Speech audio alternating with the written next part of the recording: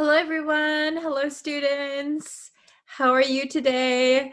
Before we get into today's lesson, if you haven't yet already, you can subscribe to me on YouTube, and or you can subscribe to me on Facebook. You can like and follow the Facebook page and turn on notifications. If you turn on notifications on YouTube and Facebook, that way you'll know when I go live, when I post new lessons, great things like that. Okay, so thank you guys so much for joining me today. Today we're going to have a vocabulary lesson. Now, I have these two words that are very, very similar, but have slightly different meanings, okay? So if we look at these two words, oh my gosh, can you tell the difference?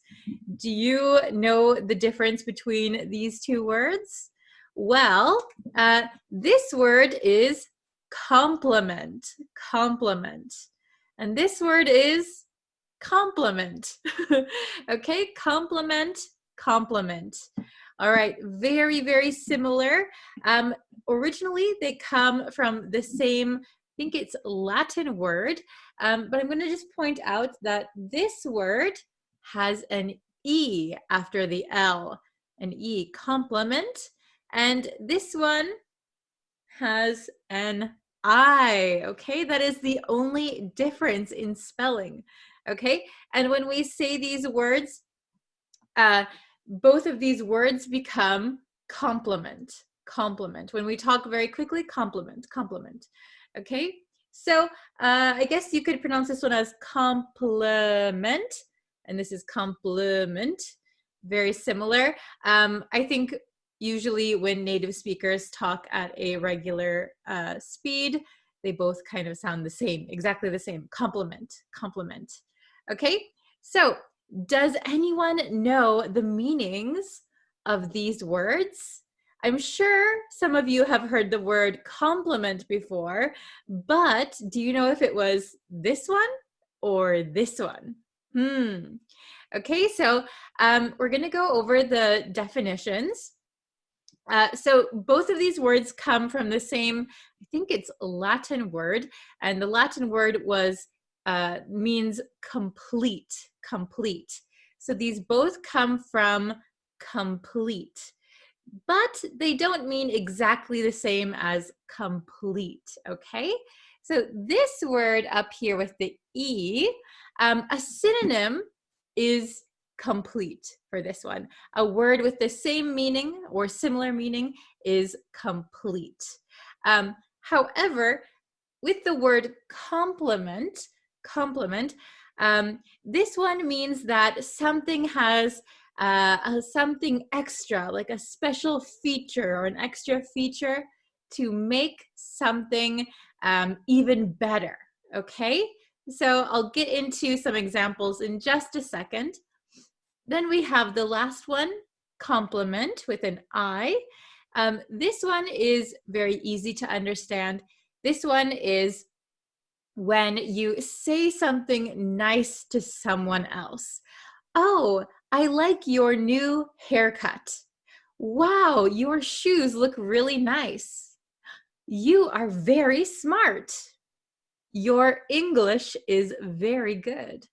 Okay, these are all nice things we can say to praise someone else, okay? Those are compliments, compliments. Now, both of these words can be nouns or verbs. Nouns or verbs, compliment or compliment, okay? So I think today we're gonna mostly focus on verbs. There might be one or two nouns in the questions I'll give you. So make sure you understand that they are verbs and nouns, okay? So let's get into the big whiteboard with the questions. Okay, so let's see. Okay, excuse me. So we have complement at the top with an E, complement. So what does complement mean? At the top, I gave some synonyms, some words with the same meaning. So complete, go with, accompany. So usually we're matching two things together. They go together well. When they're put together, it completes everything. Okay, so here is a more drawn out explanation. We have, contribute extra features to someone or something. It can be someone or something in a way that improves or emphasizes their qualities. Okay, I'll put this up here so you guys can see it. Is it understandable? It's a little bit hard to understand. So I'll give you an example. If you have, for example, food. So I like to eat yogurt in the morning, and I like to put fruit in my yogurt. So I could say, these strawberries complement my yogurt wonderfully. So they go together, and it enhances it. It makes it better. So yogurt is good by itself. Strawberries are good by themselves.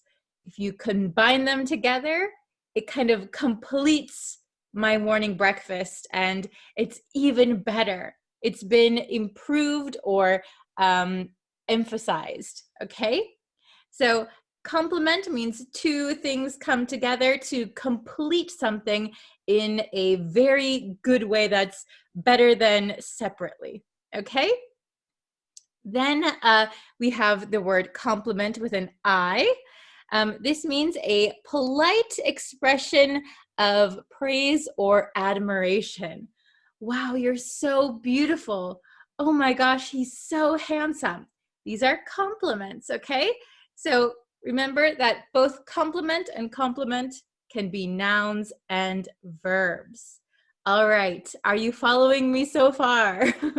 Okay, if you have any questions, please put them in the comments. Also, let me know what country you are in and what country you're watching this from. I would love to see. I know we have lots of students from all over, so it's great to see what countries you're all from.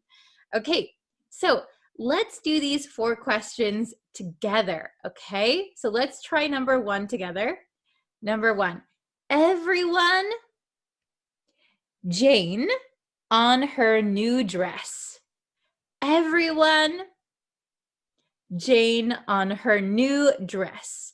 Now, I'm going to say, let's put this in the past tense, okay? Let's try to put this in the past tense. So whichever one you pick, you know it's going to be a verb. We're going to use the verb, and we're going to put it in the past, okay? Everyone, Jane on her new dress, okay? Did you write down your answers? Oh, very good. Okay, awesome. Awesome job. Okay, so everyone, we're going to put it in the past. We know the pronunciation, compliment.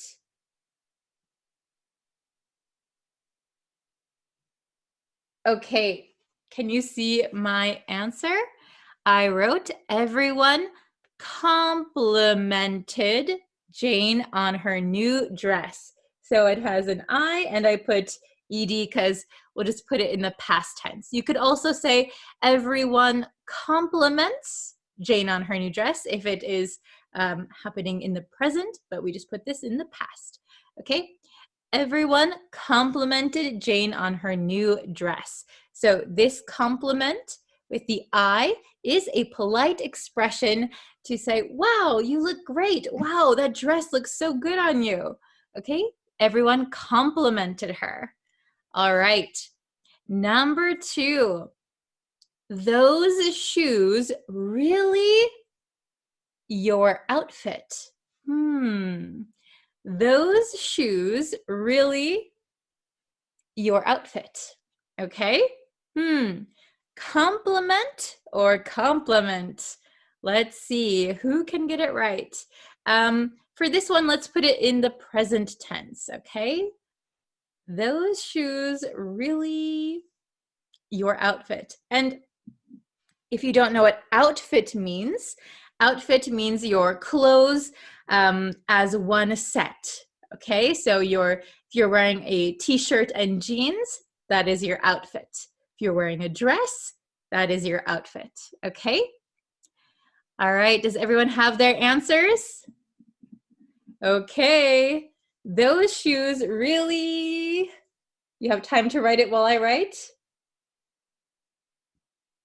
Oops. Did you write your answer? Okay, the correct answer is compliment. Those shoes really complement, sorry for my handwriting, so this has an E here, your outfit. Those shoes really complement your outfit. They really go together well. The shoes complete your outfit in a very good way. Okay, is it understandable? Excellent, very good. Number 3. I'm not good at receiving something. I'm not good at receiving something. Which one do you think it is? This one or this one? This is a little bit tricky.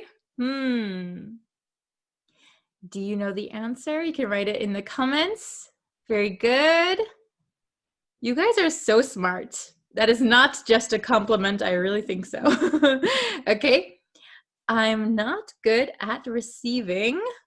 I'll write the answer for you. So write down your answer in the comments. Okay. Are you ready? Da, da, da, da. Oh, what? Okay. Not that shocking, probably. I'm not good at receiving compliments. Compliments. So we have I here, compliments, compliments.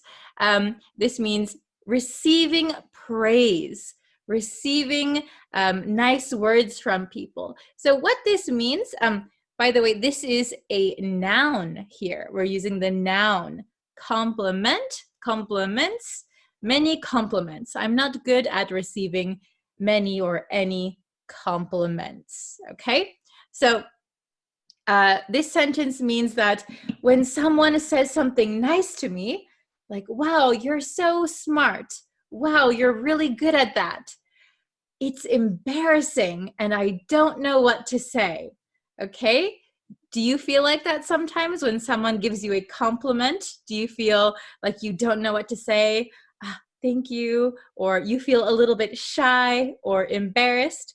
Sometimes in English we say, I'm not good at receiving compliments, or I'm not good at taking compliments. I don't really believe them. I think they're just being nice. Okay? So sometimes we say this.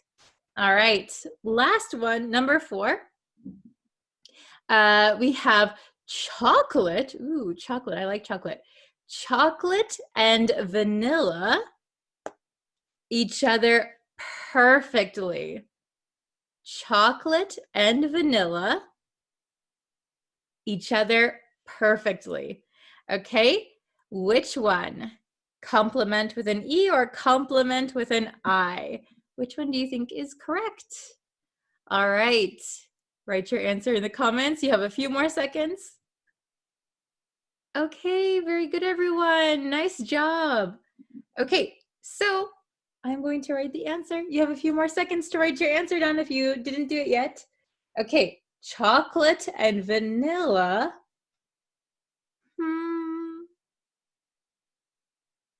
Each other perfectly. Okay, so, it's very hard to see. I ran out of space. Chocolate and vanilla complement with an E each other perfectly. That means they go together perfectly. Chocolate is good by itself, vanilla is good by itself, but when you put them together, perfect. They go together so well. They complete each other. They complement each other. Okay, very good. You guys are so good. I'll give you lots of compliments. My students are the best. Okay, that is a compliment.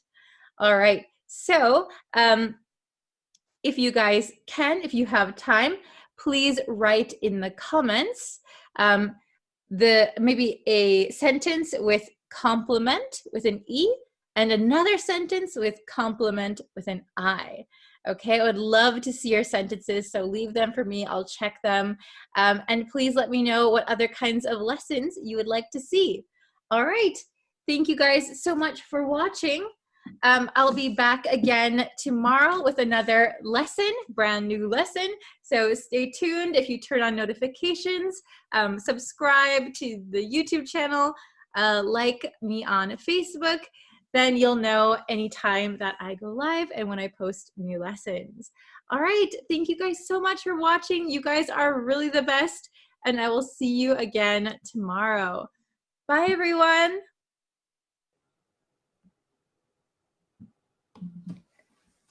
Oh, hello.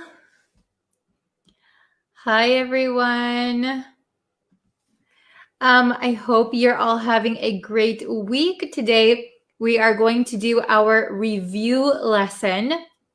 So we have been studying a little bit of English grammar recently, and we've been going over the conditionals in English. So we have the zero conditional, first conditional, second conditional, and the third conditional. Oh, hello. Hi, everyone. I hope everyone is doing well. Hello, Anna. Nice to see you always. Hello, Omer. Hello, Bilal. Hello, hello. It's really nice to see all of the familiar faces in the chat always. Hello, David. Hello, Coffee. I'm good. How are you guys? Hello from Australia. Hi. Herberto, hello. Reagan. Okay, so thank you for always joining my lessons, and thank you for always sharing with your friends. I hope you are all doing well. Yes. Oh, Ali asked if I would make a lesson on mixed conditionals. Yes, maybe in the future I might. Okay, so let's get started with today's lesson. So I'm just going to stick to what we learned this week, okay, since this is the review lesson. So let's see. We have the zero conditional, and this is if plus present simple, and then another present simple. So these are facts or truths. For example, when you can use, by the way, I think I mentioned in our zero conditional lesson, you can use if or when for zero conditional. So for example, if you touch, or if you put your finger in the fire, it will hurt. Right? If you put your finger in the fire, it will hurt, okay? Or you could say, when you put your finger in the fire, it will hurt. Okay? It hurts, it hurts. Oh, let me see. Okay. If you put your finger in the fire, it hurts, right?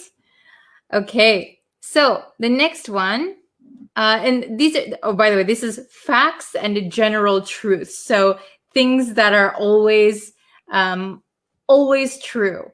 For example, if I wake up late, I miss my bus.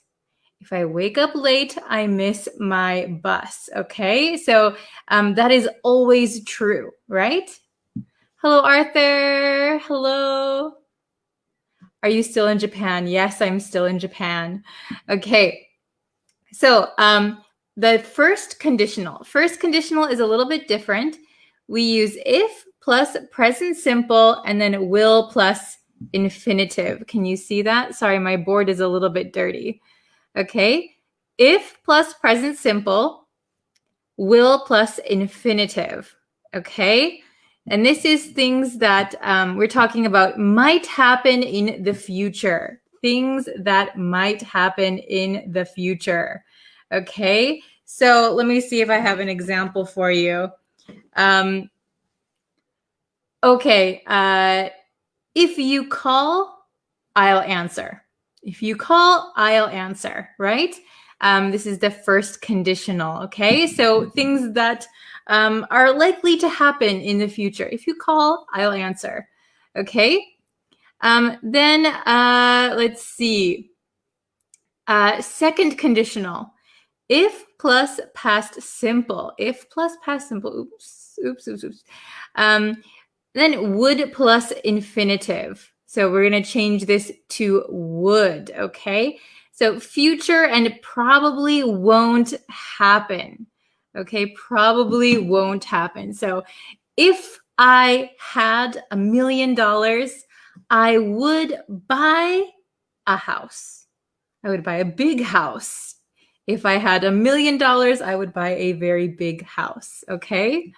And then let's see, we have the third conditional. If plus past perfect, and then would plus have plus, this is past participle, okay? So can you see that? It says past that didn't happen. So something in the past that didn't happen. Oh, Keen gave a really good example. If you go live, I'll join. Very good. If you go live, I'll join. So this is the first conditional, okay? So then third conditional, something that's in the past that didn't actually happen, right? So if plus past perfect, if I had studied, I would have passed the exam. If I had studied, I would have passed the exam, okay? So does anyone have any questions on these conditionals? Is everyone okay? Do you want to try doing the exercises? Okay. Okay, so Devaska has been asking this question. I think I can answer you now since we're doing the review. Can I use could and should in place of would? So yes, in some cases. So for example, in the second conditional, you can't use it in the zero conditional. And I wouldn't use could or should in the first conditional. So it's something that might be true. You could use, for example, I can or I might. For example, if you call, I might answer the phone. That could work. So the second conditional, let's see, if plus past simple, would plus infinitive. So an example of this that is in the future probably won't happen. So for example, what is a good example? Let me see what I have here. They could win. Let me see. They could. I can't think of a good example, but yes, you can use them. I should have written down some examples to show you guys. Okay. Oh, okay, yes. Hold on one second. If I were you, I would help her. This is the second conditional. Yes. So if I were you, I would help her. Very good. So if plus past simple, would plus infinitive. Going along with the other question, you could say, if I were you, I could. If I were you, I could help her. That maybe it changes the meaning of the sentence, but you could use it, right? Okay. Very good. Okay. If I were an English teacher, I would help students like you. Very good. Very nice. Okay. So I think everyone has a good understanding. Okay. So let's try the exercises. Okay. Oof. I'm still a little bit tired if you haven't noticed. Okay. Ooh. Sometimes it's hard to do live lessons when I'm tired. Okay. Yeah, very good. Yes, this is a good example. If I had a car, I could reach home earlier. Yes, that means there's a possibility, right? You're switching out I would reach home earlier to I could reach home earlier. So it's a different probability, right? Yes, very good. If I were a bird, I would fly to you. Very good. Okay, so let's try the examples. So, ooh, it's a big scary test. Okay, so I don't list which conditional I'm using, but I want you to answer these the best you can. Okay, so let's try number 1. If people eat too much, what happens? If people eat too much, what happens?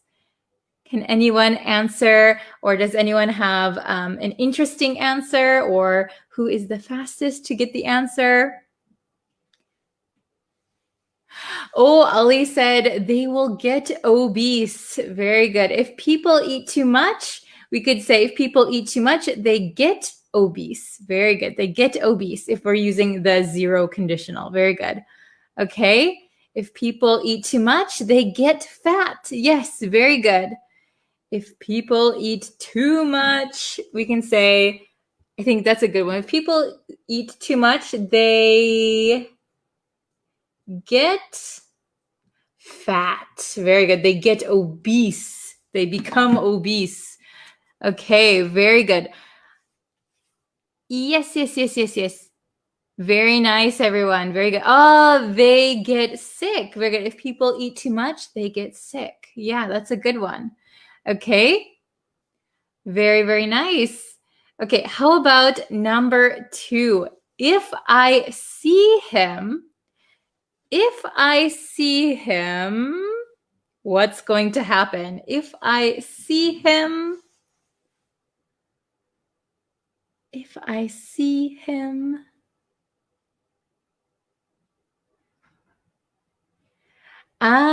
okay. So for the first one, we are using the 0 conditional. So we just use the present simple. If people eat too much, they get fat, right? It is a truth. Okay. Very good. If I see him, I am happy. Yeah, maybe I should, if I see him, I will talk to him. Very good. I will be happy. Very good. I will give him my lunch. Okay. If I see him, I will slap him. Oh my goodness. I'll give him a big hug. Very good. Okay. So if I see him, we'll use the first conditional. If I see him, I will, let's say, give him a hug. That's so nice. I will give him a hug. Okay? If I see him, I'll give him a hug. That is very, very kind. We all need a hug these days. Okay. Oh, if I see him, I'll give him advice. Very, very nice. There are some really interesting answers here. Good job. Okay. How about number 3? If I were you. If I were you. Remember, usually we say I was something, right? But a lot of the times native English speakers will say, if I were you, what is going to happen for number 3? Let's use the second conditional. Let's use the second conditional. If I were you, what's going to happen? If I were you, I would be famous. Oh, very good. Very good. Hyder, is that how you pronounce your name? Hyder? Very good. Okay. If I were you, I would help him. Very nice. If I were you, I would try hard. If I were you, I would buy it. Very good. If I were you, I would call him. Oh, very, very nice. So we're using the second conditional here. If I were you, let's say I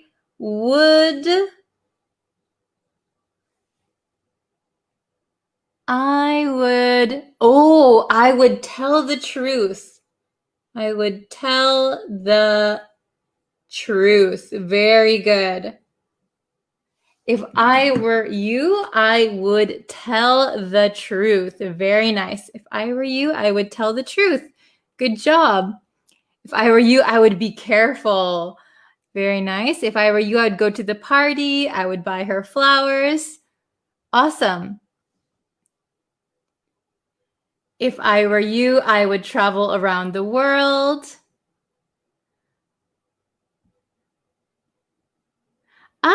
Very good. If I were you, I would visit Fuji Mountain. Yes, I have actually hiked up Mount Fuji 2 times.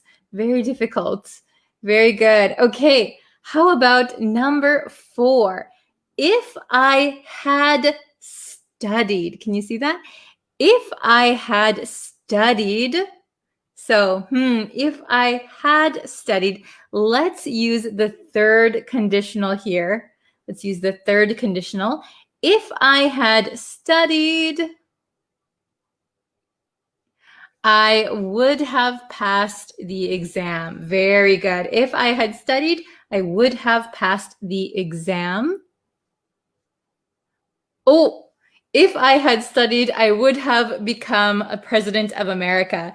So if you're talking about the president, the only one of America, you could say, I would have become the president of America. Yes, but maybe you don't need to study to become president.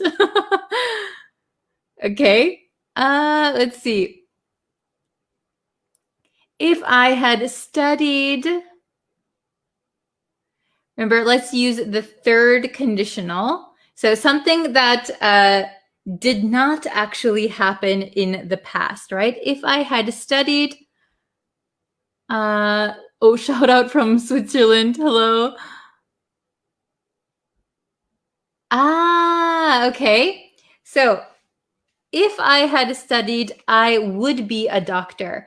So if we're going to use the third conditional, if I had studied, I would have been a doctor. I would have been a doctor. Okay. Okay. So let's say if I had studied, I would have passed, let's say the exam this time, the exam. Okay, very good, very good. Awesome. How about number 5? I'm late.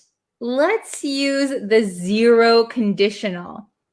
So something that is always true, something that is a general fact or general truth about you. I'm late. What? For number 5, I'm late. So zero conditional. This is the zero conditional here. If you can see it, zero conditional for number 5. Let's use zero. Okay, yeah, very good. I am late if I get up late. Yes, very good. I'm late if I get up late. Or I'm late. I'm late if I do not hurry. Do not hurry. Yes. I'm late if I don't hurry. I'm late if I miss the bus. Very good. Okay. I'm late if I stay up late. Yes. Okay. Oh, there's a lot of comments. I think it's like a little bit slow. Yes. Oh, yeah. So sometimes the chat will be very slow and freeze and then suddenly jumps. Okay, so let's say I'm late. If I miss my bus. That's a good one. Okay, I'm late if I miss my bus. I'm late if I miss my bus. Okay, so if, or you can say I'm late when I miss my bus. That is also okay. So I'm late if I miss my bus. That means always, generally it's true that when I miss my bus, I'm late. Yes, late for school, late for work. Very good. Oh yeah, when I oversleep. Very good, Arthur. Okay, how about number 6? I'll tell him. I'll tell him. Let's use the first conditional. I will, so I'll tell him. Hello, Jan Yumel from Philippines. Hello. Okay. I will tell him if I meet him. I will tell him if I come across him in the office. Good, using the new vocabulary. Very good, Ali.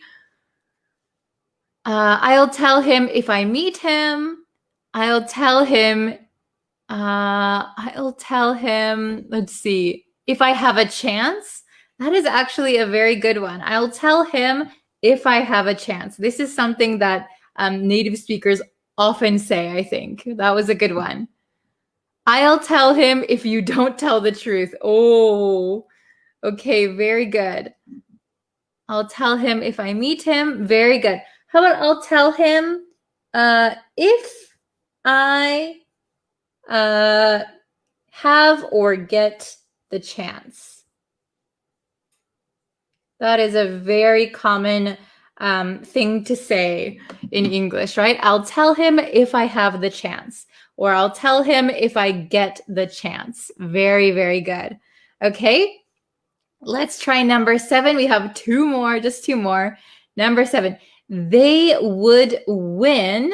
Let's use the second conditional. They would win. So this is something that's probably not going to happen in the future. Okay, they would win. What? What do they need to do to win? Okay. Okay. I see some let's see. Number 7. Yeah, we're on number 7. So they would win. Very good. If they tried harder, if they made more of an effort. Very good. They would win if they worked harder. Very good. If they played better. Oh, very good, Patel. If they played better. Yes. Okay. They would win if they had a good coach. Yeah, that's true. Very good. They would win if they tried to have enough practices. Interesting. Okay. They would win. They would win if they were well prepared. That is a good one. Nice one, Arthur. Okay. Oh, I see. Okay, yes, there's a lot. So we're going to use the second conditional. So if plus past simple, would plus infinitive, right? So they would win if, let's see, if they, let's say, if they practiced more. Very good. So if they tried harder, if they practiced more, if they had a better coach. Very good. Okay. Number 8. It would have been better. Ali said, if it had not been raining during the match. It would have been better if it had not been raining during the match. That is a very good sentence. Oops. Hi. Sometimes I accidentally click the wrong one. It's so hard. Okay. Oh, yeah, they would win if they tried their best. That's a good one.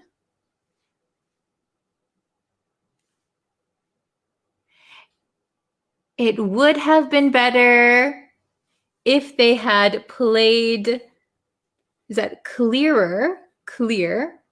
Maybe if they had played maybe more fairer.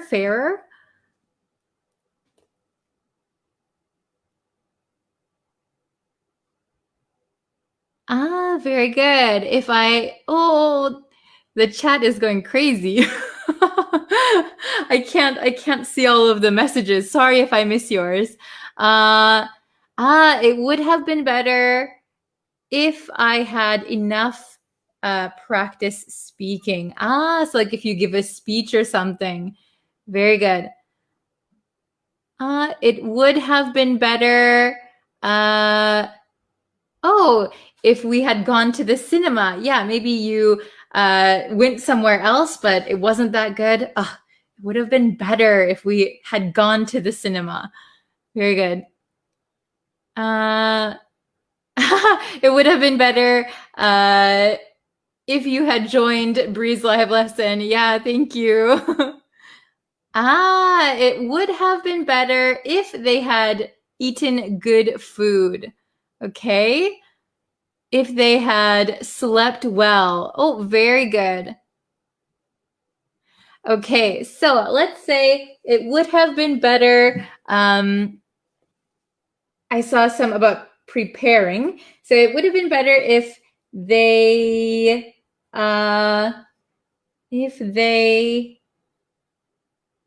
it would have been better if they had, let's say, prepared more.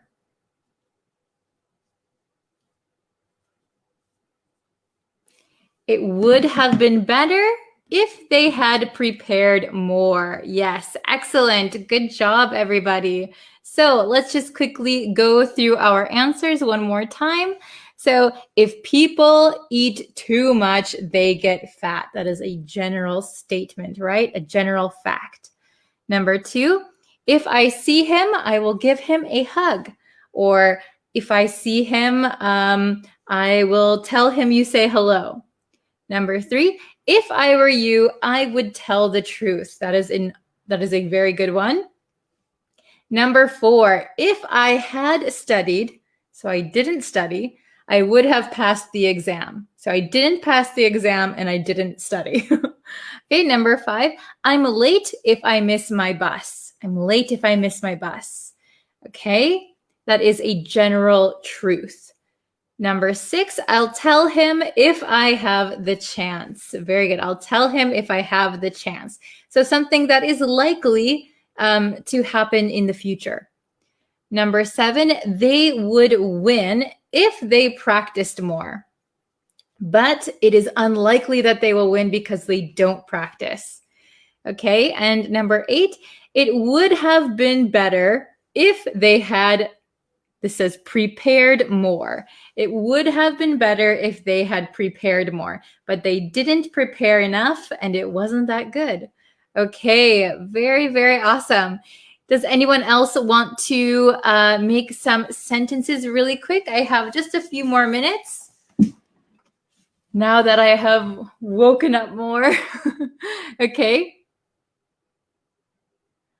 I see. So Anna said for number 8, it would have been better if she had listened to what her husband said. Oh, very good. Okay. Let's see. It would have been better if we had had a big castle. Yes. That sounds amazing. That sounds much better than whatever it is right now.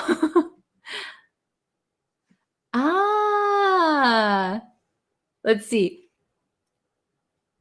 This is a good one from Hitet. So if you were egotistical, everyone would avoid you like the plague. Very good, very good. So we learned egotistical a few weeks ago. So very awesome. I love it when you guys bring in the new vocabulary that you learned.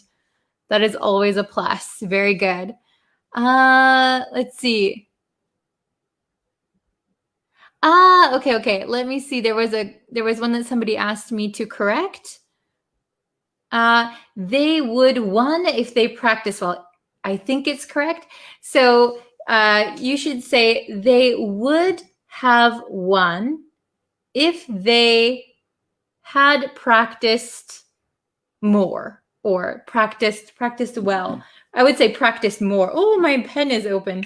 So they would have won if they had practiced more. Okay. Let's see. Hello to the people coming in.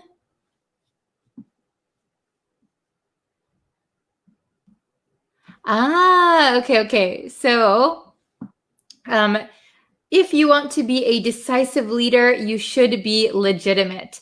Yes, you should be legit. Maybe you could say you should be a legitimate politician or a legitimate something. Maybe adding a noun there might be good. Okay. Sometimes we shorten the word legitimate in English to say legit. So something is legit. It means it's really, really good. It's like the correct thing. Okay. Let's see. Okay. I would have mastered English if I had followed you earlier. I think you're doing okay. Your sentence is very, very good. Okay. This is a good question. Do we use conditionals in spoken English a lot? Yes. So I tend to say like, oh, if I were you, I wouldn't do that. Or if you call, I'll answer. We do use those a lot in spoken English and in regular conversation. I think we do mixed conditionals a lot also. So I'll have to do a lesson on mixed conditionals because even when I'm trying to do this lesson, I have to remember not to do the mixed conditionals because I haven't taught that yet. Okay.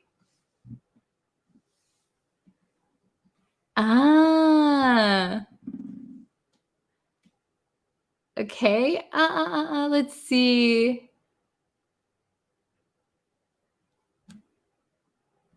I'll do maybe one or two more. Okay. I would travel around the world if I won the lottery. That is a good sentence. Very good. I would love to travel around the world.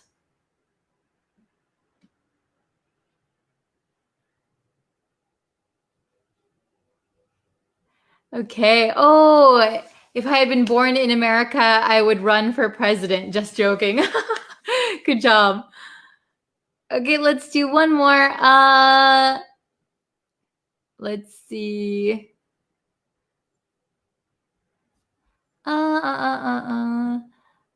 Okay. If I had money, I would help poor people. Okay, for this one, remember that money is uncountable, right? So it is a group of different kinds of money, right? So if I had money, I would help poor people. Very good. Okay, or I could help poor people. Okay,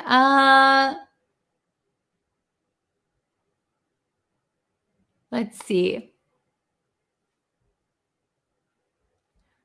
If I eat healthy food, I will be more fit. Yes, very good. If I eat healthy food, I will be more fit. So if you say like that, you're using the first conditional. So something that might happen in the future, or it's likely to happen in the future. Very good. Okay. So, very good, everyone. Thank you so much for watching this lesson. Oh my gosh, we've been going that long. We've been going for 33 minutes. Wow. Okay. So, thank you, everybody, for watching this lesson. Thank you for sharing it with your friends. I'm going to do more live lessons next week. But I think there's 1 or 2 days that I will be really busy and I won't be able to do a live lesson, maybe Thursday, Friday. I will let you know. So just so you don't think I disappeared. But definitely Monday, Tuesday, Wednesday next week, you will have new live lessons. And I'm going to be posting pretty much all the time on YouTube. So go check out the YouTube videos also, like the Facebook page, subscribe to the YouTube channel. Thank you guys so much. Okay, so I will see you guys on Monday for a brand new live lesson. Okay, thank you so much and have a great weekend. Thank you guys. Bye. Hello, everyone. Hello, students. I hope you're having a great day. How is everybody today? Okay, so today I wanted to go over one specific idiom that I realized we say a lot in America, and I'm not sure about in other parts of the world, like in England or anything, but we do often say it in America, and I just realized it's probably very confusing for non-native speakers who are maybe in America or talk with Americans. So this one I think is very, very useful, and I think it's really hard to understand if you don't learn what it means. Okay, so we're going to learn the idiom, da, da, da, da, neck of the woods, neck of the woods. So I just say this naturally in English, neck of the woods, but I never thought about why we say it or what it means actually. So I did a quick Google search and I found that neck means like a strip of land. I think they used it in Britain, and so a strip of land may be surrounded by water. But when people went over to America, they used neck to mean an area by the woods. So what neck of the woods means a particular area. It means a particular area. So neck of the woods equals a particular area. Okay, so I know just telling the meaning is probably confusing, right? So let's get into it, and I have some example sentences to share with you. Things that we would often say naturally while speaking with other native speakers. So I think this one is going to be really useful for you guys. Okay, so I have my other big whiteboard. Let's see. Okay. Oh, and okay, I don't know where my other marker went, but it's okay because everything is already written down anyway. But okay. So, oh, I found one. Oh, I found it. I found my marker. Okay. So the meaning, again, once more, neck of the woods means a particular area, a particular area. So also when we say neck of the woods, usually this of, the V sound kind of disappears because V's are hard to pronounce. So we tend to say neck of the woods, neck, this of becomes just the vowel sound, neck of the woods, neck of the woods. If we speak very, very slowly, neck of the woods. But if you say it very quickly, neck of the woods, neck of the woods, okay? So let's try to look at number 1. So I picked these 4 sentences, 4 examples that I thought are pretty often used. So the first one, funny seeing you in this neck of the woods. Funny seeing you in this neck of the woods. So funny seeing you. It's not ha ha funny, but a little bit strange, interesting. So interesting seeing you in this area. So maybe if you are in, I don't know, maybe an area with a lot of bars or something. There's an area with a lot of bars, a lot of young people partying, and you see someone who is normally not in that area. Maybe somebody who doesn't drink alcohol, and who doesn't party. Oh, it's funny seeing you in this neck of the woods. So interesting. Why are you in this area? That's interesting. That's kind of strange. Okay, funny seeing you in this neck of the woods. So it's unusual to see this person in this area, this particular area. Okay, let's try number two. It's a 2-hour drive to your neck of the woods. It's a 2-hour drive to your neck of the woods.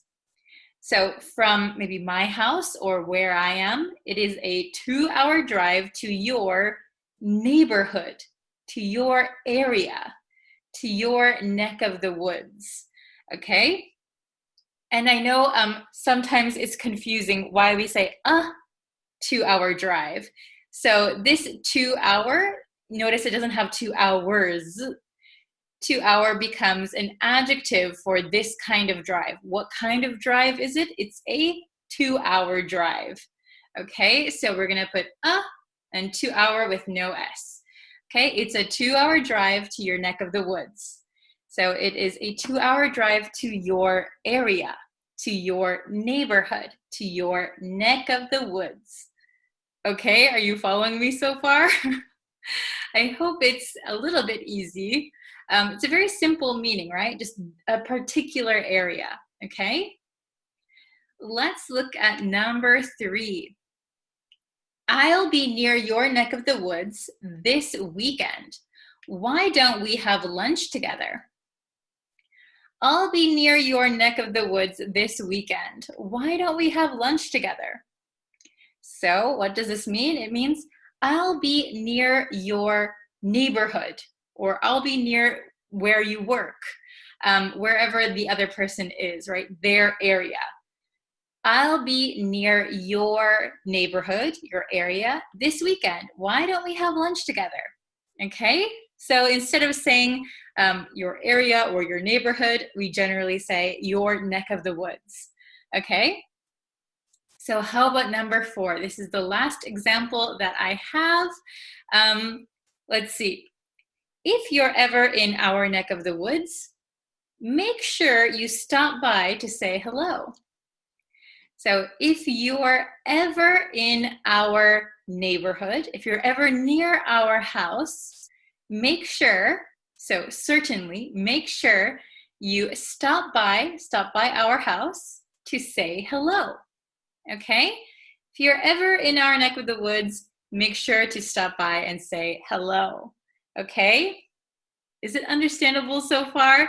If you have any questions, please leave them in the comments. You can always leave them in the comments. I will try and answer as many as I can.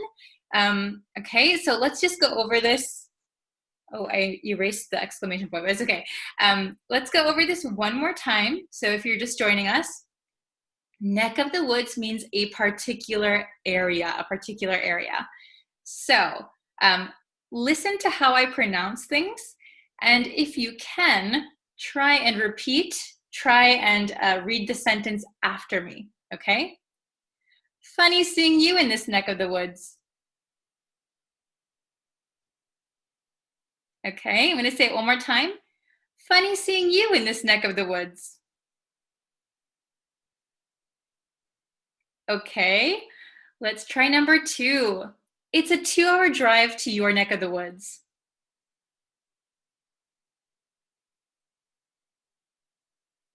Okay, it's a 2-hour drive to your neck of the woods. Very good. Number 3. I'll be near your neck of the woods this weekend. Why don't we have lunch together?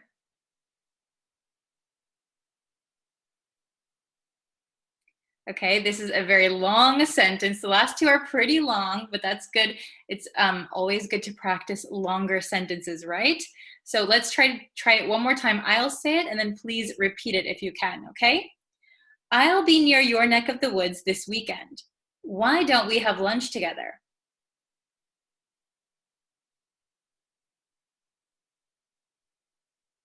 Okay, and the last one, it's also long. Let's try our best. So please listen first.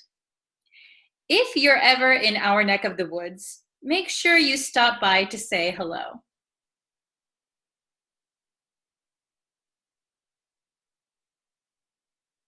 Okay, we'll try it one more time. If you're ever in our neck of the woods, make sure you stop by to say hello.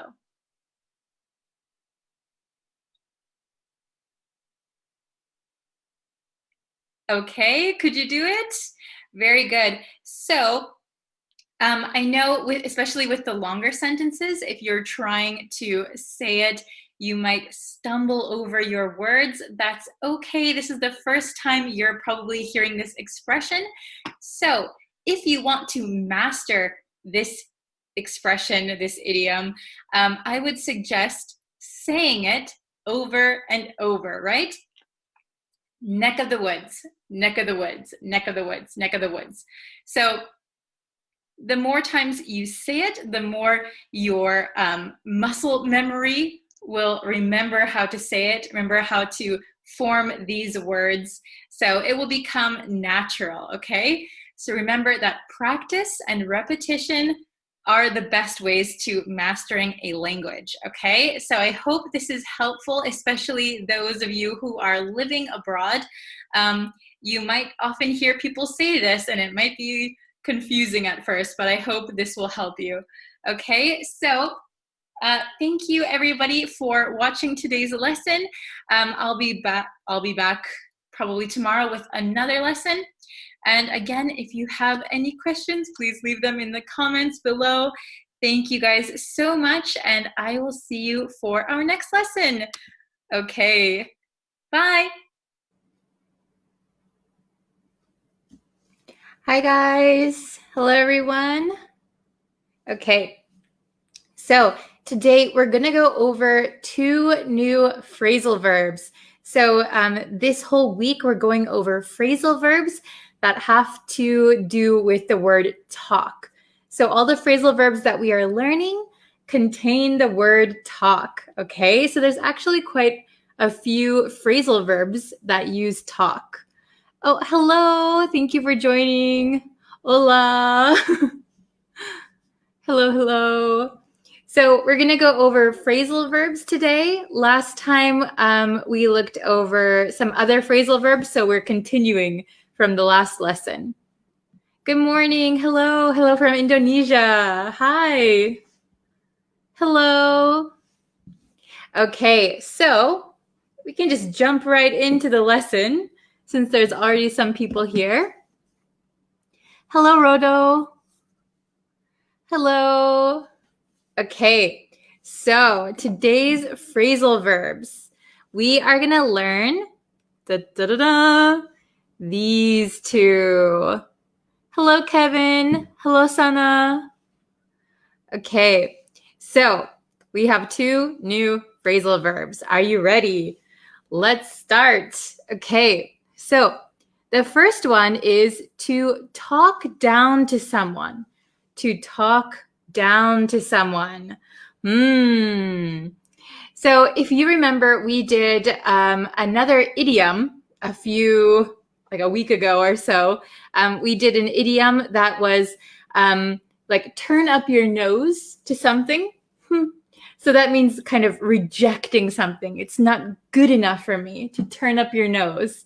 So this one, to talk down to someone, is kind of very similar. So if I talk down to someone, it means that I think I am better than the other person. I am smarter, I am better. So I'm kind of up here and talking down to someone, talking down. You're not good enough. You're not as smart as I am. You're not as important as I am. So to talk down to someone. So usually it's somebody who has like some power. So maybe your boss or your teacher or your parents, they talk down to you. Okay, so it's a negative thing if someone talks down to you. Okay. Hello from Bangladesh. Hello, welcome. So to talk down to someone means that you are somebody is above somebody else. Okay. Oh, you need to learn English language. Yes. So just Joseph, you're in the right place. Okay. I will teach you. Okay. So if this one is okay, let's go down to this one. To talk over someone. What does that mean? To talk over someone. So this is to talk down. This is to talk over. What does that mean?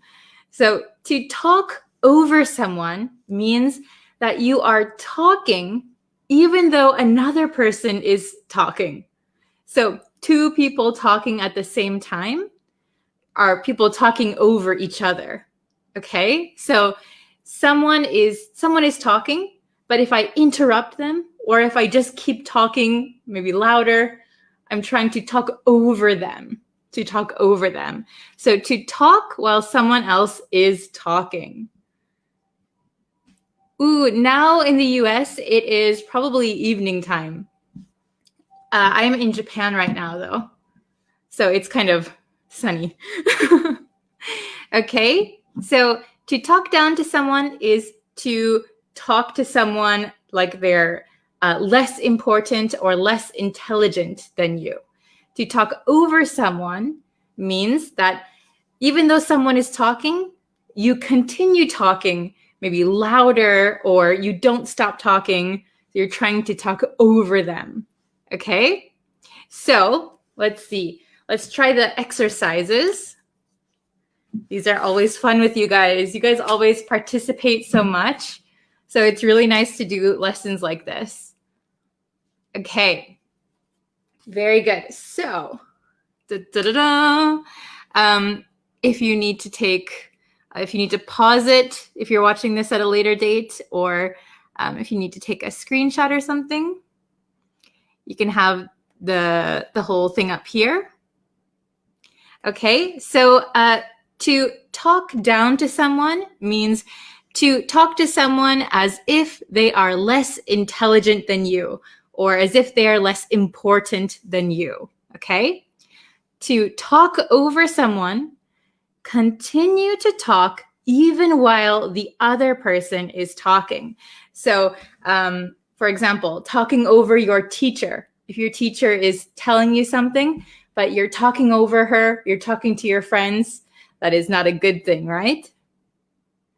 Okay. Oh, very good. So we'll try number one. I see some answers already. You guys are so fast. Okay. So number one, hey, stop me. I'm trying to tell you something. Hey, stop me. I'm trying to tell you something. What do you think number one is? Oh, I see some correct answers already. Very good. Kahild? It's hard to say. Hafez, very good. Okay. Hello from the UAE. Hello.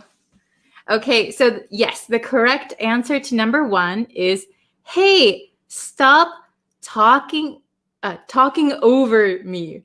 Stop talking over me. I'm trying to tell you something. Very good. Stop talking over me. So if someone is talking over you, oh, I forgot this marker is dead. Hold on. It died yesterday. So if someone is talking over you, they are still talking while you're talking. So they're not listening to what you're saying. Hey, stop talking over me. Okay, very, very good. Oh, hello from Myanmar. Good job. Hey, stop talking over me. I'm trying to tell you something.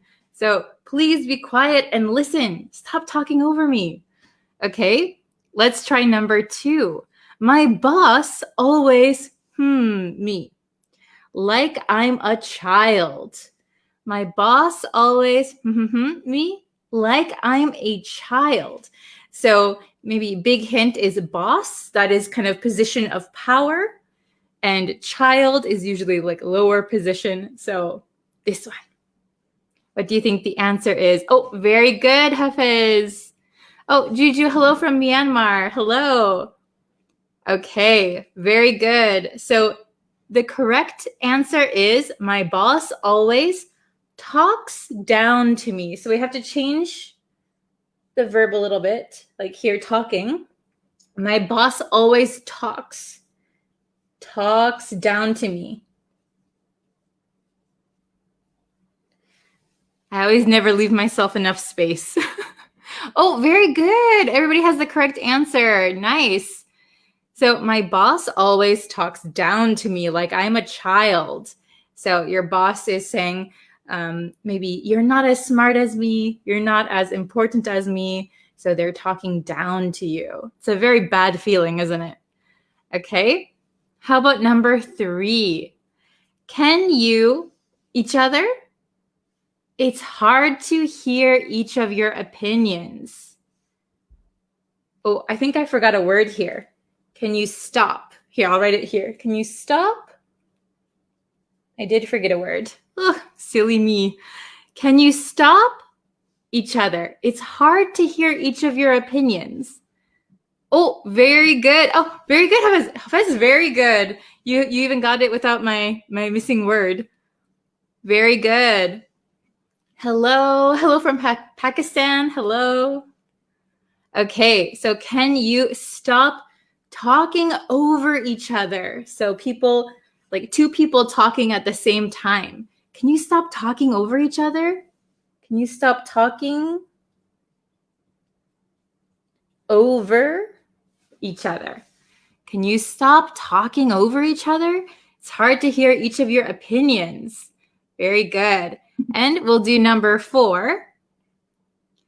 The man was so arrogant and often others. The man was so arrogant and often others. So if you don't know the word arrogant, arrogant means that you think you are above other people. You think you are better than other people. Oh, he's so arrogant. Okay? Oh, hello from Bangladesh. Hello. Oh, very good. Hafez is very quick today. Awesome. Yes. So the correct answer for number 4, I'll give you 1 more minute. 1 more second. Okay, you guys are fast. So the man was so arrogant and often talked down to others. Okay, talked down to others. Okay, the man was so arrogant and often talked down to others. Or often, maybe because we have the word was here, it should be in the past. The man was so arrogant and often talked down to others. Okay, so I'm going to read these 1 more time. So just a quick refresher.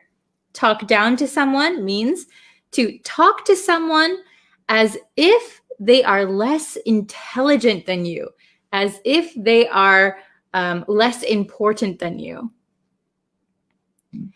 Oh, okay. So Herrera says, if I say stop to talk over me, is it wrong? So for it to be correct, to stop talking over me. Stop talking over me. So these are inseparable, so we wouldn't add a to here. So stop talking over me.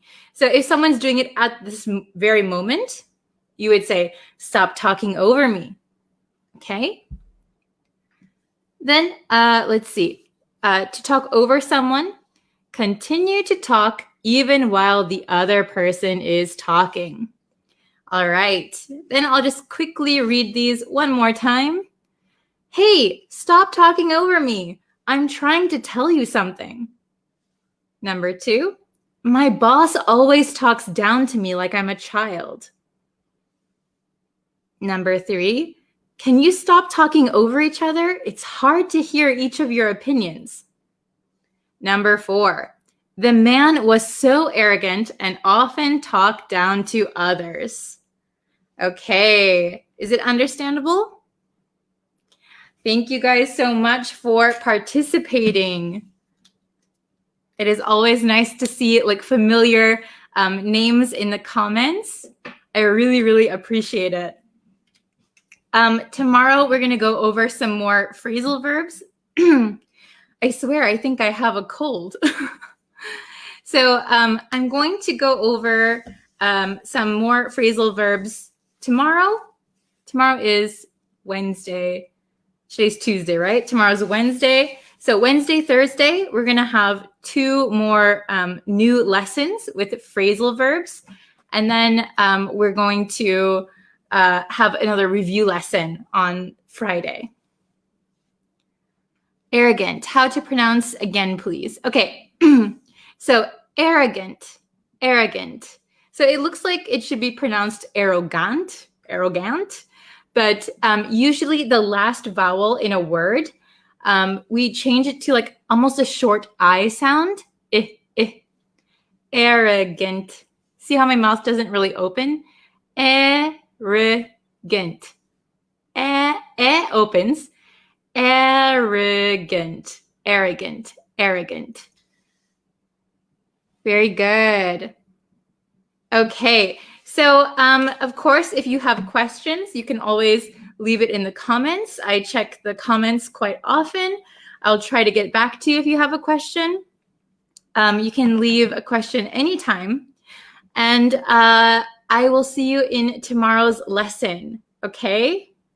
Thank you guys so much for watching. Have a wonderful day, and I'll see you tomorrow. Bye-bye.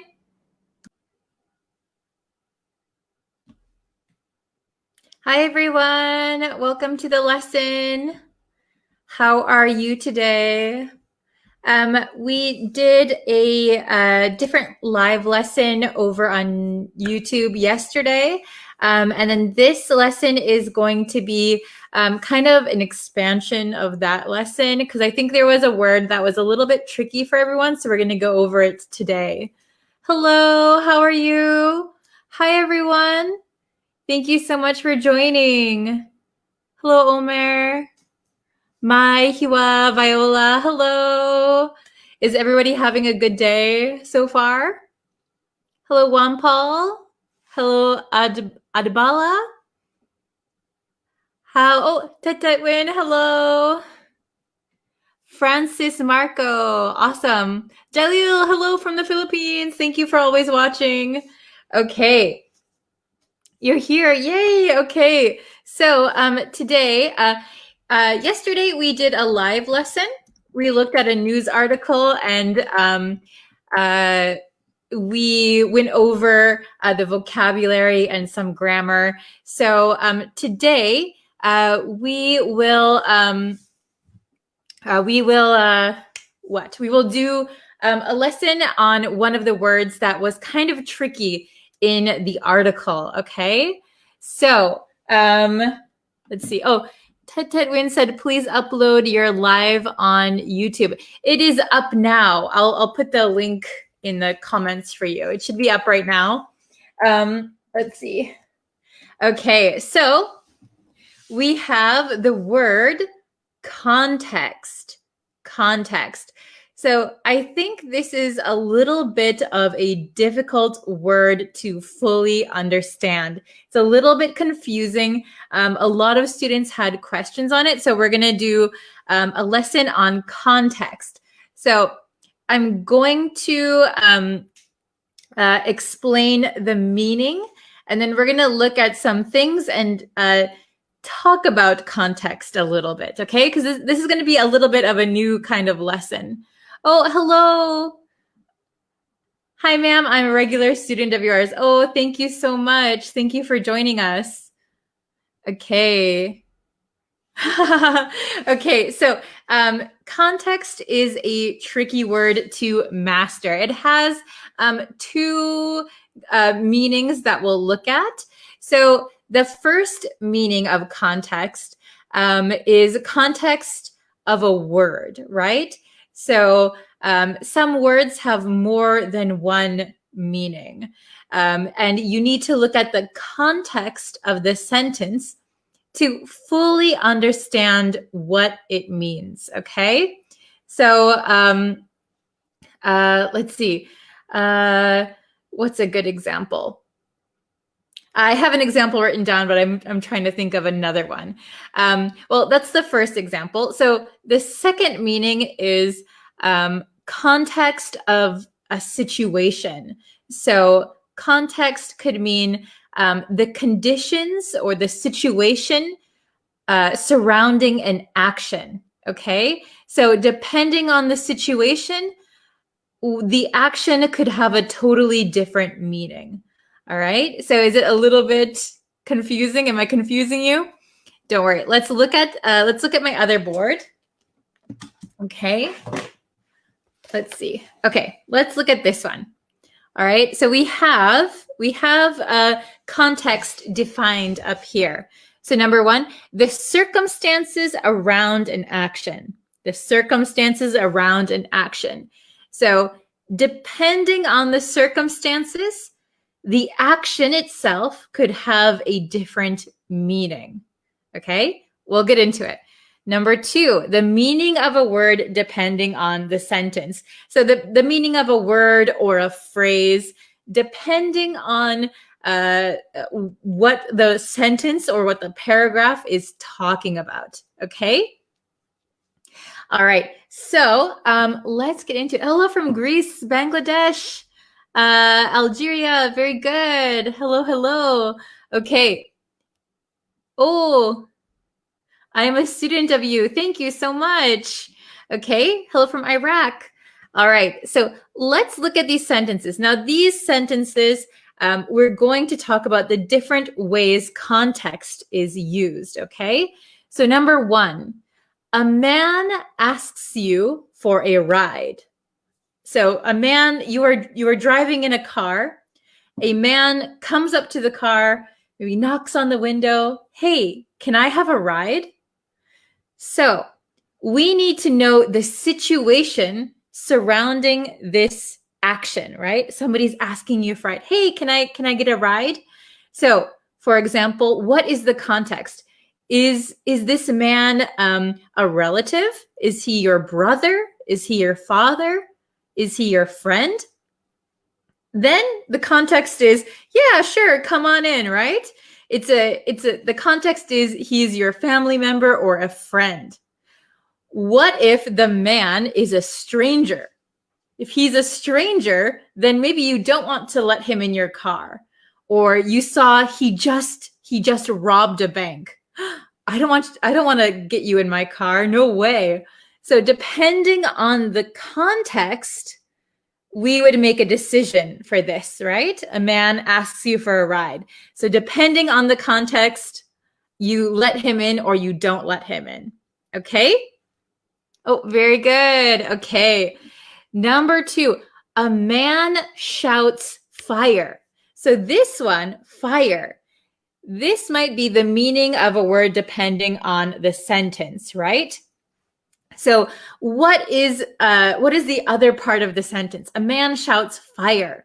So is this man in a burning building? Is it actually a fire? He says, fire, fire, help. Or is he like a commander of like a naval ship, and he's saying, fire your weapon, fire, fire, fire, fire your gun, fire your cannon, right?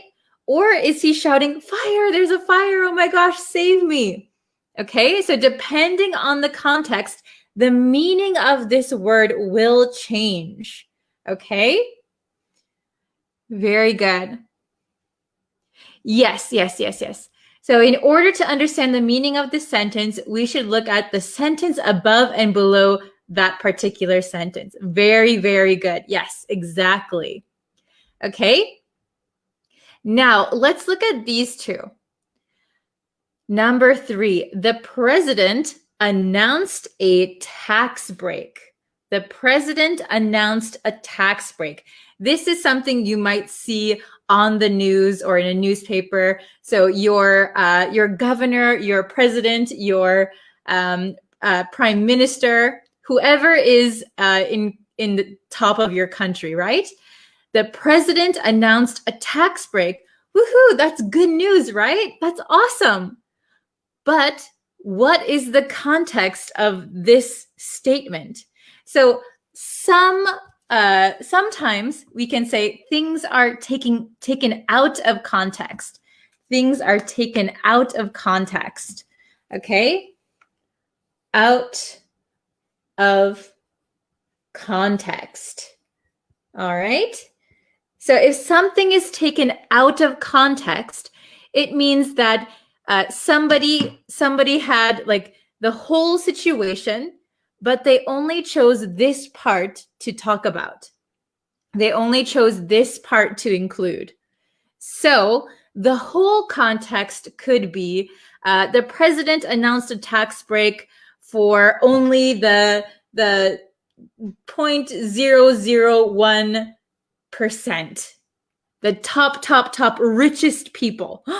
So for me and you, maybe that's not so good. But the newspaper or the news station said, the president announced a tax break. Wow, that's great news.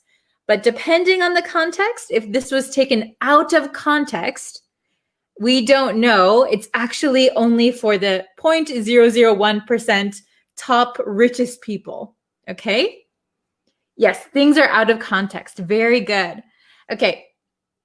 Then let's look at number 4.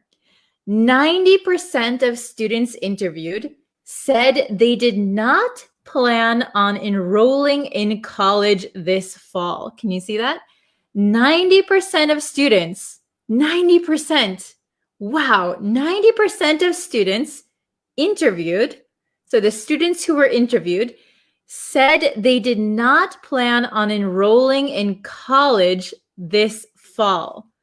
Okay, so if you saw this as a news headline, right? A news headline, that might be very, very shocking information, right? Oh my gosh, 90% of students are not going to go to college. What is going to happen to our country? The education system is failing us. Oh my gosh. But what is the context of this interview? It says 90% of students who were interviewed. So are these students, maybe it's their first year of high school? Maybe they have 4 more years until they go to college. Maybe they are very young students. We don't know who was interviewed. So context is very, very important. So this could be out of context. Out of context. Oops, I'm going to run out of space. So basically, context is the whole picture, the whole picture. So you are only seeing a small part.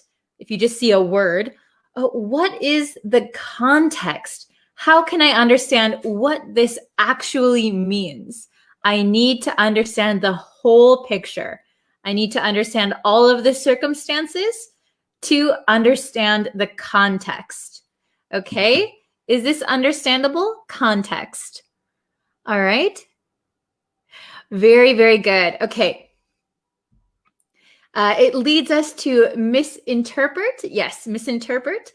If we take something out of context. Yes, very good. So this happens a lot in, I don't know about in your country, but in America, it's been happening a lot.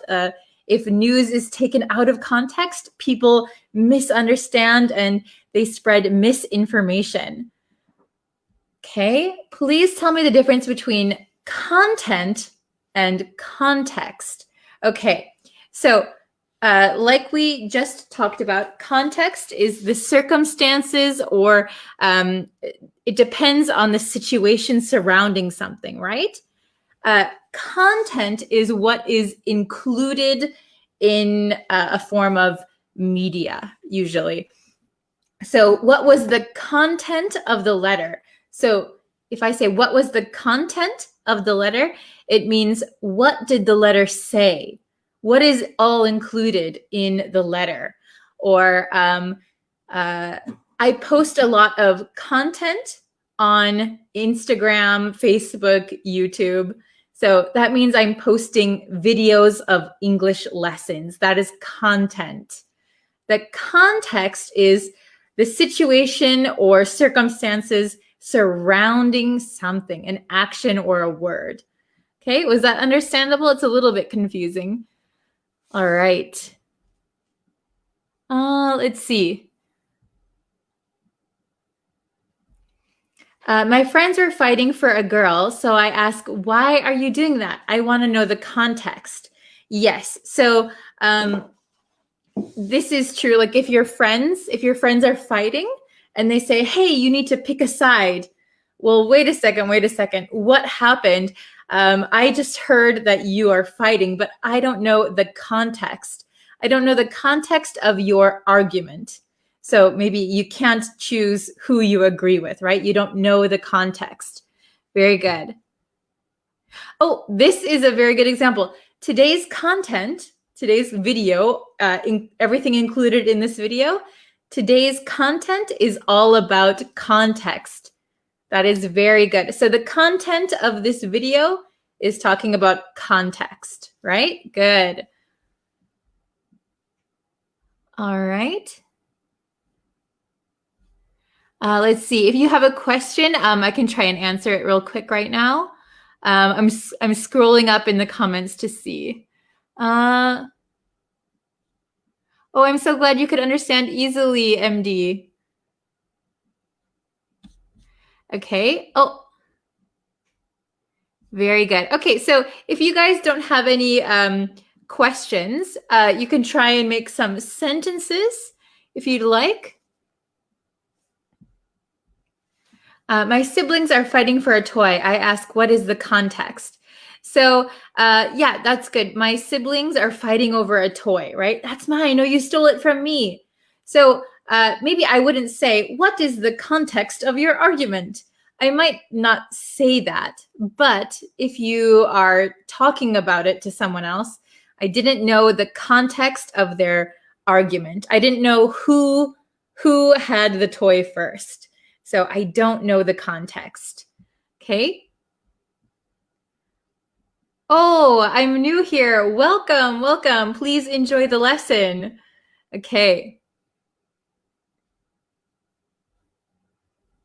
All right.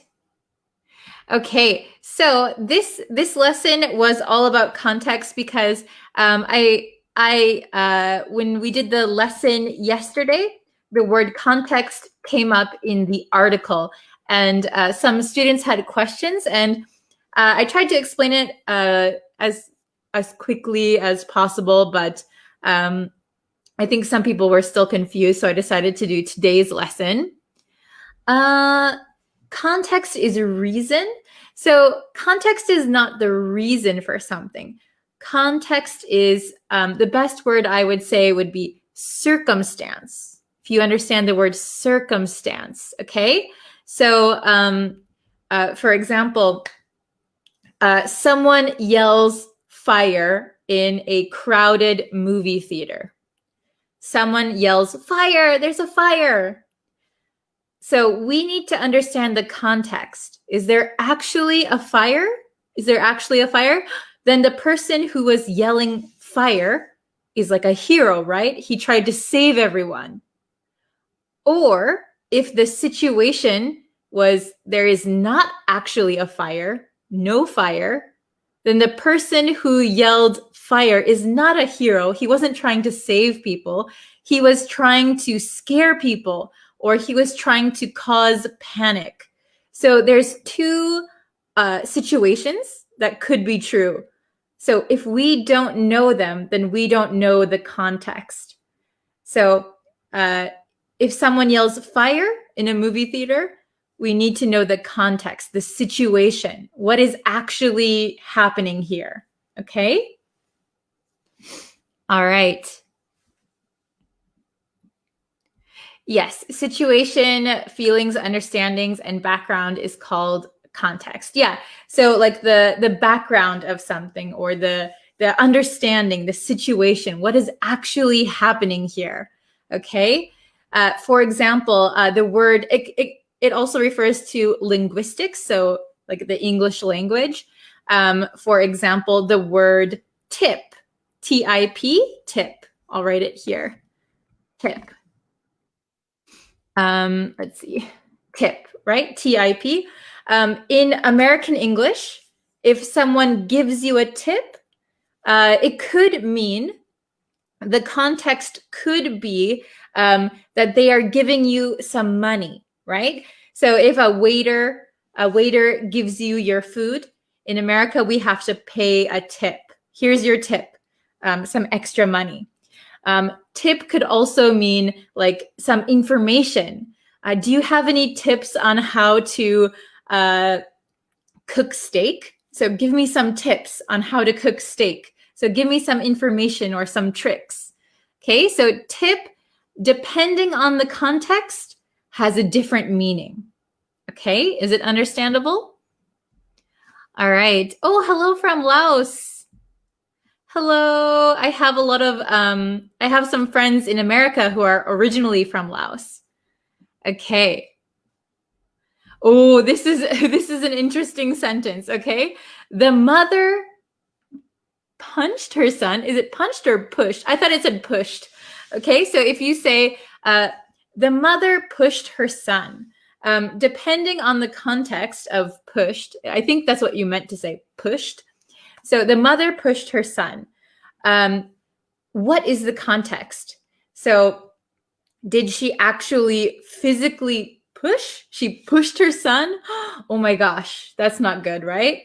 Or she pushed her son to study harder. Son, you got to study hard. You got to get into a good school. You have to get a good job. Study, study, study. That kind of push, right? So depending on the context, it could be good or it could be bad. We don't know, but depending on the context, it's going to change the meaning, all right? It's going to change our understanding of the sentence. Okay, I hope that was understandable. I'm sorry if you guys are still confused. Please ask me some questions if you're still confused. Okay? All right. So I think I'm going to end today's lesson here. If you have any more questions or if you have any suggestions about the lesson, please let me know. You can always write a comment. And please go and subscribe to the YouTube channel, like this video and share it with your friends. That is always very, very helpful. Yeah, and I think I'll be back tomorrow. There will be another new lesson on YouTube later today in a few hours. So please look forward to that. So subscribe and you'll know when that video is available. Okay? All right. Thank you, everyone. See you guys tomorrow. Bye. Hello, everyone. Welcome to today's lesson. Before we get into today's lesson, just let me remind you that I post every single day on YouTube. So if you want to see new lessons every single day, please hit the subscribe button. I also go live Monday through Friday, usually on Facebook. So if you want to see Facebook lessons, please like and turn on notifications also. Hello, Saeed. Hello, hello. Hello, MD. Hello, Abo. Nice to see you guys. So actually, I posted on Facebook and I posted on the community tab on YouTube. And I wanted to know what kinds of lessons that you guys want to see. So I actually got a really interesting suggestion from one of my students, Daniel, on Facebook, and they wanted to know how to talk about habits in English, especially specifically using will. So, getting into today's lesson, let's see. So we can use will and won't for habits, okay? So this is pretty simple. I'm sure all of you already know how to use will and won't. But did you know that we often use will and won't for habits when we're talking about present habits? Okay? Oh, Daniel's in the chat. Hello, hello. Yes, thank you for this awesome suggestion. It was really, really good. So we're going to look at it today. Awesome. So will and won't for present habits. So it's fairly simple, fairly straightforward. So I just have some examples. So use will, won't for present habits. Okay, awesome.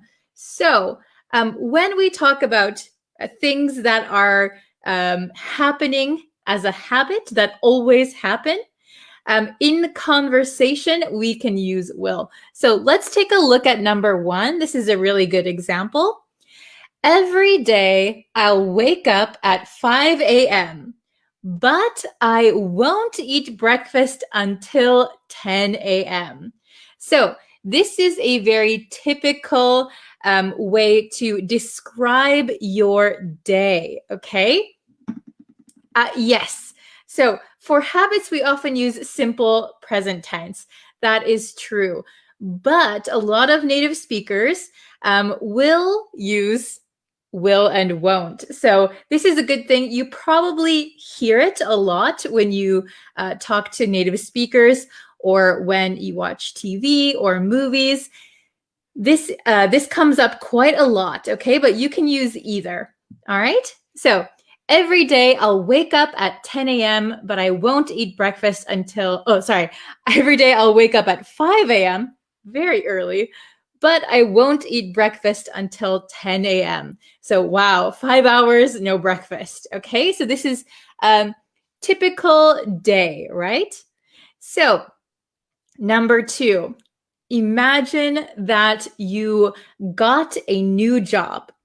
You are going into the company for the first time, and someone who already works there is telling you how they typically answer phone calls. Okay, so maybe you have a new job, you need to know how to answer the phone. What is the protocol?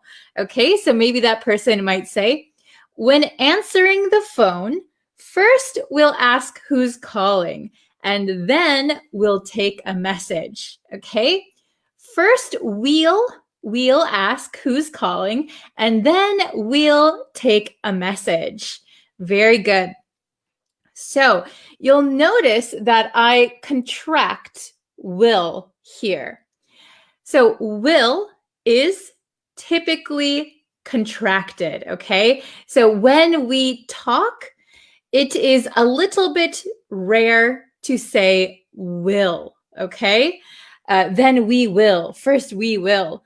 Sounds a little bit strange, a little bit robotic. So when we contract will, for example, I'll, will, this is much easier to say. It's quicker. So we tend to always contract them. So this is specifically for speaking in conversation. We'll contract them. See, I just said we'll contract them. That is a present habit, right? We'll contract them. Okay. Lots of native speakers will use this without even realizing it. Okay. So number 3, every evening she'll take the dog for a walk before I get home. Every evening she'll take the dog for a walk before I get home. Okay. And the last example that I have, we'll often chat before class. We'll often chat before class. So this is a present habit. We do it almost every day, all the time before class. We'll often chat before class. Okay, so you probably hear me saying habits with will or won't. It's quite common. I think a lot of native speakers won't even realize that they're doing it. Okay. So if you have any questions, please ask them in the chat. Otherwise, feel free to make some sentence examples using will or won't to talk about your habits, okay? So, we have one question from Ali. Good question. Do native speakers still use shall with I and we? So, shall is not used that much. Shall sounds very formal, and we don't use it as often, especially the younger generations, I don't think use shall. Maybe in some situations, people might use shall, like, shall we get going? Shall I help you? Sounds very polite. Probably with friends and family, I wouldn't use shall. Good question. Okay. So please write some example sentences and let's see if you can use will or won't to talk about present habits. So habits that are happening now that you are continuing to do. Okay. So, very good. Let's see.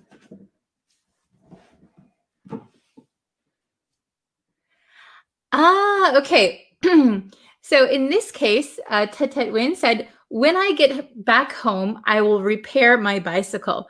So if we are using will as a habit, that means you are always doing something. So in this case, this might be a one-time event. When I get back home, I will repair my bicycle. It sounds like a promise or something you've decided to do. However, if we're talking about habits, when I go home, I'll take a shower, then I'll make dinner, then I'll do something. So it means things that happen regularly, okay? Good job.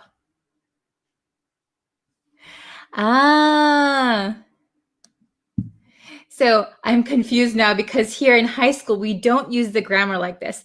Yes, some English teachers will tell you not to use grammar like this. However, lots of native speakers use this grammar. It's kind of without realizing it. I saw it in some grammar textbooks. I don't know how many lessons online there are about this. Okay. Whenever my brothers misbehaved, my mom will curse a lot. Yeah, she'll do that. Very good. So I would just correct this sentence a little bit because if you say, whenever my brothers misbehaved, this is in the past tense, mom will curse a lot. So if you're talking about something that happens now, we would say, whenever my brothers misbehave, mom will curse a lot. Very good. Yeah, she'll do that. Very good. If you want to make this sentence in the past tense, whenever my brothers misbehaved, mom would curse a lot. So we can use would to talk about habits in the past. If you're talking about right now, will. Okay, very good. Let's see.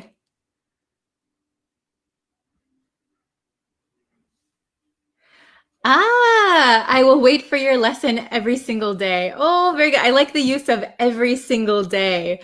Very good. It's a habit. I'll wake up and I'll wait for the lesson and then I'll do my homework. I'll clean my kitchen right away after cooking. Yes, very good. So that is actually a very good habit to have. I'll clean my kitchen right away after cooking. Excellent. Okay. Let's see. Oops. Okay. Oh, beautiful. I didn't mean to post that one. Okay. I will chat with Bree before the premiere of live streaming on YouTube. Yes, very good. So if you guys don't know, I post lessons every day on YouTube. So I can say this as my habit. Every day I'll post a lesson on YouTube. So if you guys want, you can chat with me in the chat before the live streaming starts. So in this case, Ali said, I will chat with Bree before the premiere of live streaming on YouTube. Excellent example. Very good.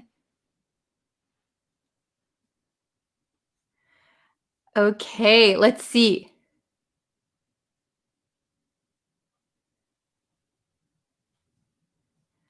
Oh my gosh, Anna, hello. It's been a while. Thank you for joining today. I know you must be busy. Thank you so much for coming. I've missed you in the chat. Okay. After studying this lesson, I'll take a shower. Very good. So if you mean just today, after studying this lesson, I will take a shower. That would be a one-time event. But if you want to say that it's happening every time you have a lesson, so after studying, I'll take a shower. It could mean that it's a daily habit or a habit every time you study. Okay, very good. So it can be a little bit confusing. It depends on the context of the conversation. So if you mean it to be a habit, make sure that it is clear in the context of what you're talking about. Okay, so what are some of your habits? Okay. Let's see. I'll do one or two more, and then I have to get going. Okay, so remember we're talking about habits, okay? Every day I'll take a tea. I won't to eat anything until 11 a.m. Okay, very good. So maybe you mean every day I'll have tea. Every day I'll have tea, but I won't eat anything until 11 a.m. Very good. So I'll have tea. I won't eat anything. Excellent. Okay. You guys are so good. All right. Oh, this is a great sentence. I'll have a cup of coffee to start the day. Excellent. I'll have a cup of coffee to start the day. So if this is your regular routine, perfect. Yes, that is excellent. Okay. So thank you guys for tuning in to today's lesson. You guys have some really good examples in the chat. I'll just give a couple of announcements really quick. If you want to make some more example sentences using your habits and will or won't, please put them in the comments. Also, if you have questions, if you want me to make a lesson on something, I posted a post on Facebook asking for lesson suggestions. I also posted a post on YouTube community tab. So if you can go to either of those places, please leave your lesson suggestions there, okay? Because sometimes the live chat, it's a little bit difficult to go back and find your questions. So if you can go and comment under those posts, any lesson suggestion or any question you have, that will be really, really helpful. Okay, thank you again to everyone who participated today. Please don't forget to subscribe to the YouTube channel and like the Facebook page. I will be posting every single day. So I hope that you guys can check it out. All right. Thank you so much. Please leave your questions on the Facebook post or on the YouTube community question. Okay. Thank you so much, and I will see you guys again tomorrow for a brand new lesson. Thank you so much. Bye, everyone. Hi, everyone. Are you guys ready for a new lesson today? Okay, I'm going to wait for just a few people to come into the lesson, and then we can start. I hope you all are having a great Monday. It's the start of a week. I don't know if you guys had any summer vacation or not. My summer vacation just ended, so I'm kind of bummed. Okay, it looks like we have a few people in here. That's great. Hello, welcome. We're just starting the lesson. Hello. Okay, so we've got a few students in the chat. So today's lesson is on this expression. Do you know the expression, save your breath? Save your breath. What do you think that means? Save your breath. Okay, so the meaning is, I'll get my bigger whiteboard. The meaning is that it's not worth talking to someone because they won't listen. Oh, you're all ears. That's good. We learned that expression earlier, maybe a week or two ago. Very good. Oh, hello from Afghanistan. Hi. Nice to see you guys in the chat again. Very good. So for those of us just joining, we're learning the expression, save your breath. Save your breath. Okay? So the meaning is, it is not worth talking to someone because they won't listen. So there's no use in talking to someone or explaining something because they're not going to listen. They're not going to change their mind. They're not going to listen to you. Okay? So let's look at some of the examples here. Okay. Number 1. Can you see that? Don't bother trying to explain it to him. You might as well save your breath. You might as well save your breath. He's not going to listen. So don't bother trying to explain it to him. You might as well save your breath. Don't worry about talking to him. He's not going to listen anyway. Okay? Is it kind of understandable so far? Number 2. Why don't you save your breath? I'm not going to change my mind. So this happens a lot. I have a younger sister. And sometimes I try to give her advice that she didn't ask for and she doesn't want. So sometimes I tell her, hey, maybe you should do this or maybe you should do that. And she says, why don't you save your breath? I am not going to change my mind.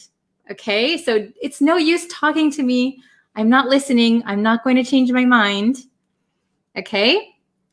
Number 3, save your breath. They've already come to an agreement. So this one you might use in the office for work. Save your breath. They've already come to an agreement, maybe between a coworker and your boss, or your boss and a client. Maybe you have a good idea, but save your breath. They've already come to an agreement. They've already made a decision. It's not any good to tell them your opinion. Okay? So remember, save your breath means it is not worth talking to someone because they won't listen. Okay? So sometimes this can sound a little bit rude or a little bit mean, depending on the situation and how you use it. So if you say, ugh, save your breath, that might be a little bit mean. You might sound a little rude. But if you say, Yeah, save your breath. Don't worry about it. Maybe that's a little bit nicer way to use it, okay?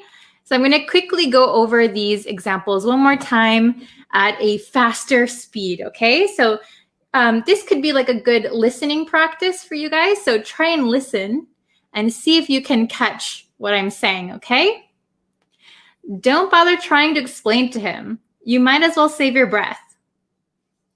Number 2, why don't you save your breath? I'm not going to change my mind. And number 3, save your breath. They've already come to an agreement. Okay, they've already come to an agreement. They've already come to a decision. Okay. Oh, very good. There's so many of you guys today. Thank you for joining us.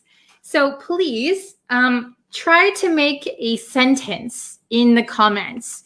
Try to make a sentence using save your breath. We can also change the your. We can say save my breath or save your breath. I should save my breath because you're not going to listen to me. Okay? Does this ever happen to you guys? Do you ever try to talk to someone, but they don't listen to you? They don't want to hear your opinion. They don't want to hear your ideas. Sometimes this happens a lot with friends or at work or with stubborn people. Oh, watching from Myanmar. Hello. We have so many countries. Isn't that amazing? Okay. Yes. So save your breath, save my breath. It's very, very useful. Oh, hello, everyone. Thank you for joining. I really appreciate it. Okay, so everyone's homework is to make a sentence with save your breath. So if you only listen to this lesson one time, you're not going to remember the new words or expressions I teach you. You have to practice them. So try to make a sentence and try to use it when you speak English next time, okay? When this situation comes up. I'm going to save my breath because you're not going to listen to me. That's a good example. Very good. I'll listen to you though. You don't have to worry about that. Oh, another one from Myanmar. Hello. That's awesome. Okay. Oh, from Pakistan. Very good. You guys must be in all different time zones. Is it correct if I say, you will understand, I better save my breath? Yes, that is a correct sentence. Very good. Very good, Kevin. Nice. So I better save my breath. You're not going to listen to me anyway. Very good. So this happens when you talk with stubborn people, right? They don't want to hear your opinion. They don't want to listen to you. You better save your breath. Okay? You don't want to waste your time trying to convince them if they're not going to listen anyway. Okay, well, that's it for today's lesson. Thank you guys so much for watching and for participating. I really enjoy that. I really like getting to see all of your comments in the chat. So I'll probably do another live stream tomorrow. Should we say tomorrow, or should I do another one tonight? I'm not sure. But if you guys haven't yet, I have a free grammar quiz on the YouTube page. It's the pinned comment right now on the Facebook page.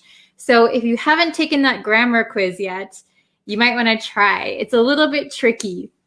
Okay, and let me know your score too. Okay, thank you guys so much for watching. I will see you in the next lesson. Bye-bye. See you next time. Hi, everyone. We're going to start our live review lesson. So all week we learned 4 different lessons, and we're going to review everything that we learned, okay? So I hope you reviewed ahead of time, and I hope you're ready for our review lesson. Okay. By the way, how is everyone doing today? I still have a little bit of a sore throat, but I'm okay. I'm doing well. I hope everyone is healthy and happy. Okay. So, looks like we have a few people in here now. Hello, Hassan. Hello, Navia. Hello, Safat. Hello, Nur Islam. Good morning. Hello, hello. Hello from Bangladesh. Hi. Oh, hello. Let's see. Claudia Olchami. Bilal. Hello, hello, hello, Raz. Oh, I'm doing well. I hope you all are also doing well. Good morning. Oh, hello from Philippines. What time is it for everybody? What time is it? For me, it is 1 in the afternoon. So it's not too early. It's 1 in the afternoon. Hello, hello. So today we're going to do our review lesson. So all week we learned 4 different lessons. So today we're going to review those for everybody who's just joining, okay? Hello, hello, Javier. Hello, Samson. Okay, so I'll quickly go over what we've already studied. So I made a list, okay? Did everybody attend the other lessons? Did everybody watch all of the other live lessons? So if you watch them, you should know all of them, okay? So first of all, we learned our first lesson this week was much, many, and a lot of. Much, many, and a lot of, okay? So the difference between these 3, does anybody remember? Does anyone remember the difference? Much, many, and a lot of. Oh, hello from Pakistan, China. Wow. Hello. Oh, 10:30 a.m. for you. Wow, that's a little bit earlier than me. Okay. So much, many, and a lot of. Much, many, and a lot of. Hello from Algeria. So much. Oh, hello from Morocco too. Wow. Much, many, a lot of. Much. Now, much is used for uncountable nouns. Uncountable nouns, right? Many is used for countable nouns. And a lot of we can use for either. Okay, so a lot of is actually really, really useful. And I would suggest using it because a lot of native speakers always use a lot of. Okay, so yes, Claudia, very good. So much, remember what we learned in our lesson, okay? Much is used for uncountable nouns. However, we don't really use it in affirmative or positive sentences, right? So instead of saying, I have much water, it sounds a little bit outdated. It sounds like a little bit of old English, right? So we would say, I have a lot of water. We can use much in the negative. I don't have much water. Or in a question, how much water do you have? Okay, so usually we don't use much in the affirmative, okay? However, we do use it sometimes like, I love you so much, right? I love you so much. However, we wouldn't say, I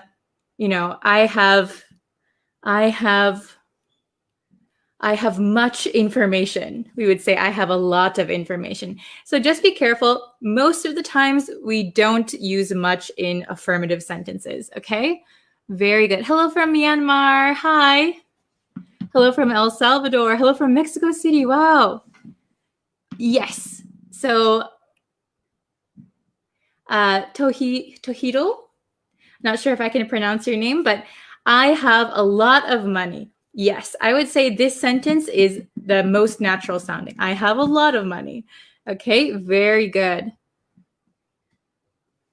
Yes, very good. Okay, so now that we got these 3 out of the way, we can go back to by and with. by and with. Okay, so remember, we can use by. We can use by for nouns, especially communication and transportation, okay? Communication and transportation. So I go to school by car. I go to school by car, right? By car. When we use with for nouns that are tools. Tools. So what is a tool? Anything that you can do something with, right? So for example, I know one student said they said, I work by my hands. However, that is incorrect. Hands, if you're doing work, your hands can be your tools. Your hands can be your tools. So I work with my hands. I work with my hands. Let's see. Oh, very good. I go to school by car. Very good. I go to school by car. We would not say with. Oh, I went to a supermarket by horse. Oh my goodness. Is that true, Orlando? Because that's very interesting. I go to a supermarket by horse. Okay. Very good. Oh, okay. So this is also a good example.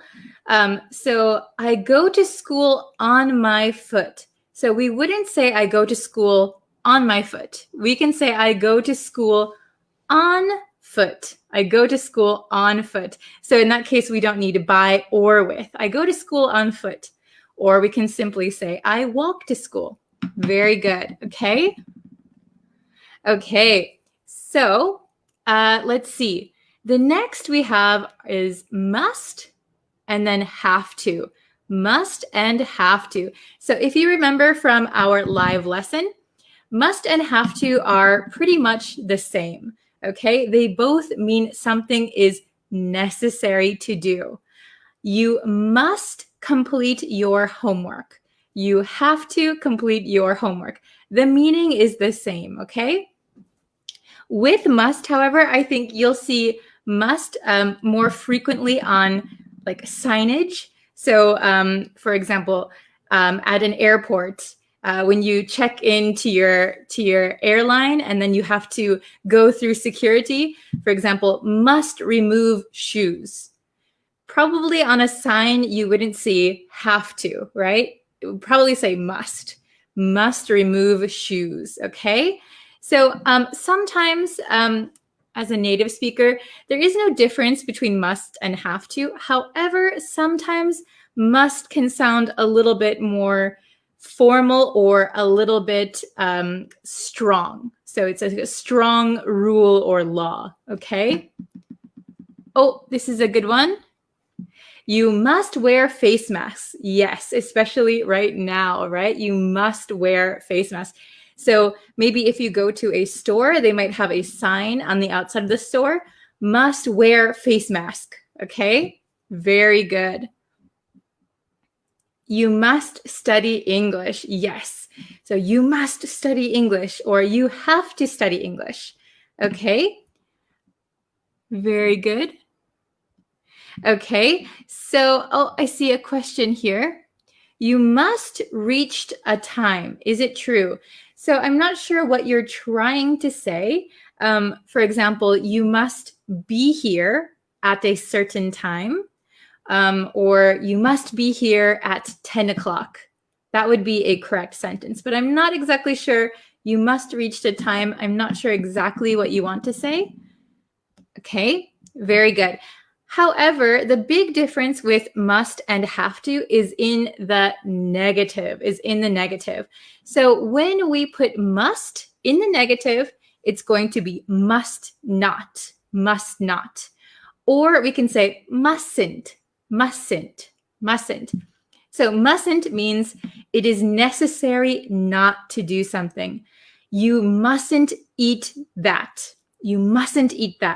Okay, you can't eat that, right?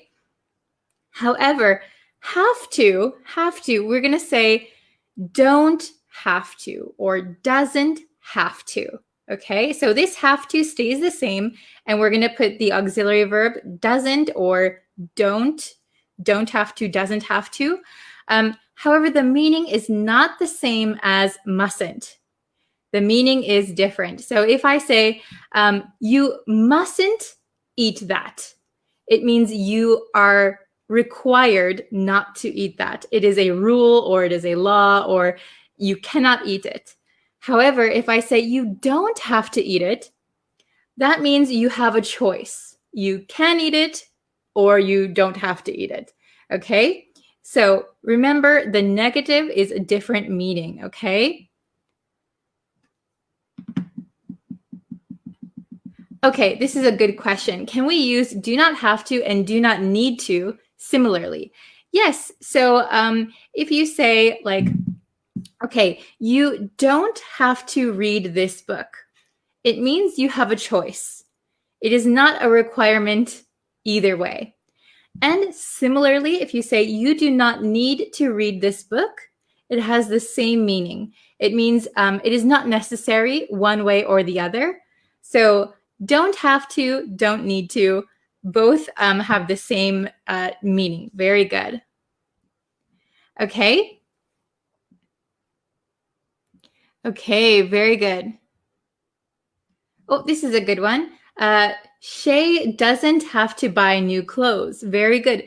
Shay doesn't have to buy new clothes. So that means if Shay wants to buy new clothes, Shay can. If Shay doesn't want to buy, they don't have to buy, right? Very good. Okay. Okay, very good. So the last one is probably the trickiest one that we learned this week. And I think I'll do some lessons on it again. So stative verbs, if you can see that, stative verbs. So remember that a stative verb is the opposite of a dynamic verb, okay? So dynamic verbs are verbs of action, right? So eating, running. So we can use those in the continuous tense. However, stative verbs like know, like, hate, belong, those are unchanging. So we wouldn't say, I am belonging to Bree's English class. We wouldn't say that. We would say, I belong to Bree's English class. I like this hamburger. I like this hamburger. We wouldn't say, I'm liking this hamburger in proper English, okay? However, if you do listen to native speakers, especially in America, we like to break the rules. So you might hear, I'm liking this hamburger, but it is not good English. It is not correct. So if you're taking like an English exam, please remember that like is a stative verb. Okay? Yes, opposite of dynamic verbs. Very good. So stative verbs, we do not put in the continuous tense, okay? There are some stative verbs that can be both stative and dynamic. So I think I'll do a lesson on those next week, okay? Very good. Oh, this is a good one. I like this car. I like this car. Very good. So in correct grammar, I like this car. Not I am liking this car, okay? So remember, like is a stative verb. Hate is a stative verb, okay? So usually with feelings or possession, things like that, those are going to be stative verbs, okay? Oh, this is a good one. Stative verbs like, love, smell, see, know. Very good. Oops. I like music. Yes, very good. Very good. Okay, awesome. So, we've been reviewing for about 15 minutes. So I'm going to give you some questions that I'd like you to answer, okay? Oh, there's one question here. Could we use them in continuous forms sometimes?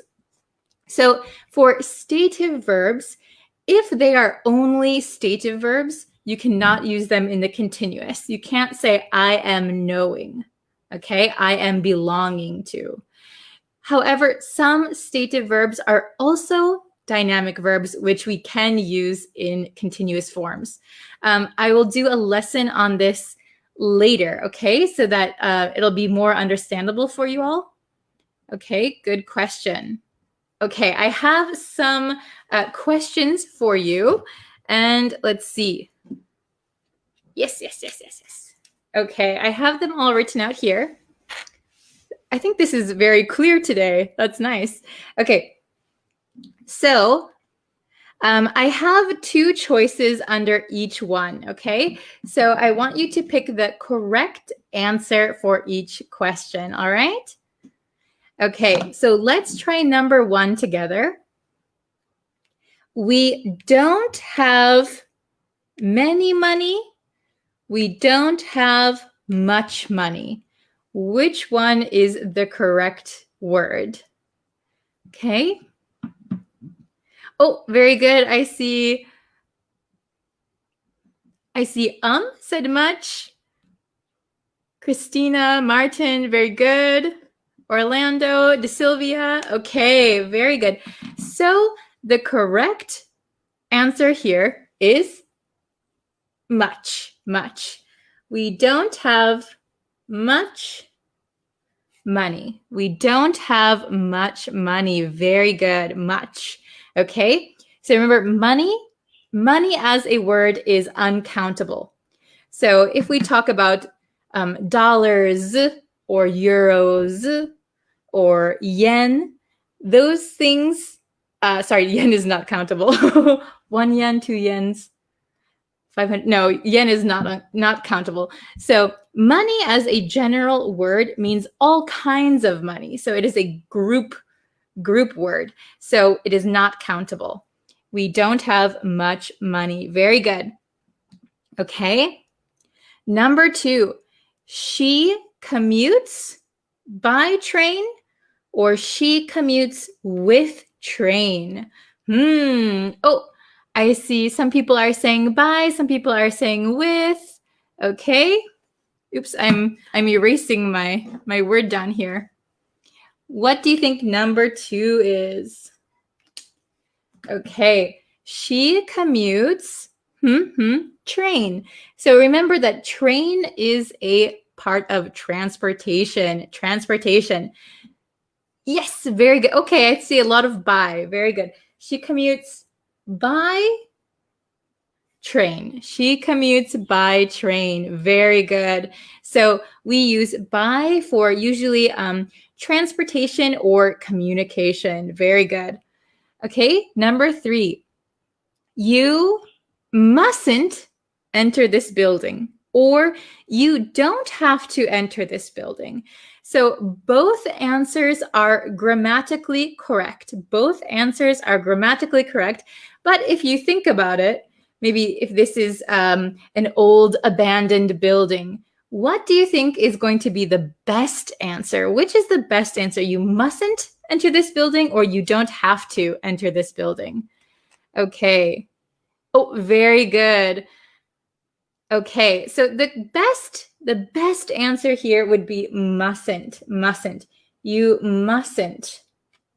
Oops. So I saw somebody in the comments say mustn't is like forbid, and that is correct. So you mustn't enter this building.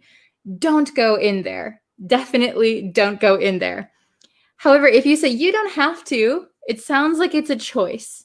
But with this sentence, maybe this is kind of a law or rule.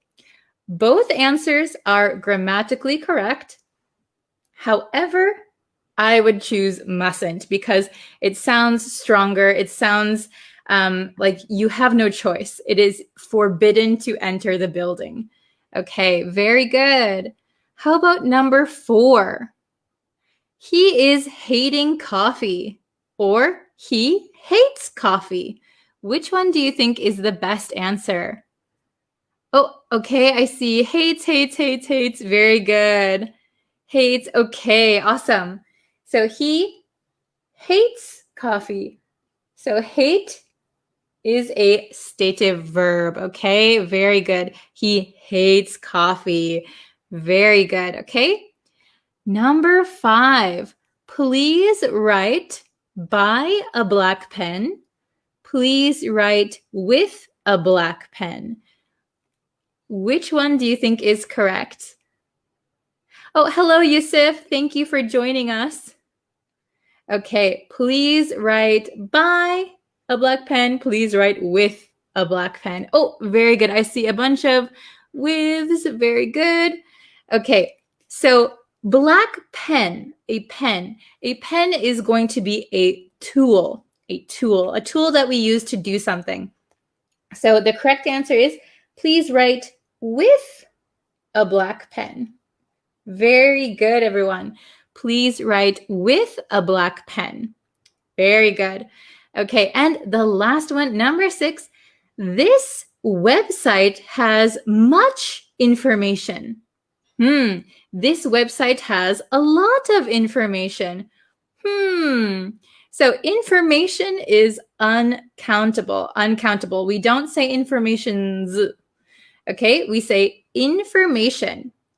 However, much goes with uncountables, right? But we don't use much in affirmative sentences that often. Okay, so the best answer is going to be, oh, I see a lot of correct answers. That is amazing. Okay, the best answer is a lot of. This website has a lot of information. This website has a lot of information.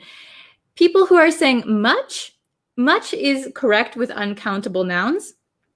However, it sounds a little bit unnatural to use it in an affirmative sentence. We usually use much in negative sentences or in questions, okay? So remember, when in doubt, please use a lot of. If you don't know which one to use, you can always just use a lot of. A lot of is good for countable and uncountables. Okay, very good. Let's go over them one more time, okay? We don't have much money. Money is uncountable, and this is a negative sentence. We don't have much money. Very good. Yes, Ali, both are correct grammatically. That is true. Number 2, she commutes by train. Train is transportation, so we're going to use by. Number 3, you mustn't enter this building. You mustn't enter this building. It is forbidden. It is forbidden. Very good. Number 4, he hates coffee. He hates coffee. Hates is a stative verb, so we don't use it in the continuous form. Okay, number 5, please write with a black pen. Pen is a tool that we use to do something, so we're going to use with. Very good. Okay, number 6, this website has a lot of information. This website has a lot of information. Information is uncountable, but because we are using this in the affirmative, a positive sentence, a lot of is the better choice. A lot of is the better choice. Okay, very good. I hope everyone understands. Oh, yes, it is very interactive. I like having these live lessons with everyone so I can interact and answer your questions in real time. Very good. Oh, thank you, Mohammed. Thank you so much. Okay. Does anyone have any questions, or if you want to make some sentences, I can correct them really quick. Okay. Oh, hello from Bangladesh. Hello, Shaheen. Hello. You're so welcome. Okay. This is a good question. Martin asked, what is the difference between a lot of and lots of? So these are the same. They're actually the same. So you could say, I have a lot of money, or I have lots of money. So they're both used interchangeably, okay? I have a lot of, I always show you guys, I'm sitting at my kitchen, so I have a lot of carrots. Or I have lots of carrots. You can use them in the same way. That's a very good question. Oh, okay. So I think you're asking, what does a website mean? So I have the word website here, website. So website is like where you go online. So like if you type in www.google.com, Google is a website. Well, it's a search engine. Facebook.com is a website. So a website is the site that is on the web. It is on the internet. Interesting question. Okay. Very good. Okay, use of must have, must have. So must have, it could mean some different things. So for example, you must have a black pen for this class. That means it is necessary to have something, necessary to have something. You must have a black pen. Okay. However, we can use it, for example, if I lost my black pen, oh my gosh, where is my black pen? Oh, I must have left it on the table. I must have left it on the table. So must have means you're certain you did something in the past. Okay. Or where did Jenny go? She must have went to the restroom. She must have went to the restroom. So I think she went to the restroom, like almost 100%, I think. Okay, very good question. All right, does anyone have anything else? I saw one. Okay. What is the difference between countable and uncountable? Very good. So countable nouns are things that you can count. So I have these markers. Okay, these are countable. I can say I have 1 marker, I have 2 markers, I have 3 markers. These are countable. Uncountable would be like water in the ocean, right? I can't say, oh, this is 1 water, 2 waters, 3 waters. There's just water, right? So water would be uncountable. Coffee is uncountable. Liquids are usually uncountable, except if you put them in a cup or a container. So you could say, I have a bottle of water. I have 2 bottles of water. If they're in a container, they can be countable. However, just water is not countable. It's uncountable. Okay? Or for example, hair. Hair you can count, right? Like 1, 2, 3, 4, 5, but there's too many to count. So we're going to say uncountable. I have a lot of hair, for example, or she doesn't have much hair. Okay? We're not going to say she has 375 million hairs. That's too hard to count. So things that are too hard to count are usually uncountable. Okay, very good. Okay. So I think I just answered this. So is hair countable? Hair is uncountable because there's too much of it. It is too difficult to count each hair. Very good. Okay.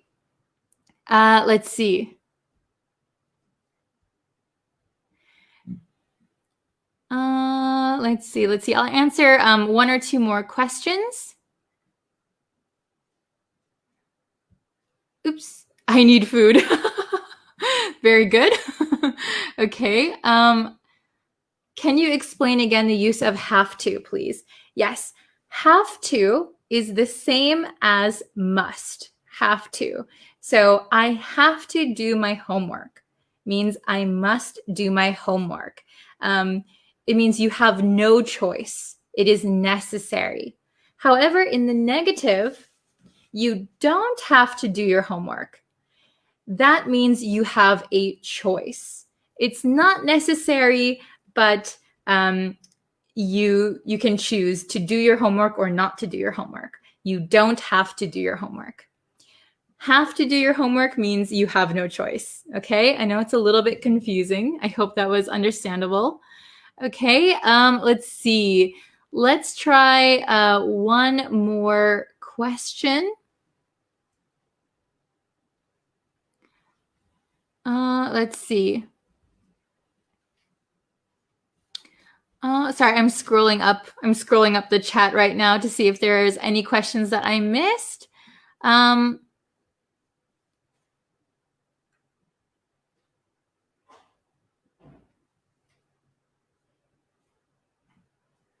Let's see.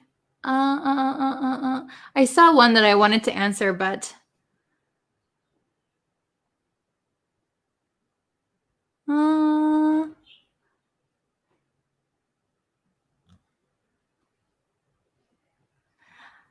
I saw one, but I can't find it. Okay, let me see. If you have a question, you can type it now.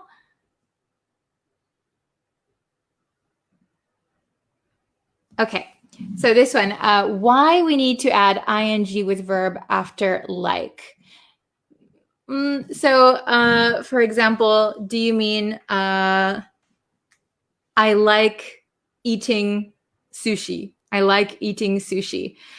So that means you like the action of eating sushi. You like eating sushi. What is another good example? I like studying English. Like plus ing. So that is just a grammar point that you're going to have to remember. I like studying English. I like eating sushi. I like dancing. Okay? Very good. Okay, so I think that's going to be it for today's lesson. Thank you guys so much for watching and studying with me. I think the next lesson will be on YouTube this weekend. So if you want to see the next lesson, please go to the YouTube channel. It'll be this weekend, okay? Thank you so much, and I will see you in our next lesson. Have a great weekend, everybody. Bye. Hello, everyone. Hello, hello. Welcome to our lesson today. So today we're going to learn 3 words that are really useful for the winter seasons. Okay, so as you know, it is winter right now. And yeah, if you're watching this right now, it's December.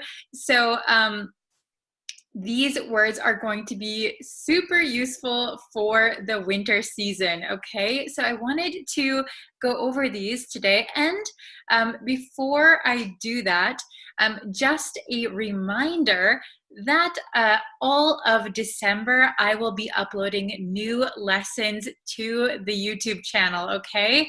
So if you are not subscribed yet, please subscribe.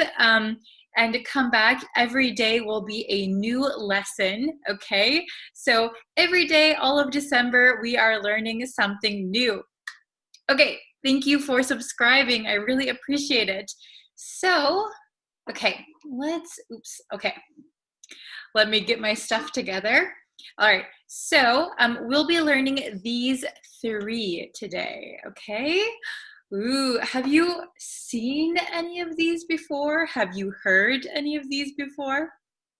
So we have snuggle up, bundle up, and cozy, okay? And just for your information, this is the American English spelling, C-O-Z-Y. I know in the UK they spell it C-O-S-Y, so both versions are correct. They're not considered a spelling error if you use a Z or an S, okay? So snuggle up, bundle up, cozy. All right, so the first one, snuggle up. Have you heard this before? Usually we snuggle up with something or snuggle up with someone. So to snuggle up means you are kind of usually lying or sitting in a very relaxed and comfortable position, and maybe it's a little bit warm. So for example, snuggle up with a blanket, or snuggle up with your girlfriend, boyfriend, husband, wife. Snuggle up with your dog. So it's kind of like a cozy. I'll get to this word.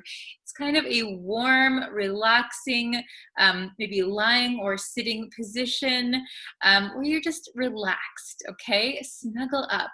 So this is very useful in winter because in my country, it is very, very cold in winter and it's snowing. So on cold, cold days, I like to snuggle up on the couch with a big fluffy blanket. I like to get all comfortable and warm. Okay, the next word is bundle up. Bundle up. Have you heard this before? To bundle up, to bundle up. So if it is a very cold day, you want to make sure you are wearing enough clothes so that you are warm, right? So to bundle up means to wear enough clothes to be warm, okay? So, for example, when I was a child, my mother would often tell me in winter, before I go out and play with my friends, I should bundle up. So my mother would say, Brittany, you need to bundle up before you go outside. You need to bundle up before you go outside. Okay, get dressed in a lot of warm clothes. So does it snow in your country? Is winter very cold for you?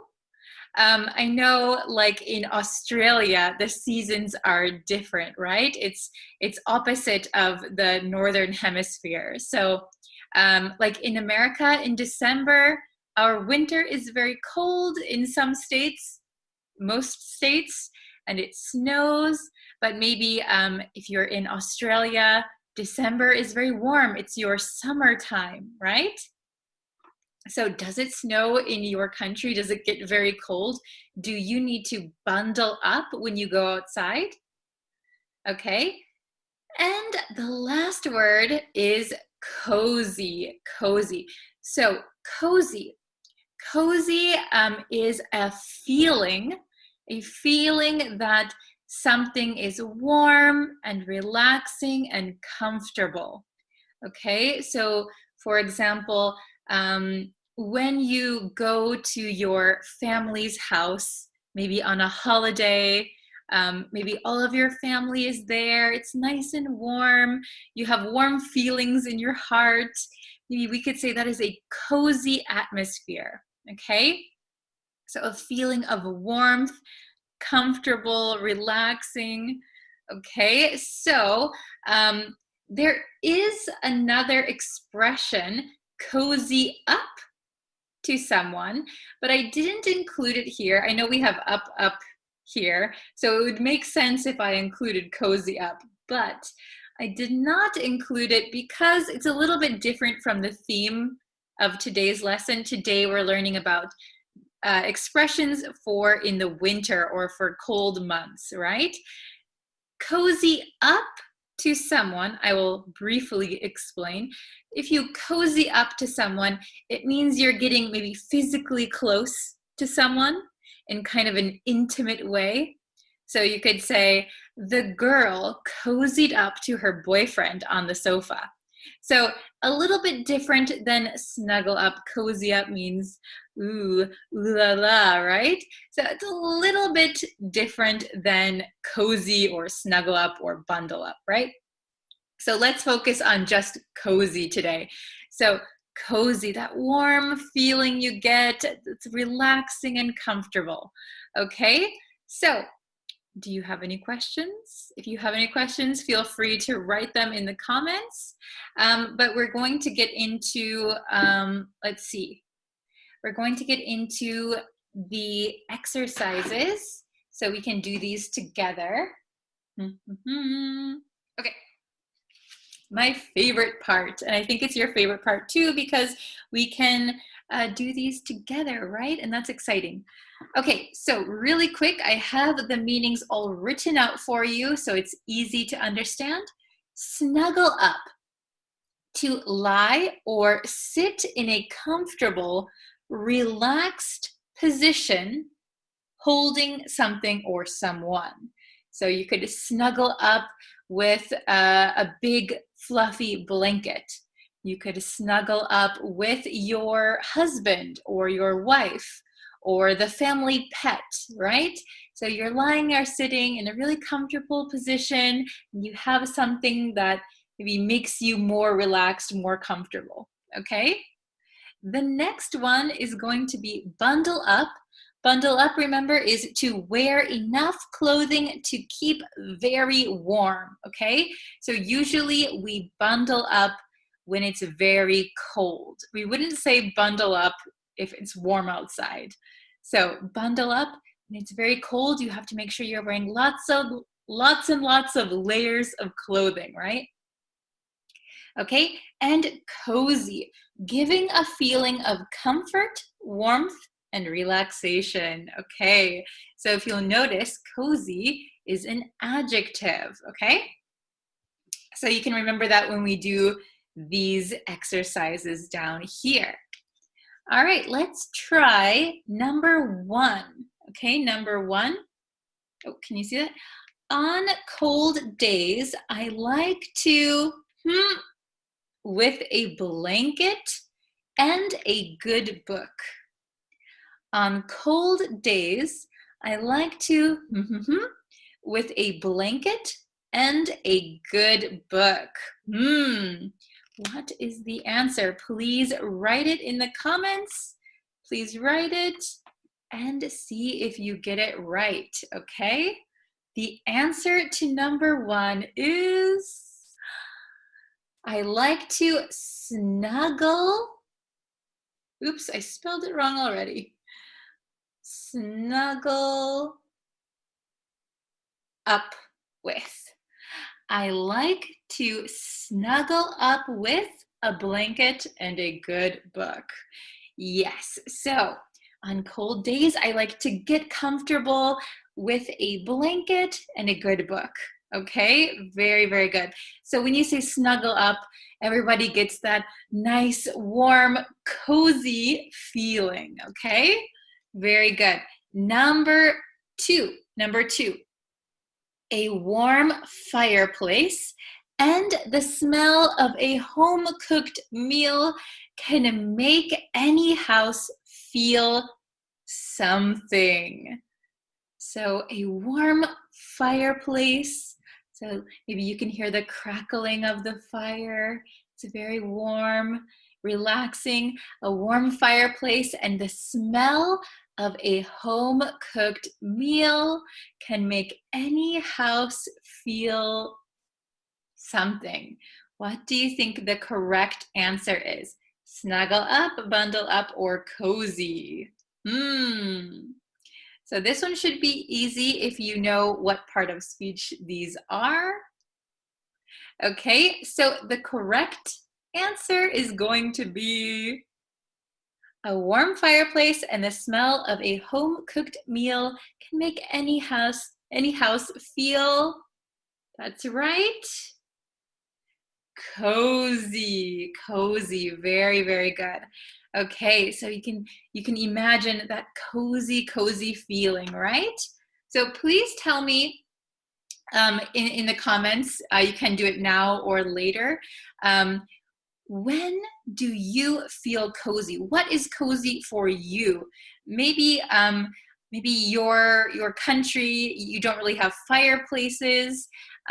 So what would you consider cozy in your home country? Okay, let me know. That would be interesting.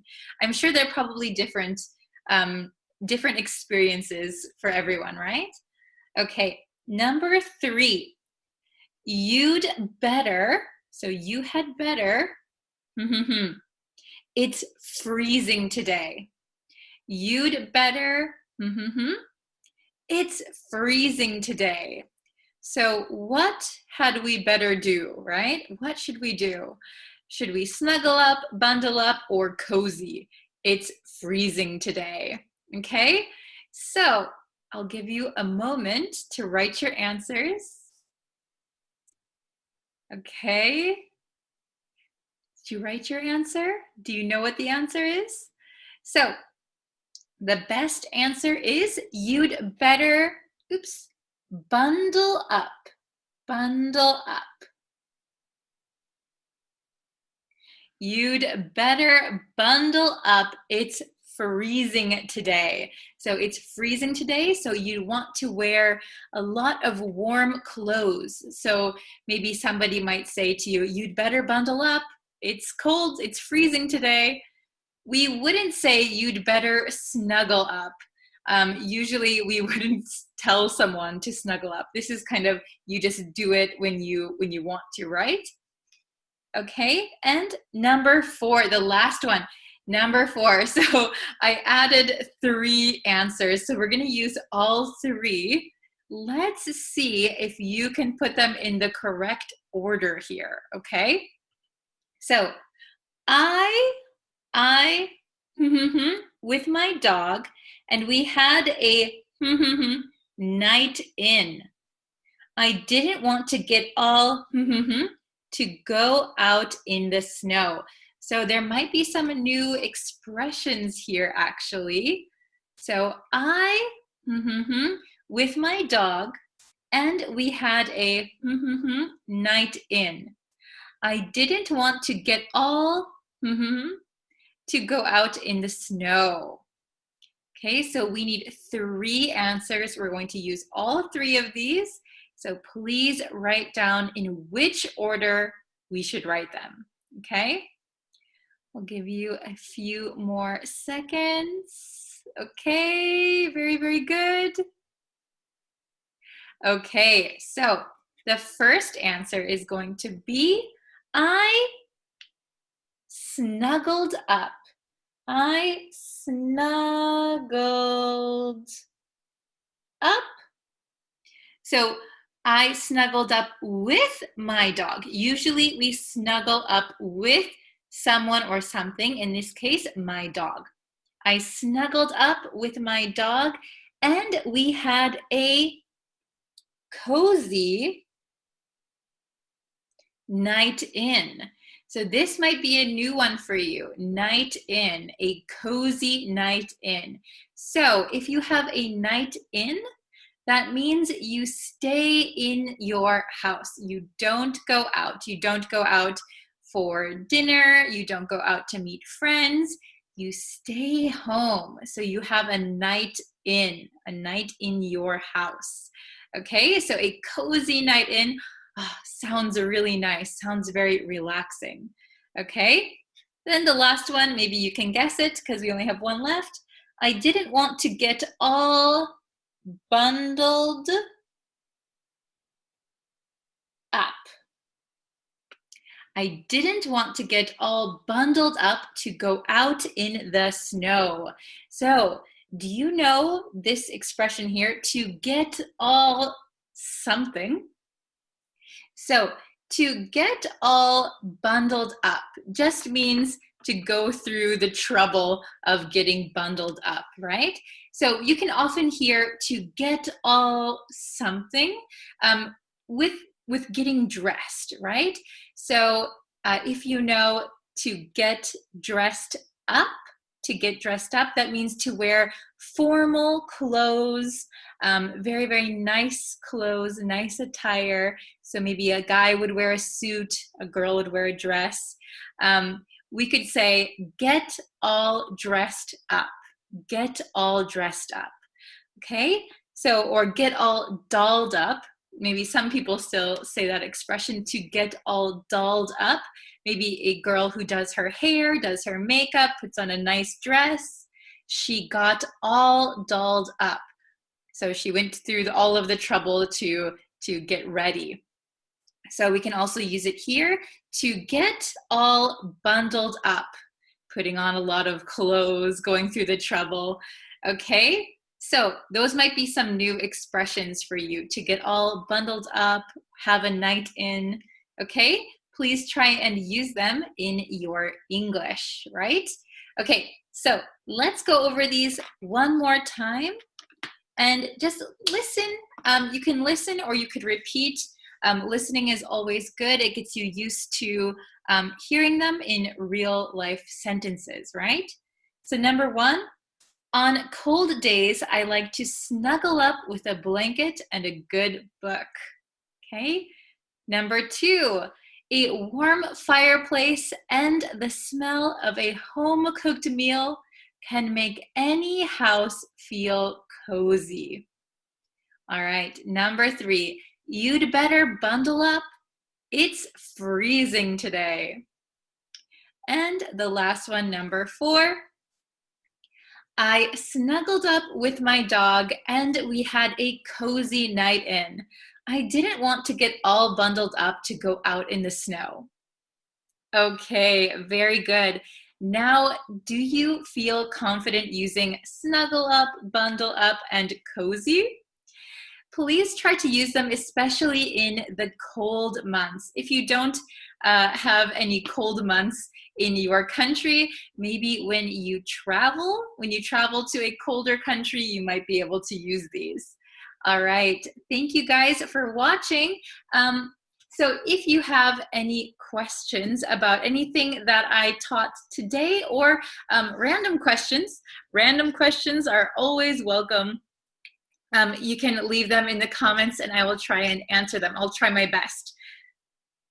And if I have time, I can always make a video about it. So if you have a good question, I might make a video regarding your question. Okay, so thank you so much for watching, and I will see you guys for our next lesson tomorrow. So remember that this month in December, I will be posting videos every single day on YouTube, okay? Monday, Tuesday, Wednesday, Thursday, Friday, Saturday, Sunday. All right, so please remember to subscribe, and I will see you guys for the next video. Thank you again for watching, and I will see you tomorrow. All right, bye. Hello, everyone. Hello, welcome to the lesson. I hope you're all having a wonderful day. It is a kind of warm but rainy day in Japan today, so that's why it looks very dark. So yeah, I apologize again for the lighting, but it is quite dark today. I have all of my lights on, but it's still like this. So yeah, but thank you guys for joining, and we're gonna get into the lesson pretty soon. Oh, hello, Abdur. Welcome. Hello, English teachers. Hello. So yes, we are gonna get into today's lesson. First, if you could like this video, that helps me out a lot. And if you can subscribe and share this video with your friends, that is awesome. Hello from India. Hello. How are you guys? Oh, Tetet Win's here. Hello. Okay. So yes, I apologize again for the very bad lighting. It is a very rainy day today. Okay. So, oh, De Sylvia, hello. Hello, Deva. Hello. Okay. We're going to get into today's lesson. So today I wanted to teach you some informal English, but English that is very useful and that we use a lot. Okay, so we're going to learn about the word bet in English. Okay, so you have I bet, I'll bet, you can bet, and you bet.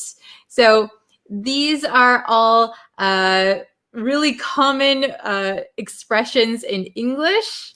Oh, thank you so much. Yeah, so we're going to learn how to use these. So the first three, There are actually quite a lot of ways you can use bet, but I'm going to teach you this one today, which is informal, okay? So I bet, I'll bet, you can bet.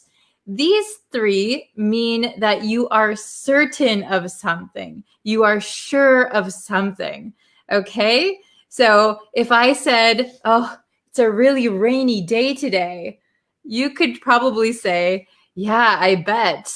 Yeah, certainly. It looks very, very rainy outside. Okay? So I bet, I'll bet, you can bet. You can bet. So it means you can be sure of something. So you can bet I'll be on time. So you can be sure I'll be on time. Okay? Good question. What is bet? Bet. So the original meaning of bet is like a wager. So if you gamble or if you play poker or something, you can bet some money that you're going to win. All right. But here we're not talking about betting like the actual term to wager something. So just remember that in this case, it means that you are sure of something. And here, this one is a little bit different. You bet. You bet. We say you bet after someone says thank you or I appreciate you. You can say you bet. So, oh, thank you for joining my lesson. You bet. You bet. It's kind of like no problem. Okay, so there are a few different meanings, but we'll go over them. If I show you the whiteboard, I think it'll be a little bit easier to understand. So let's do that. Okay. Okay, yes. So if we have, I bet, I'll bet, you can bet.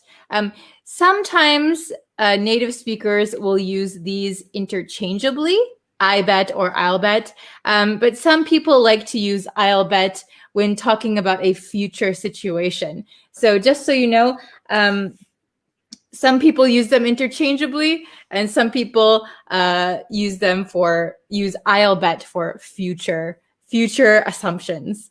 Okay? Yes, you bet equals no problem. Very good.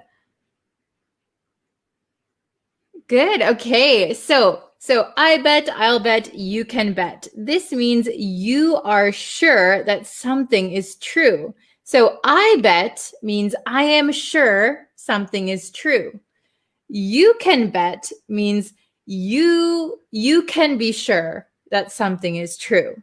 Something is true. Okay? Then here, you bet means certainly or you're welcome. Okay? So there are several meanings for bet, but we're just going to focus on these for today, okay? So this one is the only one that's a little bit different. This one means like you're welcome, no problem, okay? So let's go into the example sentences. I hope you can see them.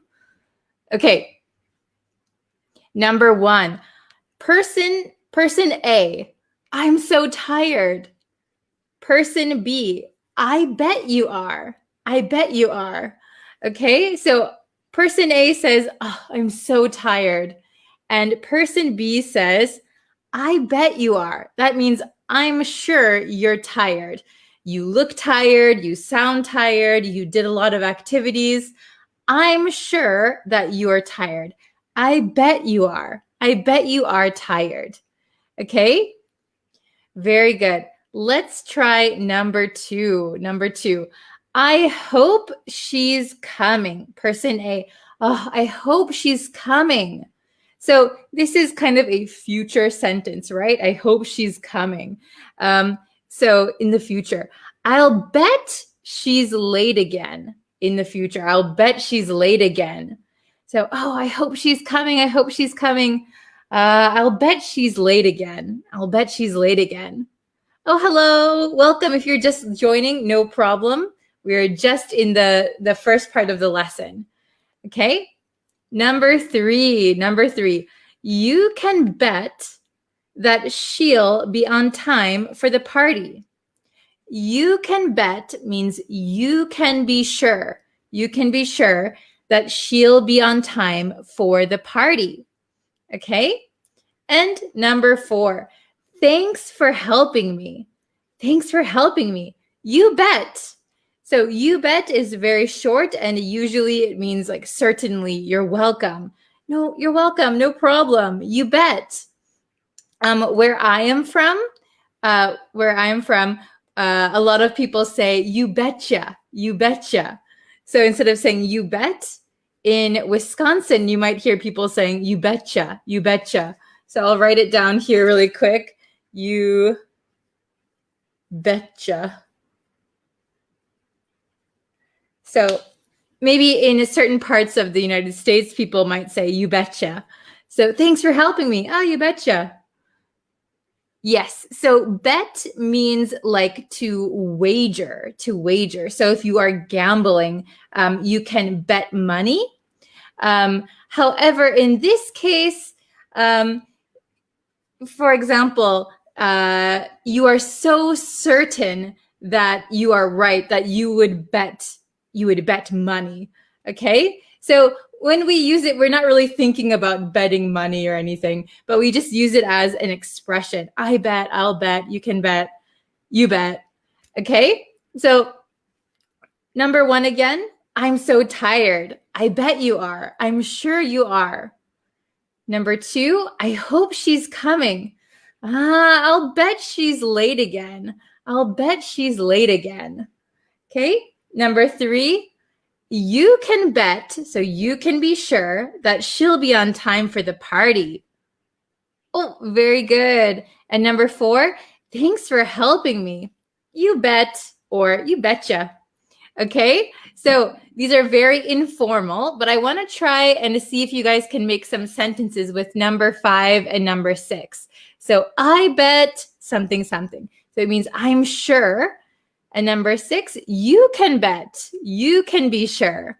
Okay. Oh, very good. Oh, this is a good one. I bet you she's missed the bus. I bet you that she's missed the bus. Very good. You could say, I bet that she's missed the bus, or I bet you that she's missed the bus. Yes, both are okay. Good job. Okay. This is a good one. All bets are off. All bets are off. Very good. Okay. Yes, all bets are off means nothing is certain. Yes, nothing is certain. All bets are off. Nothing is certain. Very good. So with like the coronavirus, for example, oh, I was certain that I would travel this year. I was certain we could do all these things. But now that the coronavirus is here, all bets are off. Nothing is certain. Okay, very good. You can bet that everything they can speak in English language. Oh, very good. So maybe you want to say, you can bet that they can speak in English, that they can speak English. You can bet they can speak English. Okay. Oh, this is a good one. I bet you can't guess how old I am. Very good. I bet you can't guess how old I am. That's a good one. Let's write that one down. I bet you can't guess how old I am. Wow, very orange now. Oh my goodness, the lighting. So I bet you can't guess how old I am. Very good. I bet you can't guess how old I am. So I'm sure you can't guess my age. Very good. Oh, good one. I can bet that bet has the same meaning of assume, has the meaning of assume. Yes, assume. Yeah, you could say assume, like you are so sure of something, even though you don't have any proof, maybe.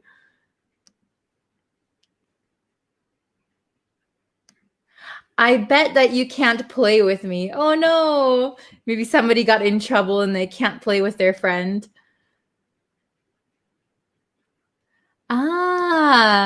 I bet you will get position in exams. Does that mean you will get a good score?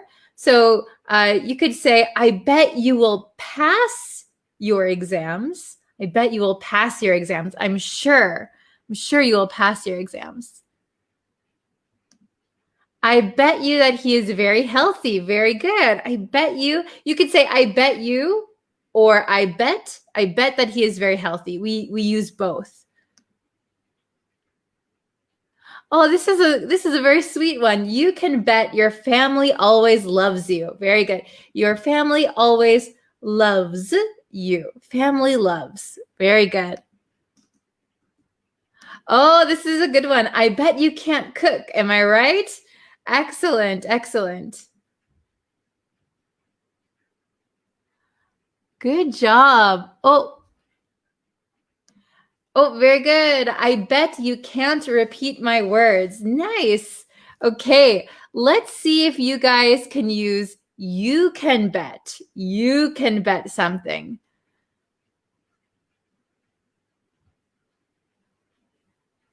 Oh, thank you. You can bet you are the best teacher. Okay, very good. So I think you said our. If you use us, it's going to be a perfect sentence. You can bet to us you are the best teacher. Oh, very good. Very good sentence.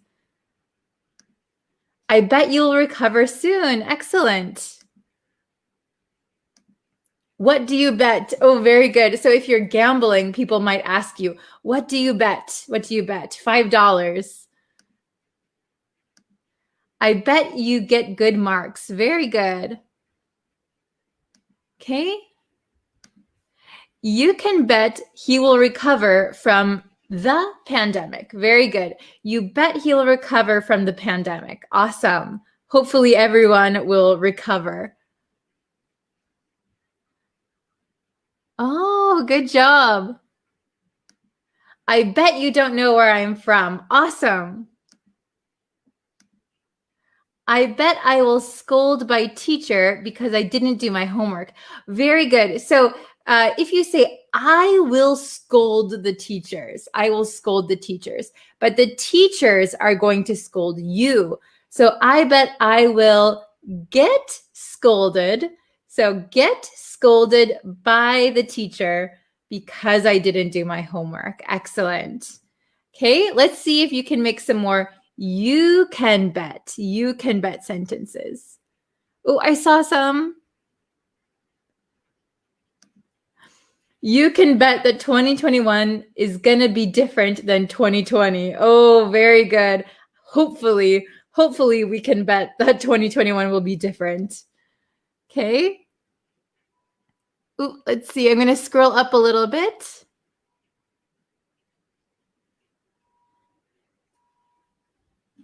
Okay. Oh, this is a good one. You can bet that you'll get a better job. Excellent. You can bet that you'll get a better job. Good, good, good.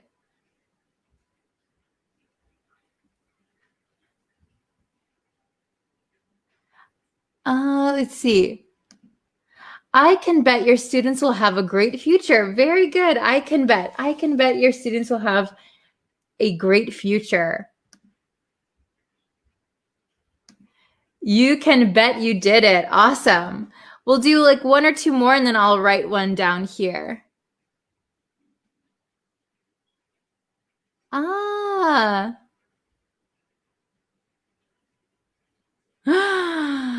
This is a good one. You can bet we will coexist with the virus from now on. Oh my goodness. That's actually a good one. Coexisting with the virus. You can bet we will, I'm going to write that one down. We will coexist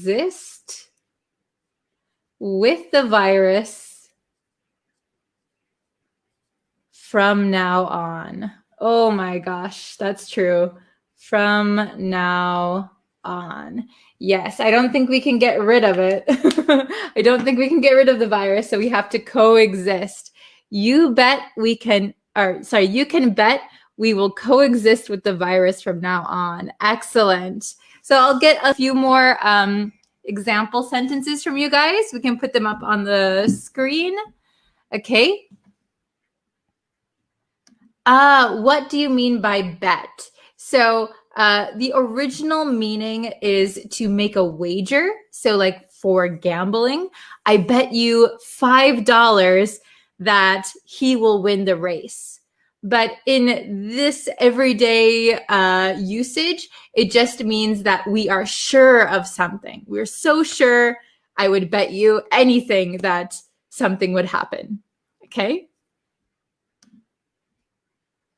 Very, very good. You can bet that everything will be good. I like that. Everything will be good. Excellent. Okay. You can bet I am watching your live video. Oh, thank you so much. I appreciate it. Okay. Awesome, you guys. Awesome, awesome. Oh, thank you. I'll put one or two more up on the screen really quick.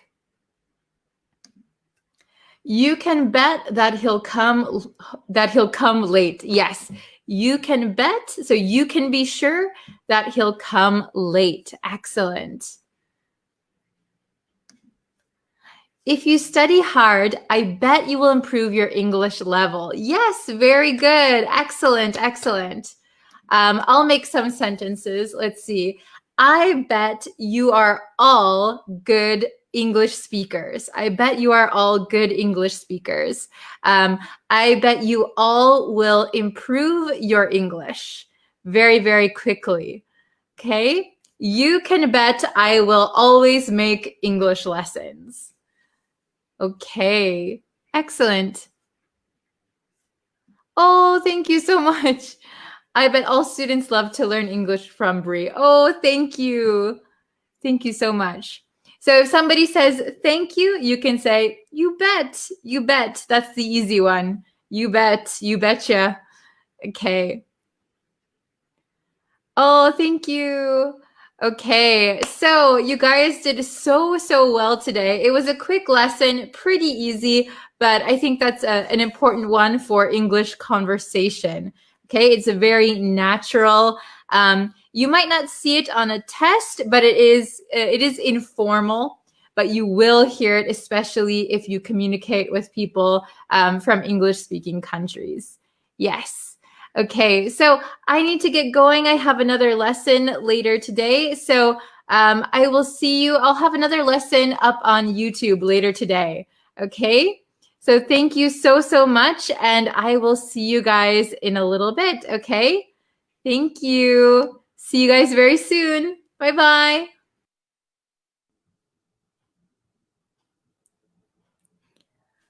Hi, everyone. Hello, hello.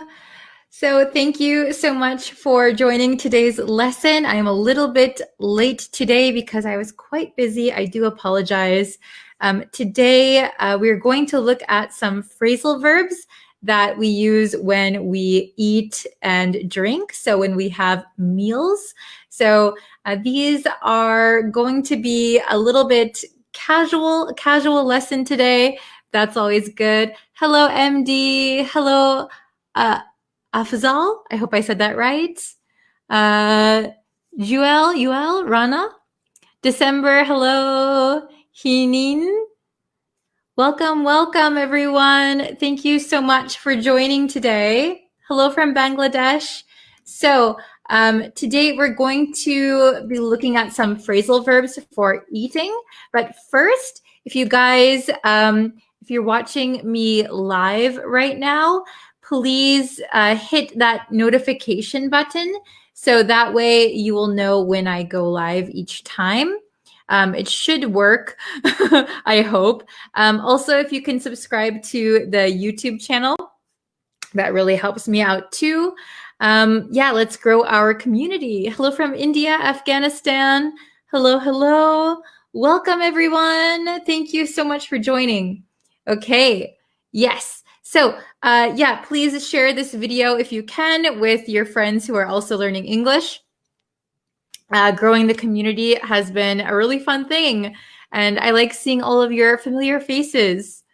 Hello, hello, hello. Okay, so we're going to jump into the lesson before the sun sets. Okay, so, oh, where's my marker? There it is. Okay, so we're going to learn 4 phrasal verbs for eating and drinking. Okay, so we have, oh, hello from Myanmar. Okay, hello from Kenya, Kurdistan, hello. Okay, so we are going to learn these 4 today. These are 4 phrasal verbs for eating and drinking, okay? So this, we'll go over them, but most of these are pretty casual.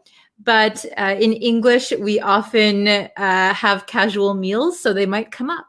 Okay, so the first one is dig in, dig in. So if you dig into your food, it means that you start eating and you're very eager. You're excited to eat. You're very hungry. Let's eat. Dig in can also be an invitation to start eating. Okay, so the dinner is on the table.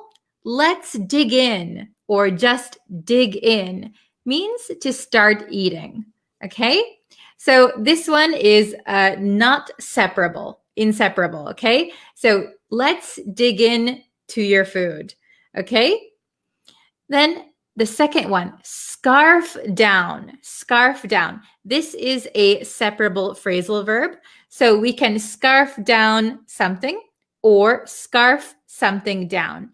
And to scarf down means to eat something very, very quickly. So if you're kind of busy and you don't have a lot of time to eat, maybe you scarf down your lunch and then go back to what you were doing. Scarf down, eating very, very quickly. Okay? Scarf down dinner, scarf your lunch down. Okay? Hello from Cambodia, Bangladesh. Hi from India, I see you.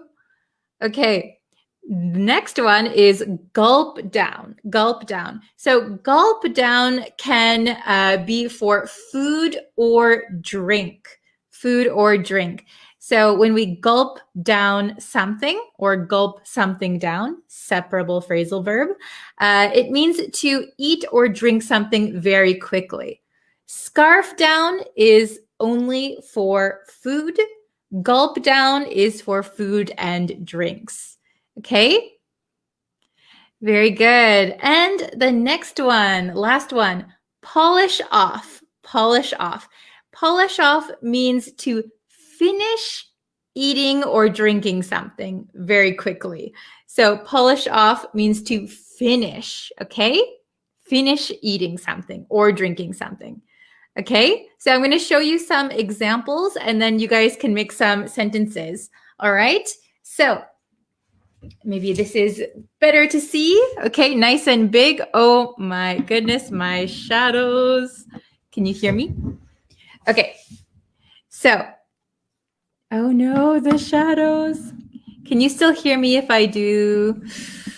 This is my microphone. Let me move my microphone really quick so that you guys can see me. Da, da, da, da. Okay. Better. Okay. Yes.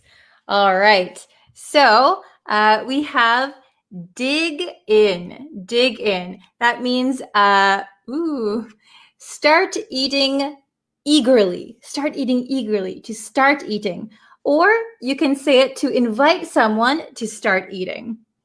Oh, the shadows. Okay, so dig in, start eating. Scarf down means to eat quickly, to eat quickly. Scarf down your lunch. Gulp down is to eat or drink something quickly. So scarf down is only for eating. Gulp down is for eating and drinking. Okay? Very good.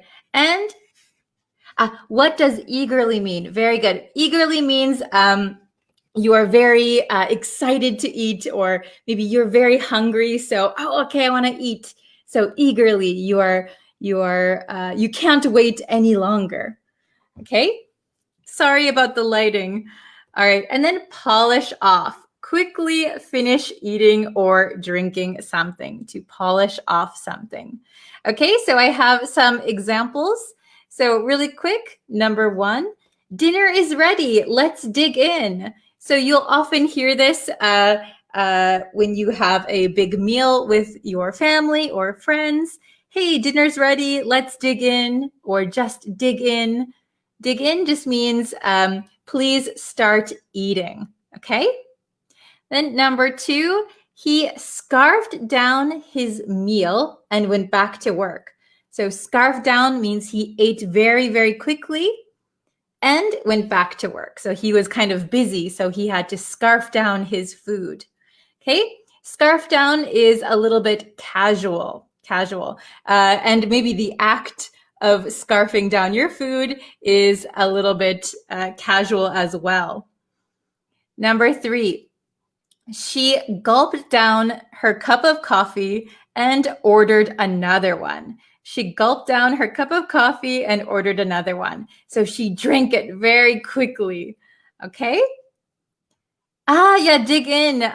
Maybe you often hear it in movies. Yes. People often say it. Okay, and number 4, maybe if I do this. No, the lighting is still terrible. Okay, number 4, the boys have already polished off the ice cream. The boys have already polished off the ice cream. So polish off, remember, it means to quickly finish eating or drinking something. Okay. So I wouldn't use these in a formal setting. This is more conversational and more casual. So if this is like everyday conversation. Okay. So let's see if you can make a sentence. Can you make a sentence with dig in, or scarf down, gulp down, polish off? Okay. So try and make some sentences, and I will put them on the screen. Maybe that is easier than with this terrible lighting. So we looked at these 4 phrasal verbs today: dig in, scarf down, gulp down, polish off. Okay. Oops. This is the first time. Oh, hello, welcome. Gulp down is more using for drinks about your throat gulps down and make a strange noise. Yeah. For me, usually I use gulp down for drinks, because like if you swallow something, your throat does make a noise. That is like a gulping noise. Gulp means like I can't really do it. I don't have any food or water in my mouth. So gulp means the kind of noise that happens when you swallow something. So gulp means like to swallow. Okay. Very good. Breakfast is ready. Let's dig in. Yes, very good. Breakfast is ready. Let's dig in. Awesome. Polish off meaning. So to polish off a food or drink means that you finished it kind of quickly. You finished it. So maybe quickly and easily. So I can't believe you polished off the whole cake.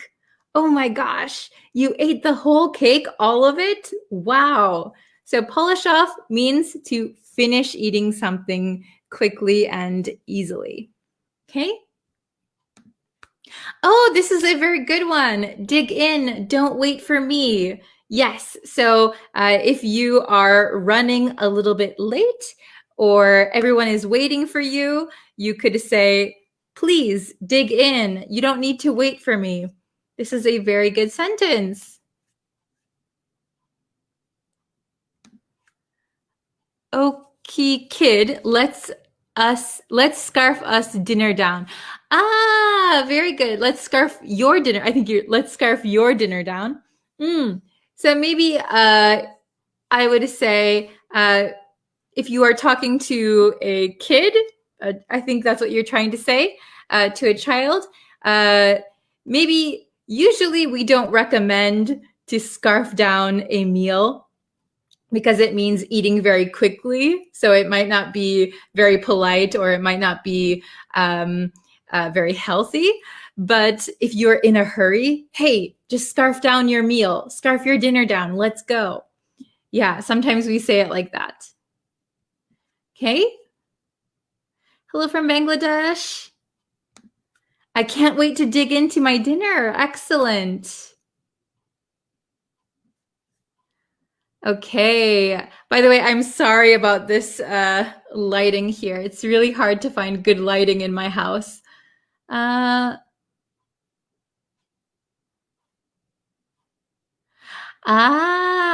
Okay. Yeah, you can gulp down medicine. Yes. Usually, if medicine tastes bad, you try to gulp it down so that you don't taste anything. I have polished off this orange juice before my sister drinks. Oh, very good, December. So we could say, I polished off my orange juice, or the orange juice, before my sister had a chance to drink it. Yes, very good. I'm so hungry. Let's dig in. Excellent. I scarf down lunch. That is why I have a lot of the lessons to study. Very good. So maybe you have a lot of lessons to study, and that's why you scarfed down your lunch, because you are so busy. Okay, good job. Ooh, scrolling.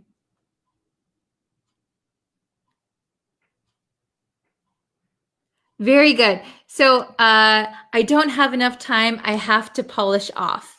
So maybe when we use these phrasal verbs, scarf down, gulp down, polish off, usually we need something after it. So I have to polish off my meal. I have to gulp down this drink. Okay? Maybe I cooked a special cake for you. Let's dig in. Excellent. Well done. You guys have so many good examples. I'm scrolling back. Let's see. Polish off your dinner. Let's come back to our lecture class. Oh, very good. So polish off your dinner and let's go back to class. Let's go back to class. So maybe lecture and class could be a little bit redundant. Same thing. So maybe you could choose one. Let's go back to our lecture. Let's go back to our class. Okay. I'll do a few more. Oh, great sentence. I polished off all my breakfast few minutes ago. I polished off all of my breakfast a few minutes ago. Very good. Let's see. Okay, maybe one or two more. Oh, very good. I gulped down this morning and I went to the market for shopping. Yes. So you could say I gulped down something. I gulped down a sandwich. I gulped down some juice. Okay. Remember that we need what you are consuming. Okay. Very good. Sorry, I am late. Oh, no worry. Please don't worry, Mar. You're okay. My son woke up late, so he polished up his meal before going to school. Very good. So remember that polish is the phrasal verb is polish off some food. Polish off his meal. Okay. I'll do one more because the sun is setting. Oh my goodness.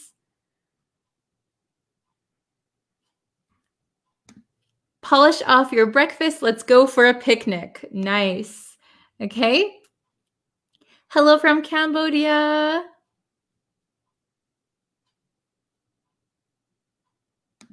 Oh, very good. Don't gulp down so fast your drinks. I would change the sentence just a little bit to say, don't gulp down your drinks so fast. Don't gulp down your drinks so fast.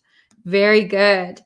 Okay, so for those of you who are just joining, I'm sorry the sun is suddenly setting, but we went over 4 phrasal verbs that we use for eating and drinking.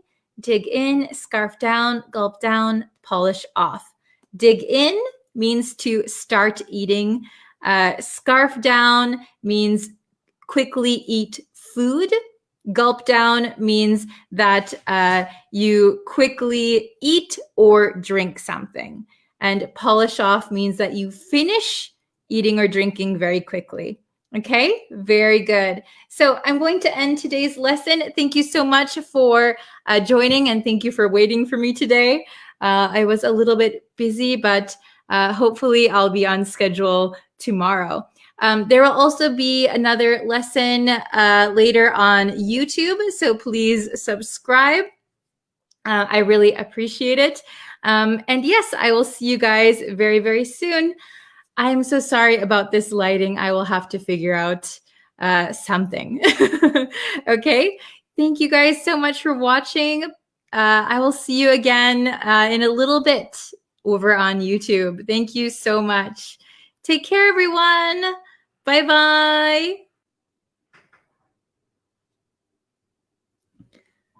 Hello, everyone. Hello, hello. Are you ready for today's lesson? I hope so. Today, we're going to go over some advanced English vocabulary. And if you guys haven't yet, I posted a quiz for advanced English on YouTube. So I'm going to post the link. If you're in the chat, I'm posting the link. If you haven't seen the advanced English test yet, maybe after this lesson, you can go and take it, because we're going to be studying some of the words that were on that test. Okay. Hello, everyone. Thank you for joining. Thank you. Thank you. Okay. I'm doing very well. How are you guys? All right. So this is a live lesson. So I'll be talking a little bit with people in the chat. Hello, Devashka. Hello, hello. Hello, Jalil, watching from the Philippines. Hello from Mexico, Alex.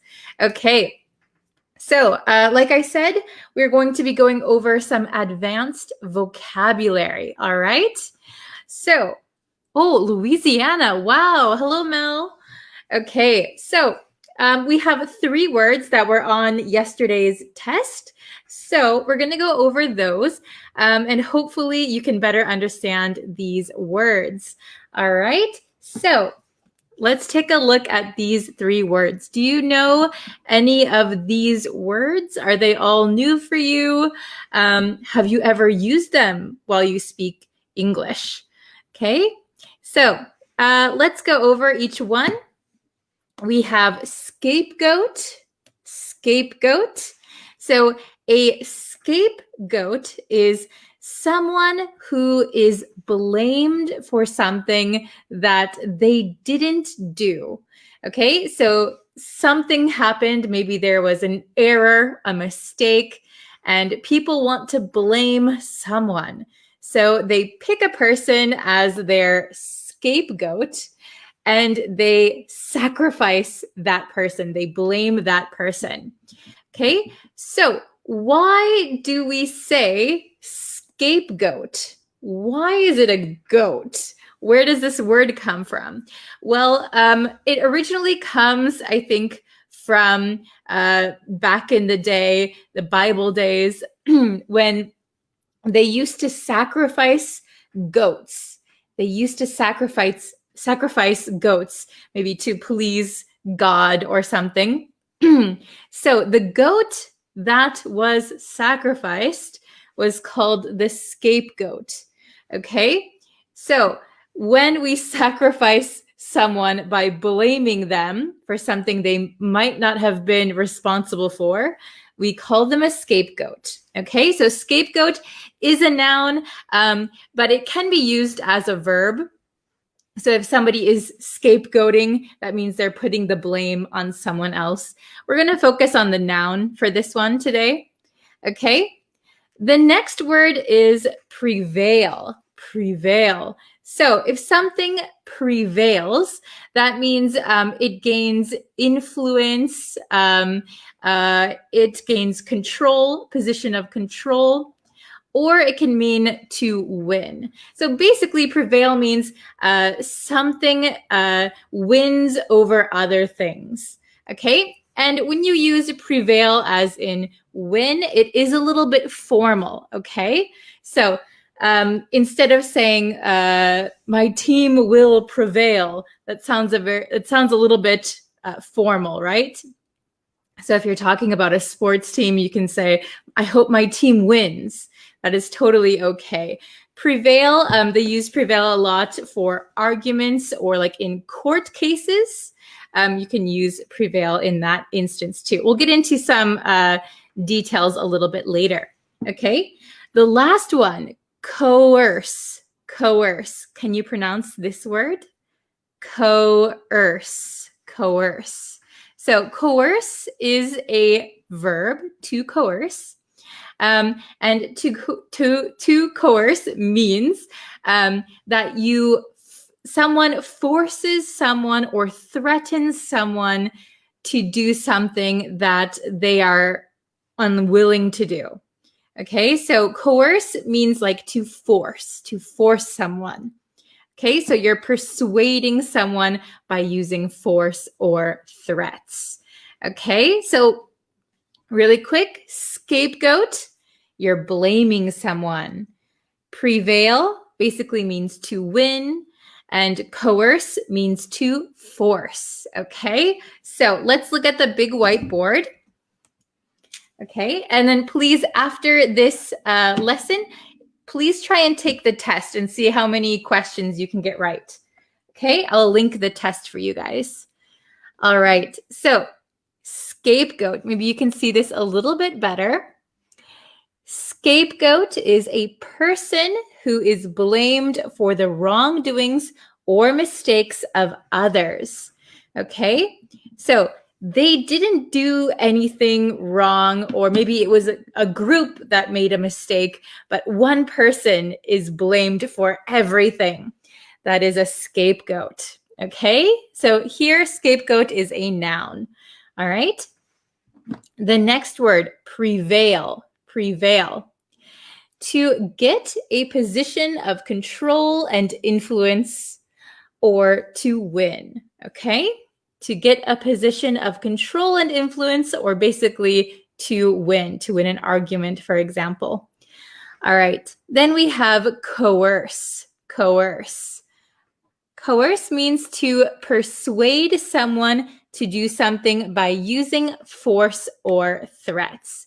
So to prevail, to coerce, scapegoat is a noun. Okay, very good. So we only have 3 questions today, and then I would like you guys to write your own sentences, and we can look at them together. So first off, number 1, my colleague was made for the team's failure.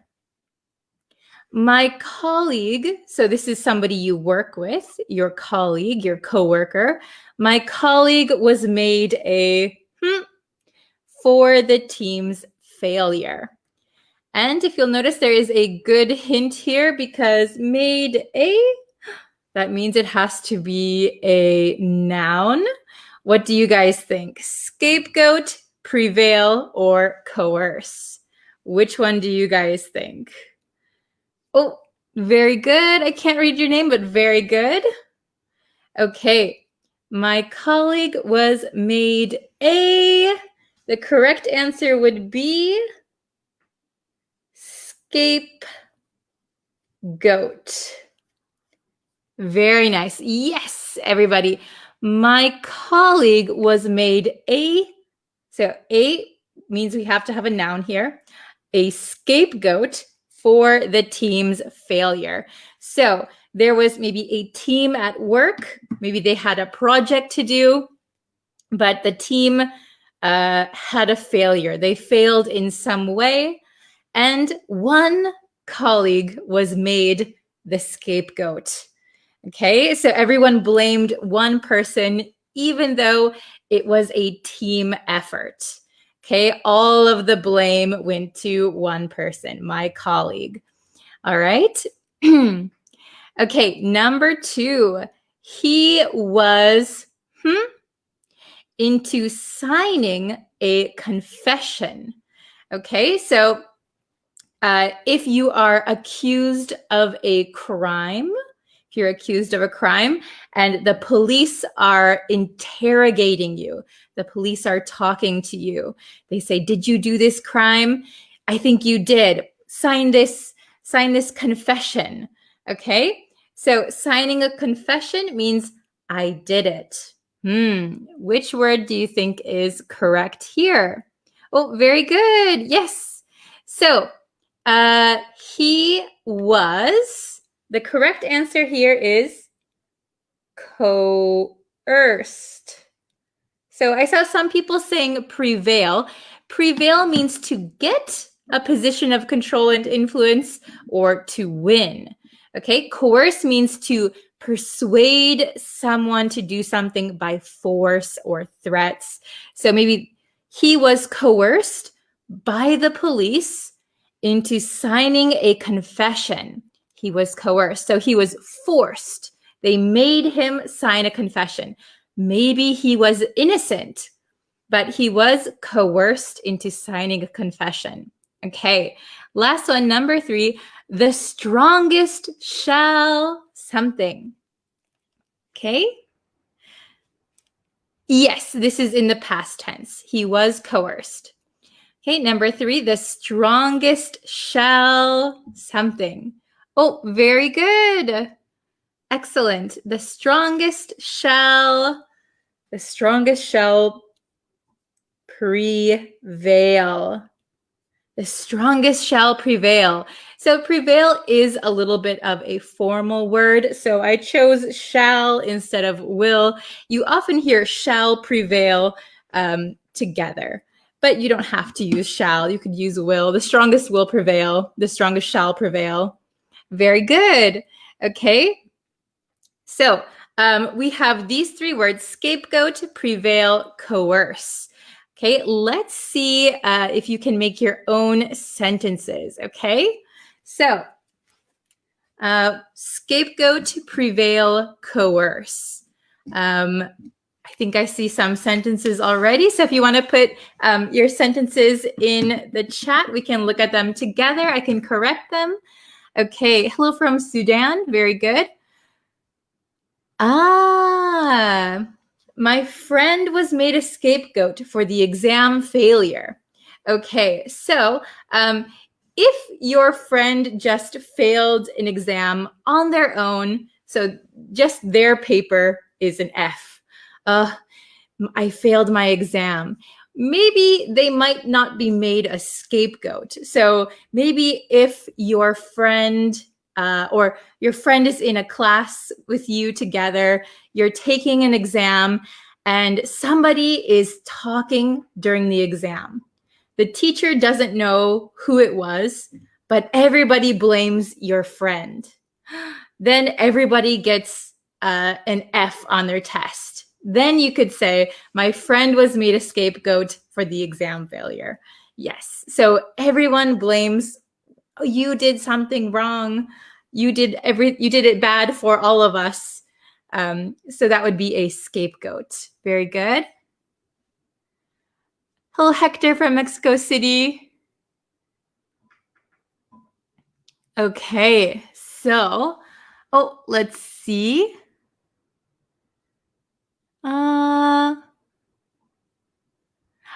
Hello, Salah. Thank you for joining us. Okay, I've been coerced into tricking my own allies. Oh, okay. So you've been forced into tricking your own allies. Very good. That's interesting. So maybe if you become a double agent in that way, or like I guess they call them a double agent, right? I've been coerced into tricking my own allies. Okay. Oh, very good. Oh, let me see. Prevailing market price. Yes, you might see that like when you're talking about in the news or stocks and things like that, the prevailing market price. Yes. So the market price that's on top. Very good. These are kind of tricky words, huh? My brother was made a scapegoat because we eat all the chocolates at home. Oh, so my brother was made a scapegoat because we ate all the chocolates at home. If it's in past tense, very good. So maybe you and your brothers and sisters ate all the chocolate. Your parents came home. Who ate all the chocolate? It was my brother. It was him. We didn't do anything. It was him. So he was made the scapegoat. He took the blame. Okay. Oh, some people are eating breakfast and watching the lesson. Awesome. It's morning for you then. This is good. As a police officer, I have never ever coerced the suspect person in my career. Okay. Yes, this is a good sentence. So as a police officer, I have never ever coerced. Maybe you could say a suspect instead of the suspected person. I have never ever coerced a suspect in my career. Very good. Excellent.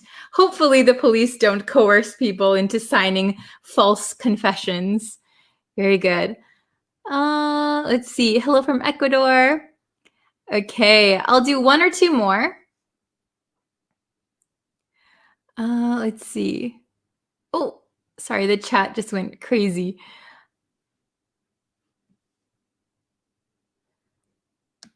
I have been coerced to go to school. Oh no, by your parents? I have been coerced to go to school. So this could be true. I've been coerced to go to school. I've been forced or threatened. Yeah, maybe if you don't need to go to school and you're being forced, you're being coerced. Yeah, you could use it in that way. This is a great sentence from Daniel. In the long run, the truth prevails, I hope. Yes, we often say in English, the truth will prevail. The truth will prevail. So the truth will become the winner out of everything. Out of all the lies, truth will prevail. Excellent. You guys have some great examples. This is a great sentence. I hope peace will prevail all over the world. Yes, I hope so too. Let's hope for world peace. Yeah, you could say God's plan prevails. Yes, very good. Hello from Thailand. Okay.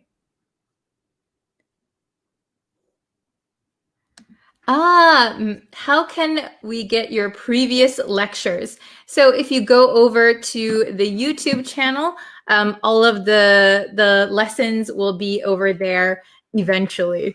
Okay, so I have a bunch of lessons, probably 80 lessons over on YouTube. So they should all be over there. Okay, so very great. Awesome. Okay, so it's okay if you're late. So we just went over these three words today: scapegoat, prevail, coerce. So scapegoat is someone to blame, someone you blame for something that they didn't do. Prevail means to win, and coerce means to force. Okay, so, Tom coerced his wife to leave his house last. Oh, very good. So Tom forced his wife to leave his home last. Very good. Okay.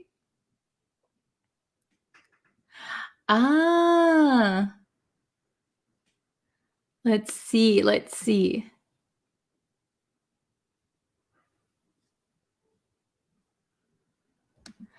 I was coerced to say the truth. So here, I was coerced into maybe telling the truth.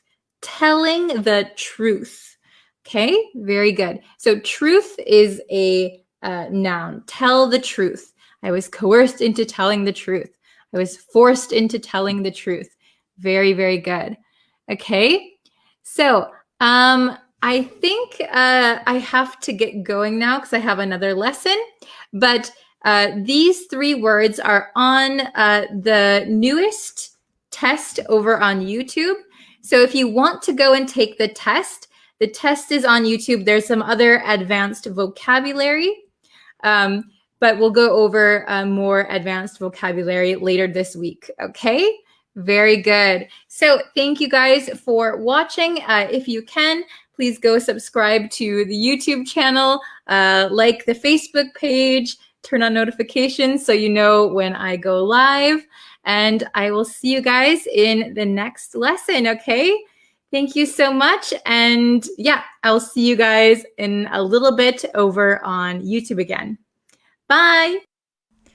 Hello, everyone. Welcome back to Bree's Practical English. Thank you so much for joining me today.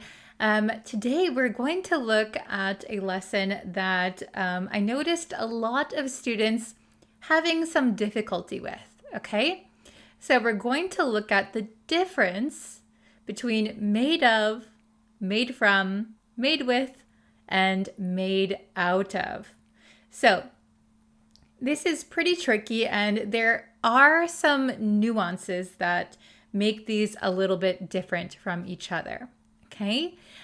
Before we get into the lesson, please subscribe to my YouTube channel. That really helps me out. It lets me know that you like my lessons and that you want to see more. You can like this video, share it with a friend who's learning English, and you can follow me on Facebook, TikTok, and I also have courses and a bunch of PDFs on my website.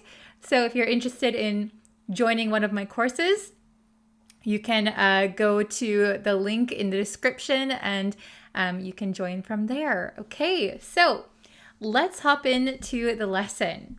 We have made of, made from, made with, or made out of. Okay, so it is true that native speakers might use these a little bit interchangeably, okay? So you might come across a native speaker who uses them not in the exact way that I'm going to teach you today. That's because native speakers tend to forget the nuances and kind of use them interchangeably. But if you want to be exact, if you want to be correct, follow this lesson, okay? So made of, made from, made with, or made out of.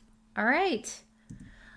Let's look at the picture here. So it says, look at the picture below. Okay, we have a car here. Is this car made of cardboard, made from cardboard, made with cardboard, or made out of cardboard? Okay, so let's see what the best answers are. Again, some native speakers might use all of them, but there are maybe a few that would be the best answer for this one, okay? So we have two best answers. So we have this car is made of cardboard, and this car is made out of cardboard, okay? Those would be the two best answers. Okay, now let me explain to you why these are the best answers, okay? So we use made of when the material being used is still visible. This is key, okay? So I have a picture here, and my example sentence is, this house is made of bricks, okay? So you can see the bricks. So if we look at this brick house, you can see the individual bricks. They haven't been changed in any way. Every single brick is visible. Made of is used especially when the original material hasn't been changed that much. Let's take a look at the next one. Okay, here we have made from. Made from. We use made from when the material being used has been transformed, okay? It has been changed in some way. So we have an example here. Cheese is made from milk. So the milk has been transformed. The milk has transformed, right? So if we look at cheese, you can't see the milk anymore. It's been mixed in and it has totally changed. It's changed shape and texture and everything. So we can't see the milk anymore. So it's been transformed. The best one to use is made from. Cheese is made from milk. Okay? Are you following? Very good. Let's check out the next one. Here we have made with.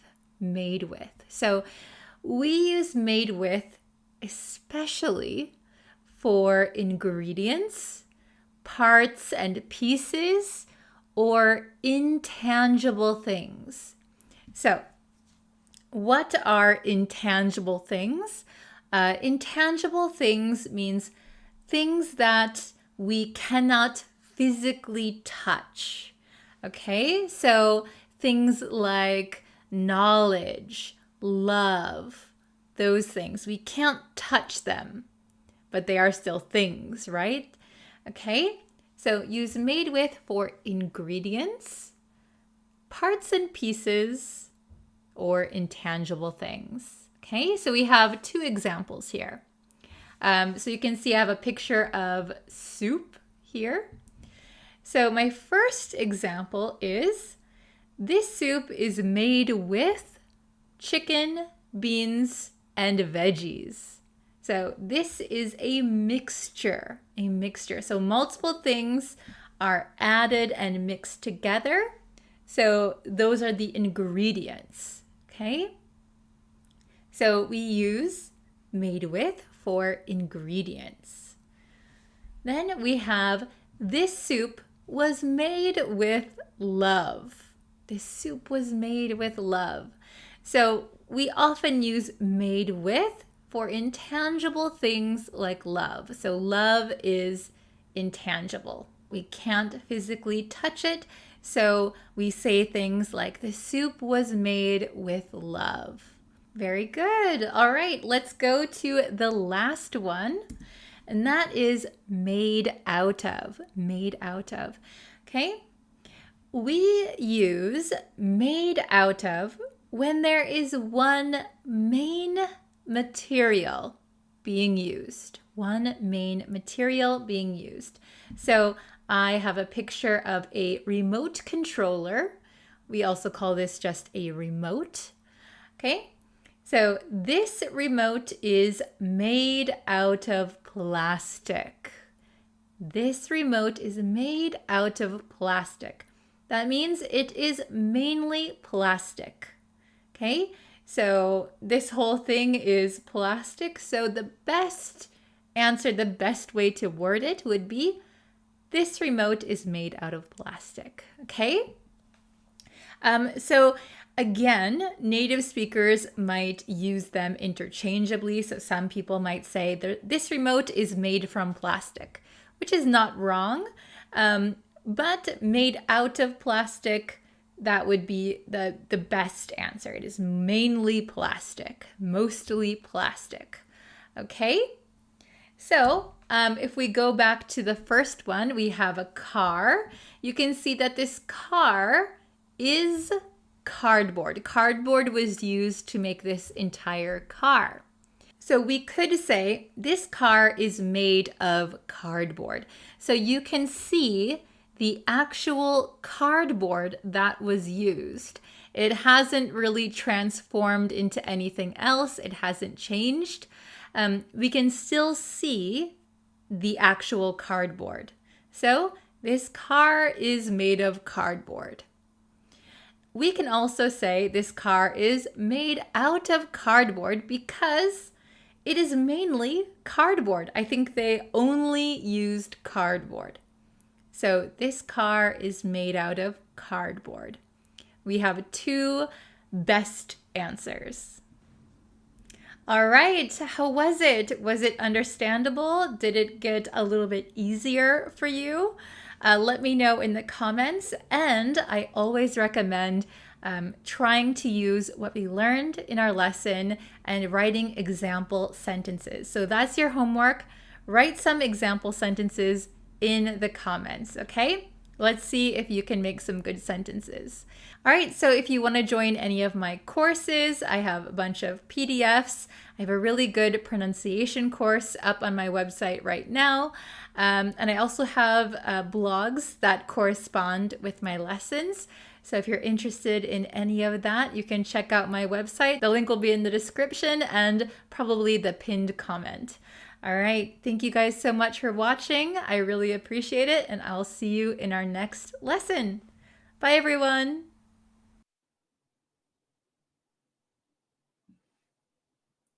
Hello, students. Welcome. How is everyone doing today? Please don't forget to tell me what country you're watching from. Yeah, and we're going to get into the lesson. Today's lesson was requested by one of my students on Facebook. Let me get your name correct. F. Gun Leon. Leon, thank you for requesting this lesson. Hello, everyone. Welcome. Yes, and before we get into today's lesson, if you haven't yet and you would like to know when new lessons are coming out when I go live, please subscribe to the YouTube channel. You can also follow me on Facebook. So I post new lessons all the time in both places. And you can turn on notifications on both YouTube and Facebook. So that way, hopefully you will get a notification when I post a new lesson. Okay. And I'm also on TikTok, so you can go there and duet me. You can practice speaking English with me on TikTok. So please follow me on TikTok too. Okay. So thank you everyone for joining. Oh, hello from Indonesia, Afghanistan, Iraq, Korea. Wow, Sudan. Hello, hello. Very nice. Okay, so we're going to get into the lesson. Thank you to Leon for requesting this lesson. We're going to be talking about idioms that have to do with color. Okay, so I did an idiom lesson a long time ago about animals. Okay, so for example, going cold turkey, when pigs fly. So today we're going to talk about idioms that have to do with color, okay? So let's see, here we go. Okay, very good. So here we have our slide, idioms with color. So we're going to be learning 5 new idioms, okay? Very good. So let's look at the first one, okay? So the first one is roll out the red carpet for someone. Okay, so I'll give a little bit of background on each one also, but to roll out the red carpet, usually when we talk about a red carpet, we think of celebrities, right? So when celebrities go to like an awards show or a movie premiere, there's a long red carpet, there's photographers, everybody's very excited to see them. Okay, but when we're talking about rolling out the red carpet for a normal person, We mean it in this way: to give a guest special treatment. So when a guest comes to your house or when a guest comes to your party, you want to treat them very special, like they are a celebrity, like they are very, very special, like the Queen of England, okay? To give a guest special treatment, okay? We rolled out the red carpet for our dinner guests. So we had a party, we had a dinner party, our dinner guests came, and we made sure they felt very special. So this could mean using really nice dishware or like silverware. So like the dishes are very nice, the food is very good. You know, they don't need anything. You're treating them like they are a king or queen, okay? Is that understandable? And there's going to be a short quiz at the end, so stick around for the quiz, okay? So next one. Oh, hello. Okay, so the next one, red herring. Red herring. So this one is a little hard to understand maybe, but I'm going to go over the origin.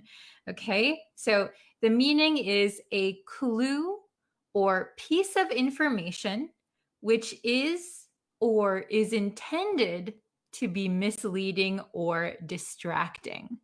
Okay, so red herring actually has two meanings. So an actual red herring, a herring is a type of fish, and a red herring is one that is, I think it's like seasoned or it becomes red after like smoking it for a long time.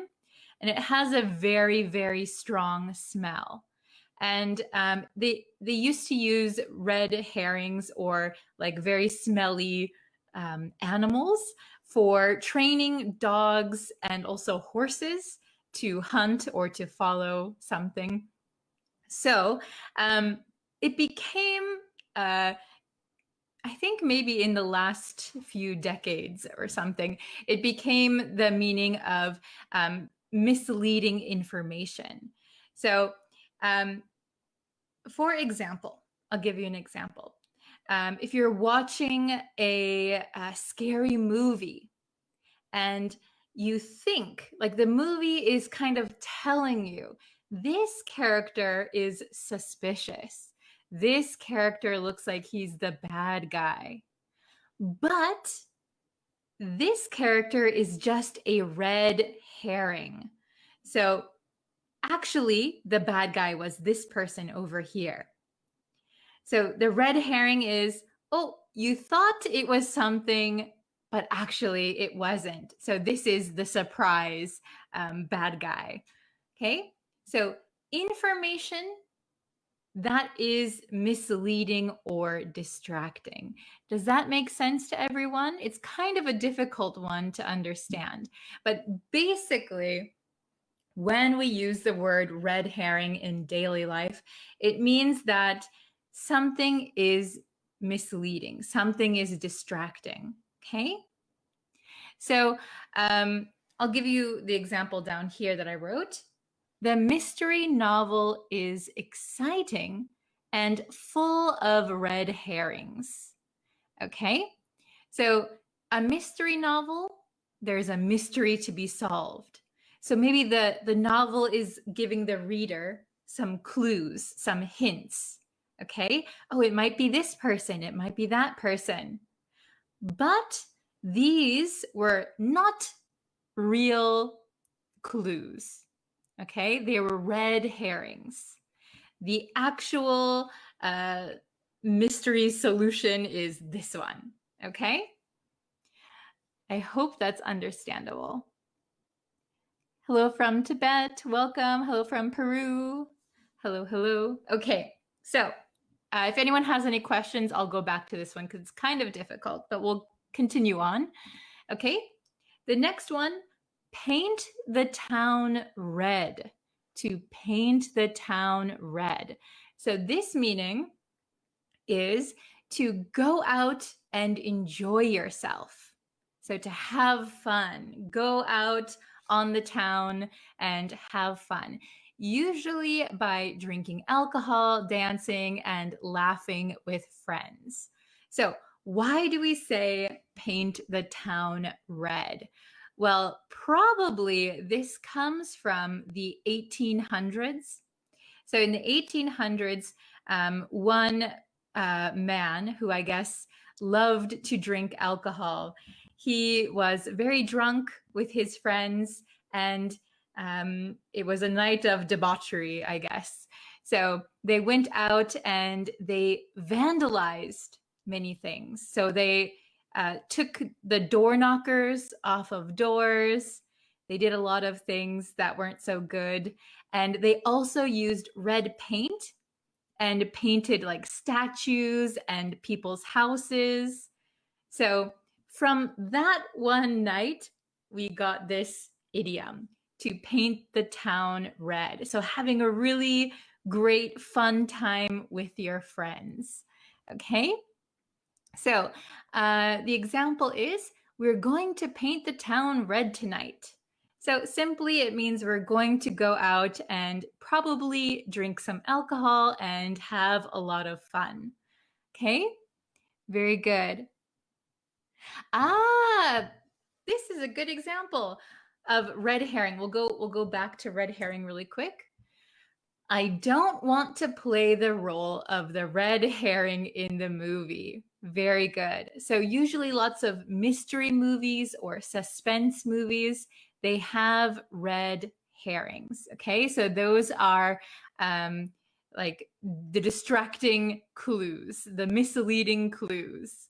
Very good. Okay. What does vandalize mean? Good question. So to vandalize something means you either break something or you do something. For example, if you have a statue and you throw eggs at the statue, we would call that vandalizing. You vandalized the statue. Now there's egg all over it. Or if you use spray paint and spray paint over a stop sign, for example, that would be vandalizing. So you're kind of destroying or making something that's not yours. You're making it dirty or you're destroying it. Okay? Very good. Okay. Good morning from Botswana. Hello. And this is a good example. Speeches of many politicians are red herrings. Yes. So a politician might talk about something, but it's actually distracting you from the real issue. Very good. That is a good use of red herring. Okay. So next one, born with a silver spoon in one's mouth. So this is quite a long one. Born with a silver spoon in one's mouth. What does that mean? Well, it simply means to be born into a very wealthy family. So if somebody says you were born with a silver spoon in your mouth, that means you are rich. Your family is very rich. Your family is wealthy. Okay? So example, he was born with a silver spoon in his mouth and he doesn't understand the struggles of the working class. Okay, so somebody who is born to a very rich family would not really understand the struggle of the everyday person. Okay? Yes, rich with resources. Very good. Very good. Yes. Okay. All right. I think we have one more. Yes. So this is green light.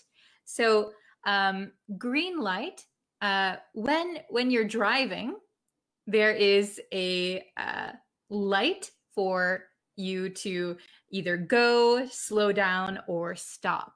So green means go, yellow means slow down, red means stop. Okay? So green light in this sense is one word. Sometimes you will see it hyphenated, but generally one word. So green light can be both a noun or a verb in this case, okay? And it means to give permission to go ahead with a project. To give permission to go ahead with a project. Okay, so the example here is they refused to greenlight the movie until all of the offensive language was removed. So here, basically, green light means approve. So to green light means to approve. And then if you want to use it as a noun, you could say they refused to give the green light until all of the offensive language was removed. So it can either be a verb or a noun, okay? Very good. Green signal. Green signal usually is like a traffic signal. Usually when we're talking about an approval, we would use green light. Okay, so when we use this as a verb, it acts just like a verb. So it can have a past tense, which we would say green lit. They green lit the project. They are green lighting the movie. Okay, so it's kind of interesting, but we can use it as a verb. All right, so let's get into the short quiz. I think we have 3 questions. So we'll see how many you can get correct. All right. So question number 1. My best friend, this should be is. My best friend is coming to visit. I can't wait to with her. Okay. My best friend is coming to visit. I can't wait to with her. So are we going to paint the town red with her, or are we going to red herring with her? Which one? Which one? A or B? Okay. Oh, very good. Okay, wow, so many comments all of a sudden. Sorry, I can't keep up. If you have questions. Let's see. Very good.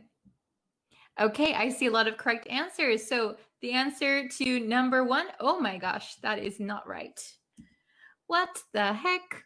So it looks like my, it should be A. A is correct. It looks like there is a mistake on this slide with the is and here. I don't know what happened. So it should be A. A. This is the correct answer. Red herring is incorrect. Boo boo, not this one. So my best friend is coming to visit. I can't wait to paint the town red with her. It should be A. A is correct. Okay? A is correct. I think this was supposed to be an X, but it turned into a check mark. Okay, paint the town red. So it means to have fun. Very good. Next one. Before I send you a copy of the book, my editor has to give me the silver spoon or green light. Which one do you think is correct? Oh, thank you for watching. I appreciate it. Okay, so question number 2. Before I send you a copy of the book, my editor has to give me the, oh, very good, the green light. That is correct. Before I send you a copy of the book, my editor has to give me approval. So which word means approval? Green light. Very good. Last one, question number 3. We are just stopping by for a cup of coffee. There's no need to for us. Okay? We are just stopping by for a cup of coffee. There's no need to for us. There's no need to paint the town red for us, or there's no need to roll out the red carpet for us. Which one do you think is correct? Javaska, hello, welcome. Thank you for watching my videos, Monlay. Okay, excellent. So I thought this one might be a little tricky because they are kind of similar. Red and red, paint the town red, roll out the red carpet. So remember that paint the town red means to have fun, go out and drink with your friends. Roll out the red carpet means to treat your guests very well. Okay, so the correct answer should be B, roll out the red carpet. Very good. So we wouldn't say paint the town red because grammatically it doesn't really make sense. There's no need to paint the town red for us. Usually we paint the town red with someone, okay? And we roll out the red carpet for someone, okay? So roll out the red carpet means make it very special, treat them like a celebrity. So they're saying, we are just stopping by for a cup of coffee. So it's nothing special. You don't need to treat us special. It's very relaxed, chill, okay? There's no need to make a big deal about it. There's no need to roll out the red carpet for us. Okay, very good. Thank you so much for watching today. You guys did an excellent job on the 5 new idioms that we learned. If you have any questions that I didn't get to, please feel free to leave them in the comments. I will definitely check those out. And I have to get going because I have another lesson, but I cannot wait for our next live lesson together. Okay, so thank you very much. And I hope you look forward to the next lesson. And there will be another YouTube lesson today, and I think maybe a Facebook Live lesson. We'll see if I can do it tomorrow. I'm not sure yet. Okay, thank you guys so much. Turn on notifications and you'll be able to know when I go live. All right, thank you everyone. Bye-bye. See you. Hello everyone. Welcome to today's English lesson. In today's English lesson, we are going to look at fighting in English. Yes, that's right. So, even though you're learning English maybe for school or for work, you might have some disagreements, or you might want to talk about disagreements that other people are having, right? So this is good for everyday life, everyday conversation, and I think it's really important to go over some of these words that might not be in your English textbooks, okay? But first, before we get into today's lesson, if you could, please consider subscribing to the YouTube channel. You can hit that red subscribe button and turn on the bell notifications. That way you'll know when I go live and when I post new lessons. You can also like me on Facebook. I'm also on TikTok now, so everything will be linked below. Okay, let's get into the lesson. All right, so I'm going to share my screen, okay? So here we have fighting in English. Fighting in English. Okay. So we're not going to look at, how to fight in English, but we're going to look at some vocabulary that has to do with fights. Okay. So let's take a look at the first one. Okay. Here we have quite a long expression, but let's go over it. This says, go off the deep end. Go off the deep end. Have you ever heard this expression before? Go off the deep end? I heard it a lot growing up from my mom and my dad.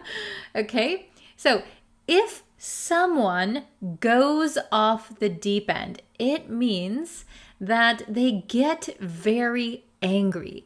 They lose control. Okay, so for some reason, we use this expression, go off the deep end. So I always imagined it as a kind of swimming pool. So we have the shallow end where kids can play in the pool, and we have the deep end where you have to dive off the diving board. You can go very deep. So when someone goes off the deep end, it's like they lose control. They're very, very angry. For some reason, we use this expression. Let's take a look at some examples, okay? I don't know what you said to him, but he's about to go off the deep end. So I don't know what you said to him, but he's about to lose control. He's about to get very, very angry, okay? He's about to go off the deep end. Let's take a look at the next one. My mom's going to go off the deep end if she finds out what I did. My mom's going to go off the deep end. I remember saying this a lot when I was younger. When your parents want you to come home at a certain time, or they want you to finish your homework before you see your friends. If my mom finds out I didn't do my homework, my mom's going to go off the deep end. Okay, she's going to get very, very angry. Okay, I hope you can remember, go off the deep end. We're going to come back to it. Okay, we're going to have a little quiz at the end, so stick around. The next one, very, very short. This is easy, right? This is tiff. Tiff. So a tiff is a petty quarrel between friends or lovers. So when something is petty means not very serious. It's not really a big fight. By the way, quarrel means fight, to quarrel with someone, but we don't often use this word, but you can use it. So a petty quarrel between friends or lovers. So a tiff is like maybe your friend said they didn't like your outfit. They didn't like your outfit for the day. That would be a petty quarrel. It doesn't really mean anything. You can probably get over it pretty quickly. Okay, so let's take a look. She just had a tiff with her new boyfriend. So she just had a fight, a small, insignificant fight, okay, with her new boyfriend. All right, they'll make up soon. It was just a tiff. They'll make up soon. It was just a tiff. So just a tiff means it was so small, it wasn't even worth fighting about. Okay? And if you know to make up is to get your relationship back together after you've had a fight. Like, I'm sorry, apologize. Get back to your relationship or friendship. Okay? The next one is very similar to tiff. This is the word spat. Spat. So you can see the definition. A petty quarrel between friends or lovers, tiff. A petty quarrel between friends or lovers, spat. But there is one difference that I'd like to point out, and that is in the example sentence.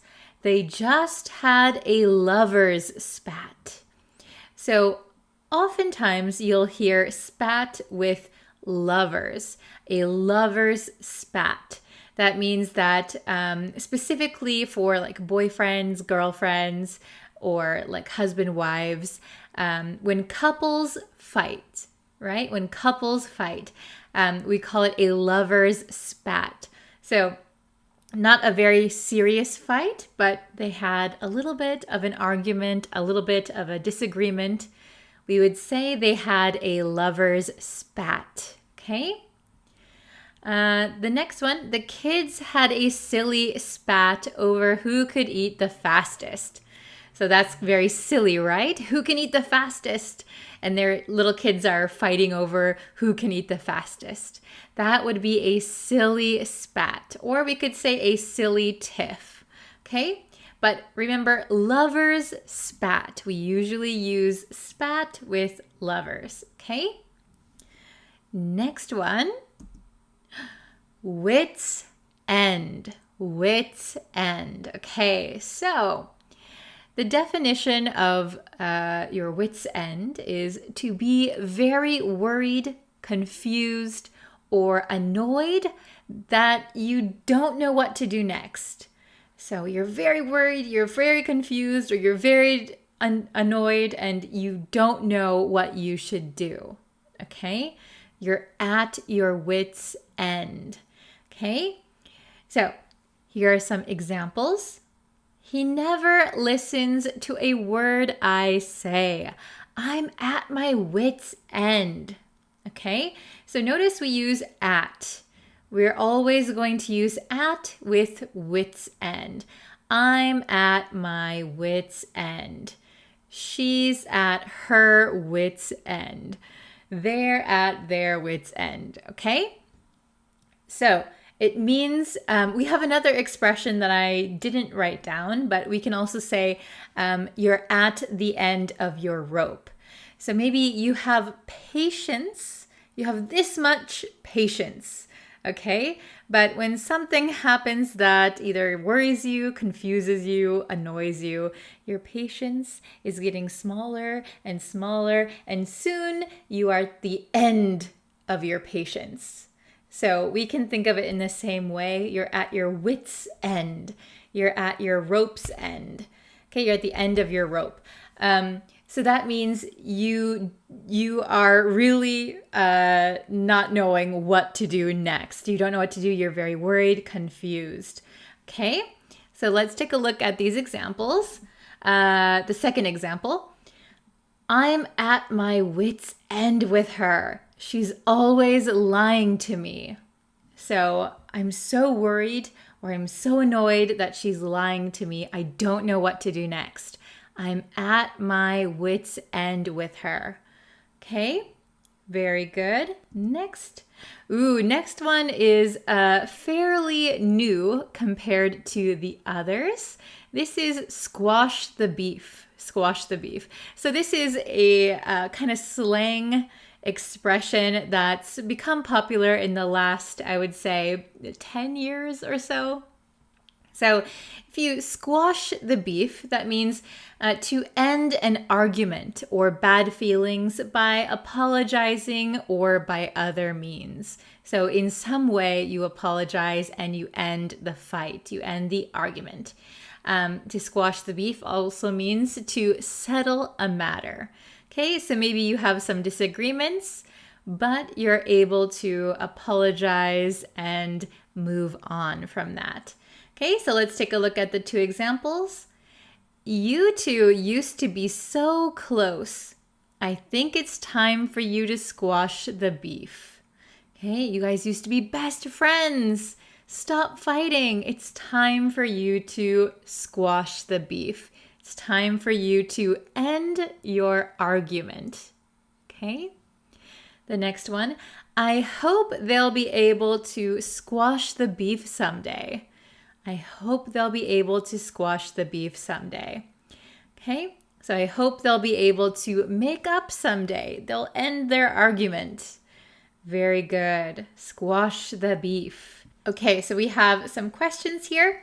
We're going to use go off the deep end, tiff, spat, wits end, and squash the beef. Okay?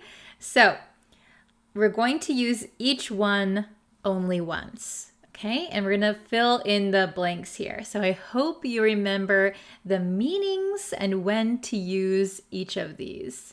All right, there are 5 questions. Let's try question number 1 together.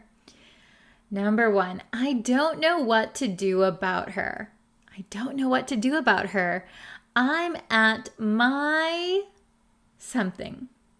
Okay, I'm at my something. Write your answers in the comments. Let's see who can get number 1 right. Big hint is I'm at my something. At my something.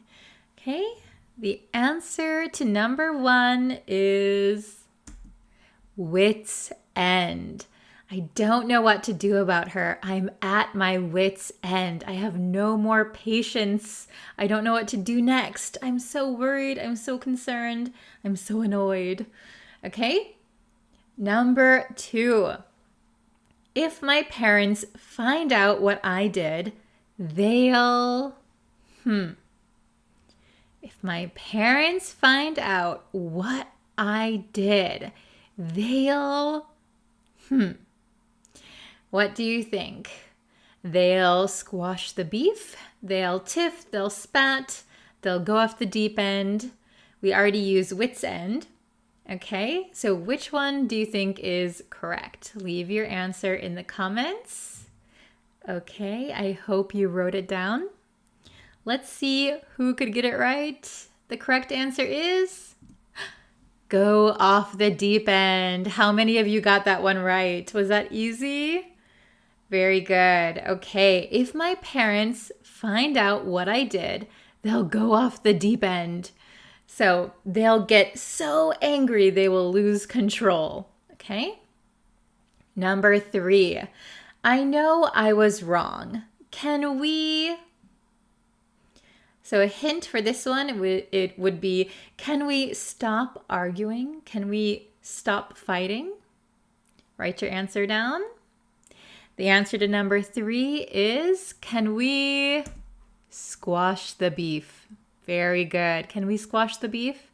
Can we stop fighting, please? All right, two more.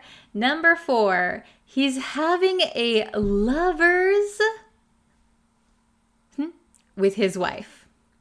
He's having a lovers with his wife.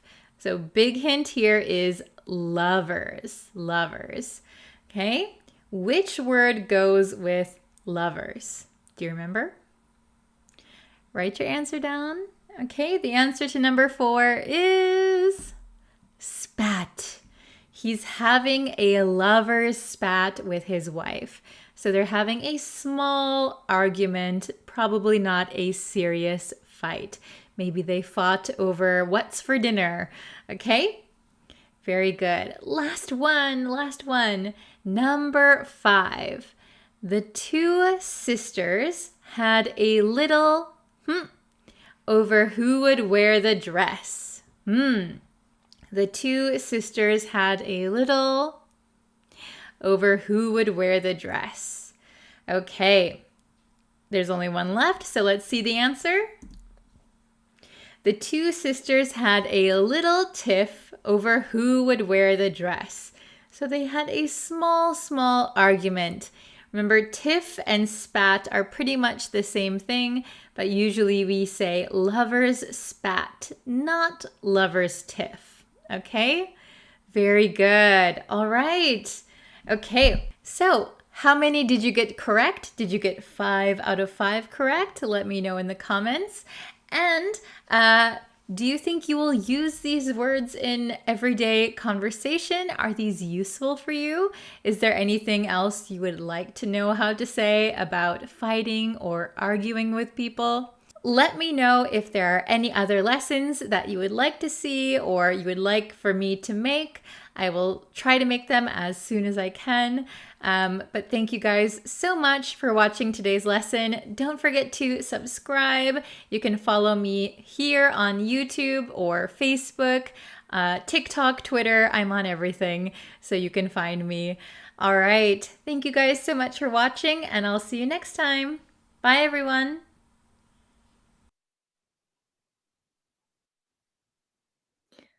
Hello, everyone. Hello. Welcome to today's lesson. Thank you for joining me today. Happy Monday, if it's Monday for you guys. And yeah, if you guys haven't yet, please subscribe to the YouTube channel. We are growing the community, and it's really nice to be able to go live on there and talk to you guys and see all of you over there too. So please subscribe if you haven't yet. Oh, hello, December. Hello, Sidra, Kayed, Angel. Hello, hello, hello. Sharon, Pradeep, hello, Abdul. Nice to see you all today. Welcome, welcome. Hello, hello from Sudan. Hi, hello from India. I hope you all are having a wonderful day. What time is it for you guys? It is about, right now for me, it is almost 3:30 in the afternoon. Hello from Morocco, Afghanistan, Peru. Hello. Oh my gosh. I wonder where most of the students are from. From Seattle. Wow. Is it cold there in Seattle right now? Hi from Egypt, Vietnam, Myanmar. Hello. Okay. Excuse me while I clear my voice. Okay. So we are going to be talking about changes in conditions and situations, right? Oh, very good. So when a situation or a condition changes, maybe you are familiar with the words improve or decline, get better, get worse. But today we're going to learn 3 different expressions that you can use to talk about these changing situations, conditions, and it's going to sound a little bit more advanced, okay? So if you're used to saying like good, bad, improve, decline, we're going to try and expand your vocabulary, and we're going to learn those expressions today, okay? Hello. Oh, don't worry if you're late. We are just starting now. We haven't even looked at the expressions yet. Hello from Bangladesh. Hello from Afghanistan. I'm from Mexico, but I live in Europe and it's minus 10 degrees. Uh-oh. Is that Celsius or is that Fahrenheit? Oh my goodness. It is in my hometown today. It was minus 14 degrees Fahrenheit, which I think is like, what is that in Celsius? Celsius to Fahrenheit. This is so random, but yeah, it's minus, no. I'm in the wrong place. Oh my goodness. Minus 14 degrees Fahrenheit. So in my hometown, which is Wisconsin today, it is negative 14 degrees Fahrenheit. That means negative 25 degrees Celsius, which is crazy. Okay, very good. So, all right. Let's get into the lesson today. Okay, yeah, very cold, very, very cold. Where are you living currently? Are you talking to me? I live in Tokyo, Japan. I live in Japan, but I'm originally from Wisconsin, USA. Okay, very good. So let's get into today's lesson. We have 3 expressions that we're going to learn, okay? So let me know if you are familiar with these expressions. All right, we have to turn the corner, to turn the corner. And then we have to take a turn for the better and to take a turn for the worse. Okay, to turn the corner, to take a turn for the better, to take a turn for the worse. So you'll notice that the word turn is in all 3 of these expressions. And be careful, we have turn the corner and to take a turn for the better or the worse. Okay? So these expressions are just as they are. So we don't need to change like the or something. Just leave it the way it is. We do conjugate the verb though. So be careful of that, okay? Very good. So here, turn is a verb, to turn. So I turned, we turned, she turns, turning. But here the verb is take, okay? So take, took, taken, and then a turn. This is going to be a noun, a turn for the better, a turn for the worse. So this, be careful not to say a turning or turns. Okay, just leave this one as it is. We only need to conjugate here. Okay. Oh, very good. So let's see. Let's go over the meanings of these first. Okay, so to turn the corner, to turn the corner. So this has a literal meaning. So if you're walking down the street and you turn the corner, so you're walking straight and you turn a corner, walking straight and turn a corner. Okay, but when we're talking about the change of a situation, to turn the corner means that you are in a critical point. So maybe your business, for example, your business was in a critical point. Something bad was happening, but then your business turned the corner and it improved, okay? So to turn the corner, it means to get better after something critical, okay? Very good. Oh, I have seen take a turn for the better. Very good. Yeah, you might know these, but I just want to throw this one in there too, to turn the corner, okay? We'll go over this again one more time in just a second. The next is to take a turn for the better. To take a turn for the better means that something, a condition or situation improves. Usually it's unexpected. Usually it is very quick and sudden. Suddenly something got better, quickly. Wow, I didn't think it was going to get better, but it got better. Okay, then the opposite is to take a turn for the worse. To take a turn for the worse. That means that something suddenly, unexpectedly, very quickly became worse. The situation or the condition got worse. Okay, so that's our brief overview. So we're going to get into the questions. I'll show you on the big whiteboard the definitions all written out. Okay, oh, hello from India. We can say students take turns. Ah, very good. So really quick, to take turns means like you're going in order of something, right? So I'm first, you're second, third, take turns, right? But this one is, what we're looking at today is a little bit different, okay?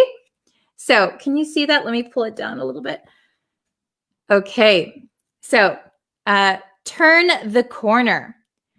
Pass the critical point and start to improve. Okay, so you were in a critical point, or something was in a very critical point, but it turned the corner and now it's starting to improve. Okay, to take a turn for the better. To take a turn for the better. That means to improve in condition or situation, and usually quickly or suddenly. Quickly or suddenly. So it's usually unexpected. Okay, then to take a turn for the worse is the opposite. A situation or condition suddenly becomes worse. Suddenly becomes worse, usually unexpected. Okay, oh, hello from Mexico. Good job. Hello from Morocco, Bangladesh, Afghanistan. Okay, so let's take a look. We have just 3 questions today because I didn't have a lot of space. But let's try and put the correct answer. We have these 3 choices. Let's try and put them in here. So we're only going to use each one once. There's only 3 questions. Oh, Afar, I came late. It's okay, don't worry. The lessons are up forever, always. And you can always subscribe to the YouTube channel. I'll post the link again. subscribe to the YouTube channel and you'll know when I go live, okay? Hello from Libya. Okay, so let's see. We're going to use each one once. The definition is up here so you can see it. So number 1, my day after I found out that I passed my test. Yes, that was great. Unexpected. I'm so happy. My day after I found out that I passed my test. Very good. Okay, yes, very good. I see 2 different answers. Oh, I see people are going on to number 2. You guys are so fast, so smart. Okay, turn the corner, take a turn for the better. Very good. Okay, so my day, something, after I found out that I passed my test. So you could say, my day turned the corner after I found out that I passed my test. It's okay, but I think the best answer, because maybe I just had an average day. It was okay. It wasn't that great. To turn the corner maybe means there was something worse that was happening. Something really bad was happening. It was very critical.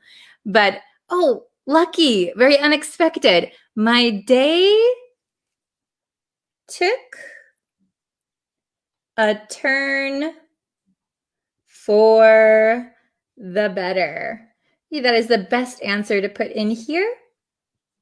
My day took a turn for the better after I found out that I passed my test. So I found out that I passed my test. So my situation, my condition, today's condition, suddenly and quickly changed. Wow, it suddenly improved. What a great day. I had an average day. It was okay, but it suddenly improved. It took a turn for the better. Very good. Number 2, the company was in the red last year, but it claims to have and will be profitable soon. Okay, so if you don't know what in the red means, the company was in the red last year. When a company or a person is in the red, it means they don't have any money. They don't have any money. Maybe they owe money. They are in the red, negative amount. Okay? In the black would be the opposite. In the black means you have money. In the red means you don't have any money. So the company was in the red last year, but it claims to have and will be profitable soon. It will make money soon. Oh, very good. Turn the corner. Okay, you guys are so good. It claims to have turned the corner. Excellent. Turned the corner and will be profitable soon. Very good. So you can see the company was in the red. That is a critical point. Very, very critical for the company. But it is past that point, and now it seems to be improving. Very good. So it turned the corner. Excellent. Okay. And number 3, the very last one. There's only one more left, so pretty easy. Her illness has, and the doctors can't do anything for her. Very, very sad. Her illness has, and the doctor can't do anything for her. Oh, very good. I see some correct answers. Yes, don't forget we need to change the verb a little bit because of the sentence. Her illness has, it's a big hint, her illness has, and the doctors can't do anything for her. Oh, very good. Okay, her illness has taken a turn for the worse, which is very sad. Oh, I can't fit it. Okay. Her illness has taken a turn for the worse, and the doctors can't do anything for her. So her condition suddenly declined. It suddenly got worse. Okay. And then for this sentence, her illness has taken. Her illness has taken a turn for the worse, and the doctors can't do anything for her. Very good, everyone. Okay, do you understand each of these expressions now? I hope that you can use them when you talk about conditions or situations in English. So sometimes it's okay to say just improve, decline, get better, get worse. But if you want to sound a little bit more fluent, if you want to sound a little bit more natural, I would recommend trying to put these into your speech. Okay? All right. So if you guys have any questions, please leave them in the comments. And if you want to make some example sentences, I can correct them for you, okay? Or we can put them up on the screen. All right? Okay, awesome. So do you guys have any example sentences or some questions I can answer for you? I'll do my best. I have just a few more minutes. Okay. Yes, very good. Taking a turn for the worse. Yeah, usually, what is illness? That's a good question. What is illness? So in the last question, we said her illness has taken a turn for the worse. So an illness is a sickness. So usually illness is a little bit more severe than being sick, right? Oh, I'm sick. We have a word ill. I'm ill, but we don't use it so much, at least in America. We would usually just say I'm sick. But if someone has an illness, it could be like a long illness or more serious. Okay? Very good. Oh, okay. Let's see. Oh, I see some good examples. Okay. I was procrastinating my duties, but I managed to turn the corner. Oh, very good. So maybe you could say, I had always procrastinated when it came to my duties, but I managed to turn the corner. I managed to improve maybe like time management. Yeah, that's very good. Okay. Let's see. Oh, very good. The weather has taken a turn for the worse, so I stuck in the mountain. Very good. So I would just correct the first part of your sentence is very good. The weather has taken a turn for the worse, so I'm stuck. I would say I'm stuck in the mountains, or if it's just one mountain, I'm stuck on the mountain.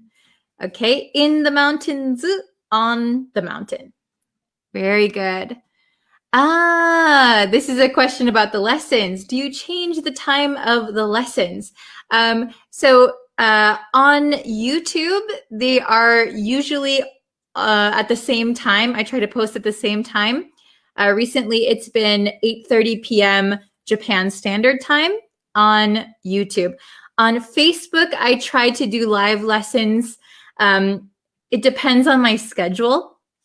So between 12 p.m. Japan Standard Time and 3 or 4 between then. Okay? Let's see.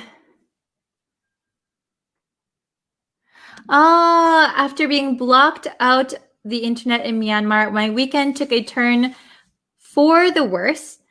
I can't study English lesson on YouTube. Okay. So I'm very sorry to hear that, Tet Tet Win, about Myanmar.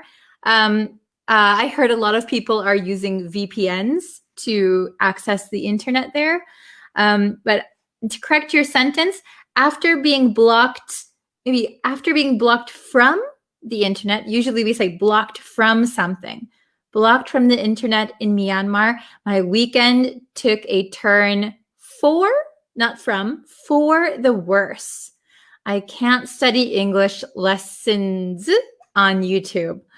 Okay, I hope the situation gets solved soon. Take care. I lived in Mexico and now I live in Europe. For me, it was take the turn for the better to live. Is this correct?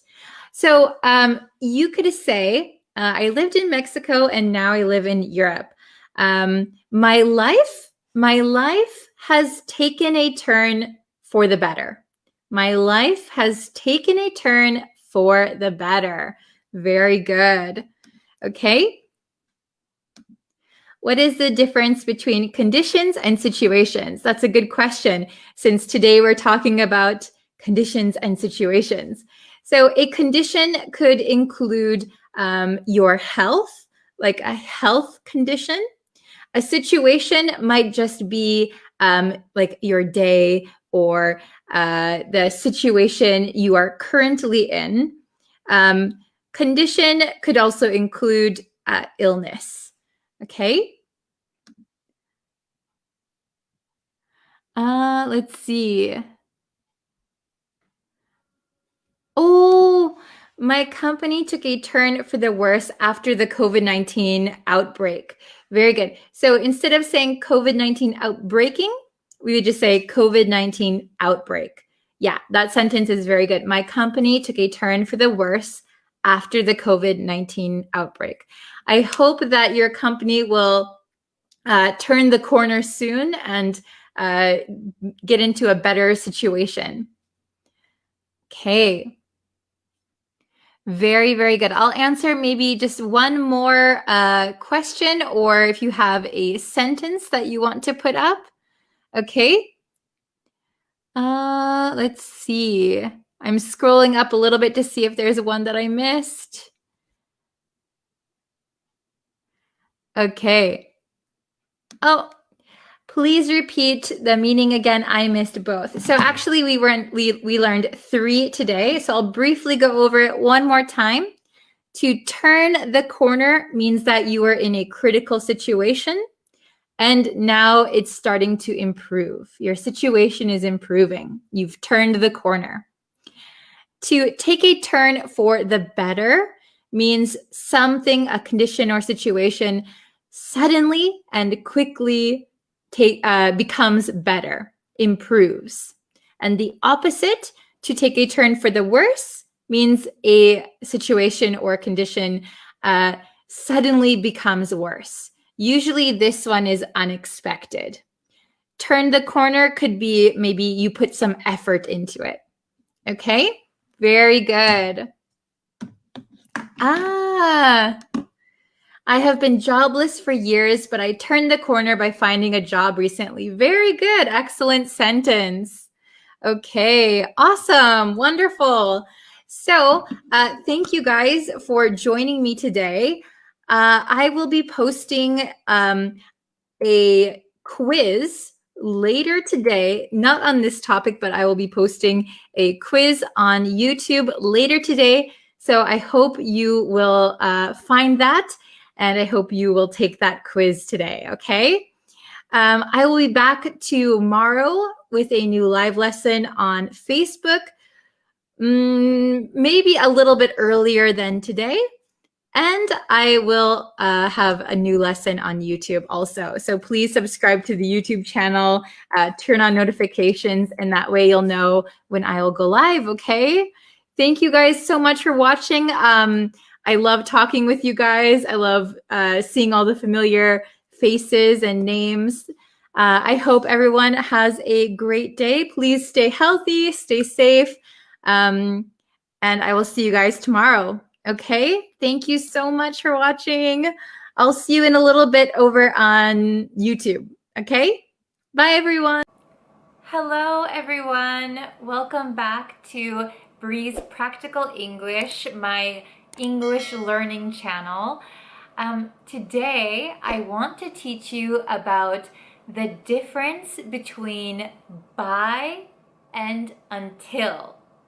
So by and until are very common words. They are both prepositions of time, and a lot of students mix them up or don't know which one is the correct one to use. But today we are going to master the difference between by and until, and you're not going to have that problem again. Also, don't forget to stay until the very end of this video because there will be homework at the end, and I want you to write your answers in the comments down below, okay? Great, let's start. Let's start with the word by. By. By means on or before a deadline. So usually we say by plus a time. So by Wednesday, by next year, by this evening. Okay? Are you with me so far? Let's look at a few examples. If you are working and your boss says, I need this project by next Monday, that means the project has to be finished, has to be ready on Monday or before Monday. So for example, if today is Wednesday, that means I have to finish the project before or on next Monday. So that means if I work very efficiently, I could have it done by tomorrow or in 2 days or the day before the deadline. Anytime on or before the deadline, okay? Let's try an example that is not related to business. I have to wake up early tomorrow. So I want to go to bed tonight by 10 o'clock. That means I want to be in bed and asleep at 10 o'clock or before. At 10 o'clock or before. I want to go to bed by 10 o'clock. I don't want to stay up until 10:30 or 11. I want to go to bed by 10 o'clock. Okay, so 10:30 is too late for me. By 10 o'clock. Let's look at one more example. I have to go grocery shopping. I know that the store closes at 9 o'clock. That means if I want to go grocery shopping, I have to go to the store and finish my grocery shopping by 9 o'clock. By 9 o'clock. So if I go to the store at 9:30, it's going to be too late. The store will already be closed. So I need to go to the store by 9 o'clock. 9 o'clock is the deadline, is the last time I will be able to go to the store. Do you think you understand by now? Let's look at until, okay? Until. So until is also a preposition of time. Until means up to, but not after a specific time. So it's a little different than by. Let's look at a few examples. I studied French until I finished high school. I studied French until I finished high school. This means that at some point I started studying French. And I kept studying French, and when my high school finished, I stopped. I studied French until I graduated from high school, until I finished high school. So at this time, I finished high school and I finished studying French. You can see that it's a little different from by. By means there is one point in time which is your deadline. Until means something is happening or something is being done, something exists until a certain time, until a specific point. Here's another example. A parent might say to their child, "You can watch TV until it's time for dinner." You can watch TV until it's time for dinner. This means that the child is able to watch TV starting at a point and continuing and stopping when it's time for dinner, until it's time for dinner. You can watch TV until dinner. Stop. Okay? Are you still following me? Let's look at one more example for until. There were no safety precautions in place until the big earthquake happened. There were no safety precautions in place until the big earthquake. So this means that something wasn't there continuously until something happened. There were no safety measures, no safety precautions. At a time and place, something wasn't there. And wasn't there. Earthquake happened. Now we have safety procedures. Now we're thinking about it.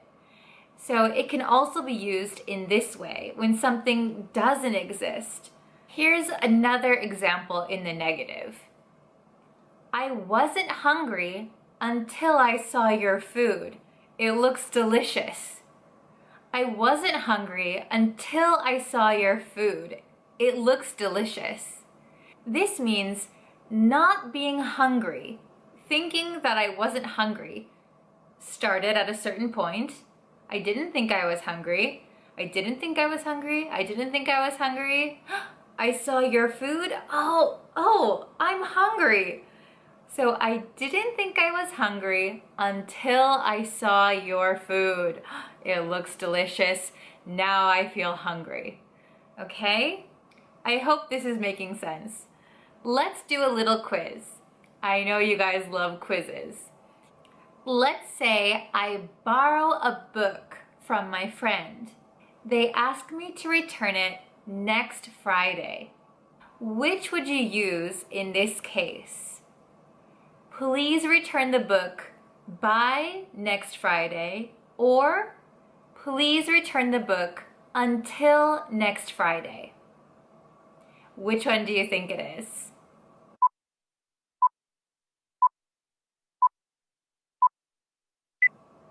Okay, did you think about it? The correct answer is, please return the book by next Friday. By next Friday. If you say until next Friday, it sounds like you will keep returning the book until next Friday.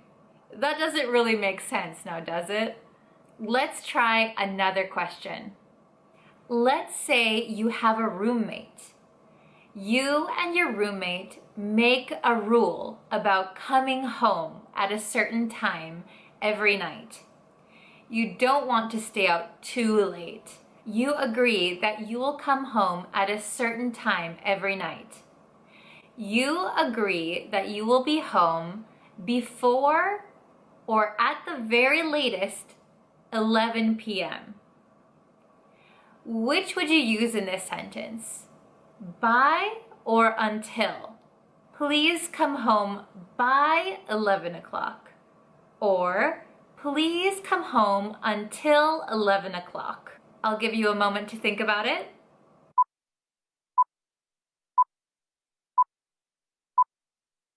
Time's up.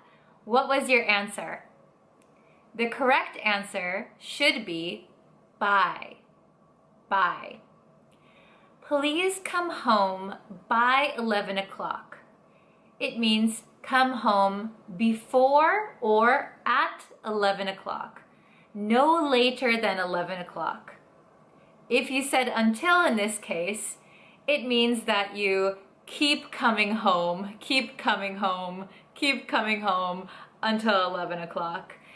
And nobody wants to keep coming and going from their house, right? That's a little bit strange. Okay, this is the last question, and I'm sure you can get this one. I want to ask my students to watch my video all the way to the end. What can I say? By or until? Please watch my video by the end. Or, please watch my video until the end. Which one do you think it is? I'll give you a few seconds.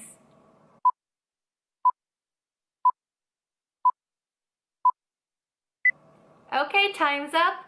The correct answer is until. Until. I hope you watch my video until the end. Please watch my video until the end. So it means you keep watching it, keep watching it, keep watching it, and it's finished. Until the end. I hope this video was helpful for you. I hope that you have mastered the difference between by and until. Please stay tuned for the homework. It'll be coming right up after this video, and I will see you in our next lesson. Bye!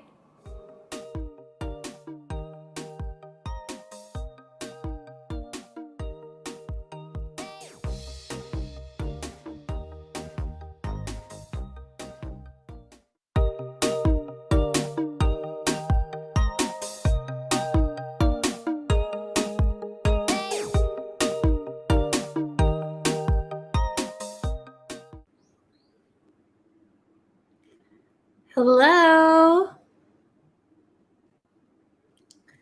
Hi, everyone. I'm going to wait for a few students to get in here before we start. Okay. So I let you guys know on my Facebook page that I was going live. So if you want to know about live announcements, remember to like the Facebook page, okay? And we are almost at 1,000 subscribers on YouTube. Thank you guys so much. Oh, hello. Thank you for joining us. Okay, so now that there's some students in here, let's start the lesson. Okay, so I wanted to show you guys this. This is from scratch. Okay, from scratch. Now, this is a very useful expression that we have. Does anybody know what from scratch means? Does anybody know? From scratch. Have you heard this expression before? Because it's very useful, and we do use it in business also. From scratch. Okay, maybe nobody has heard this one before. So, from scratch means from the very beginning, from the start. So the origin of from scratch is originally from sports. Oh, hello. Thank you for joining. So the origin is from, when you run a race, there is the starting line. So they used to scratch a line for the starting line. So the scratch means the starting line. So from scratch means from the very beginning. Okay, so let's look at some example sentences to help you kind of understand how to use this expression. Are you ready? Oops, this way. You see it like this? Okay. So the meaning, again, is from the very beginning. We're talking about the expression from scratch. So from scratch means the very beginning. Okay. Let me get readjusted here. Let me know if you can't hear me. Okay? So, example number 1. Let's take a look. I made this cake from scratch. I made this cake from scratch. Okay, I made this cake from scratch. That means you didn't buy the cake and you didn't buy any cake mix. You made it from the very beginning. So you used eggs and milk and flour and all of those things to make a cake. You didn't buy it and you didn't buy any pre-packaged ingredients. Okay, let's look at number 2. This is a little bit of a long one. After the business failed, they decided to rethink their plan and start from scratch. After the business failed, they decided to rethink their plan and start from scratch. Okay, so here they had a business. Maybe they had a business plan. However, that business failed. So they decided to think again about their plan, and start from scratch. Start again from the very beginning. Okay, that's a very hard thing to do, right? Starting from scratch, starting from nothing, starting from the beginning. Okay? Oh, hello. Thank you for joining us. Ooh, there's quite a few people in here. Thank you, guys. Okay, and let's look at number 3. My report got deleted, and now I have to start over from scratch. My report got deleted, and now I have to start over from scratch. Okay, so my report got deleted.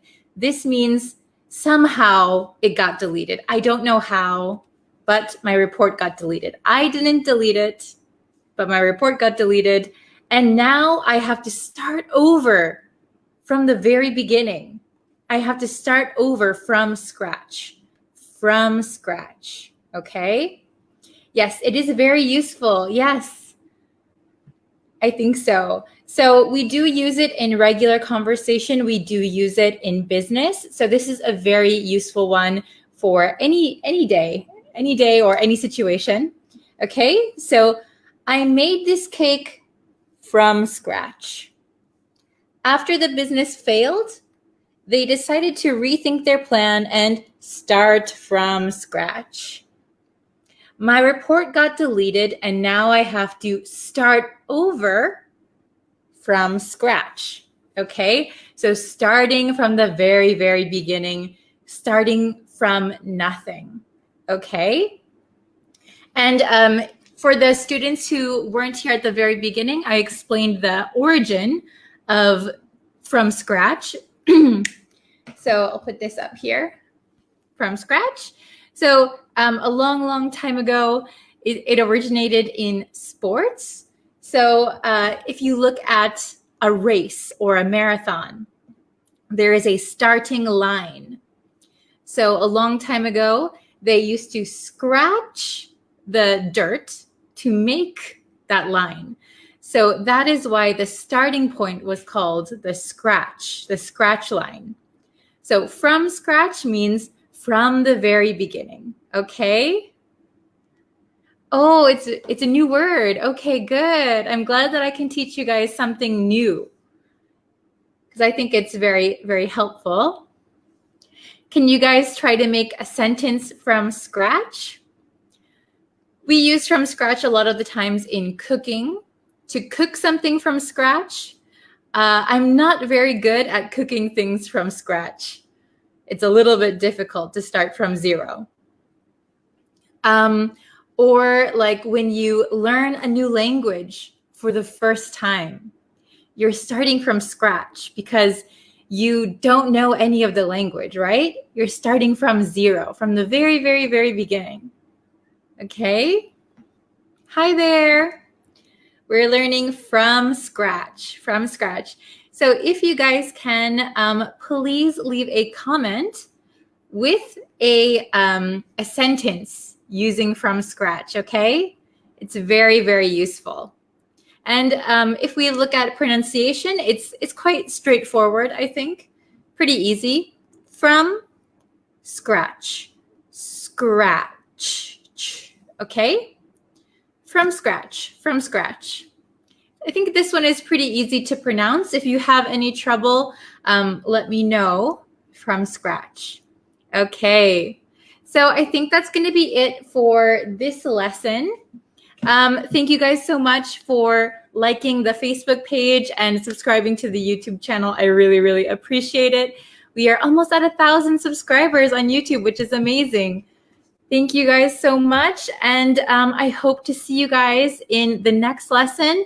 I'll post one for sure tomorrow. Oh yeah, I'm glad to be live.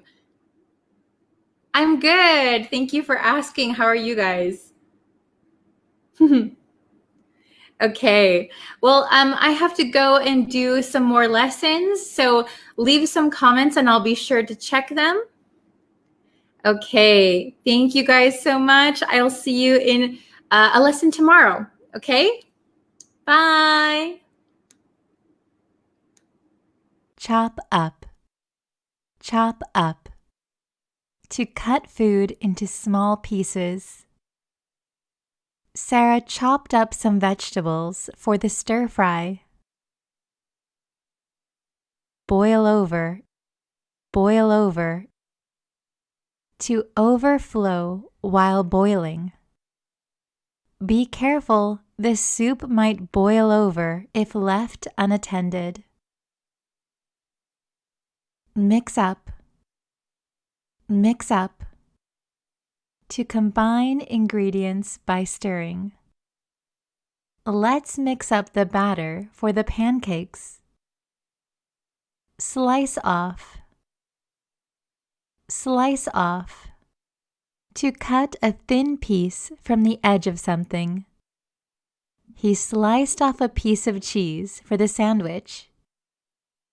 Pour in. Pour in.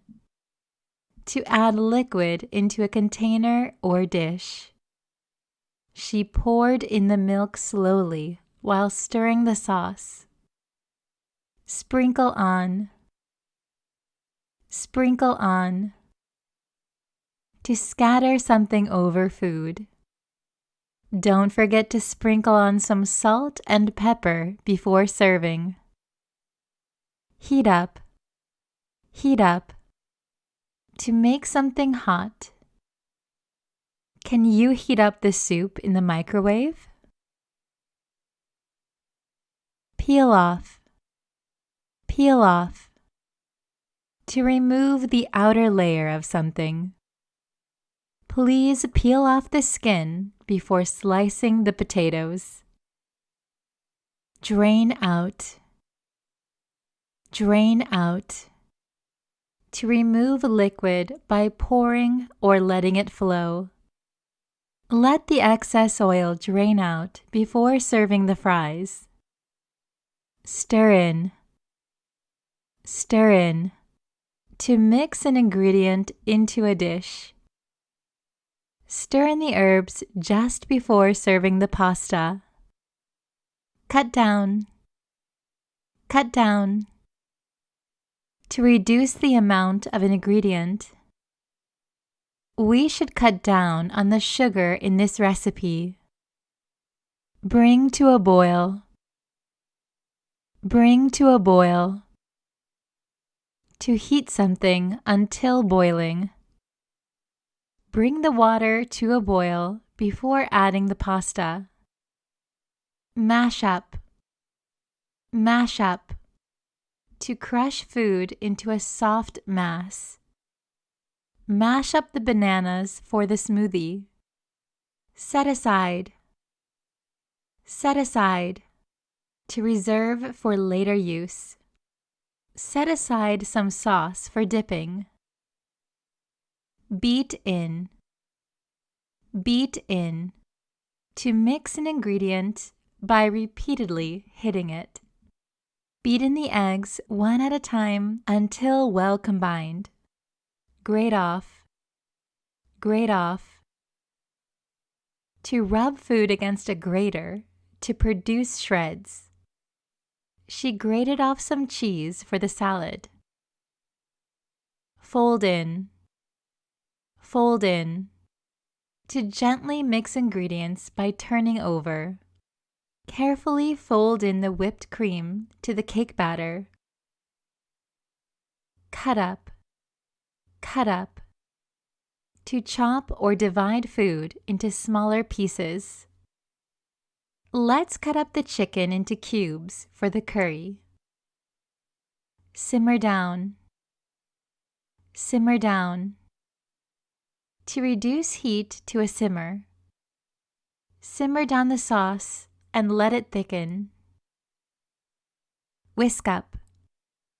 Whisk up. To beat or whip rapidly. Whisk up the eggs until they form stiff peaks. Brush on. Brush on. To apply a liquid with a brush. Brush on some butter before baking the rolls. Peel away. Peel away. To remove the outer layer in strips. Peel away the skin from the roasted peppers. Boil away. Boil away. To evaporate liquid by boiling. Let the sauce boil away until it thickens. Drain off. Drain off. To remove excess liquid by pouring. Drain off the excess water from the cooked pasta. Mix in. Mix in. To blend ingredients together. Mix in the flour until the dough forms. Cut out. Cut out. To remove a part of something by cutting. Cut out the seeds from the tomatoes before chopping. Pour out. Pour out. To empty liquid from a container. Pour out the excess oil from the pan. Beat up. Beat up. To mix ingredients vigorously. Beat up the eggs until they are frothy. Roll out. Roll out. To flatten dough with a rolling pin. Roll out the pastry until it's thin enough for the pie crust. Dip into. Dip into. To immerse briefly into a liquid. Dip the strawberries into the chocolate sauce. Bring down. Bring down. To reduce the temperature or heat. Bring down the heat and let the stew simmer. Ladle out. Ladle out. To serve with a ladle. Ladle out the soup into bowls for serving. Break off. Break off. To separate something from a larger piece. Break off a piece of bread for dipping. Put in. Put in. To add an ingredient to a dish. Put in the spices and let the sauce simmer. Rub in. Rub in. To spread something by rubbing. Rub in the seasoning evenly over the meat. Wipe off. Wipe off.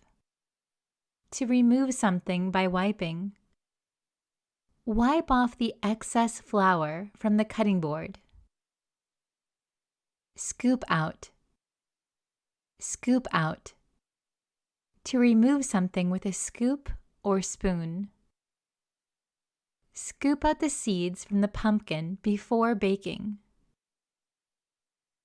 Skim off. Skim off.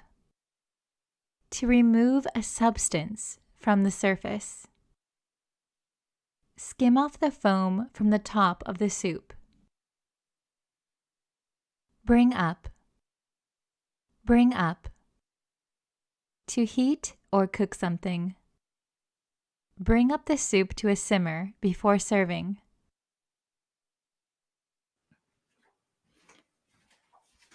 Hi, everyone.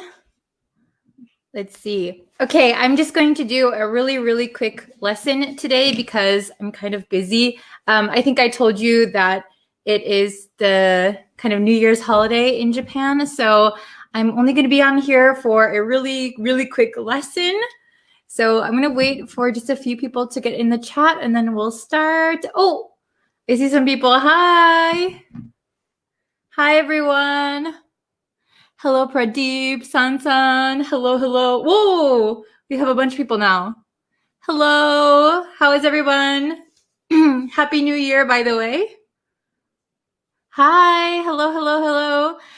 By the way, there's going to be a new lesson on YouTube today. So if you haven't subscribed to the YouTube channel, go and do that. And yeah, as always, Facebook Live, like the Facebook page, share it with your friends. Hello, everyone. Okay, so today we're going to be talking about this English expression. This is quality time, quality time. So again, let's look at the pronunciation. Quality, we can say quality, but this T is surrounded by two vowel sounds. So this becomes a flap T, right? Quality time. Oh, hello, everyone. Welcome. Hello from Nepal. Okay, so we're going to be talking about quality. This is American pronunciation. Quality time. Okay, does anyone know what quality time is? If not, that's okay. We're going to look at it today. All right, so, oh, nice to meet you, Ulan. Hello. Okay, so quality time is when you spend time with someone you're close to and you give them all of your attention, right? So you don't spend time with someone and you're talking on the phone or you're texting someone else or you're watching TV. Spending quality time with someone is spending time and giving them all of your attention. Okay? All right, let's take a look at, I have some examples and the definition. Since we're only doing one expression today because I don't have a lot of time, we'll just look at these. I gave some examples, okay? So quality time is time spent giving all of one's attention to someone. So someone who's usually close to you, like a family member or your friends, something like that, okay? Oh, Jalil, hello, no problem. Sorry, I didn't give any warning about today's lesson. I just kind of hopped on here.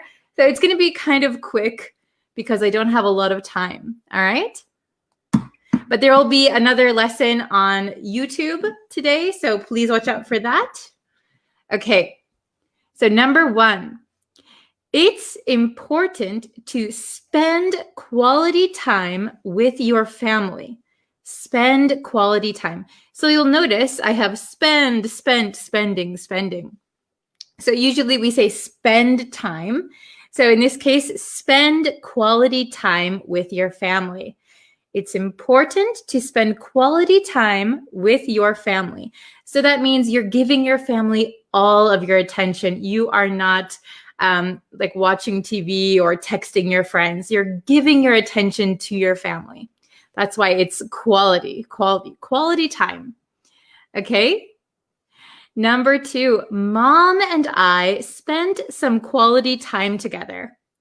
So when I go home to visit my family, I like to spend quality time with my mother. So usually we'll go shopping together, or we'll cook together, something like that, where we're giving each other all of our attention. Hello from Pakistan. Hi, everyone. Okay. Number 3. Let's look at number 3. Do you have any tips for spending quality time with your children? So this is a good one. Do you have any tips? So sometimes spending quality time with your children might be difficult depending on their age. So if they're really young, you might not know what to play together with them with, or you might, if they're a little bit older, maybe they want to go spend time with their friends. So you could ask your friends, do you have any tips for spending quality time with your children? Okay, does it make sense so far? Teacher, I spend quality time watching your videos. Oh, thank you so much. Okay, let's look at number 4. This is going to be the last one. I love spending quality time with. So please leave your answers in the comments, and I'll choose one to write here. I love spending quality time with. Okay. Your lesson. Oh, thank you. Oh, if you're late, if you're just coming in, don't worry. We're just looking at one expression today, quality time. Oh, let's see, Ali, very good. I love spending quality time, or I love spending time with my nephew and nieces. Very good. So you could say, I love spending quality time with my nephew and nieces. Very, very good. Can you explain more about quality time? Yeah, quality time is just the time that you give someone who you're very close to. So usually your family, your friends, your wife, your husband, your children, where you give them all of your attention, You're not distracted by work. You're not distracted by other things. You're giving them all of your attention. Okay? Hi, right now, spending quality time with you. Oh, very good. Excellent. Okay. I love spending quality time with my teacher. Very good. Thank you so much. I love spending quality time with my kids. Very nice. Very nice. With my father. I love spending quality time with my father. Very, very good. Okay. Awesome. I love spending quality time with my family. Excellent, excellent. I love spending quality time with my books. Okay, very good. Spending quality time with your children is more important than spending money on them. Do you agree? This is a good question. So everyone, leave your comments, leave your answers in the comments. I agree. I think spending quality time is more important than spending money. Okay, good job. Oh, with my cats, very good. I like this one, actually. Let's write this one. I love spending quality time with my cats. So it could be your pets also. Yeah, that's excellent. That's a really good example that I didn't think of. So you can also spend quality time with your animals, with your pets. Very, very good. Okay, awesome. So let me just read them really quick, one more time. Quality time. Time spent giving all of one's attention to someone. Okay, you're not distracted by anything. Number 1, it's important to spend quality time with your family. Number 2, Mom and I spent some quality time together. Do you have any tips for spending quality time with your children? Number 4, I love spending quality time with my cats. Very nice. You can leave other answers in the comments, okay? Good job, everyone. So I know this lesson was very, very short, but please try and practice quality time. Make sure that you spend quality time with the people that you love. And the pronunciation, remember, is quality time in American English, okay? Very good. I love spending quality time with my godmother. Oh, very nice. Okay. I see some very good answers in the comments. Very, very good. Yeah, I see a lot of people with your family members, with your wife. I love spending quality time with my wife. Excellent. I spent quality time when I went out with my friends last week. Very good. Okay. Oh, Frederick, hello. Good morning, Sister Bree. Greetings from Switzerland. I will quality time with my wife. Very good. So remember, you need to say spend. I will spend quality time with my wife. Wow, very good. Okay. All right, everyone. So I'm so sorry that this was very, very short. I have some other things that I need to do today, but I thought I would just pop on and show my face. Okay. So thank you so much for watching. If you haven't, please subscribe to the YouTube channel. There's going to be another lesson out later today. And like the Facebook page, like this video, share it with your friends who are also learning English. And I'll be back tomorrow with another video, okay? Thank you everyone so much. I'll see you guys next time. Bye. Hi everyone. Welcome back to my English teaching channel. I'm so happy that you're here today. I am going to give you 5 tips and tricks to learn English more fluently. Usually when you start taking an English class, they give you a textbook and tell you to read. But learning a language is not just about reading and grammar. So I'm going to give you some advice that really helped me when I was learning a foreign language, and I think it will help you too. So let's get into it. The first tip is watch English speaking TV or movies with no subtitles. Don't turn on the subtitles in your native language. That might help you to easily understand what's going on, but we want to focus on learning English. So forget your native language. Usually languages don't translate equally. So you need to train your mind to think in English. When we are babies, we don't have any native language.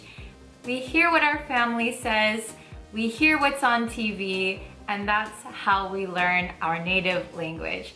So in the same way, like a baby, we need to start from scratch. So what is really good for listening practice and for understanding intonation and pronunciation, we need to focus on what language we're learning. In this case, we are learning English.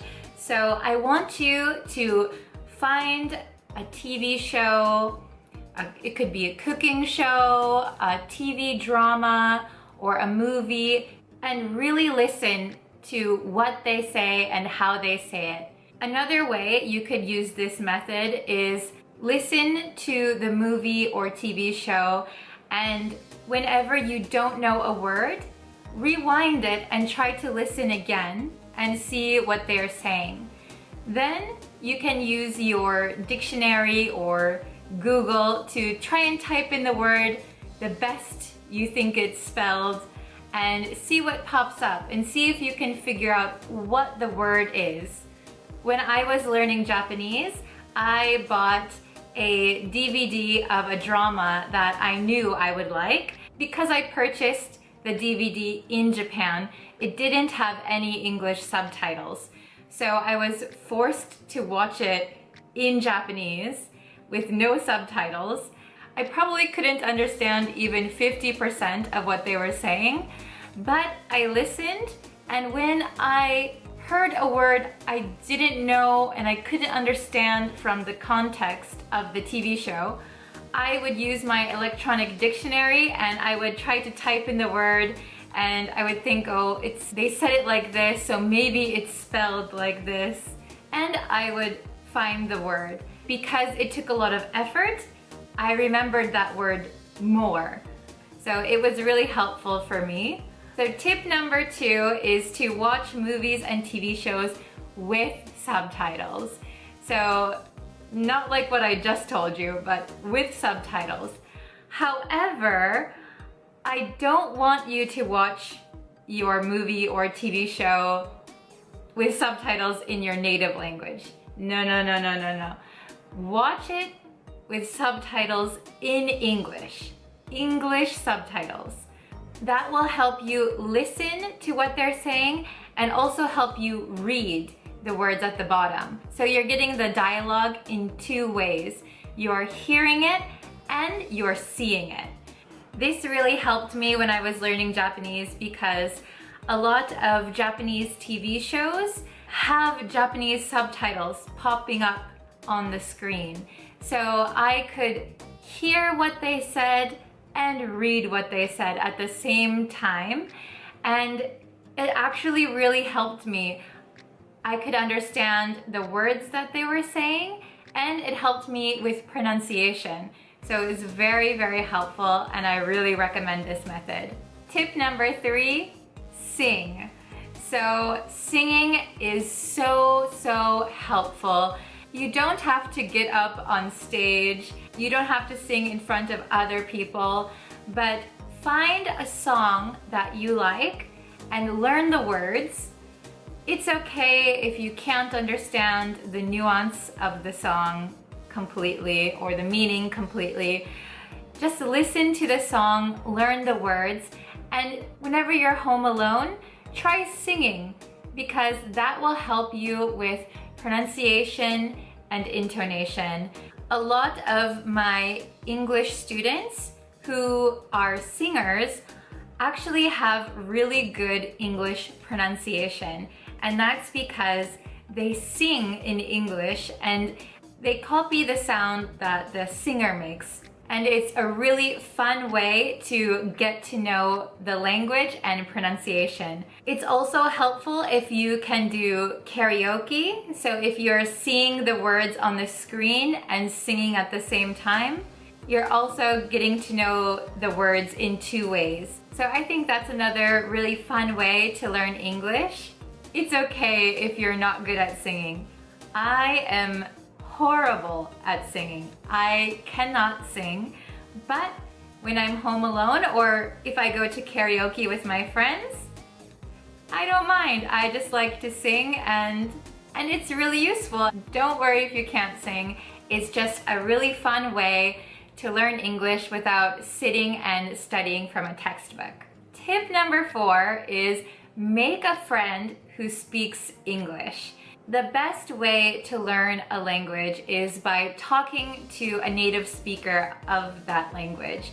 So I know it might be difficult, depending on where you live, to make a native English-speaking friend. There might not be anyone who speaks English natively in your school or in your town. But luckily, we have the internet, which is such a good resource for learning English. There are many language exchange websites where you can find someone who wants to learn your native language and you can learn English from them. So you can find a friend on one of those websites and have a language exchange. You can teach them some words in your native language and they will help you learn native English. What's really useful about having a friend who speaks English is that you can learn more natural ways to say things. So instead of saying hello, you can say hey or hi. They can help you learn more natural expressions and also some slang that's commonly used in conversation. So it's a really, really wonderful way to meet new people and improve your English at the same time. Last but not least, tip number 5, and that is to watch native English speakers on YouTube. If you watch English TV or an English movie, they have a script with the correct words they want to say, and usually people don't talk over each other. One person talks at a time, and it's a little more clearer than in a regular situation. So I would recommend to watch American YouTubers who do vlogs. So when they're vlogging, they might talk to someone at a restaurant, or they're talking to their friends, they're excited, so they talk a little bit more quickly, they talk over each other, and that is a real situation. Even though TVs and movies are useful, it's not a real situation. I remember my own experience when I came to Japan. I was used to classroom Japanese where my teacher spoke at a level I could understand. I watched some dramas and movies in Japanese, but when I came to Japan, I realized that in real life situations, Japanese isn't as clean as in movies or in the classroom. You know, people have different emotions when they speak, and that can be overwhelming if you're learning a language for the first time. So I think if you have access to the internet and you can use YouTube, it is a really great resource for learning situational English. So those are all my tips for today. Please leave a comment if you have any other tips or tricks that worked for you that I didn't mention in this video, or if you have any recommendations for English speaking movies or TV shows, please comment them down below too. And thank you so much for watching today's video. I will see you in my next video. Bye!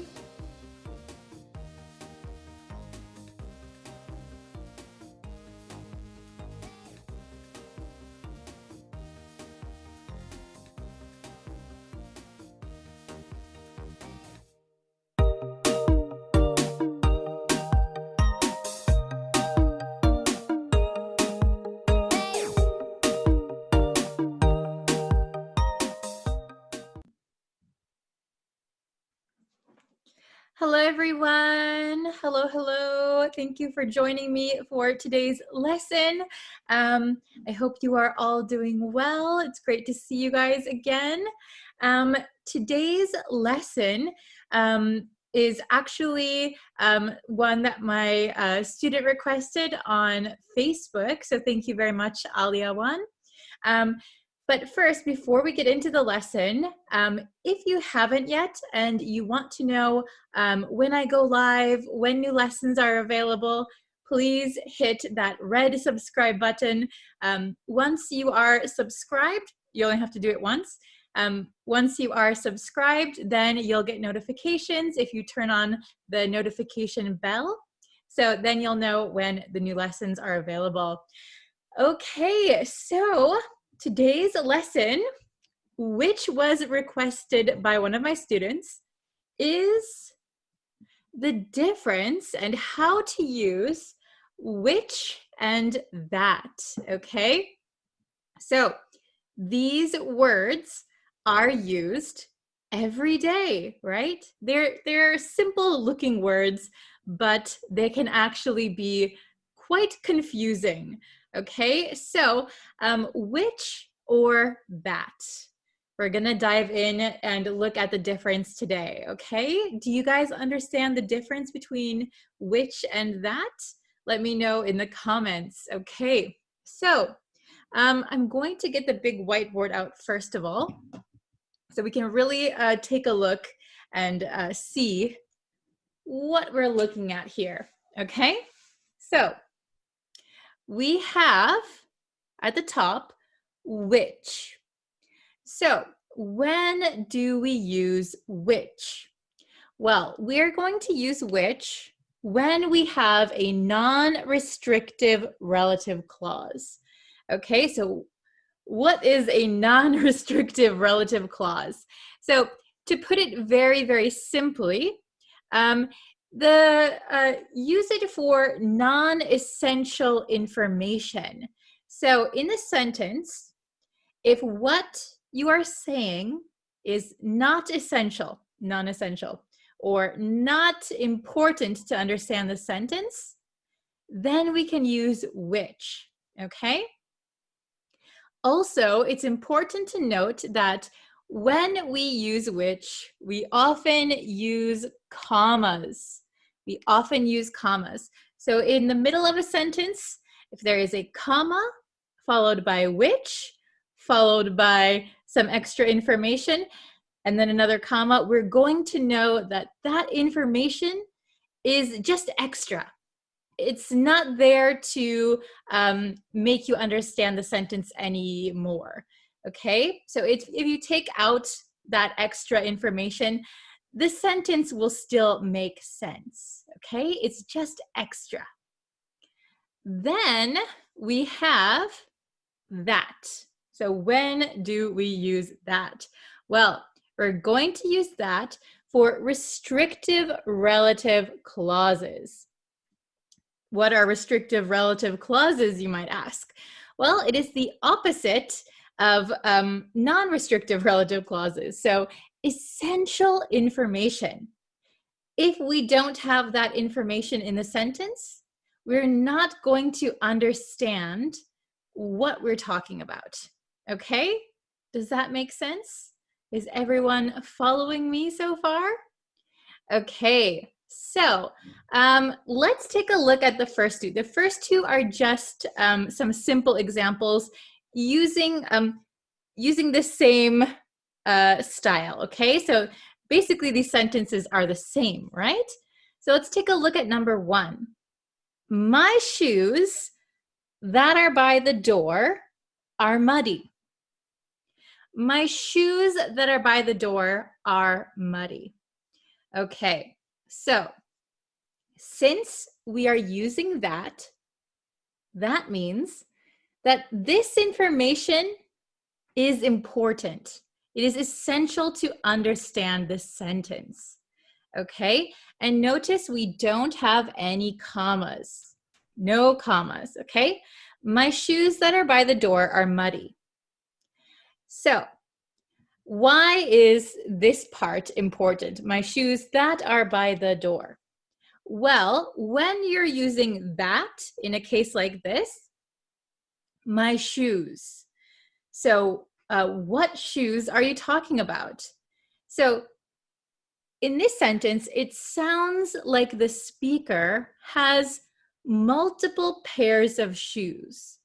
They might have 2 or 3 or 4 pairs of shoes, okay? But they want to tell you that my shoes that are by the door, specifically by the door, those shoes are muddy, okay? Does that make sense? So this is essential information because not my shoes that are in the shoe closet, not my shoes that are outside, specifically my shoes that are by the door are muddy, okay? Very good. And if you don't know what muddy means, it means very dirty. So when you go outside after it rained, maybe your shoes have a lot of that soft, wet dirt on them. That is called mud. So your shoes are muddy, okay? Number 2, it's a very similar sentence, okay? We just changed which and that. My shoes, comma, which are by the door, comma, are muddy. So here we know, because we're using which, that this information is not essential, not really that important. It's just extra information. So here, this sounds like maybe this person only has 1 pair of shoes, okay? My shoes, by the way, which are by the door, are muddy, okay?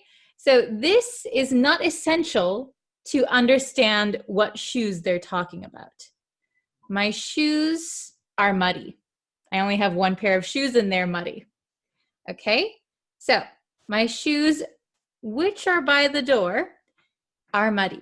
Listen to how I read this sentence with the commas, okay? My shoes, which are by the door, are muddy.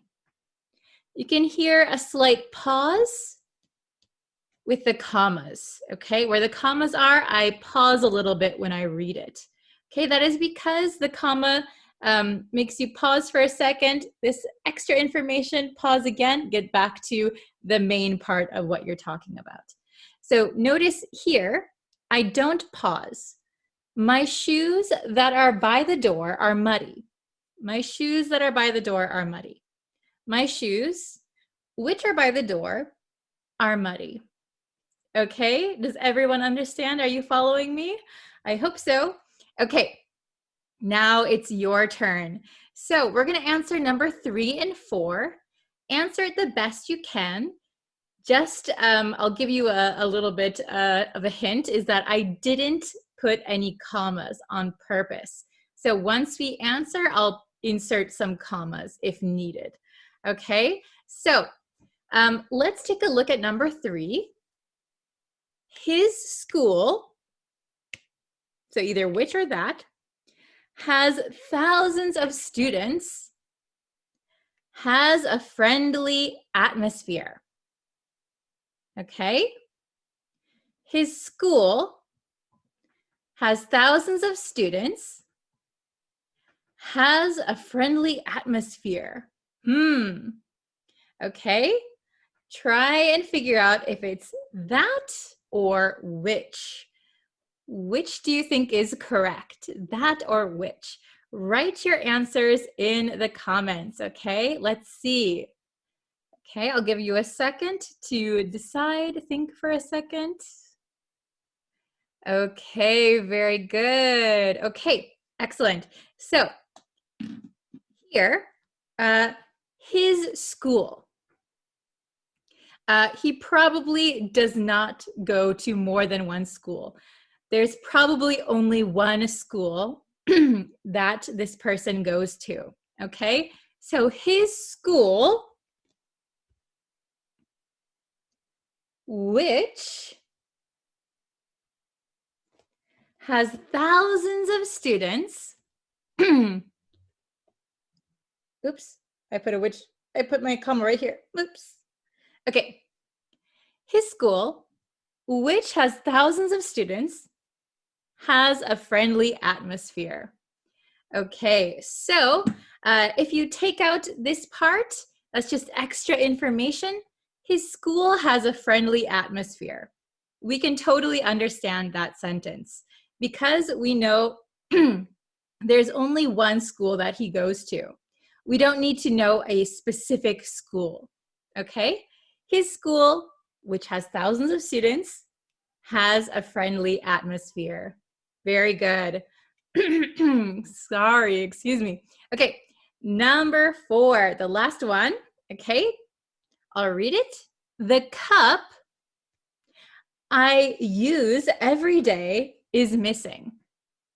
The cup I use every day is missing. Which one do you think is correct? Which or that? Give it a try. Write your answer in the comments. Let's see who can get it right. Okay, I'll give you a second to type. I hope you can see this. All right, so I would say that, okay, that.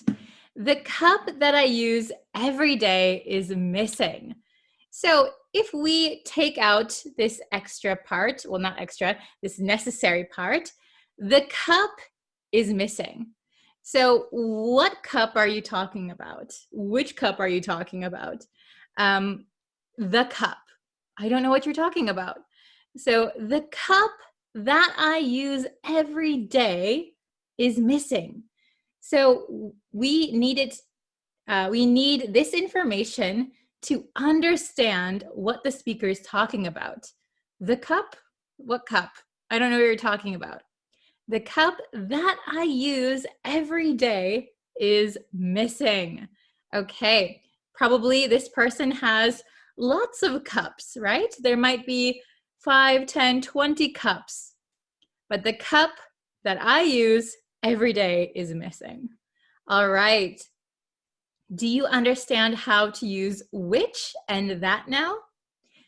If you want, if you have time, please write an example sentence for each one, okay? I would love to see your sentences. Don't forget that when we use which, we generally need to use commas. When we use that, we don't need to use commas, okay? Very good. So I look forward to seeing your sentences.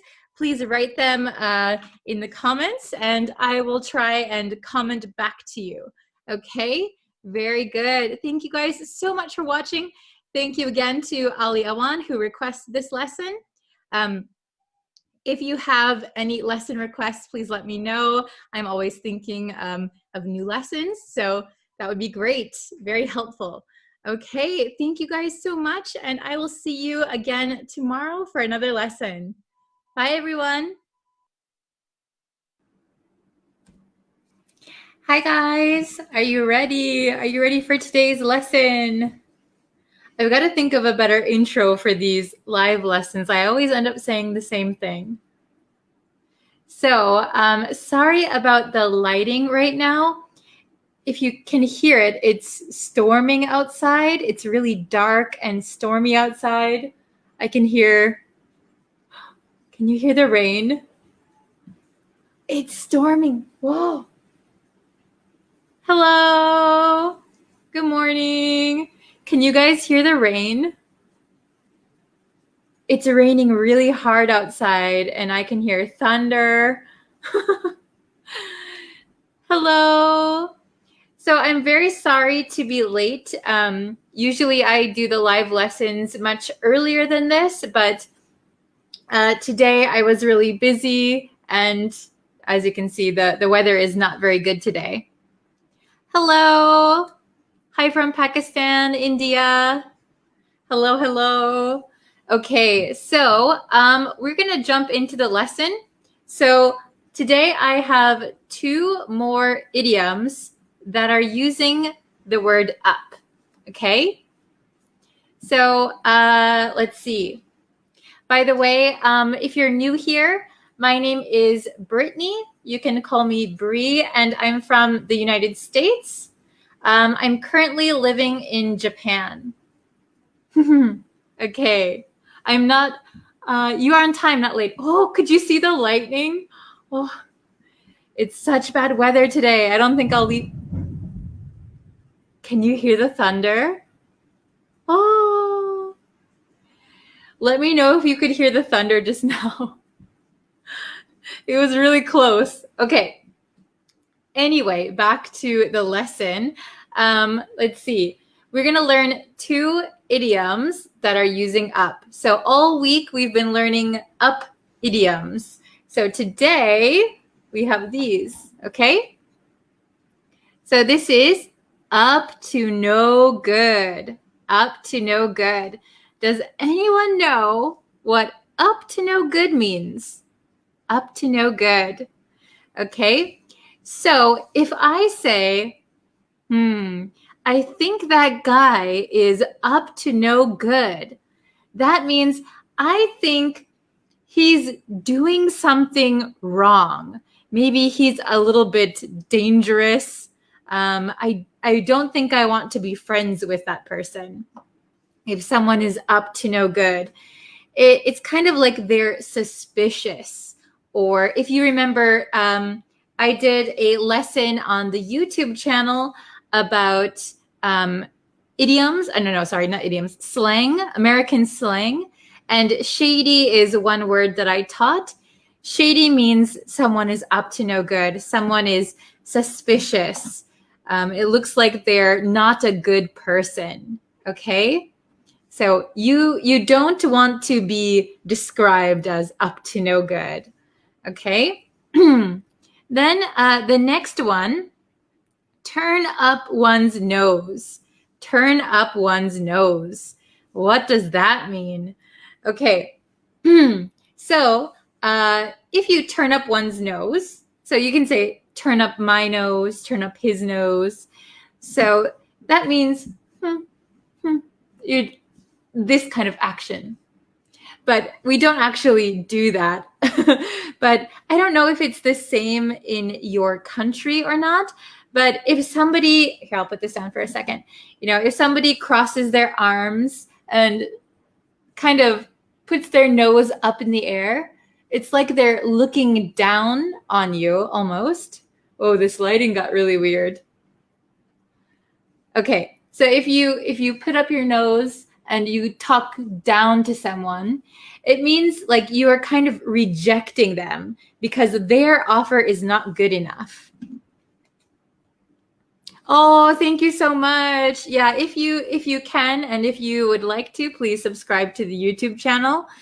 We're almost at 2,000 subscribers, which is really awesome. Okay. Oh, you have the same word in your country. Awesome.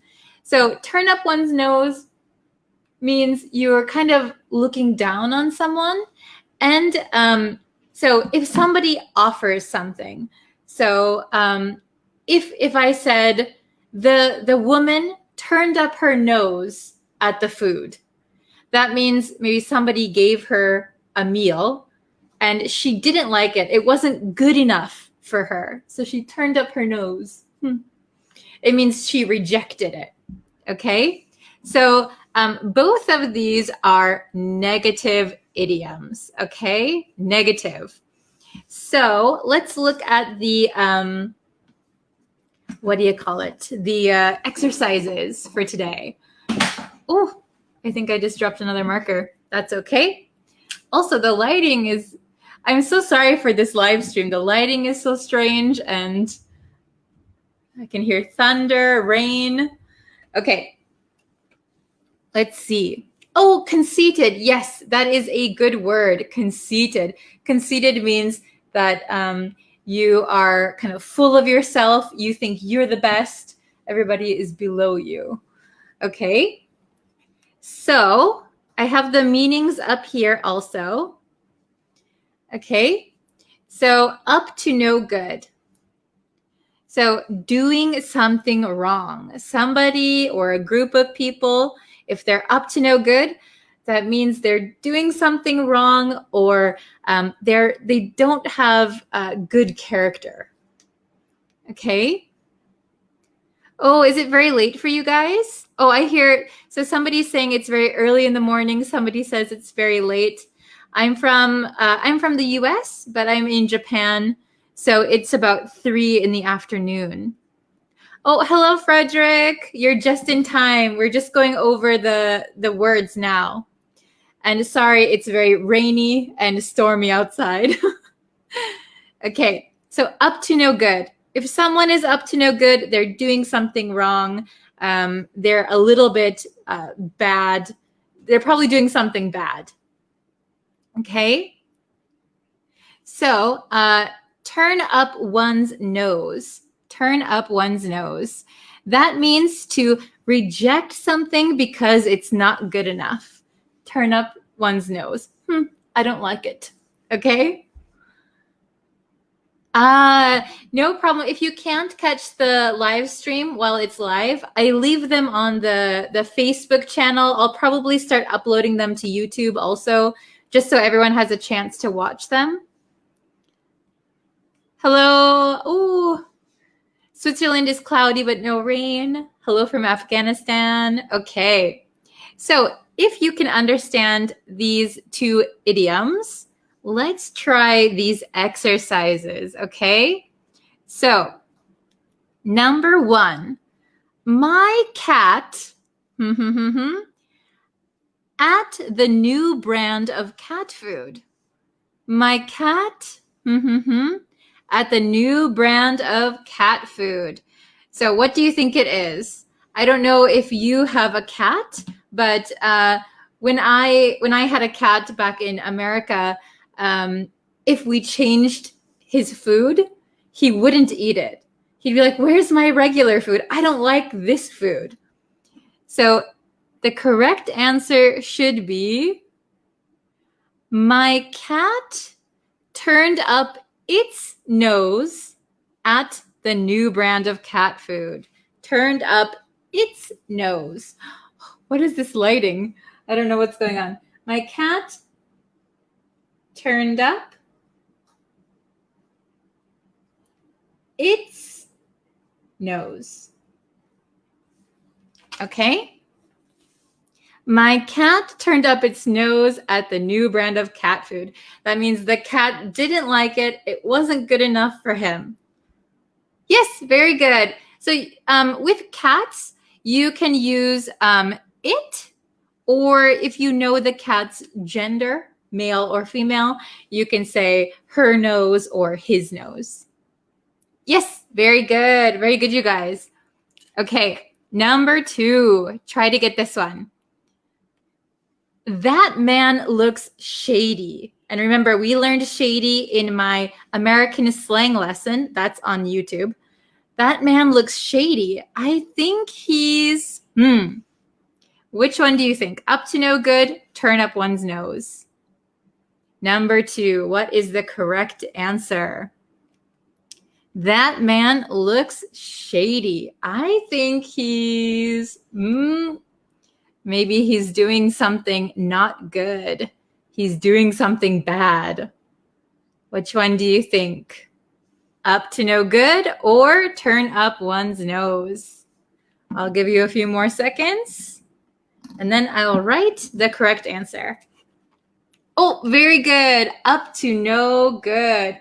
Perfect. He's up to no good. Up to no good. And sorry, it's very bad handwriting here.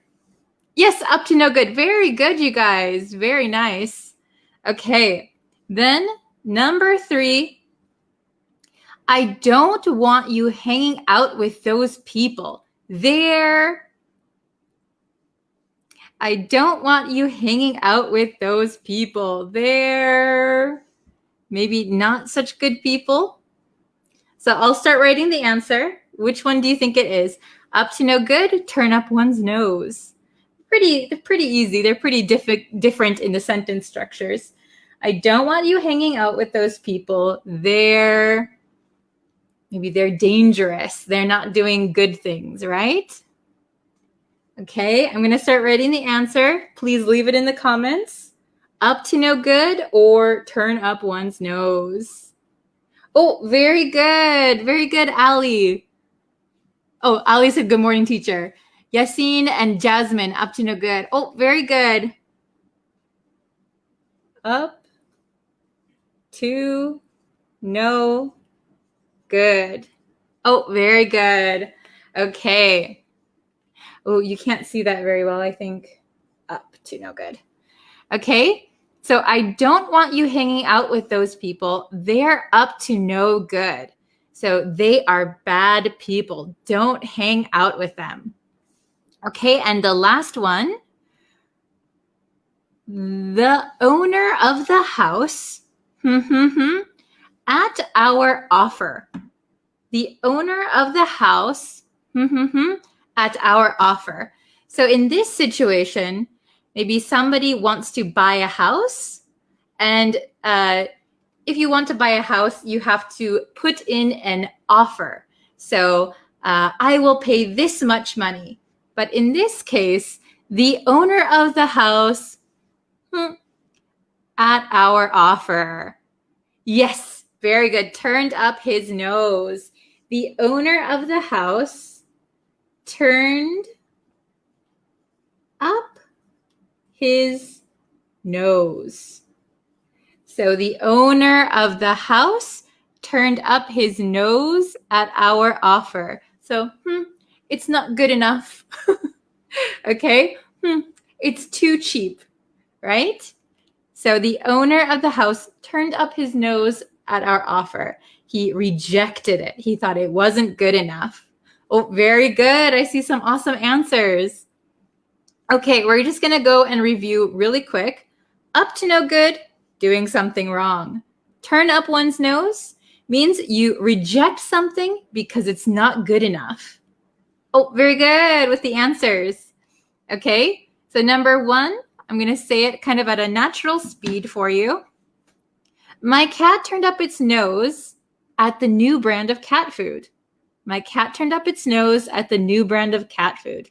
So the cat didn't like the new food. It wasn't good enough. Then number 2, That man looks shady. I think he's up to no good. That man looks shady. I think he's up to no good. Okay? Oh, thank you, Frederick. Yeah, please like and share if you can. Then number 3, I don't want you hanging out with them. I don't want you hanging out with those people. They're up to no good.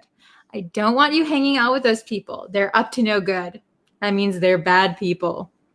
Number 4, the owner of the house turned up his nose at our offer. The owner of the house turned up his nose at our offer. Okay, so if you noticed, usually we use turn up one's nose at something. So if you can see, turned up its nose at the new brand of cat food. The owner of the house turned up his nose at our offer. Okay, so usually you turn up your nose at something. Okay, and up to no good, we usually just say someone is up to no good. They are up to no good. Okay, are these okay? Do you understand them all? Easy?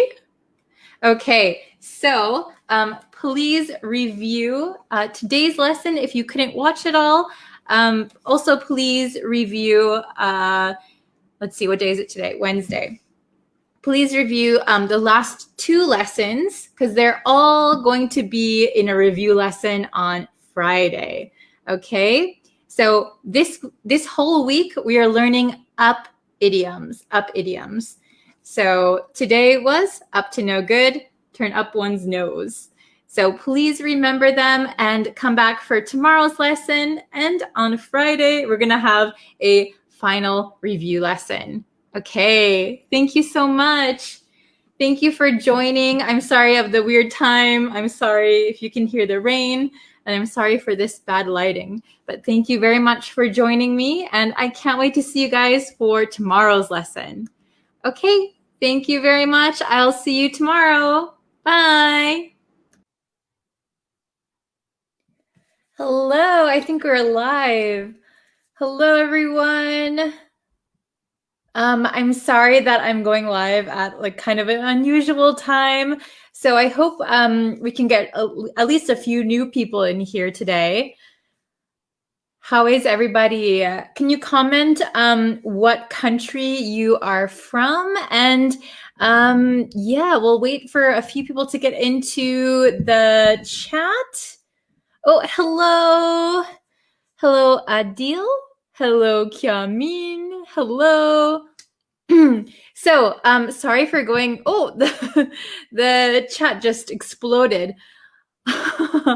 Hello, Patel. Nice to see you again. Jackson.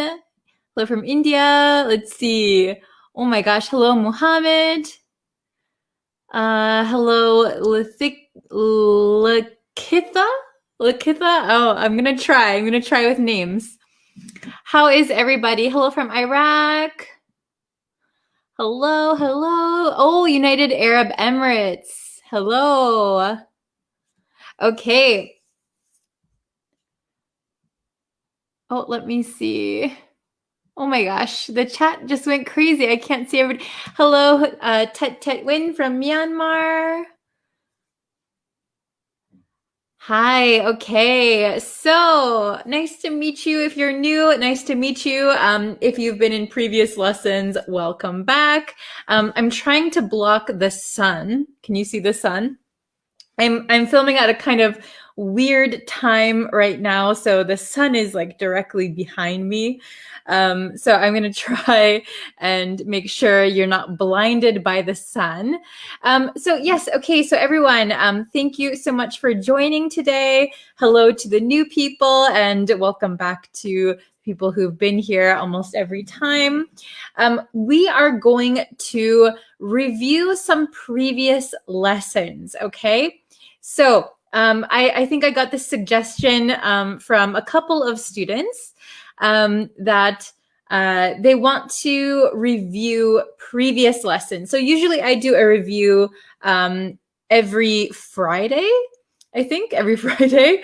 And so, ooh, I think there's like a shadow here. Oh my goodness. Oh, the light is crazy. Okay, so I got a suggestion that we do reviews on a variety of previous lessons. So I'm going to try and do that today. Okay. Oh, nice. Very good. Okay, so let's review some of the words that we have today. Okay, so these are all ones that we've studied previously. Okay, but I need your participation for this lesson because I want you to try and make your own sentences. Okay, hello, Charlie. Hello. Okay, so we have these 4 today that we're going to review. Oh my gosh, this shadow is crazy. Okay, so we have once in a blue moon. Once in a blue moon. So we learned this before. Once in a blue moon means something that happens or something that you do very seldomly, very rarely. Okay? So if you say, like, I go to San Francisco once in a blue moon, that means that you only seldomly, you rarely go to San Francisco, okay? So once in a blue moon. Can you guys tell me something? Can you think of a sentence that you do once in a blue moon? I'm from Blue Moon. Wow. That's quite far. Yes, very good. I'll put this up on the screen. Thank you very much. Once in a blue moon equals rarely. Yes, very good. So if you do something once in a blue moon, that means you do something rarely. So you could say, I eat vegetables once in a blue moon. Now that's not good. You should eat vegetables more often than that, right? Okay. Ooh, very good. I see a rainbow in once in blue moon. Very good. So you can say, I see rainbows, or I see a rainbow once in a blue moon. Once in a blue moon. Very good. Okay.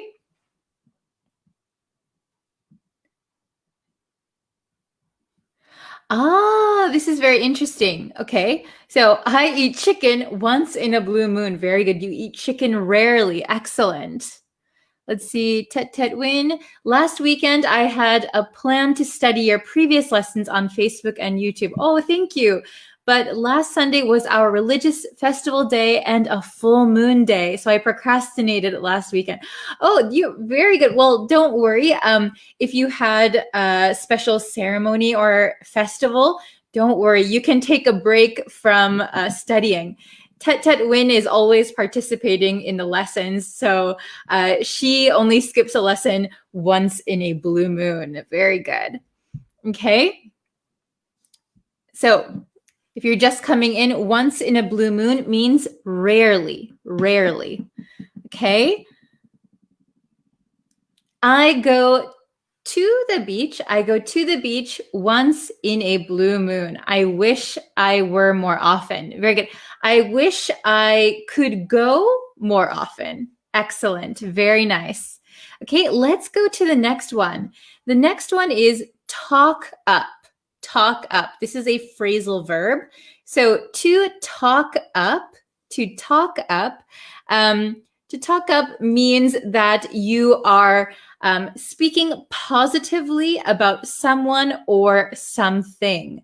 Okay, so if I wanted my friend to come work at my company, so I want my friend to get a job at my company, I would talk up my company to my friend. I would say all the positive things about my company. The pay is really nice. You get a lot of days off. You get a lot of vacation time. The boss is really friendly. The coworkers are nice. So I would talk up my job. I would say very, very positive things about my job. Okay? Talk up. Be speaking positive about something, usually in order to convince someone. to do something or convince somebody of something. Okay? Very, very good. So can you guys make any sentence with talk up? Talk up. My teacher talked me up to my parents. So your teacher said really nice things about you to your parents. Okay. So this is interesting. Speak up and talk up are actually very different phrasal verbs. So to talk up means to speak positively about somebody or something, usually in order to convince someone. However, speak up means to voice your opinion, to say your opinion, or it could mean actually like talking louder. Can you speak up? Could you speak up? I can't hear you. Or speak up, tell me your opinion. So to talk up, we say talk up someone or talk up something. That means to speak positively. Yes. To discuss favorably. Yes. Very, very good. Okay. Let's see.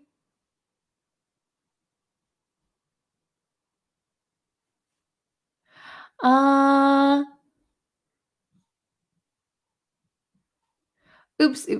Okay, sorry, the chat just went crazy. I think I saw an example, but I lost it. Okay, very good.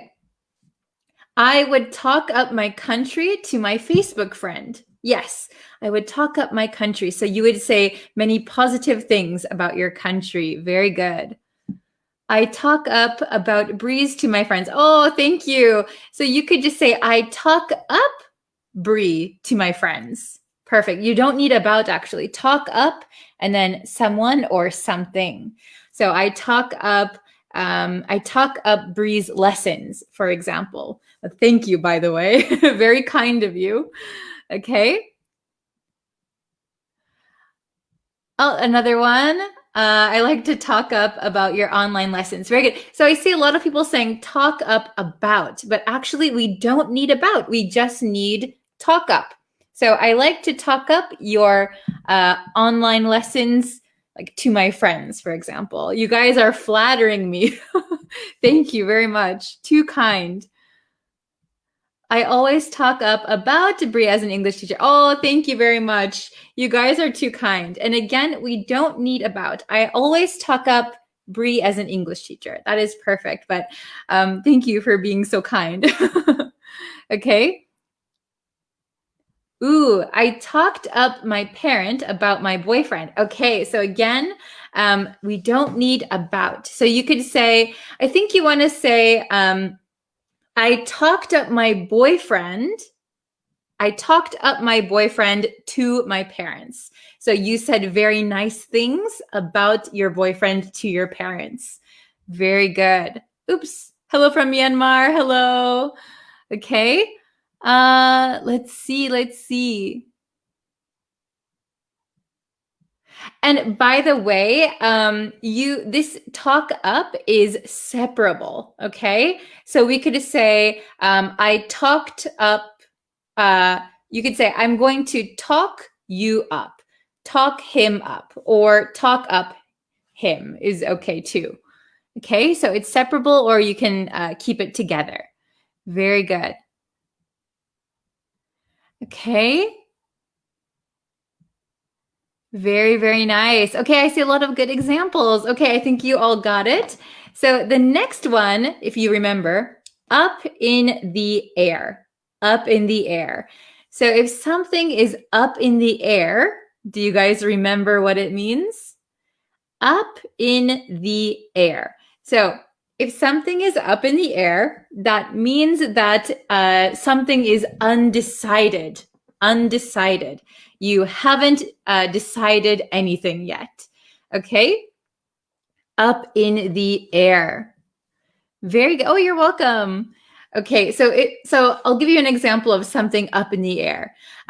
So for example, I wanted to travel to my hometown next month. I wanted to travel to my hometown next month.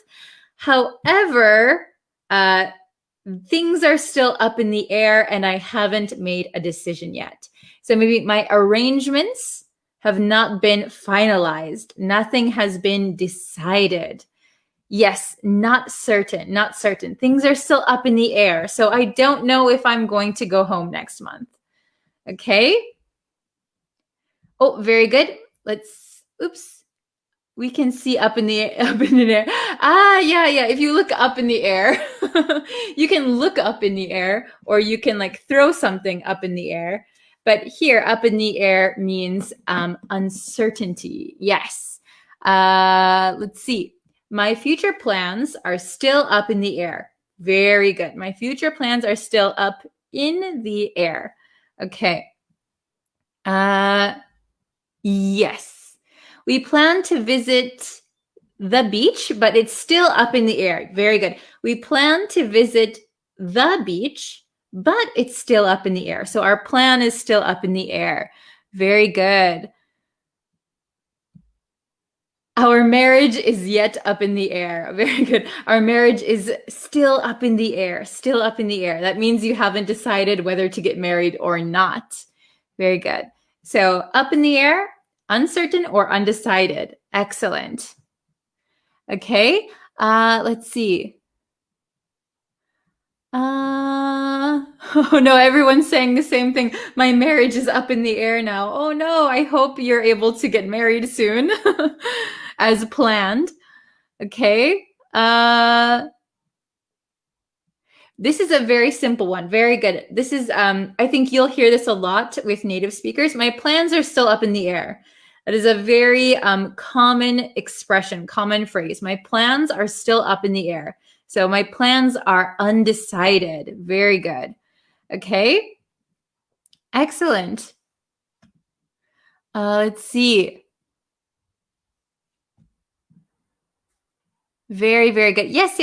Very good. Okay.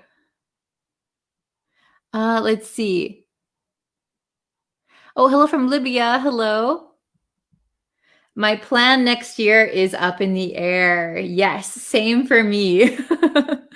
Okay, very good. I think you all have it down pretty well. Good job.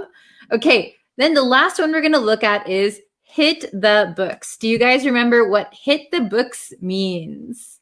Okay, hit the books. Does anyone remember what it means? So, if you hit the books, that means you start studying very hard and very seriously, okay? Very hard and very seriously. So let's hit the books tonight means let's study hard tonight. Let's study seriously tonight. Very good. Oh, no worries. Teacher, I'm sorry, I have urgent work, so I think I should go, but I'm sad about your class. No problem. You can always come back and watch the replay of the lesson. It will always be available, so no worries. And I'll be back tomorrow. And remember that I have all kinds of lessons on the YouTube channel, so please subscribe. And you can subscribe and turn on notifications to know when I go live, by the way. Okay, very good. Oh, traveling to America is still up in the air. Very good. Okay. Oh, nice. Yes, I started hitting the books tonight. Very good. I started hitting the books tonight, and I will continue until my test, for example. I told my brother, go hit the books. Very good. Yes, excellent. I told my brother, go study. Awesome. I hit the books because it's the key to success. Very good. Yes, hitting the books is the key to success. I also believe so. Oh, Jalil, welcome. Don't worry if you're late. No problem. I'm still here. Well, I still have some examples to show you, so don't worry. We're still in the middle of the lesson. Okay? I hit the books near my exam date. Okay, so maybe the closer your exam is getting, then you start hitting the books, right? We should hit the books a little earlier, but it's okay. I think we all like to procrastinate sometimes. Okay. So Yosef, very funny, and also hit the bottle. So if you don't know, well, hit the books means to study hard. If you hit the bottle, that means you drink alcohol. You hit the bottle. Okay. Okay, I hit to the books because I want to be a teacher. Oh, okay, very good. So remember, you don't need the word to here. So this is the expression by itself. So I hit the books because I want to be a teacher. Very good. Okay. Oh, this is a good one. Hit the books and burn the midnight oil as well as burn my eyebrows are all the same. Ah, okay. So hit the books means to study hard. Burn the midnight oil means that you're working hard, maybe all night. Burn the midnight oil. Okay. So you could hit the books in the daytime, in the nighttime, anytime, right? Burning the midnight oil is specifically at night, all night. Very good. Hello from Sudan. Okay. If you want to pass the exam, you hit the books. Yes, if you want to pass the exam, you have to hit the books. Very nice. Jalil, so I've just started hitting the books because I'll be taking an exam tomorrow. Oh, very good. I hope your exam goes well, if that is a true story. Okay.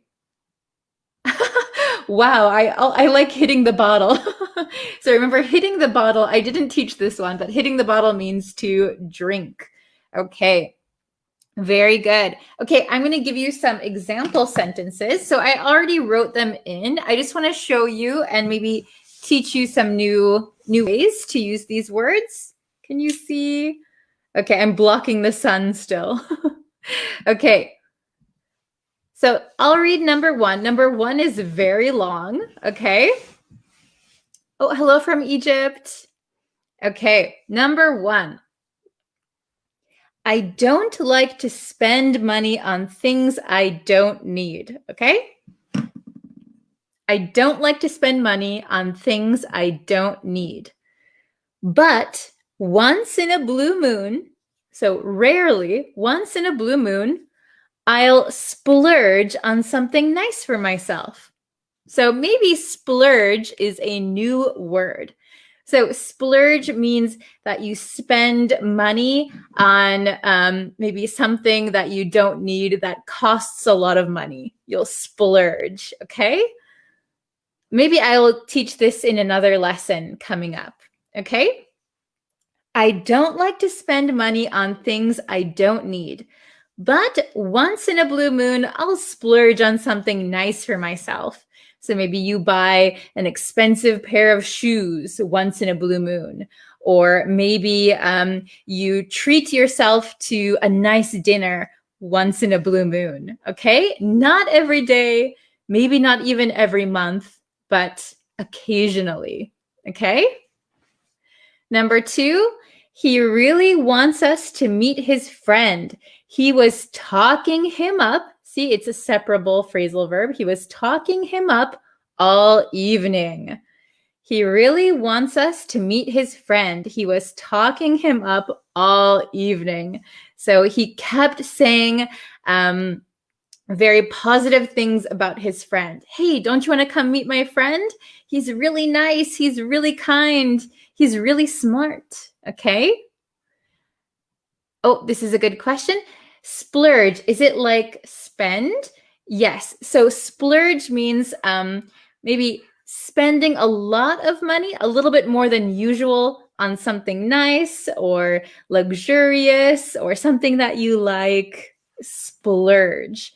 So usually I cook at home, but sometimes once in a blue moon, I'll splurge on going to a fancy restaurant. So I'll spend a little bit more money to get something nice.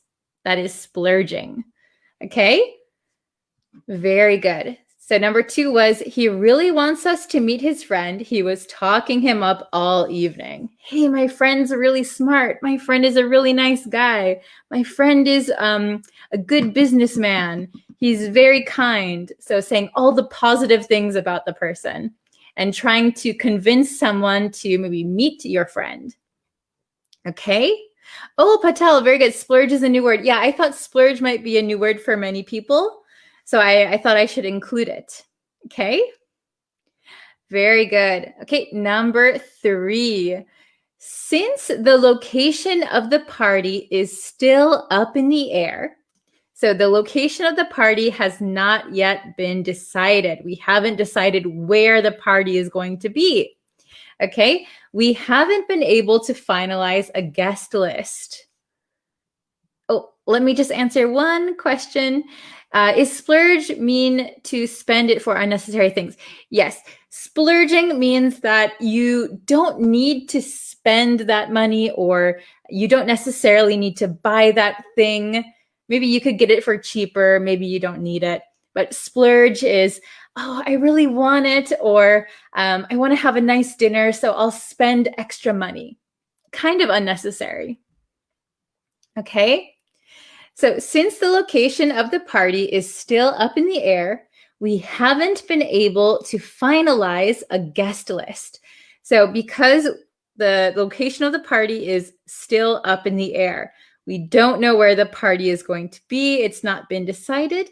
So that means we haven't been able to finalize a guest list. So we don't know who is going to come. Okay, very good. So let's see. Number 4. If I don't hit the books now, I don't know why now is in a blue color. If I don't hit the books now, I'll never be able to pass the test. Ugh, oh my gosh. If I don't hit the books now, I'll never be able to pass the test. So I have to study really, really hard. Okay, very good. Okay, so does anyone have any questions? If anyone has any questions or they want to make some sentences, I have a few minutes. Okay. What does once in a blue moon mean? Okay, so once in a blue moon, if you can remember our previous lessons, once in a blue moon means rarely, rarely. So for example, at once in a blue moon, I'll splurge on something nice for myself. So I'll spend a little bit more extra money on something nice for myself, but occasionally, not all the time. Okay. Oops. Splurge is to spend money proudly. Yeah, it could be. My brother wants to buy iPhone 12, so he talks it up to my parents every day. Very good. So my brother wants to buy, you could say the iPhone 12. My brother wants to buy the iPhone 12, so he talks it up to my parents every day. Very good. Okay. Still up in the air, what does it mean? So if something is up in the air, it means that it is undecided. We didn't decide anything. The details are not written in stone. The details are undecided. Okay, very good. I must hit the books to make my English teacher Breeze very happy. Yes, if you hit the books and study hard, I will be very happy. Good job. Okay. Students must hit the books in order to pass the entrance exam. Perfect. That is a very good example. Okay, awesome. Okay, so I think that's all for today's review lesson. Maybe this week I'll do some more reviews, but I'll also maybe add in some new words here and there. And maybe we could review some grammar as well. Okay? Okay. So, let me just answer one question really quick from Tet Win. So let me know the difference between afraid of and scare. So if you say afraid of and scared of, they mean the same thing. So I'm afraid of the dark. I'm scared of the dark. Okay, but the word afraid, we are afraid, to be afraid. okay? But scared, to be scared, then we can also scare someone, okay? So I scared my brother when I jumped out from behind the door, right? But we can't say I afraid my brother, right? So I am afraid, I am scared. I'm afraid of something, I'm scared of something. But we can also use scare on someone else, right? I scared him, I scared her, okay? The ghost scared me. We don't say the ghost afraid me, okay? So just be careful of those points. Okay, very nice. I want to visit Japan, but it is up in the air. Yes, so your plans for visiting Japan are up in the air. They're not decided. Very good. Okay, so thank you guys so much for joining this lesson. I'll be back tomorrow, and remember that I will be posting on the YouTube channel every single day, so please go subscribe to the YouTube channel. I'll actually, let's see if I can put it in the comments really quick. Oh my goodness, so let's see. Hold on one second. Can you guys still see me? I minimized my window. Let's see. Hold on one second. I will send you the link.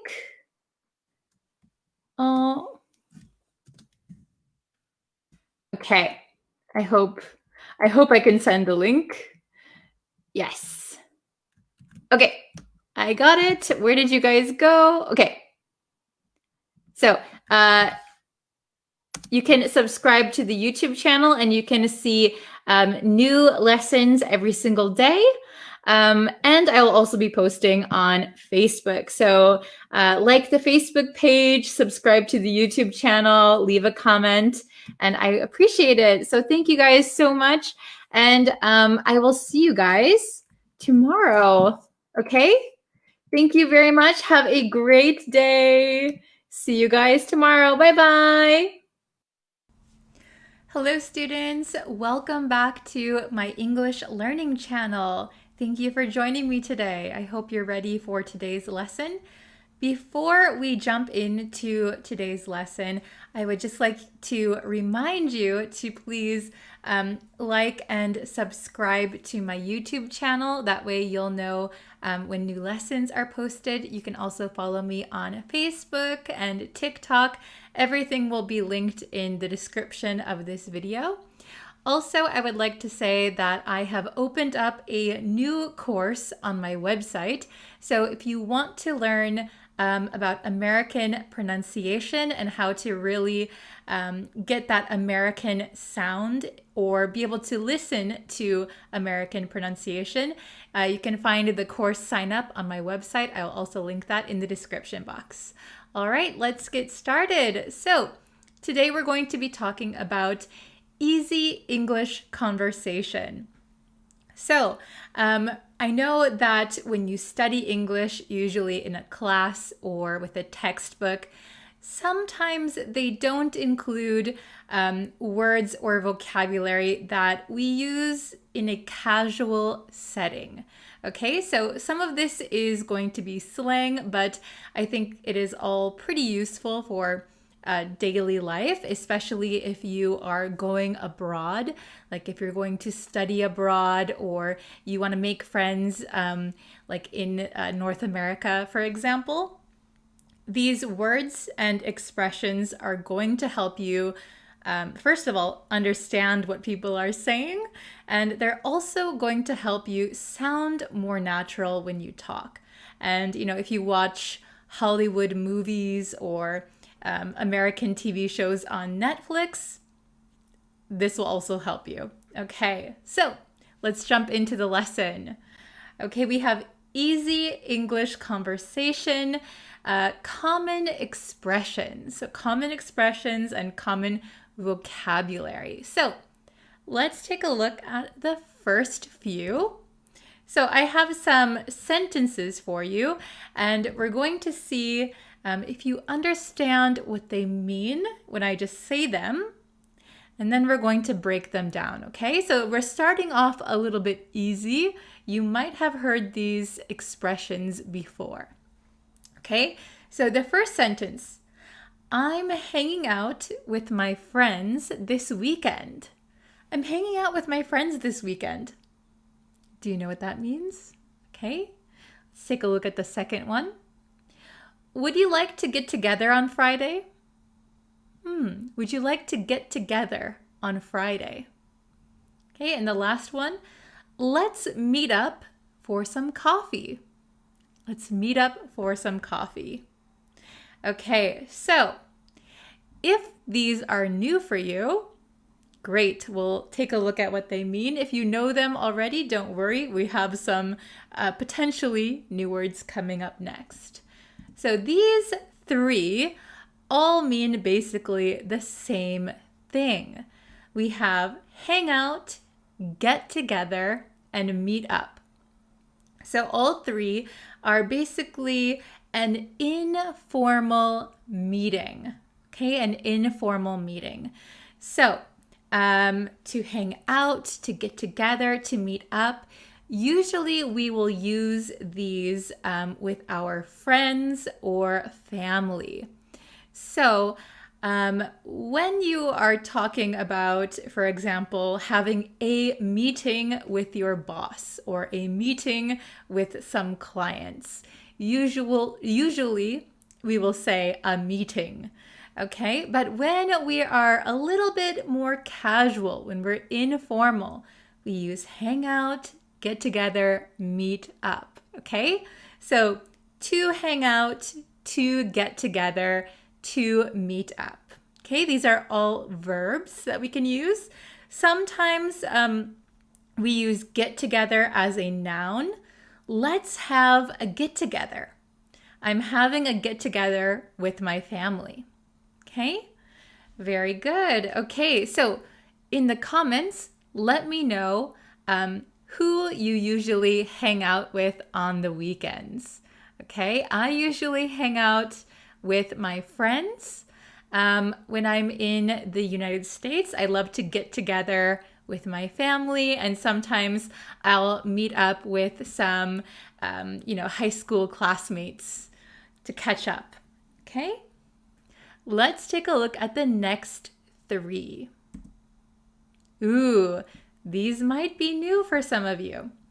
Okay, so I'm going to read them out and see if you can figure out what the words in red mean. Okay? I'm gonna chill at home this weekend. I'm gonna chill at home this weekend. What does chill mean? Okay? I binge watched the latest Netflix series. I binge watched the latest Netflix series. Okay? And wanna grab a bite after work? Wanna grab a bite after work? All right, so if these are new, fantastic. Let's take a look at the meanings, okay?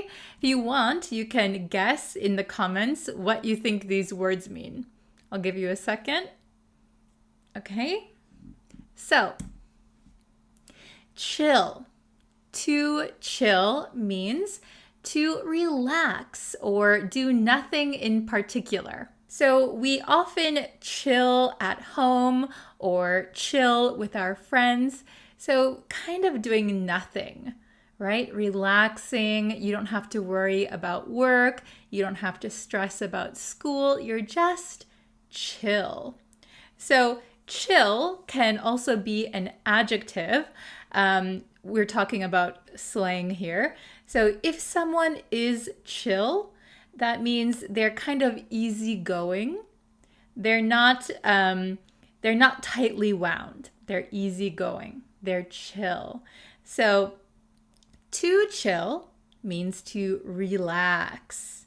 If someone is chill, that means they are a relaxed kind of person. Okay, maybe easy to get along with. They're very chill. Okay, so I like to chill on the weekends, but sometimes I have to work on the weekends, so I can't chill that much.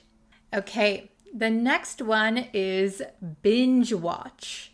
So to binge watch. This means to watch many or all episodes of a TV series in rapid succession.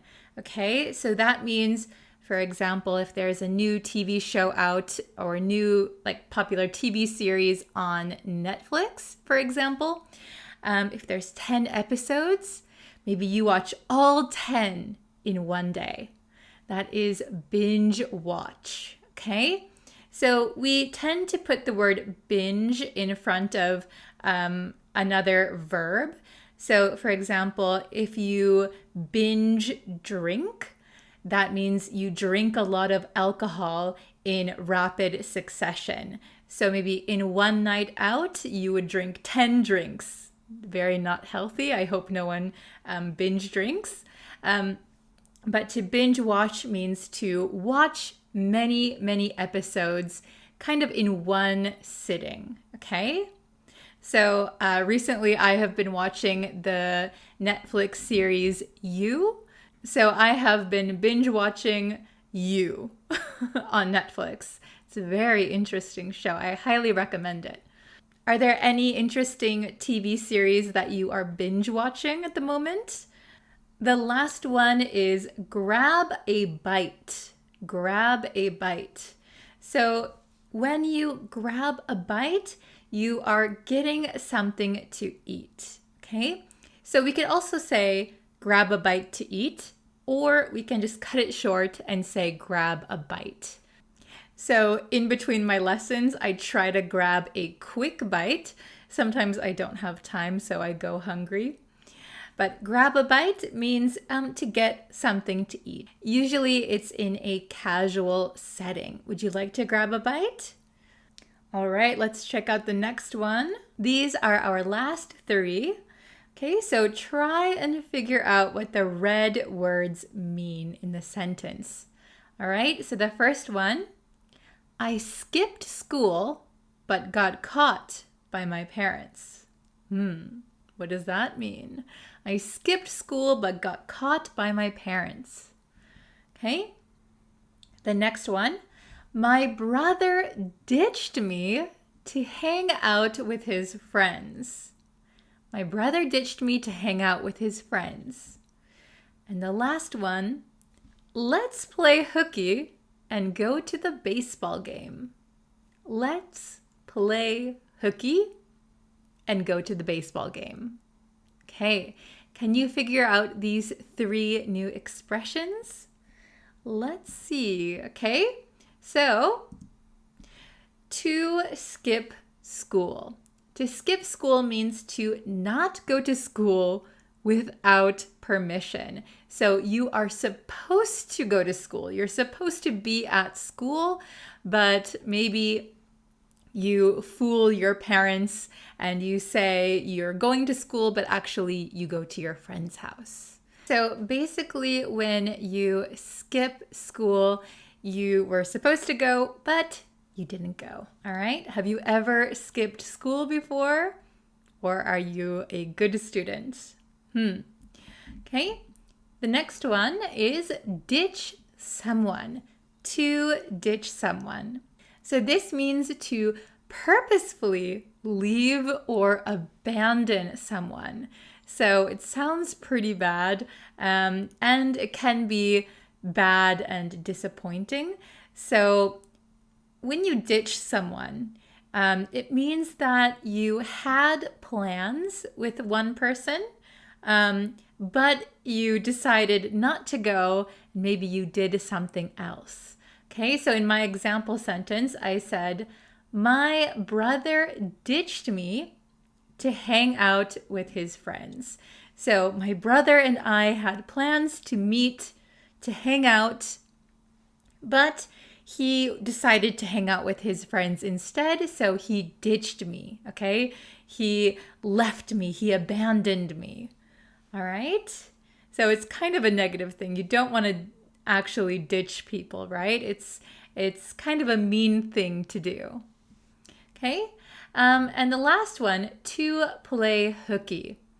So to play hooky is very similar to skip school.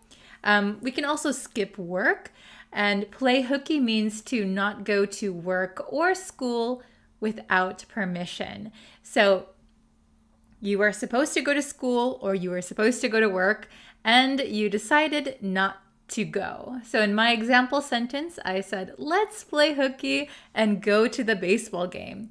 So you were either supposed to go to school or work, but hey, let's call in sick. That's another one, call in sick, and go to the baseball game instead. So we're playing hooky. All right. Let me know in the comments if you've ever skipped school, if you've ever played hooky, and have you ever ditched anyone or has someone ditched you? All right. Making example sentences will help you to remember the words more. Okay. And all of these are very common in American conversation. So hopefully you'll be able to recognize these words the next time you hear them. All right, that's it for today's lesson. Again, if you want to know when I go live, when I post new lessons, please subscribe to my YouTube channel. You can also follow me on Facebook and TikTok. And again, if you want to take any of my courses or get some PDFs, you can sign up on my website. All right, thank you so much for watching, and I will see you again in our next lesson. Bye, everyone.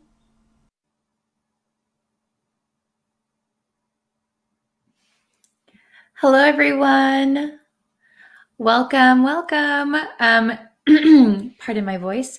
Today we are going to have a spelling test, an English spelling test.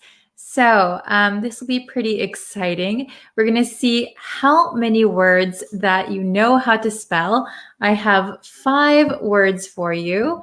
And just really quick, before we get into the lesson, if you haven't yet and you want to know when I go live, when I post new lessons, you can always subscribe to the YouTube channel or like me on Facebook, and turn on your notifications. That way you will know when I go live and all that stuff. And on YouTube, all of the lessons you'll be able to find. Okay, so even the ones that I post on Facebook, you'll be able to find them on YouTube. Okay. So hello, everyone. Hello, December. Nice to see you again. Hello, Salim. How are you guys today? So we're going to get into the spelling test. I have 5 words for you. I'm going to read the word out first. So I want you to listen to the word, and then I want you to type how you think it's spelled in the comments. I don't know if you have autocorrect. Don't use autocorrect if you have it, or you can write it down on a piece of paper. That's also okay. All right, so try and write the word down that you hear. Then we'll look at the spelling, the pronunciation, and an example sentence. Okay, so let's start. I have it right here. Okay, spelling test, difficult English words. So I chose some words that I think are difficult for English learners. They're also kind of difficult for native English speakers, especially like younger children might have a difficult time spelling these words. So the meanings are not that difficult. The spelling is a little difficult, a little bit tricky. Okay, so let's try the first word. Okay, question number 1. I'm going to read it. So I want you to write how you think it's spelled, okay? Very good. So the first word is handkerchief. Handkerchief. Can you spell handkerchief? Write it in the comments or write it down on a piece of paper, whichever you prefer. Okay. Let's see. Very good. Okay. Does everyone have it written down? Okay, so the correct spelling of handkerchief is da, da, da, da. How many of you got it correct? This is a tricky one. So we have the word hand, H-A-N-D, followed by a K-E-R-C-H-I-E-F. So it really looks like handkerchief. Handkerchief. In American English, we pronounce it handkerchief. Handkerchief. Some people also pronounce it handkerchief. Both are okay. Most Americans will pronounce it handkerchief. Handkerchief. Okay? Very good. So let's look at an example sentence. Okay? Hold on really quick. Oops. Okay. So the example sentence is here. I always carry a handkerchief with me. I always carry a handkerchief with me. Do you guys carry, oops, I did not mean to show that one. Okay.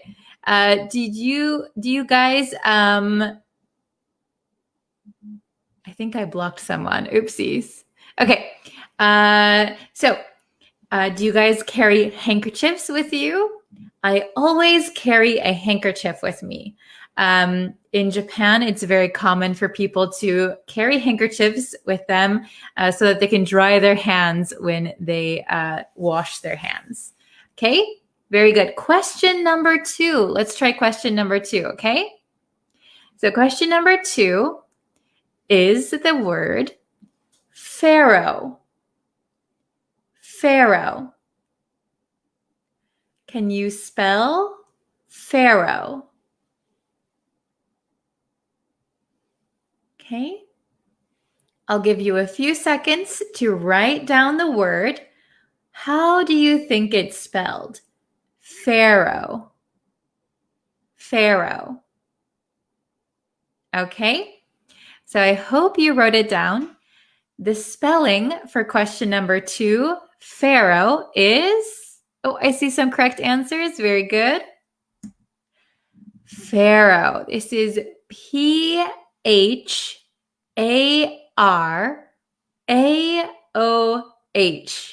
It looks like pharaoh, but we pronounce it in American English as pharaoh. Pharaoh. So it's a little tricky. The PH sounds like an F, but we don't write the letter F. We write PH. And you have to be careful because there's an AOH at the end. It sounds like an OW, right? Pharaoh. Pharaoh. So here's the pronunciation in American English. Pharaoh. Pharaoh. Okay? An example sentence. He was a pharaoh in ancient Egypt. He was a pharaoh in ancient Egypt. So a pharaoh, if you don't know, is an ancient ruler of Egypt. Oh, no worries if you misspelled it. It is very difficult, right? So what does it mean? A pharaoh is an ancient ruler or a ruler of ancient Egypt. Okay? So let's try question number 3. Question number 3 is maneuver. Maneuver. Remember, we are using American English, so there is a British way to spell it, but in America, we spell it a specific way. Maneuver. Maneuver. Oh, very good. Okay.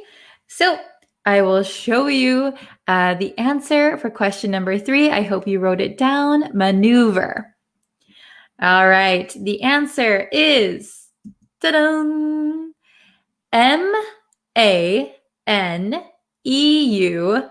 V-E-R, maneuver. Now, this is the American spelling. So there is a British spelling, but I'm going to focus on the American spelling since I am American.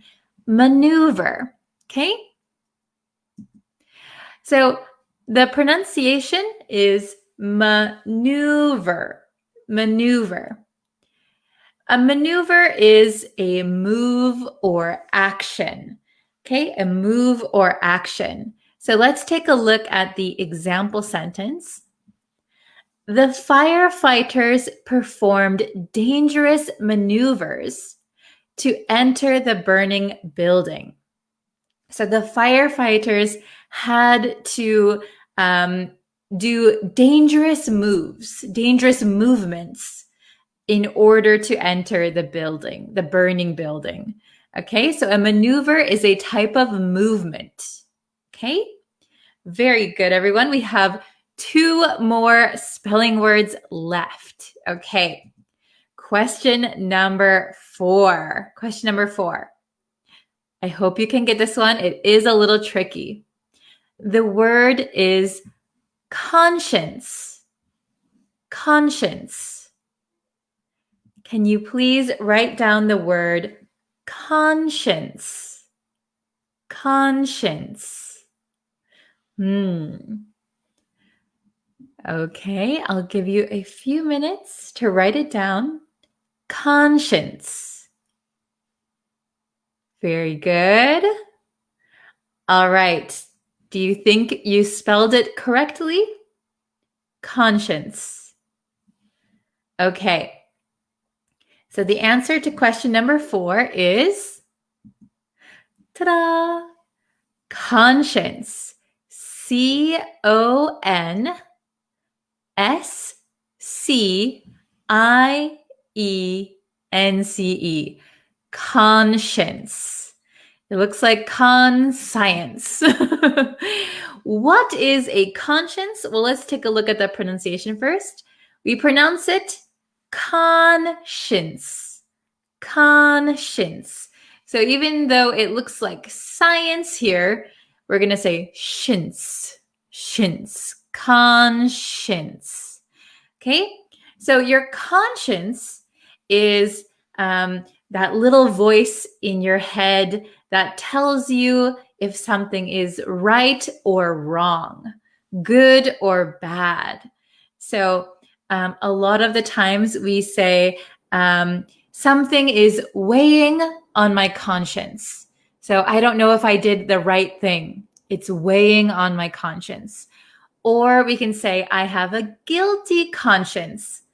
I did something wrong and now I feel bad about it.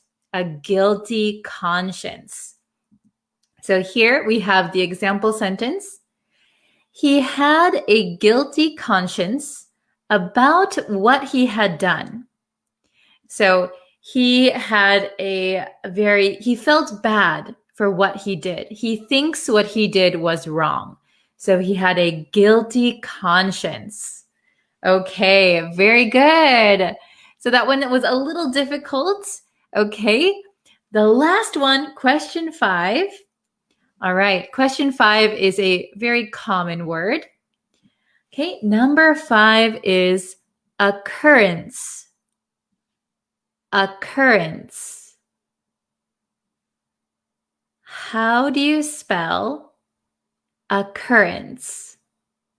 Write it down. And let's see if you can get the correct answer. I'll give you a few seconds. Very good. Okay, so the correct answer, the correct spelling of occurrence is da. Okay, how many of you got this one right? So we have O-C-C-U-R-R-E-N-C-E. So a lot of people misspell the O for an A, occurrence, but it is an O. And a lot of people forget that there are 2 sets of double letters. So we have CC and RR. Okay, occurrence, occurrence. Let's take a look at the pronunciation. Occurrence, occurrence, occurrence. So an occurrence is like an event or an incident. Something happened, something happens. Okay, occurrence. So here is our example sentence. Snow during the summer is a rare occurrence. So that means it rarely happens. Okay? Very good. Occurrence. Snow during the summer is a rare occurrence.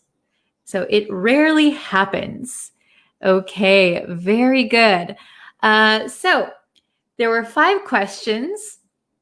How many did you get correct? Let's see. Okay. Oh, I see. Oh, Aliaman got 4 out of 5. Very good. Did anyone get 5 out of 5? They were pretty tricky. Some words might be new for you. So it's okay if you got some incorrect. That is totally okay. Very good. Okay, so let's see. Oh, I'm looking at all the spellings. Very good. Some of them were tricky. Some of them were a little bit easier. Wonderful. Okay. Oh no, I got 0. Oh no, that's okay. Practice makes perfect. Practice makes perfect. Yes, occurrence is an incident. Very good. Something that happens.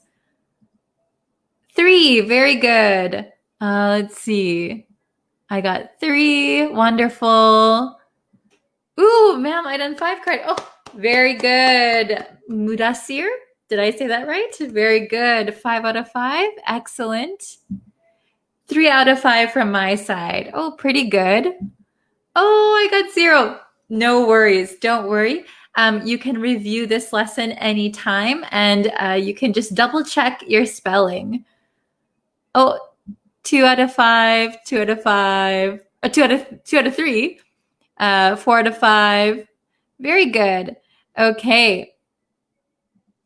Will there be a Pomodoro session today? Yes. So right after this lesson, I am going to do a study session on YouTube. So if you want to join me for the study session, I'm going to do that over on YouTube.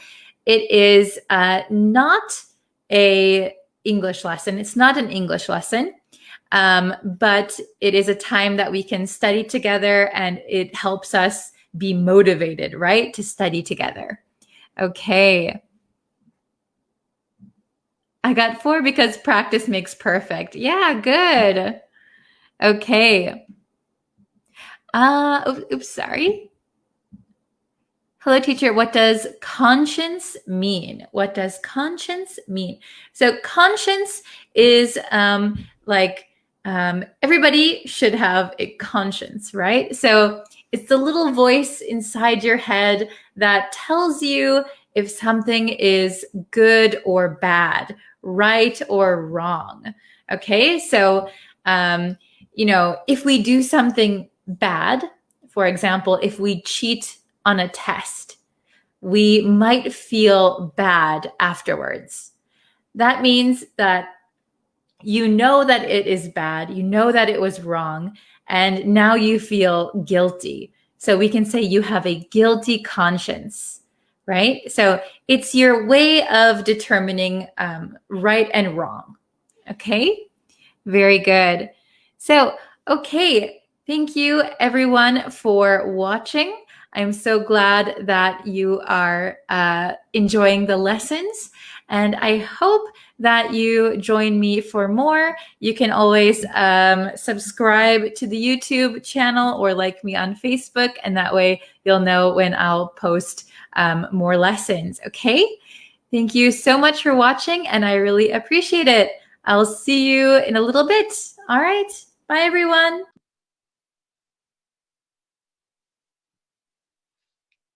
Hello, students. Hello, hello. Welcome, welcome. Thank you for joining today's lesson. Let's see. So I'm going to get right into it. So if you are joining in the chat, you can, I'm going to have some exercises. So if you're joining in the chat, you can leave your answers in the chat. Or if you're watching this a little bit later, you can leave your comments or your answers in the comments, okay? So please do that, and we're gonna just get into it. So today we're going to learn the difference between these two expressions, and these are very, very tricky. So I noticed a lot of my students make a mistake regarding these two, okay? So this is what we're gonna learn today. We're going to learn on time versus in time, okay? On time versus in time. Aren't they the same? Don't they mean the same thing? Okay, well, I am going to help you better understand the difference. And it's very, very similar, right? There's only one letter different, right? So actually, we use on time. We use on time when we are at a certain designated time for an event. If we arrive right when the event is supposed to start, or just a little bit before. So we're not too early for something, and we're not late for something, okay? However, in time just means you have sufficient time. You have enough time to do something or to get somewhere, okay? So the tricky thing is that even if you are not on time, you can still be in time, right? So, but if you are on time, you can be in time, but if you're not on time, you can still be in time. So there is a little bit of a difference there, okay? So let's look at my bigger whiteboard, and then we can see a little bit more clearly, okay? So if you can master on time and in time, you're going to sound a lot more fluent when you speak, and I think it's going to help your confidence, because we use these quite a lot, especially in business or in everyday life. You're going to hear people use these all the time. So, okay, I have it written out here. I'll move a little bit. Okay, so we have on time, not especially early and not late for a designated time, okay? Not especially early, so you're not super early. And you're also not late for a designated time, okay? So, in time, what does in time mean again? Early enough before a deadline or cutoff, okay? Early enough. So even if you're in time, it doesn't mean you're on time, okay? Even if you're in time for something, that doesn't mean you are on time. So let's look at these questions, exercises that I made, and see if you can get them right. So please write your answers in the chat or in the comments, okay? So whichever one you prefer. So number 1, I'll open my marker. Okay, the meeting is scheduled for 9 a.m. So please be on time or in time. The meeting is scheduled for 9 a.m. So please be, okay, let's see if you can get the correct answer. Please write it down. Okay, I'm going to write it. Ready? The meeting is scheduled for 9 a.m. So please be, what do you think the answer is? Please be on time. Please be on time.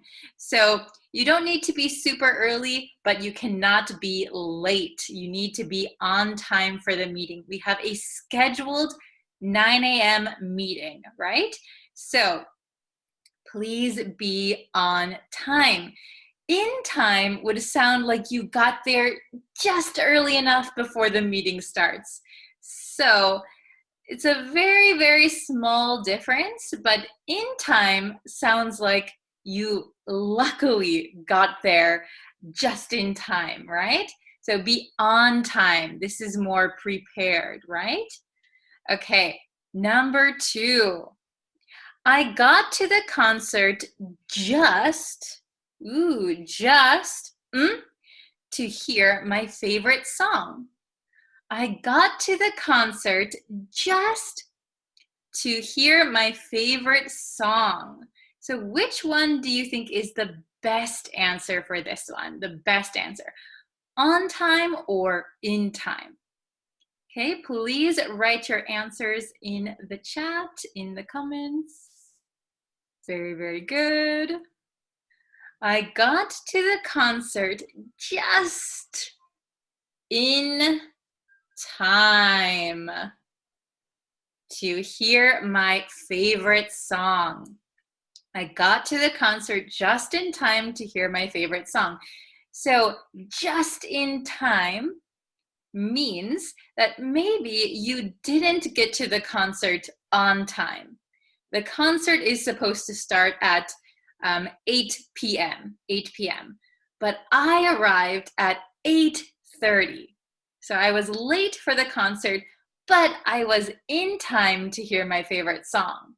So maybe I missed a little bit of introduction or the first 30 minutes of the concert while they were preparing, getting ready, but I made it just in time to hear my favorite song, okay? So there probably was not a specific time that they said they were going to play their song, but I just so happened to arrive just in time to hear it. Okay, so number 3, I'm always, so this is regularly, I'm always for meetings. I'm always for meetings. Which one do you think? I'm always on time for meetings, or I'm always in time for meetings? On time or in time? Which one do you think is correct? I'll wait for some answers. Okay, I'm going to give you the answer. I'm always on time for meetings. I'm always on time for meetings. So I'm never late for meetings. I'm always on time for meetings. Very good. And number 4, we have 2 answers here. So we're going to use both on time and in time, but we got to know which are we going to use. Okay, so I didn't get to school, but I arrived, to turn in my report. So turn in means to give your report or your homework to your teacher, right? So your teacher says, okay, everyone, turn in your report tomorrow morning at 9:30. Okay, so I didn't get to school, but I arrived, to turn in my report. Okay, is this a little bit tricky? Okay, I'm going to give you the answers. Are you ready? Okay, I'm going to flip it around. I didn't get to school, but I arrived, to turn in my report. Okay, here are the answers. Okay, who got them right? I didn't get to school on time. I was a little bit late for school, but I arrived in time to turn in my report. And I got marker on myself now. I didn't get to school on time, but I arrived in time to turn in my report. So this means that I didn't get to school on time. I was a little bit late.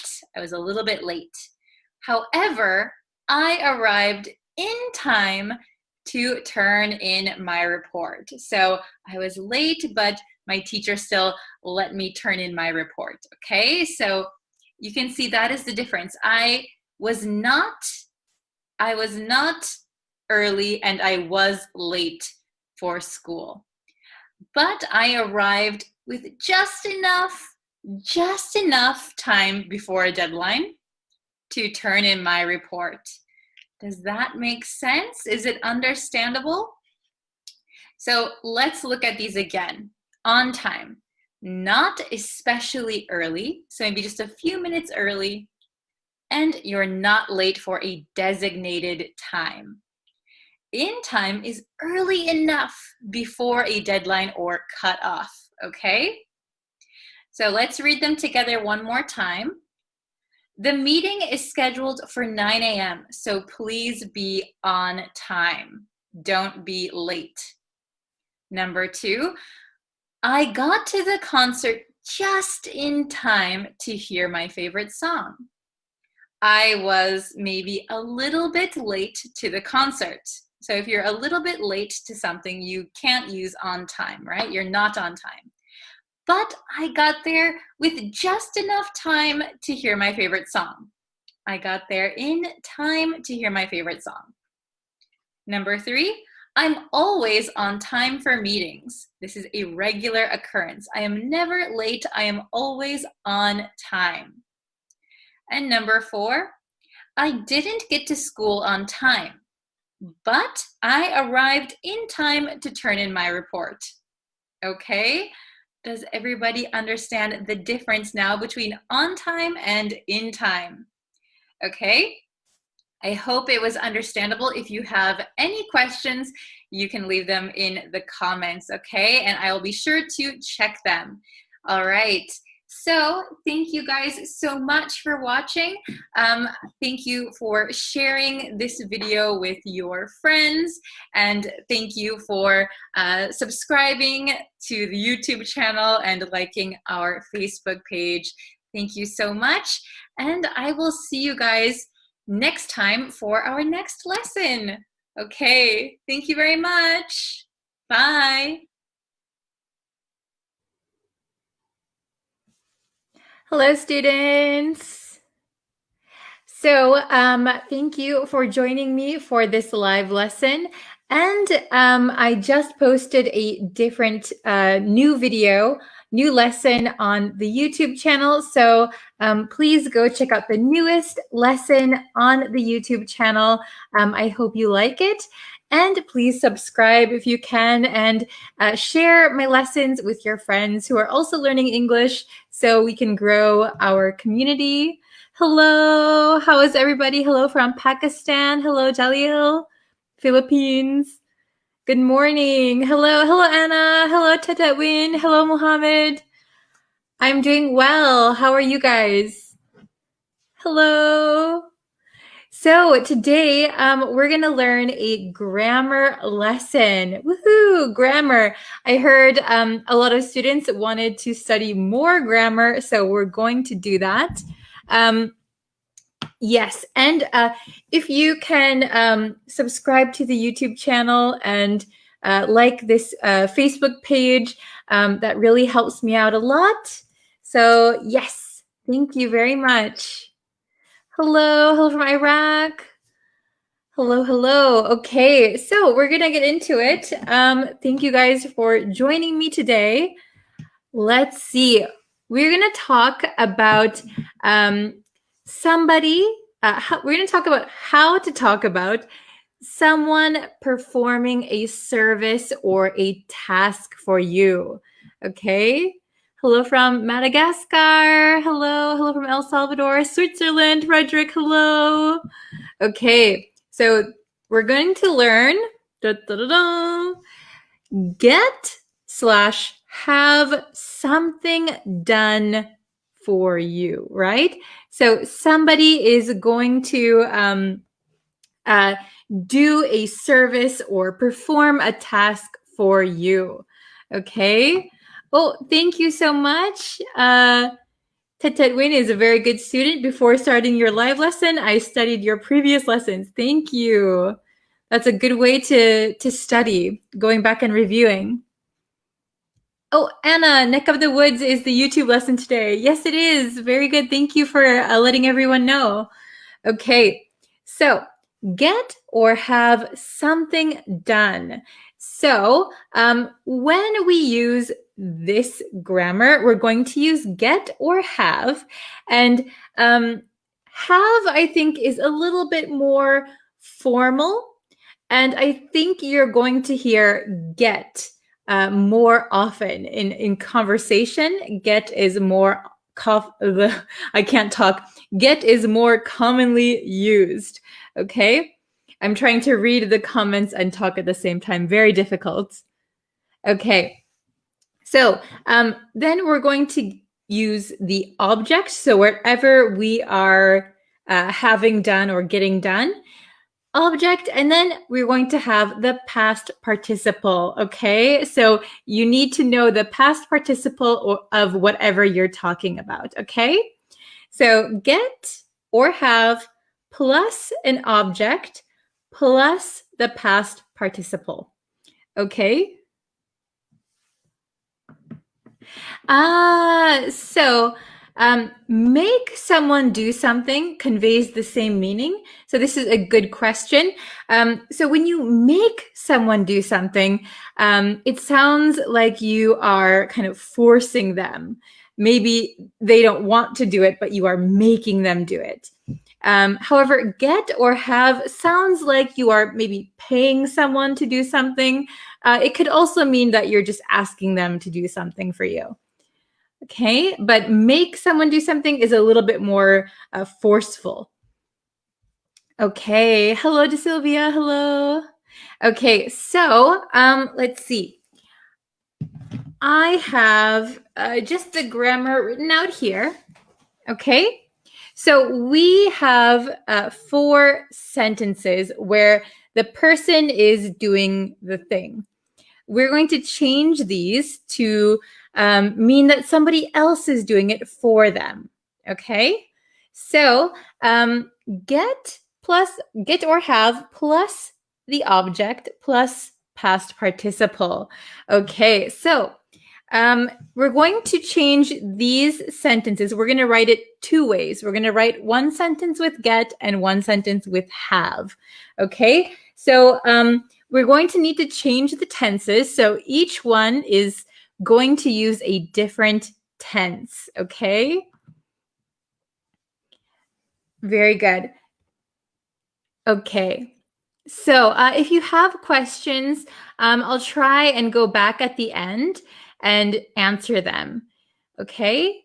So if you have questions, please keep your questions and then I'll try and answer them at the end of the lesson. Okay? So let's look at number 1 and then let's see if it's more understandable. So let's do number 1 together. She cuts her hair.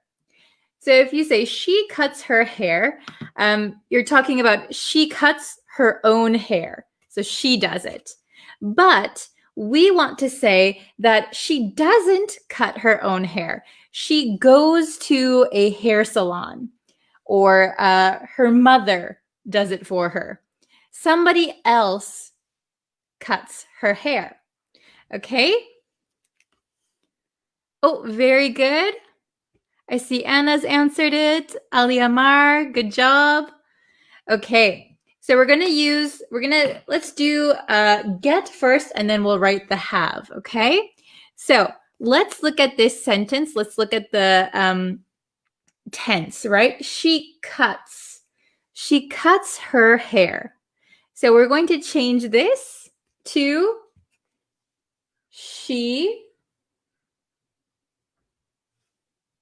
Oh, I see a lot of correct answers. Very good, Frederick.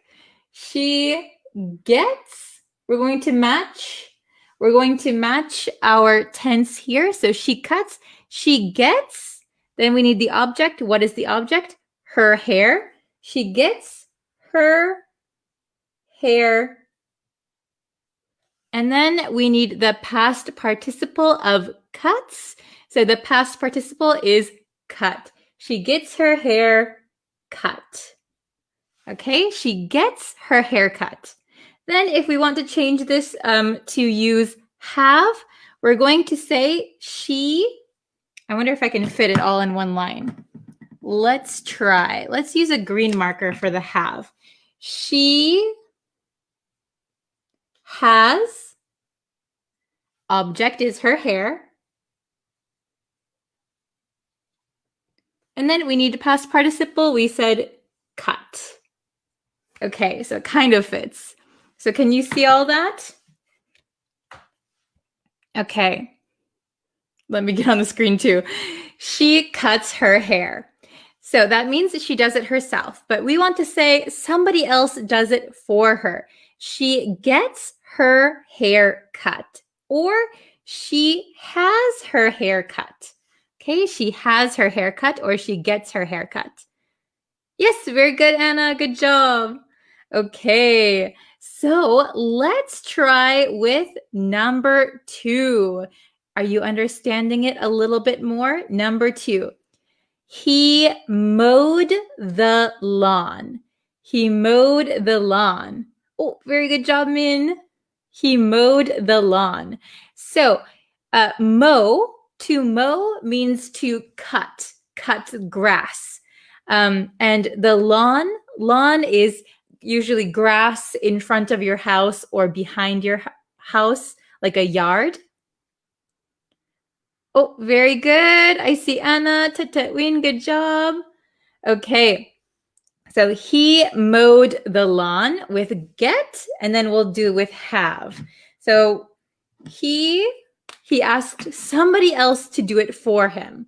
Okay, so I'll try to write a little bit smaller so we can fit it on. He mowed is in the past tense. You can see past tense mowed. So we're going to change get to got. He got, object is the lawn. He got the lawn mowed. He got the lawn mowed. He got the lawn mowed. Okay. Awesome. Yes. Oh, very good. Okay. And with have, let's see, who can get it right? Oh, DeSylvia, good job. Yes, so we're going to use have, and we need to change it to the past tense. So he had the lawn. Past participle of mow is mowed. Okay, good job, everybody. He got the lawn mowed and he had the lawn mowed. Both are correct. Good job. Oh, Anna, very good. Anna's on the number 3 already. Okay, the third one. They are cleaning the room. They are cleaning the room. So how can we change this? They are not doing it. Somebody else. They asked somebody else, or they hired someone. They are paying someone to do it for them. Oh, very good. Jyotika, Tatwin, Aliawan, very good. Okay, so they are cleaning. We have are cleaning, right? So if we use get, they are cleaning, so getting the room, and past participle of clean is cleaned. Very good. Can you see that? My D looks a little bit not good. Okay, they are getting the room cleaned. They are getting the room cleaned. And if we use have, let's see. Oh my goodness, too many markers. They are, I didn't give myself enough space, I don't think. They are having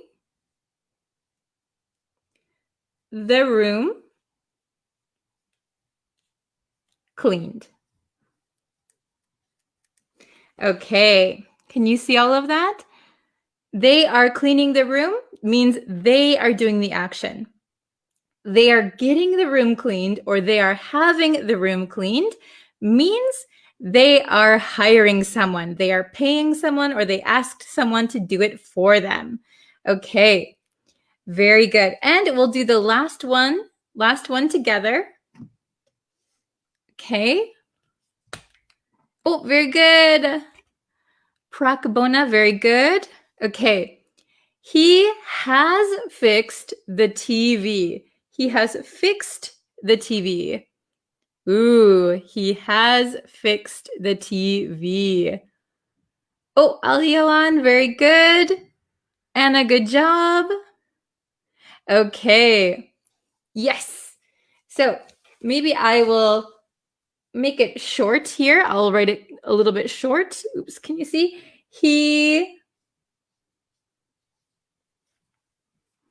Oh, very good to Sylvia. Oh, I'll just keep this marker. He has, we can say got or gotten. I prefer gotten. He has gotten the TV fixed. Okay, and I will write, I'm just going to write underneath it so I don't have to write the whole sentence again. He has had the TV fixed. Oh, very good. I see a lot of correct answers. Good job. Yes, Alioan, very good, very good. Okay, he has gotten the TV fixed or he has had the TV fixed. Very good. So just remember this grammar is used to talk about someone else doing a service for you or for someone.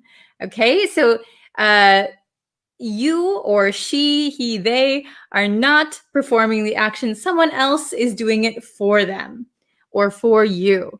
Okay, so she gets her haircut. She has her haircut. He got the lawn mowed. He had the lawn mowed.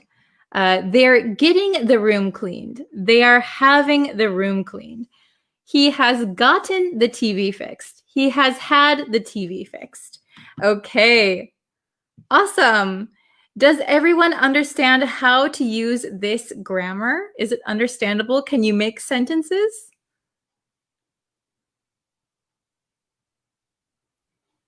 Okay, so remember, it doesn't change the meaning. Get or have, they both mean the same thing. Have is just a little bit more formal. And I think, in my opinion, that get is more commonly used in conversation. So you'll hear get more. Okay? Okay. So why did you write gotten, not got? So both are correct, actually. The past participle of get can be got or gotten. He has got the TV fixed. He has gotten the TV fixed. Both are okay.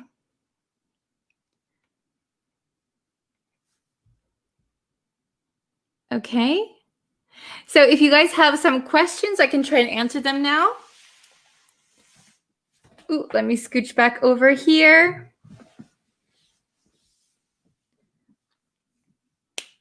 Okay. I have my motor cleaned. Yes, very good. So that means that you ask someone else to do it or you hire someone to do it. Very, very good. Okay. Oh, I'm glad, Mauricio. So Mauricio said, oops. Hello. Let's see. So sometimes when the chat goes, I click the wrong one. Thanks, Breeze. This is a new and good topic for me because I never studied this topic. Oh, I'm so glad. Yeah, so this is a useful one. So especially when we talk about getting our hair cut, we get our hair cut. Unless you do it yourself, we usually say, I'm getting my hair cut this week. Okay? Awesome. Good job. Let's see.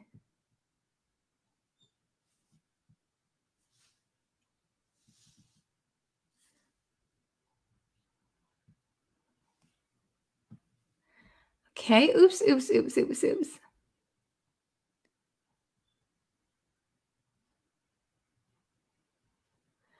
Oh, Abbas, I'm sorry, I didn't mention your name. Good job. Okay.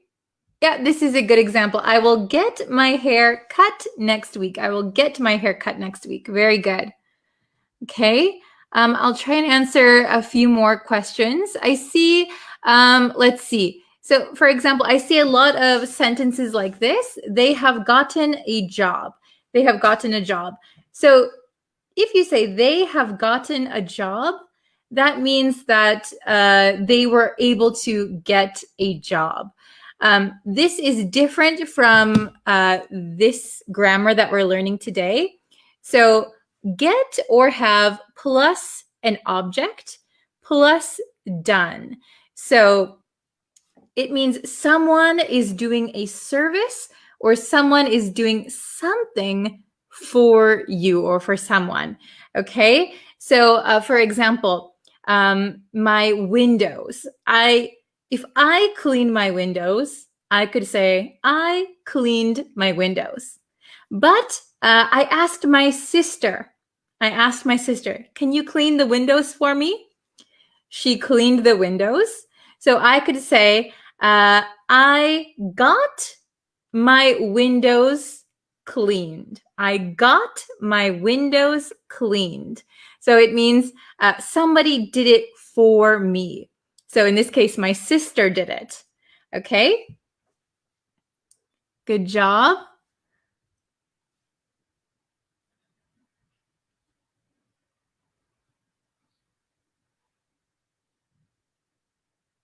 So again, here, they have gotten a new car. So that just means that they received a new car. They have gotten a new car. They got a new car. So remember, we need get or have plus the object plus past participle. Okay?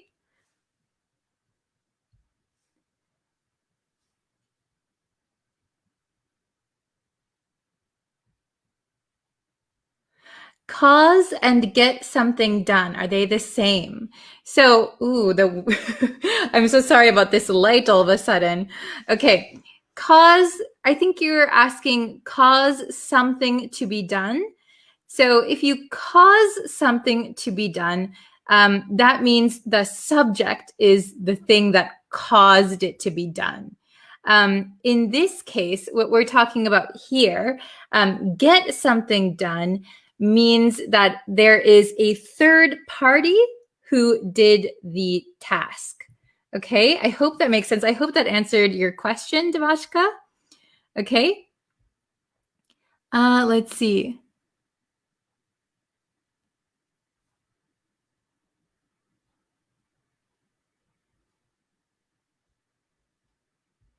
She get my clothes cleaned. Okay, very good. She gets my clothes cleaned. So that means she is the third party and my clothes. So you could say, I get my clothes cleaned, or she does it. She gets my clothes cleaned. So maybe she takes it somewhere to get it cleaned. Okay? I got the haircut today at Lake Geneva. I paid the attention, but I didn't see your mother in that neck of the woods. Oh, good job, Anna. So let's see. So usually we don't say the hair when we're talking about our own hair.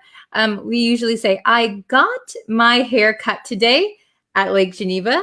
And I paid attention. So again, you don't need that. I paid attention, but I didn't see your mother in that neck of the woods. Very good, very good. Remember, neck of the woods with an S at the end. Yeah, actually, I think my mother is homesick right now, so she wouldn't be out. Very good. Okay, I'll answer maybe one more question. Let's see. Oops. Let's see.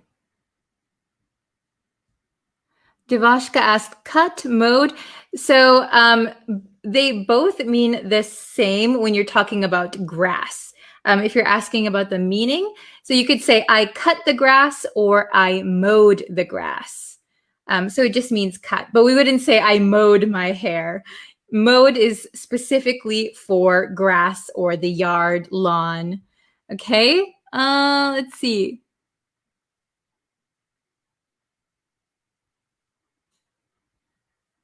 Let's see. I'll do one more.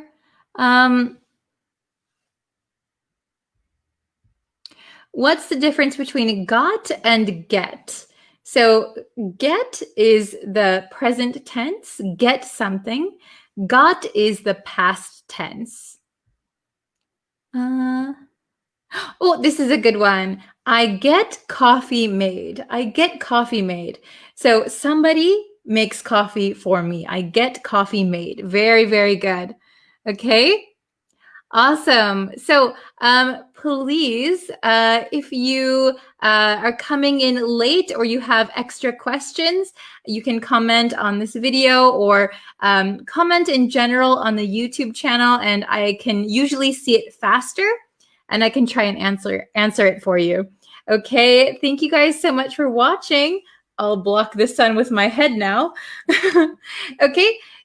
Thank you so much, and I will see you guys for our next lesson tomorrow. And if you haven't yet, go check out the last lesson on the YouTube channel. Yeah, and I'll be back for a new lesson on Facebook and on YouTube tomorrow. 2 lessons in a day. All right, see you guys tomorrow. Thank you so much. Bye. Hello, everyone. Thank you for joining. Thank you for joining another live lesson. I hope you guys are enjoying these. Okay, so while some people join the lesson, I'm going to tell you what we're going to be doing these next 5 lessons, okay? So I thought it's a good idea. We did it last time that I'll do 4 live lessons about a certain topic, and then on the 5th lesson, we'll have a review. Oh, hello, Daniel. Thank you for coming. Thank you for joining. Oh, I'm doing well. How are you? So I was just explaining that I think it's a good idea to do 4 lessons on a certain topic. And then the 5th lesson, we'll do a kind of review lesson. So these 4 lessons, starting from today, I want to do on idioms that include the word up, okay? Idioms that include the word up. So we have a lot of them, actually. So we're going to go over 2 today, and we'll see if you guys can remember it by Friday, okay? Oh, good morning from Myanmar. Oh, watching from, how do you say, Jeddah? That's amazing. Oh, hello. Thank you for joining. Okay. Ooh, Bali. Wow. I've always wanted to go to Bali. That is one of my dream vacations. Hopefully, I can go there soon. Oh, hello from India. I'd also like to visit India. Okay.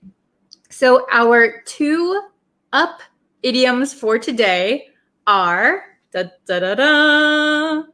we have these. Does anyone know these? We have toss up and up in the air. Have you heard these before?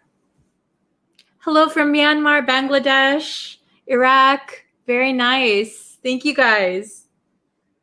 Hello. So we are learning idioms that include the word up. And today we're doing on decision making. Okay. So toss up. If you have never heard this expression before, a toss up is, if you have a coin and you throw the coin up in the air, and if it's heads, it's one decision. If it's tails, it's another decision. Oh, hello, Simon. Thank you for joining. Okay. Oh, hello from Pakistan. Very nice. So a toss-up is when you can't decide something and there is a choice between two things, or two things that will happen, or two choices. So a toss-up. You're not sure. So if I said, I don't know when my next lesson will be, it's a toss-up between tomorrow or Friday. It's a toss-up, usually between two things, okay? And then we have up in the air, up in the air. So up in the air means that your decision or whatever you are going to do has not been decided, has not been settled yet. It's up in the air, okay? Oh, hello from Bangladesh. No, I've never been to Bangladesh. I would love to. I love traveling. I want to visit all the countries that I can. Okay, so up in the air. So right now we could use up in the air because right now we have a lot of difficulty traveling the world right now. So my next vacation is still up in the air. I don't know when I'll be able to take vacation again. It's up in the air. It's not been settled. It hasn't been decided or confirmed. It's up in the air. Okay? So toss up is deciding between two things that could equally happen, like a 50-50 chance. Toss up. Up in the air means I don't know what I will be doing. So not decided, okay? Up in the air. Oh, hello from Nepal. Very nice.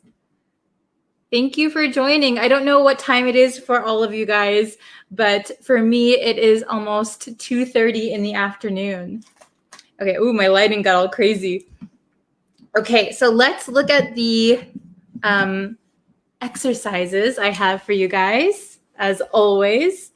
So we can see the meanings at the top. Okay, I'll get my red marker. So meaning, can you see this? A toss-up, used when you don't know which of two things will happen or which of two things to choose. Can you see that?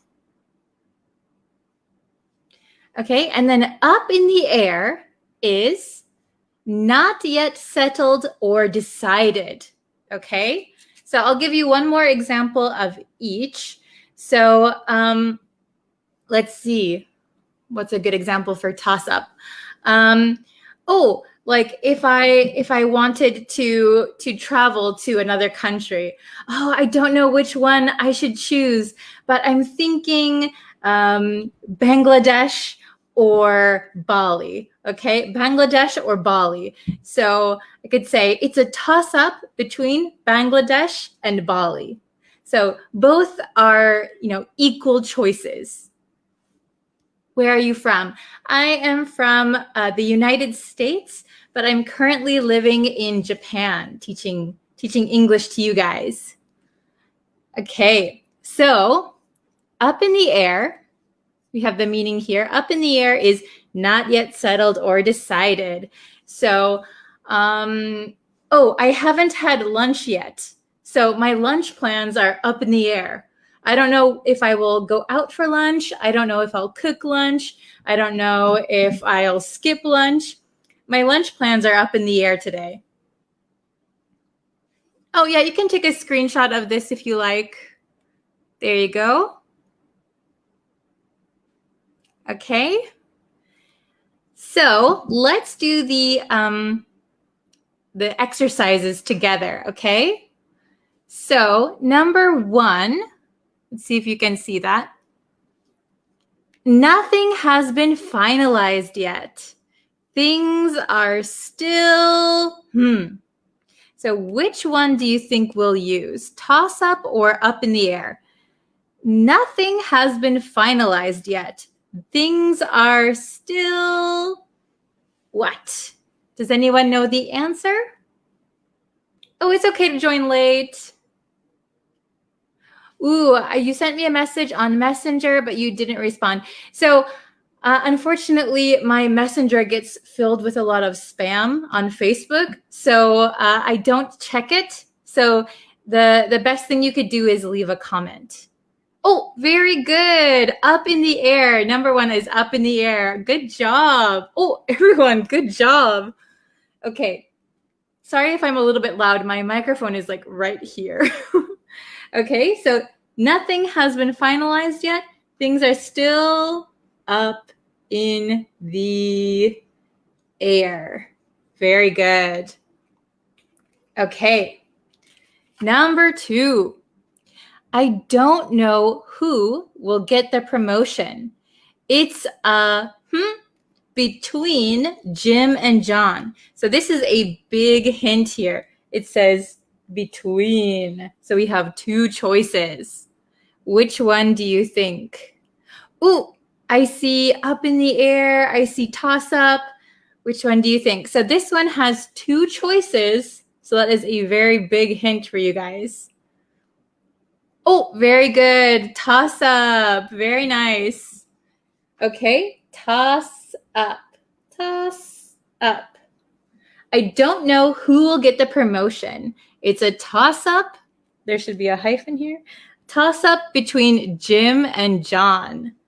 Very good. So toss up we use as we don't know which one to choose. Usually 2 choices. Okay. Number 3. Lunch was a between. Oh, we have this between again. Italian or Chinese. Italian or Chinese food. So number 3, lunch was a between Italian or Chinese. Oh, very good. Toss up. I see toss up for number 3. Yes. Lunch was a toss up. So this is a very casual way to say, I didn't know which one we were going to get, Chinese food or Italian food. 50-50. It was a toss-up. Okay. Oh, very good. And the last one. Who can get the last one first? My living situation is still.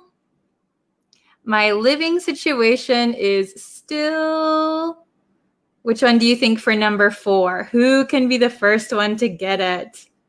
My living situation is still maybe undecided. Very good. Oh, very fast. How do you pronounce your name? Hisumiat? So very good. Number 4 is up in the air. Up in the air. So generally, things have not been decided yet. Things have not been finalized. So remember, these are very similar, toss up and up in the air. Toss up is between 2 choices. So usually you'll see this word between, and that way you know, okay, we should use toss up. And then up in the air is generally things have not been decided. Oh, very good. You guys are so fast. Excellent. Okay, so I'll read them one more time. So you can listen or you can repeat at home. So number 1, nothing has been finalized yet. Things are still up in the air. Number 2, I don't know who will get the promotion. It's a toss-up between Jim and John. Number 3, lunch was a toss-up between Italian or Chinese. And number 4, my living situation is still up in the air. You guys are awesome. I see all the correct answers in the comments. Very good. So I don't know if these are new for you or if you've heard them before, but I hope you can use them from now on. All the next 4 lessons, well, today and then the next 3 lessons are going to be idioms using up. So please remember it, come back to this lesson and try to review. And on the last lesson on Friday, the 5th lesson this week, we're going to do a review lesson like I did last time. Oh, thank you for the compliments. You guys are so nice. You guys are the best students. Thank you so much for watching and tuning into my lessons every day. I really appreciate it. Hello. Yeah, thank you for joining. So please come back tomorrow. There will be another live lesson tomorrow with idioms using up. Okay? So thank you guys so much. And so if you just came now, this lesson will be up for you to see later, so you can watch it anytime. Please come back to this lesson, review, and then join me for the next 3 lessons, and then finally the review lesson. Okay. Thank you guys so much for watching. I really appreciate it, and I hope to see you guys tomorrow. All right. Bye-bye. Oh, hello. Hello, everyone. Excuse my voice again, always. I think because I'm teaching every day, all day, my voice sometimes disappears, so I apologize for that. But anyway, if you are just joining now, please go ahead and subscribe to this YouTube channel. If you would like to know when I post new lessons and live lessons, so if you subscribe and if you turn on the bell notification, that will let you know when I post new lessons here, which is why you're here, I think, right? To learn English. And if you are new, hello, my name is Bree. I teach American English. So I'm from the United States. So my accent is an American accent. So we learn American English here, okay? So I wanted to get into 2 confusing phrasal verbs. 2 confusing phrasal verbs that a student actually requested me to make a video about. So here it goes, okay? So we have these 2. Oh my goodness. Have you heard of these before? So we have run into, and come across, come across. Does anyone know either of these phrasal verbs, to run into or to come across? Okay, so they both are very, very similar, and we can even use them interchangeably sometimes. However, there is a big difference, which I'm going to explain. Okay, so when you run into someone, right? We say run into someone. It means you meet someone by chance, right? We can also say to run into a problem, to run into difficulties. So we often use run into when we meet people by chance, excuse me again, when we meet someone by chance, or when we find or we experience difficulties or problems, right? If you say run into something, for example, I ran into the door. I ran into the door. That means you physically hit the door, right? You ran into it. Okay, so it's a very different meaning. That is the literal meaning. You ran into the door, right? You accidentally hurt yourself. Or I ran into, I don't know, I ran into the window. I thought the window was open, but I ran into the window, right? Has that ever happened to you? If the window is very, very clear, very, very see-through, you might think there's no window and you just run into the window, okay? So the next one is come across, come across. So come across can mean the same thing as run into. So we can come across a person, we can come across people. You could say, I came across a problem today. I came across a problem at work. The same as I ran into a problem at work, right? However, excuse me, however, you can also use come across something, okay? That means you found something by chance. So I was reading a magazine and I came across your picture. I didn't know you were a model, right? I came across your picture. I would not say I ran into your picture. That sounds like you physically hit someone's picture, right? I ran into your picture. So come across something means to find something by chance. We cannot use it for run into, right? Run into a person by chance or run into a problem. We can come across a person, we can come across a problem, and we can come across something by chance, okay? Are you following me? Okay, let's look at my bigger whiteboard. Oops, oops, oops, oops. Excuse me. Okay, I don't know why I was singing just now. It's a long day. Okay. Oh, wow, we have a lot. Okay, I'll scooch over here. So run into, run into. Run into means meet someone by chance, or it could mean experience a problem or difficulty. Okay, does everyone understand so far? Okay, good. Then we have come across. So come across means meet or find someone or something by chance, a little bit different, and appear or sound in a specified way, give a specified impression. Okay, so this one I haven't explained yet.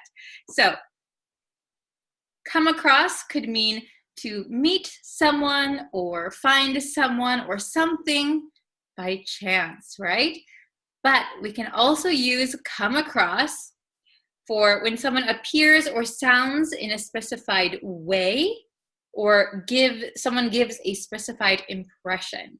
For example, when I saw him, he came across drunk, right? So he appeared to be drunk. He sounded drunk, right? That was my impression.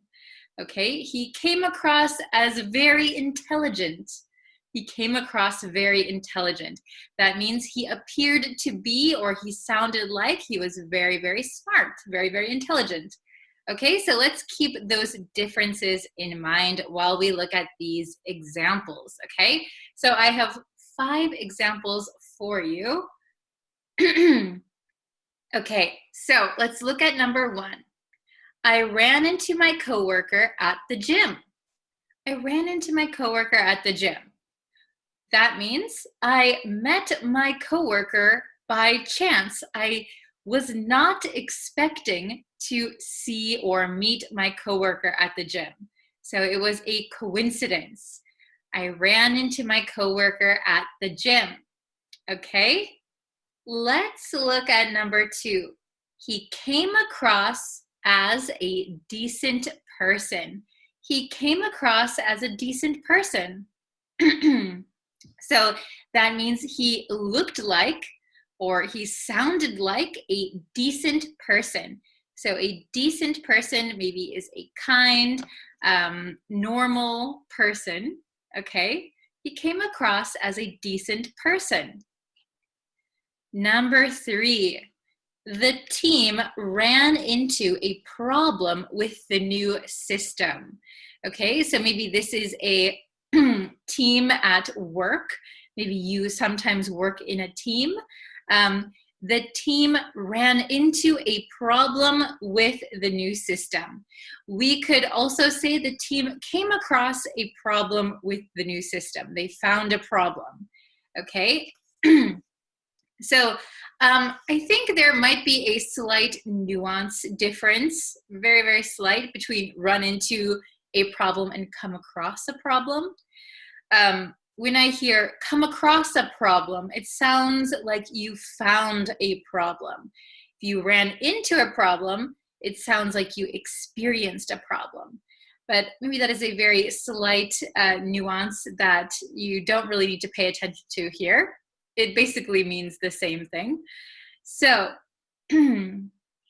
let's see number 4. Number 4, yes, number 4. So she came across this old newspaper article. She came across this old newspaper article. So here we cannot say she ran into this old newspaper article. We cannot say that. So when you find something by chance, please use come across, okay?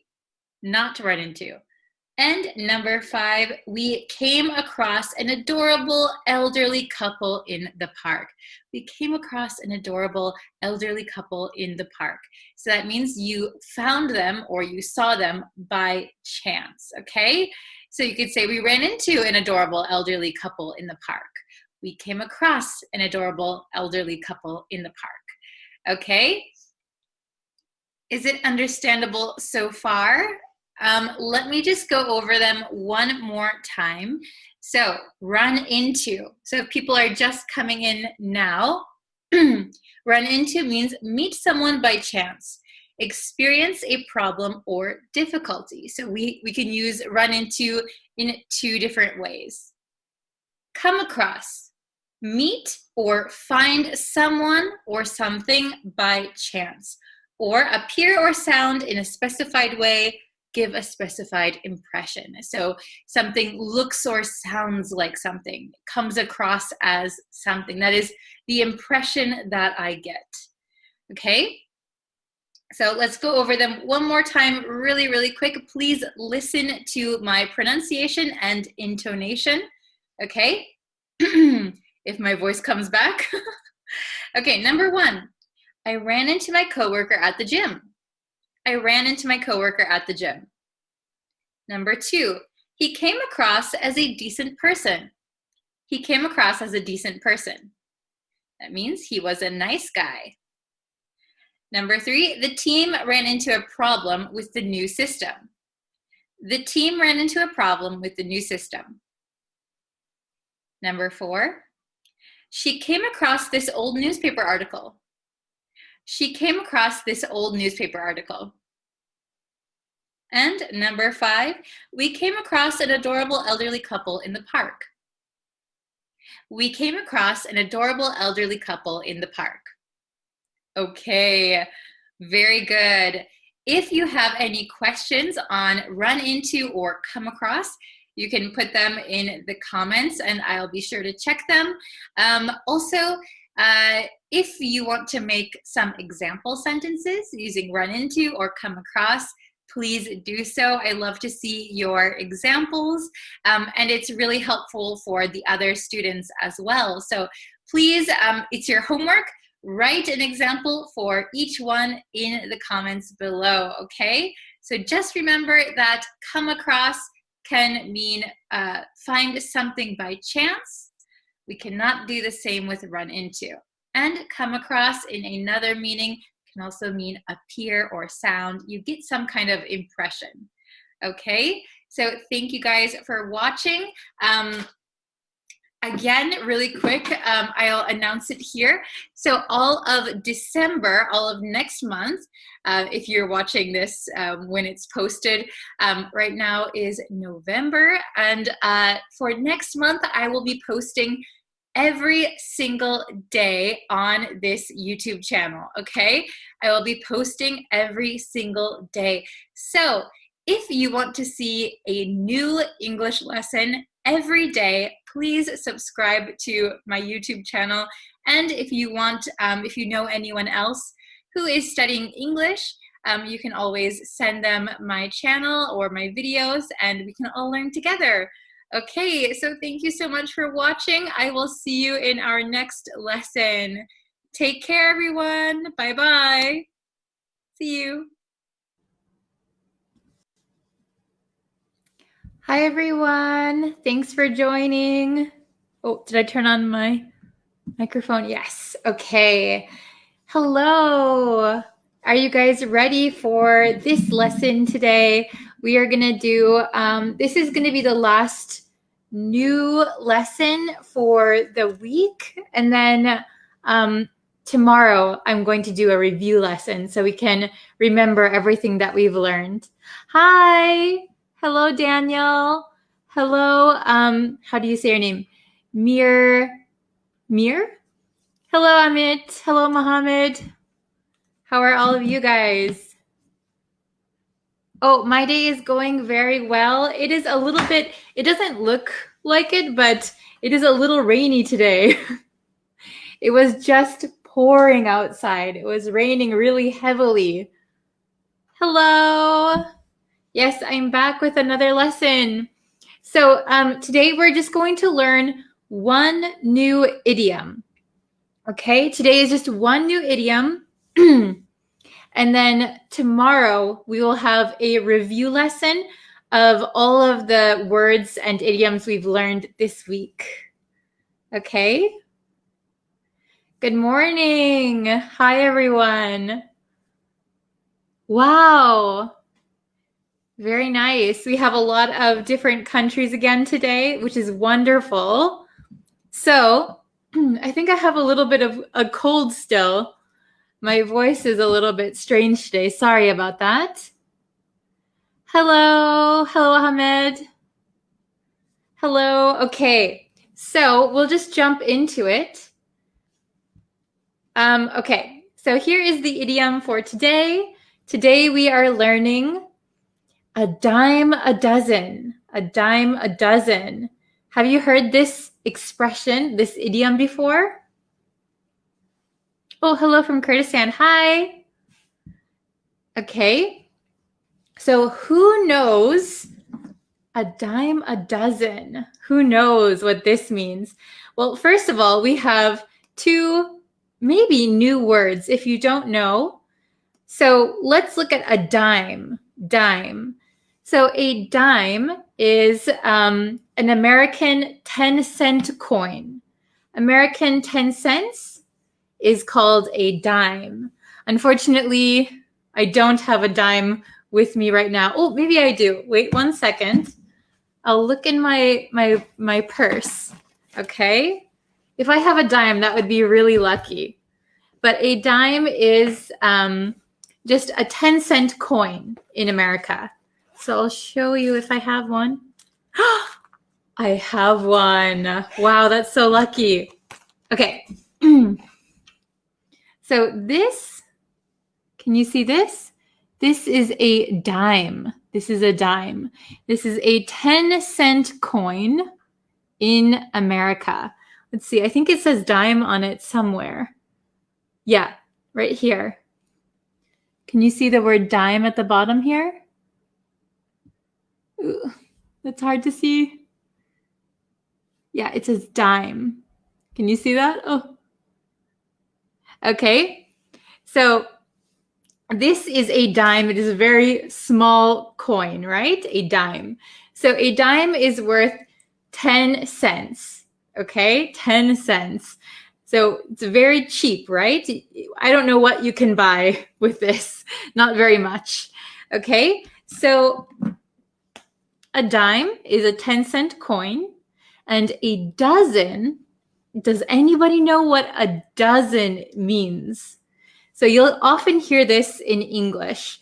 So if you go to the bakery and you say, I would like a dozen donuts. So a dozen means 12. A dozen means 12. Oh, do you want to see the dime again? Okay. Somebody's asking to see the dime. It has, this is a dime, and on the back, on the bottom, it says dime. Can you see that? Maybe it's a little bit blurry, but this is a dime. Yes, yes, yes, yes, very good. So a dozen means 12. So if you think about a dime, a dozen. So if you can buy 12 things with this one little coin, that means the thing that you're buying is very, very cheap and maybe very common, right? So if you can buy something for a dime, already it's cheap. If you can buy 12 of something for a dime, very, very cheap, okay? So a dime a dozen, what does this mean as an idiom? So it doesn't actually mean that you're buying something with a dime. It means that something or a person or anything is very common, very, very common, and of little value. So as an idiom, a dime a dozen means something that is very common and of little value, almost worthless. Okay, so if you say this about somebody, like for example, if you were to say, English teachers are a dime a dozen, maybe I would be a little bit sad if you said that. It sounds like they're common and kind of worthless. So a dime a dozen. Be careful how you use it, okay? So let's get into the examples. So I wrote some examples for you. Okay. So the meaning is at the very top. So a dime a dozen means very common and of little value. So remember that, very common and of little value. Okay, so let's look at the first sentence. So examples. In Japan, convenience stores are a dime a dozen. I'll put that a little bit closer. In Japan, convenience stores are a dime a dozen. So I live in Japan, and there are convenience stores everywhere, everywhere. So I think walking from my closest station to my house, I pass 3 or 4 convenience stores. So that means they are very common. So in Japan, convenience stores are a dime a dozen. Okay, let's look at number 2. Opinions are a dime a dozen. Opinions are a dime a dozen. Okay, so that means that everyone has an opinion. Everyone has an opinion. So sometimes, even if somebody doesn't know what they're talking about, or somebody's not an expert, not a professional, but everyone has an opinion. So that sometimes means opinions are common and maybe of little value. If you don't know what you're talking about, your opinion could be of little value. Opinions are a dime a dozen. So as you can see, number 1, convenience stores. This is like a physical thing. But here, opinions. An opinion is not a physical thing. So you can use this idiom for non-tangible things also. Okay?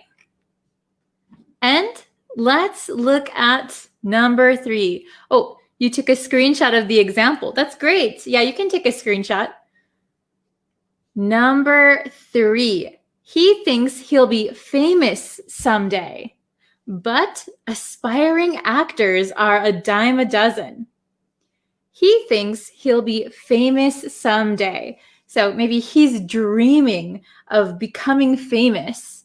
But aspiring actors, so aspiring means you are trying to become an actor.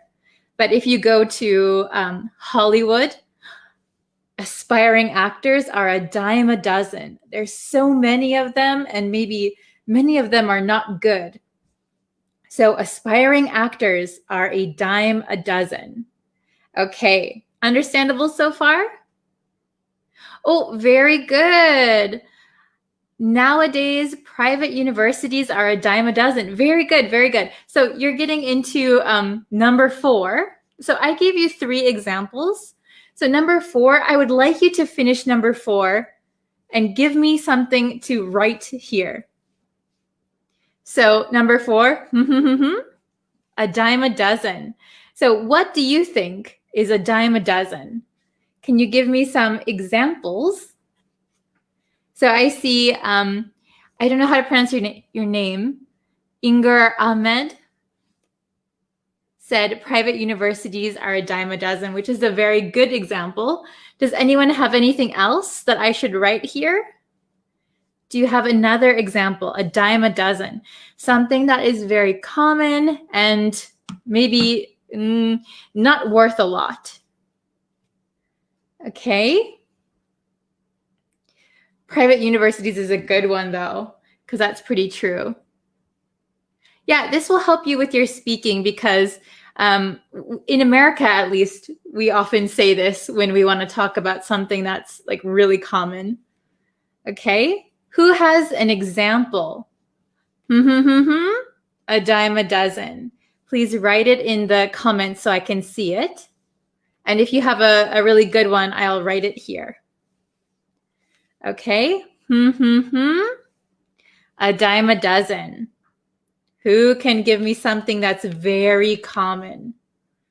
So we talked about physical things like convenience stores, opinions, or people. People, aspiring actors are a dime a dozen. Oh, hello, welcome. Brother says, my words are sometimes a dime a dozen. Oh, that's a very good one. Yeah, so you could say, if somebody talks a lot, you could say, oh, your words are worth a dime a dozen. It's very cheap to get your words out because you talk all the time. Okay, can anyone else give me a good example? Something, a dime a dozen. What do you think is very, very common and of little value? Oh, you're welcome. Okay, maybe we'll go with, here, I'll write it down here. Okay. Let's see. Oh, hello. Is your name Shyam? I'm very bad at pronouncing different names. Sorry if I pronounce your name wrong. I'm not trying to insult you. Okay, so I'm gonna put, let's see. How about we could say, oh, very good. Political issues are a dime a dozen. Yes, that is a very good one. I'm going to write that one down. Political issues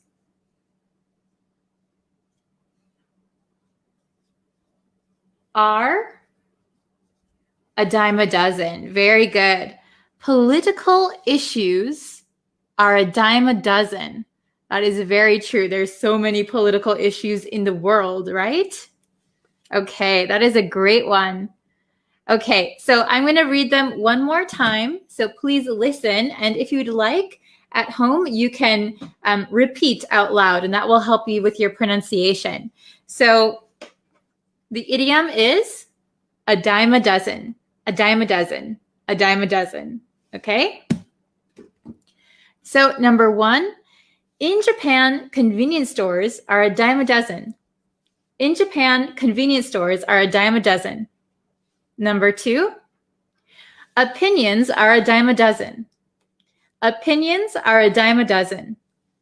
Number 3, he thinks he'll be famous someday, but aspiring actors are a dime a dozen. He thinks he'll be famous someday, but aspiring actors are a dime a dozen. Okay, and then the last one that you guys helped me with, political issues are a dime a dozen. Political issues are a dime a dozen. Okay, so get used to hearing a dime a dozen, and try saying it out loud. Okay, so once you get used to using it, you're going to sound a lot more fluent. You're going to sound like an American speaker. It's going to be great. Oh, hello, Frederick. Frederick from Switzerland. Hello. Oh, very good. I'm glad you remembered a dime a dozen now. That's excellent. So please practice it. And tomorrow, like I said before, tomorrow is going to be a review lesson. We're going to review all of the idioms that we've learned this week. So from Monday to today, we're going to review all of the idioms that we learned. So please go back and study those lessons, and then join tomorrow's lesson, and I'll give you some excellent exercises. Oh, from Afghanistan, hi. Okay, so I think that's it for this video. Oh, wow, we've already been going for almost 16 minutes. Oh my gosh, thanks for staying around. Thanks for sticking around. Okay, very good. So just remember, this is a dime, very, very small 10-cent coin. And if you can buy many things with this, if you can buy a dozen of something, that means that it's very common and probably not worth a lot. Okay. Oh, thank you, Frederick. Yeah, you can review the lesson anytime. I leave them up on the Facebook page. I might start uploading them to the YouTube channel also, because I think not everybody watches both. So I'll do that too. The exact time for tomorrow. Okay, so I didn't decide yet, but I should probably decide. Okay, I'll decide right now so that you guys can have time to. Okay, how about, So I live in Japan. So I live in Japan Standard Time, JST. So if I say tomorrow's lesson will be at 12 o'clock JST. So maybe 3 hours earlier than today's lesson. Is that okay?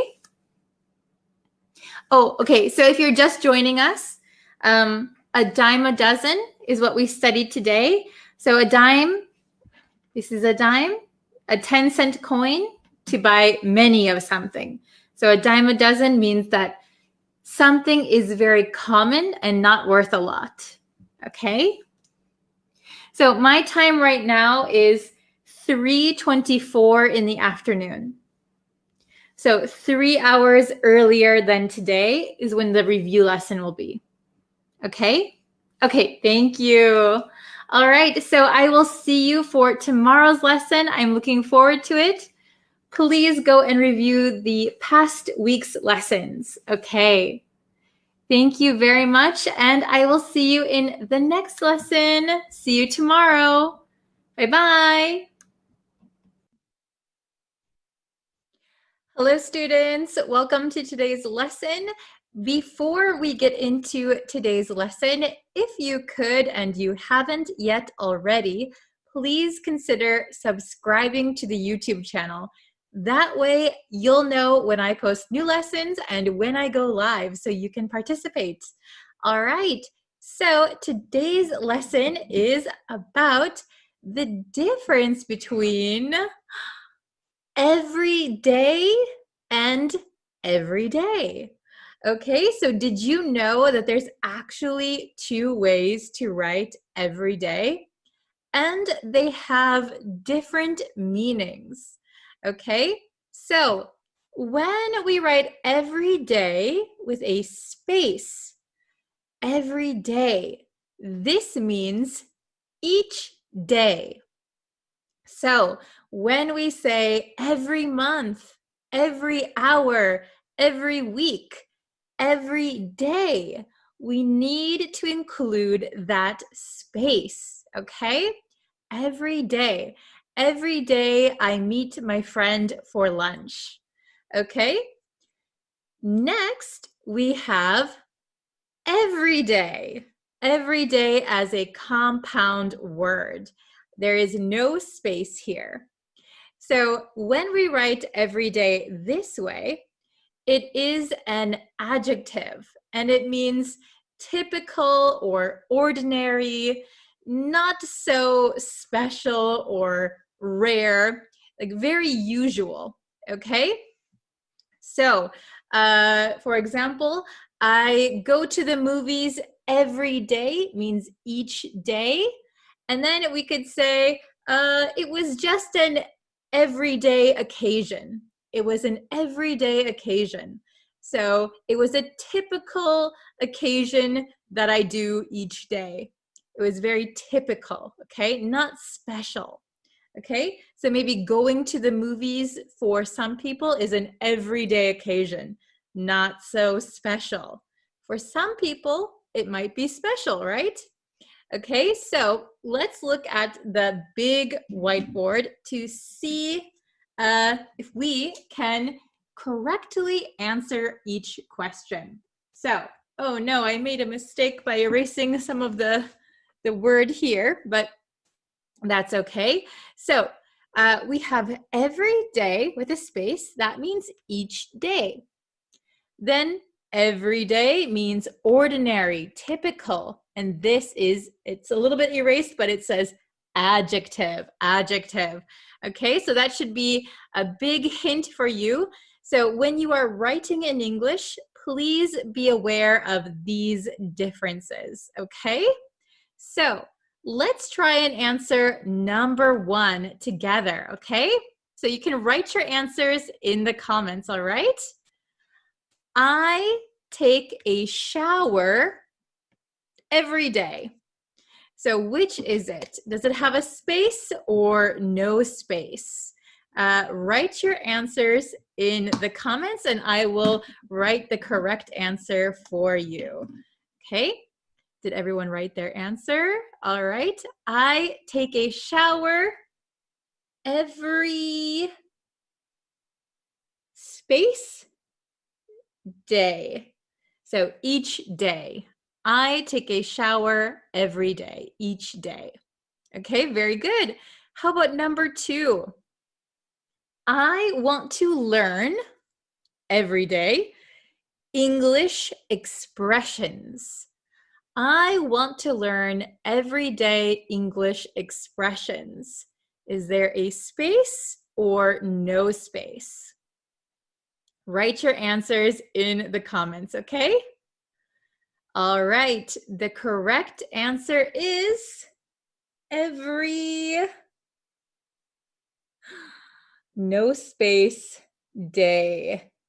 Okay, so this is an adjective, everyday English expression. So usual, typical, ordinary English expressions.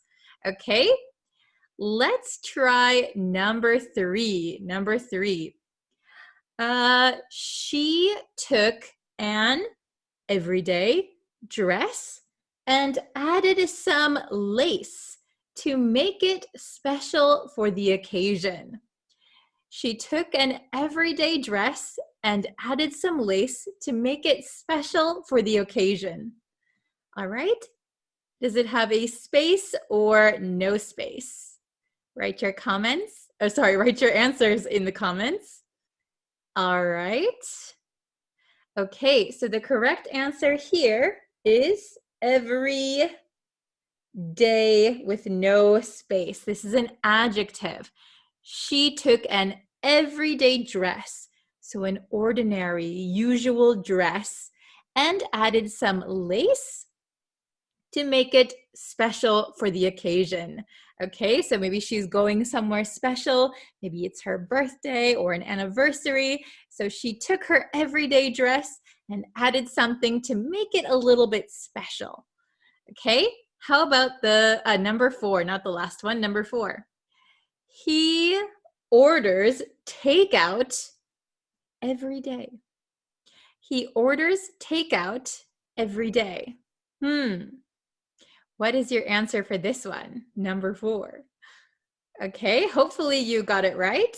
He orders takeout every space day. Each day. So this is maybe not the healthiest way, but he orders takeout every day. Okay, do you order takeout every day? How often do you order takeout? So takeout is when you call up a restaurant or usually fast food restaurant, and they will deliver food to your house. Order takeout. Order takeout. So you get it and you eat it at home. Okay. Number 5. I'm erasing it with my finger. So this one has 2 answers. Okay. Every day I'm reminded that celebrities face different everyday problems. Every day I'm remembered that celebrities face different everyday problems. All right, you have 2 answers. Please write them in the comments and let's see if you can get them right. Okay, so the answer to number 5 is every space day, so each day, every day I'm reminded that celebrities face different everyday, the adjective with one word, everyday problems. Every day, each day, I'm reminded that celebrities face or encounter different everyday problems. So their typical, ordinary, everyday problems might be that people are taking pictures of them. The paparazzi is waiting for them outside of their house. Their face is all over magazines. Those are different everyday problems from regular people. So we don't face those kinds of everyday problems. Maybe our everyday problem is, oh, I missed the train, I missed the bus, I forgot my wallet. Those are our everyday problems. Okay, so I hope that it's very clear when to use every day and when to use every day. Okay, thank you guys so much for watching. If you would like to see more lessons, I post every single day here on YouTube. So if you want, you can subscribe and then you'll know when I post new lessons. Okay. Thank you all very much for watching. I will see you again tomorrow with a brand new lesson. Thank you so much. Bye, everyone. Hello, everyone. I hope you can hear me okay. So we are going to be learning about causative verbs in English today. So I hope you're ready to study. And really quick, I just want to share that on my website, breezeenglishstudio.com, I have tons and tons and tons of free resources. So if you ever are looking for a lesson from me or you want to know something, you can go to my lesson or my website and go to the blog section. And I have tons of free lessons, tons of free resources. So I hope you go there. Let me just put it really quick in the chat so that you guys know where it is. I think the website is breezeenglishstudio.com/blog. Pretty easy to find. So here, oh, hello. Nice to see you. Okay, I'm just gonna put that there. I'll pin it. Okay.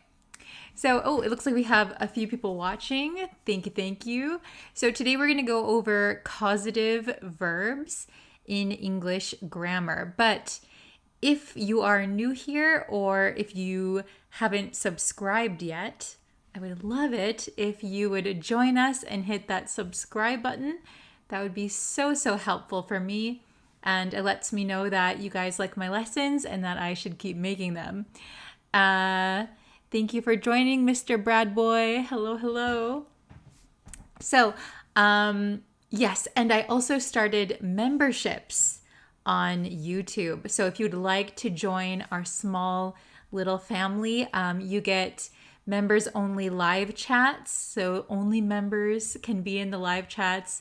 You get direct access to me. So if you have a question or a lesson request, if you become a member, those come first. So when people have a request for a lesson or a question, or people leave a comment, members get priority. So you can hit that join button you see, and you can become a member. All right, so let's get into the lesson. Please don't forget to shout out where you are watching from.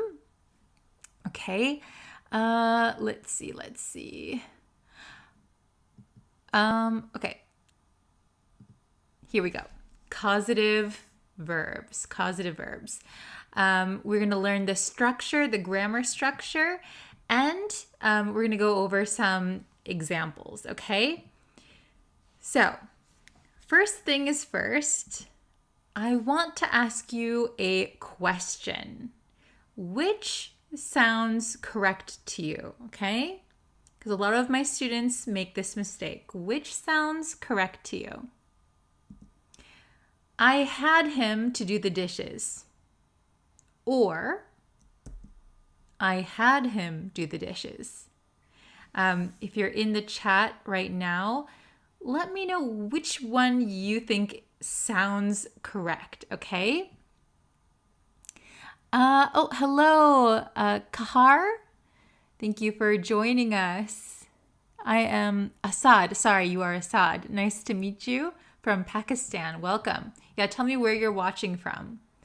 Okay, so then I want you to write down in the comments or in the chat which one of these you think is correct. I had him to do the dishes, or I had him do the dishes. Okay, I'll give you a second. And let's see. The correct answer is I had him do the dishes. Okay, so this is an important grammar point that a lot of students make mistakes on. So when we use the causative verb have, we don't need the word to. We don't need to do. We just need do. We're just going to use the base form, okay? Not the infinitive. Okay, very good. Oh, we have some more people in the chat. Welcome. Mario from the Philippines. Hello, welcome. And am I pronouncing this correctly? Hyder? Canal? Very good. Nice to see you, Assad. Thank you for joining. Okay, so let's go over this. We'll go over the... Oops, I'm on the wrong page. Okay, let's go over causative verbs, okay? Causative verbs involve causing someone to do an action for you. And they include words like have, get, make, let, and help. So these are the verbs that we're going to be looking at today.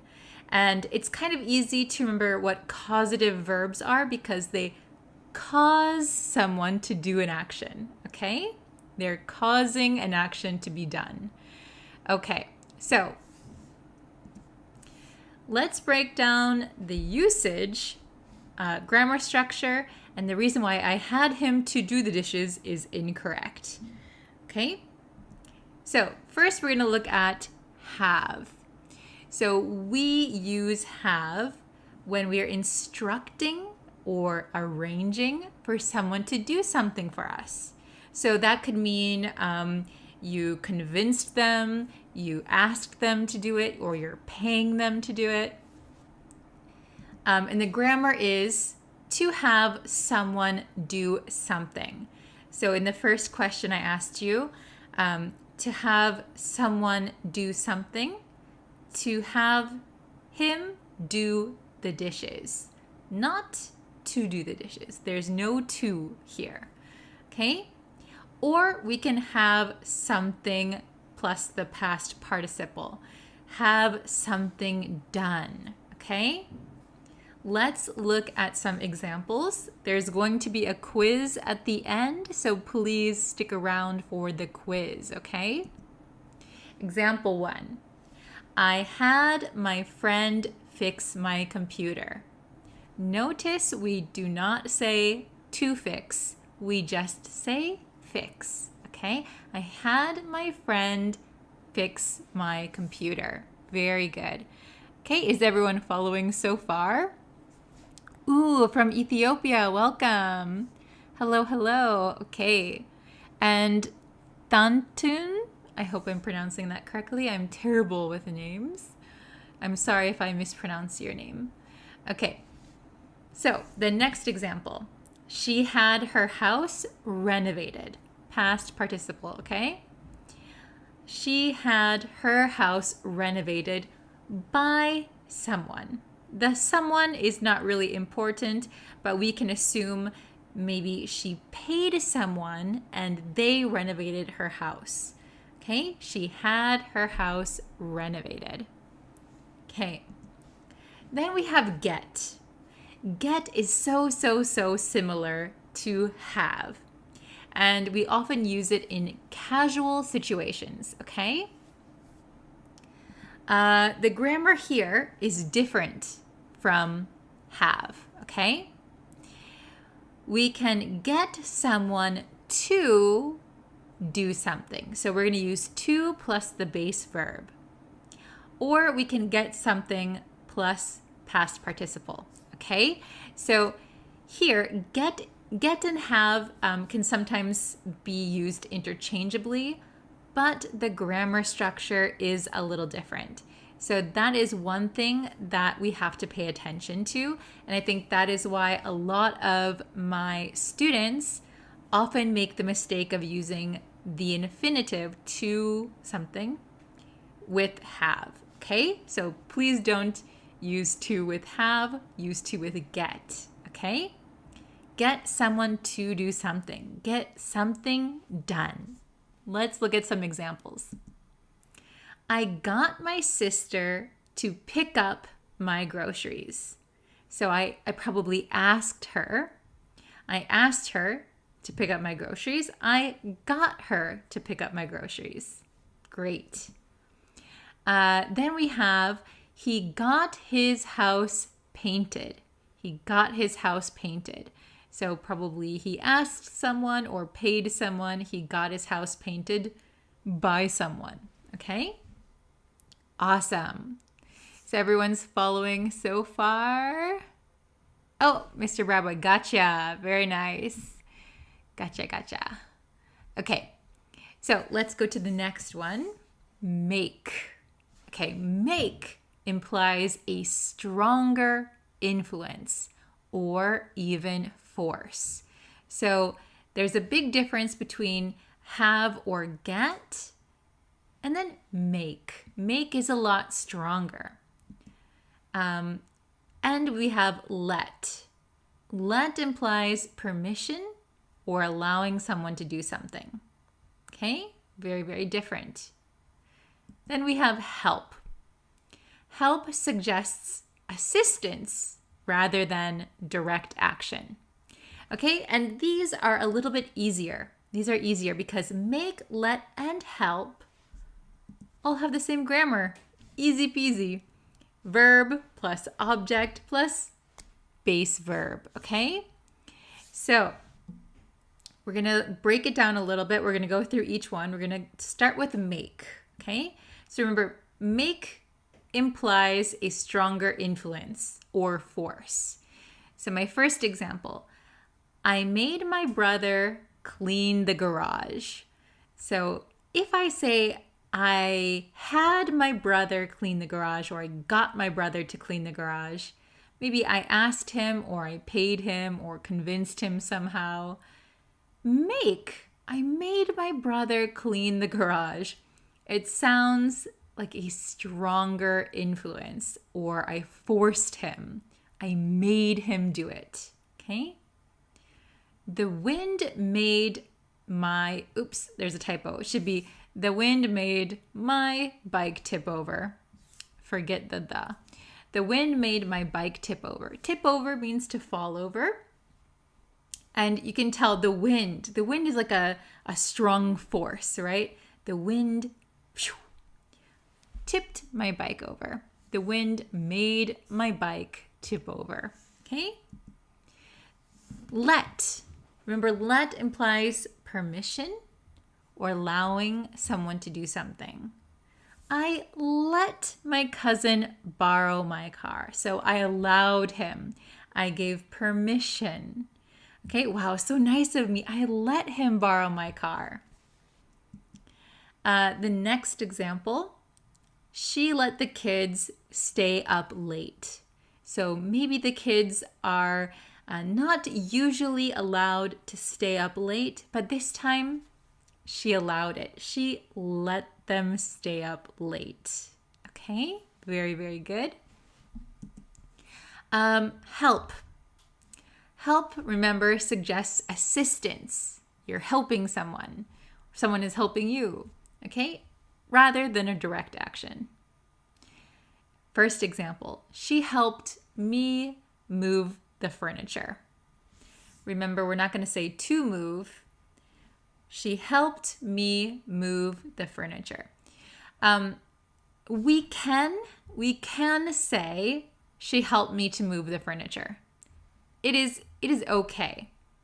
But without to is more natural and more common. Okay, so just forget the to. She helped me move the furniture. And then we had, I helped her make dinner. I helped her make dinner. Very good. Okay. Willems. Sorry, I mispronounced your name. But welcome to the chat. Thank you for being here. Okay. Very good. So I hope those are all understandable. I hope the examples make it easier to understand. On to our quiz, okay? Question number 1. And please, please, please write your answers in the chat so I can see who's right. Okay, if you got it right. Question number 1. She is not good at painting. So she decided to blank her living room. We have 3 choices. She decided to have her friend paint her living room. She decided to let her friend painted her living room. Or C, she decided to had her friend paint her living room. We have A, B, or C. Okay?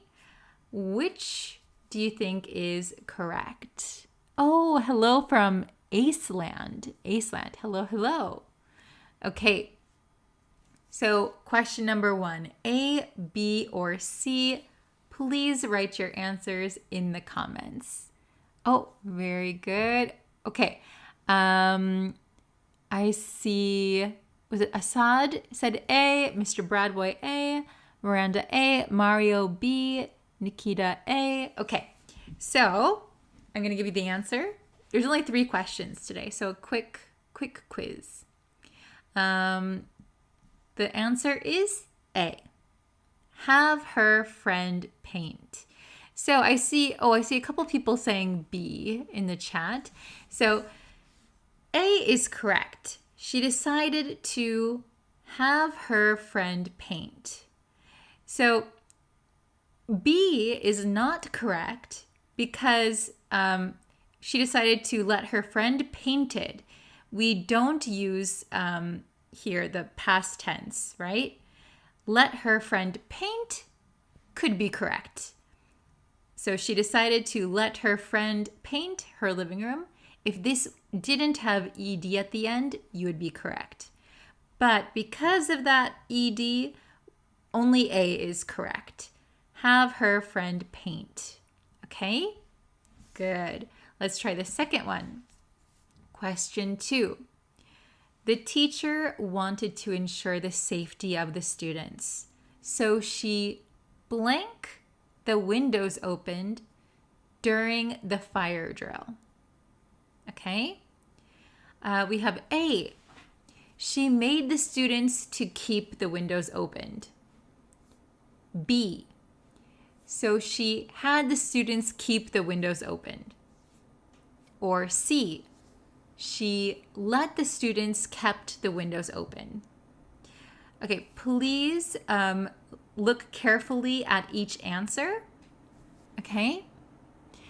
Look carefully at each answer. There are some grammatical errors in 2 of the answers. Okay? Write down your answer, please, and then I will check it and we will see the answer. Okay? A, B, or C. Made the students to keep. Had the students keep. Let the students kept. Okay, B, B, C, C. Okay, interesting. B, B, C, C. I see in the chat. Okay, the answer is B. Okay, so here, she had the students keep the windows opened. Okay, that is the only correct answer. Some people saying A or C. So here, A, made the students to keep. So we were not going to use to when we use make. Make someone do something. Make the students keep the windows opened. And then a C is incorrect because here we have kept. Let the students keep would be correct. So it's very tricky, very tricky. Please remember the grammar structure. Okay, gotcha, very good. And this is the last question, okay? My car broke down and I needed to get it fixed. I decided to blank it, okay? I decided to A, make a mechanic repairing it. B, I decided to let a mechanic repaired it. Or C, I decided to get a mechanic to repair it. Is this one tricky? Please pay attention to the grammar structure that we need, okay? Make a mechanic repairing. Let a mechanic repaired. Get a mechanic to repair. Okay? So, Canal, sorry, I can't pronounce your name, said C, get a mechanic to repair. Mr. Bradboy, C. Oh, everyone's saying C. Okay. Very, very good. Okay, so I'm going to show the answer. Nikita, good job. Everyone was correct. It is C. Very good. Get a mechanic to repair. So remember, with get is different than have. Get a mechanic to repair it. So when we use get someone, we need to use to do something, okay? The A is not correct because we don't need ing here. B is incorrect because we have ed. Get is correct. Get a mechanic to repair it. Very, very good. And that was the last one. You guys did so well. Okay, I'm back now. Okay, oh my gosh. Thank you so much for participating today. I really, really appreciate it. Really quick, you can get free resources on my blog. So if you go to, I'll share it right now. If you go to breezeenglishstudio.com, and if you go to the blog section, I have tons of free resources there. You can also subscribe to my YouTube channel, and then that way You will know when I'm live, when I'm coming out with new lessons, all those good things. And I just opened memberships, YouTube memberships. So if you want to become a member, if you want your questions answered, if you want to join our private members only live streams, you can do that. You can just hit the join button that you see, or if you don't see that, I know on iPhone, I think there's no join button, but if you go onto a computer or an Android, you can do that. I also have it in the description box of all my videos. I hope you join the family. We're very small, but yeah, we'll have lots of live streams together. Okay, thank you guys so much for watching. I'm really appreciative that you came and joined me today. I will see you in the next lesson. Take care, everyone. See you next time. Bye.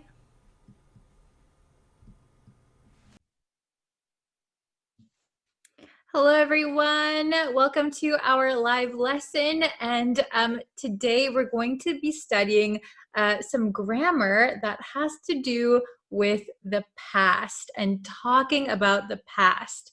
So, how do we talk about the past? Well, we have several different ways that we can talk about the past. So, I made a list of common words that we use when talking about the past, okay? So, are you ready for our English grammar lesson? I hope so. Okay. So thank you again for joining me, and we're going to go over, if you're just joining in now, we're going to look at different ways to talk about the past in English. Okay, so we have during. So during a period, for example, during the winter, during the evening, during the TV show. So from a period of time until another period of time in the past, okay? So when we use during, it sounds like something has already finished, okay? So I ate popcorn during the movie. So the movie is already finished, but while I was watching it, I was eating popcorn, okay? Then we have in, and I did a whole lesson about in, on, and at. So if you want, I'll link that lesson for you also. Then we have ago. So ago is also a point in the past. So for example, 10 years ago, 20 years ago, 6 months ago, 5 hours ago, okay? Then we have from a period of time to another period of time, okay? Or we can also use until here, right? So from 1995 to 1996. From January to December, all right? Then we have for. We can use for in a variety of ways, as you probably already know. So you can say for 7 hours, okay? For 15 years, all right? We'll come back to this later. And then we have since. So since is starting in the past, continuing until present time, right? So I've been talking to you since, 3 o'clock. I've been talking to you since the afternoon. Okay, so started in the past and continuing until now, okay? All right, let's look. I have a bunch of examples that are gonna make it a little bit easier to understand, I think. All right, oopsie, I'm stuck on a cord, oh no. Okay, so if you can see what I have at the top, it says point in the past. So for these words, we're going to use them for something that happened in the past and is finished in the past, okay? Let's look at the first one. So the first one, we're going to use during, okay? We dated during the summer. We dated during the summer. So it was a summer romance, right? We dated during the summer. So if my friend tells me like during summer vacation, I didn't see her and she said, "Oh, I met this guy and we dated during the summer." So to me, that sounds like during the summer they dated, but they are no longer dating. Okay, they are no longer dating. All right, how about number 2? They met in the 90s. They met in the 90s. So for years, decades, centuries, we're going to use in, okay? This is one way to say it. If you want to go look at the lesson with in, on, at, I'll link it for you just in case. Okay, they met in the 90s. So usually you don't keep meeting people for the first time, right? So this is a specific point in the past. It's already done. They met in the 90s, okay? Let's look at number 3. I went to the US 6 months ago. I went to the US 6 months ago. Okay, so ago. We're going to put ago after a general time frame here. Okay, so some of my students make the mistake and they get confused with ago and since. So please remember that ago, I went to the US 6 months ago. So if you think back 6 months ago, that is when you went to the US, right? In this situation, in this scenario. Okay, so we wouldn't say, what is something that my students often say? Like, I have been studying English for 6 months ago. So we never say for 6 months ago, right? We don't say for ago. Okay, so be careful. I went to the US 6 months ago. Let's see, what is a good one I can use? I studied I studied cooking. This is true. I studied cooking 1 year ago. I studied cooking 1 year ago. So that means I studied once a year ago. Okay, so it doesn't mean continuing until now. It sounds like it's already finished. I hope that's understandable. Okay, number 4. I was a student from 2010 to 2014. I was a student from 2010 to 2014. Okay, you can also use until. I was a student from 2010 until 2014 is also okay. But this is already finished, right? We have a start and an end, right? From 2010 to 2014. So this time has finished. It is completely in the past. All right, and let's look at number 5. They were married for 15 years. So here we have it in the past tense. They were married for 15 years. That means they're not married anymore, okay? They were married for 15 years. They were married for 15 years, okay? We're talking about the past. All right, now we can look at the next 2 examples. And here I have a period of time that continues into the present. Okay, so it started in the past and is continuing. Okay, so let's look at number 6. He's known her since last year. He's known her since last year. So that means last year they met and they got to know each other and they still know each other. Okay? They still know. So, like I said, a lot of students get mixed up with ago and since. Since means something started in the past and continues until now. Ago means it's already in the past. Number 7, I've been studying for the last 30 minutes. I've been studying for the last 30 minutes. So for, we have up here also, where is it? Here. They were married for 15 years. Here, I've been studying for the last 30 minutes. So I've been studying means I'm still studying. So I started 30 minutes ago, but I'm still studying. I'm continuing to study. Okay?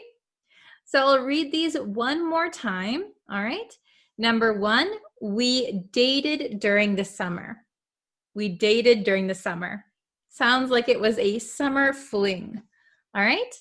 Number 2, they met in the 90s. They met in the 90s. So they met for the first time in the 90s. That is in the past. Number 3, I went to the US 6 months ago. I went to the US 6 months ago. So I'm not in the US now. I went there 6 months ago. Number 4, I was a student from 2010 to 2014. I was a student from 2010 to 2014. This is a finished timeline.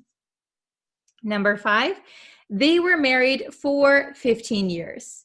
So they were married. They are no longer married. Then let's see here, the things that continue into the present day.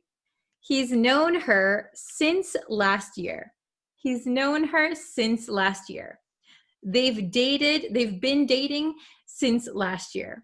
Okay, so it started last year, but they still know each other. Started last year, but they're still dating each other. Okay, then the last one, I've been studying for the last 30 minutes. I've been studying. So I'm continuing to study. And we often use like for the last something, something, for the last year, for the last 30 minutes. Okay? So it sounds like it started 30 minutes ago or last year, continuing until right now. All right, so I hope that was helpful for tips for talking about the past. So I know a lot of the times my students kind of fumble over their words and they make some mistakes with tenses and also the words that we can use here, right?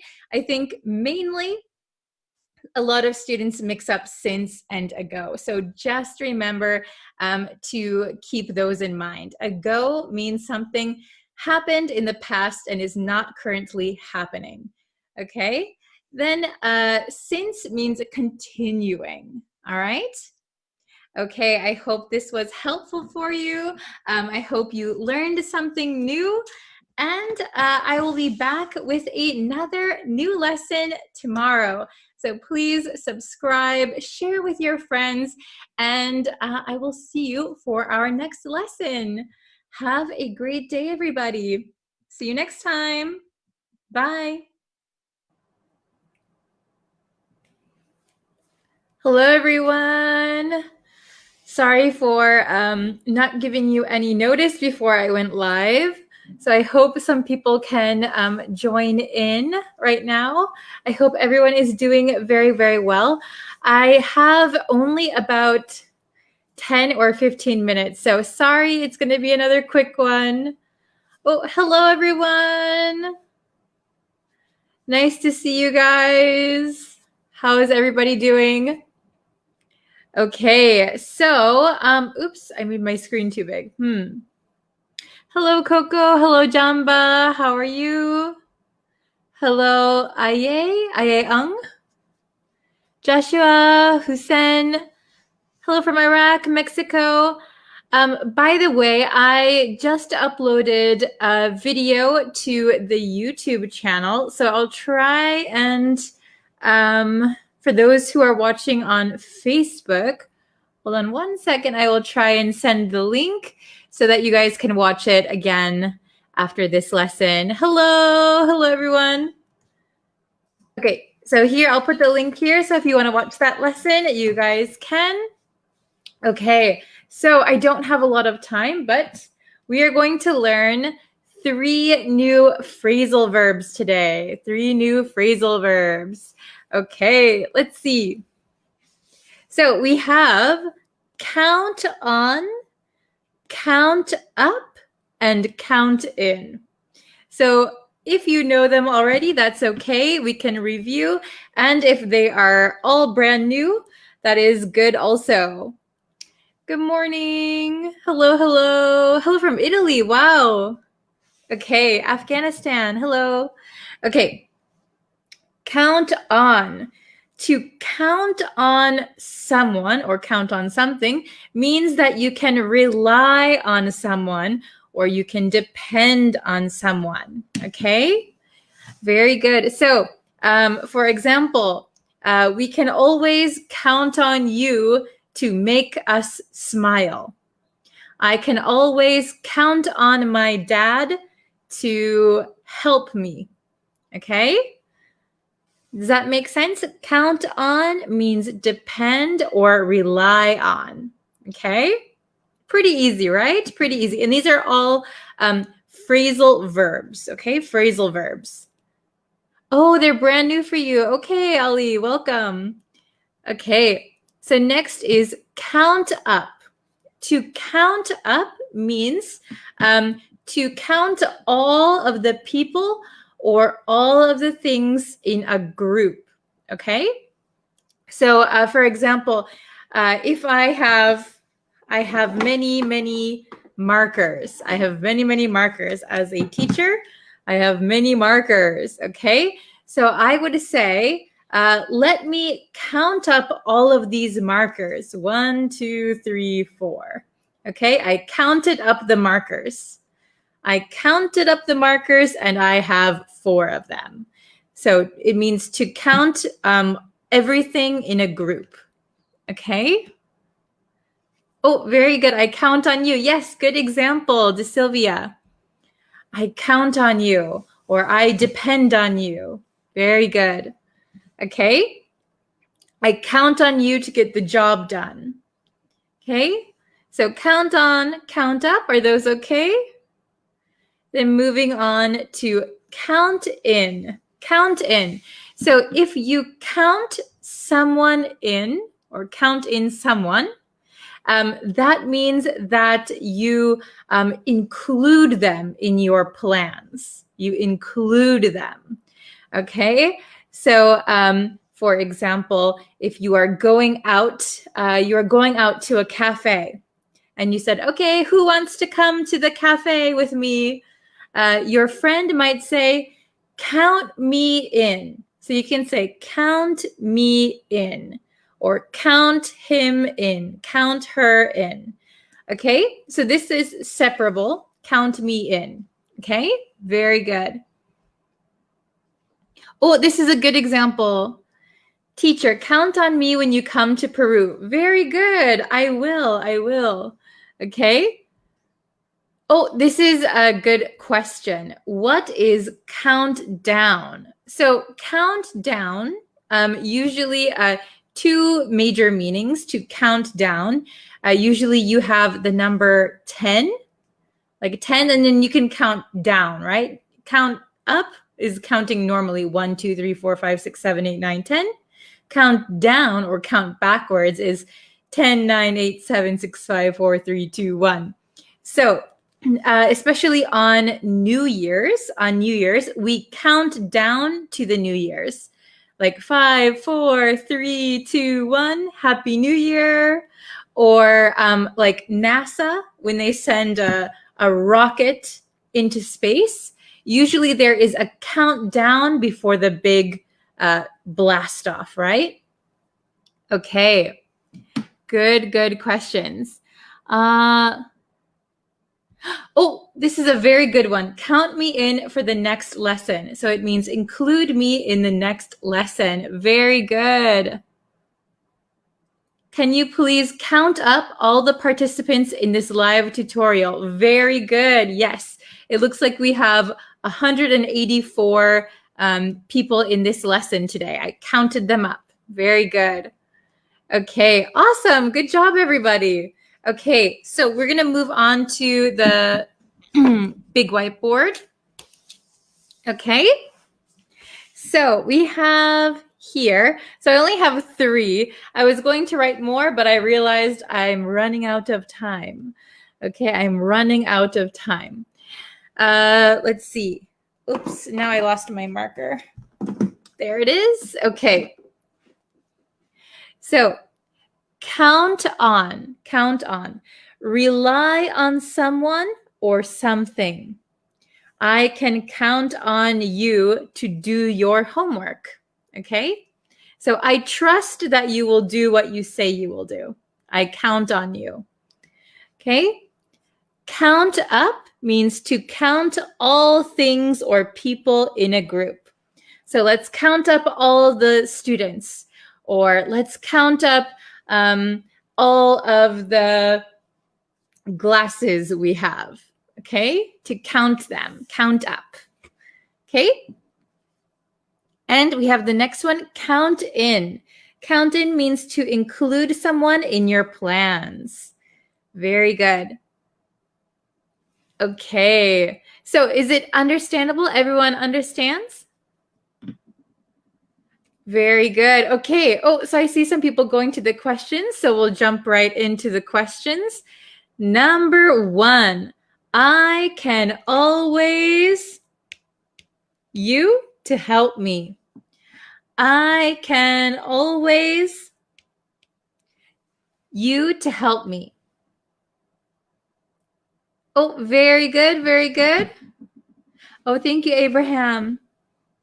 Good job, Janba. Hisumyu. Very good. Leka, very good. Okay.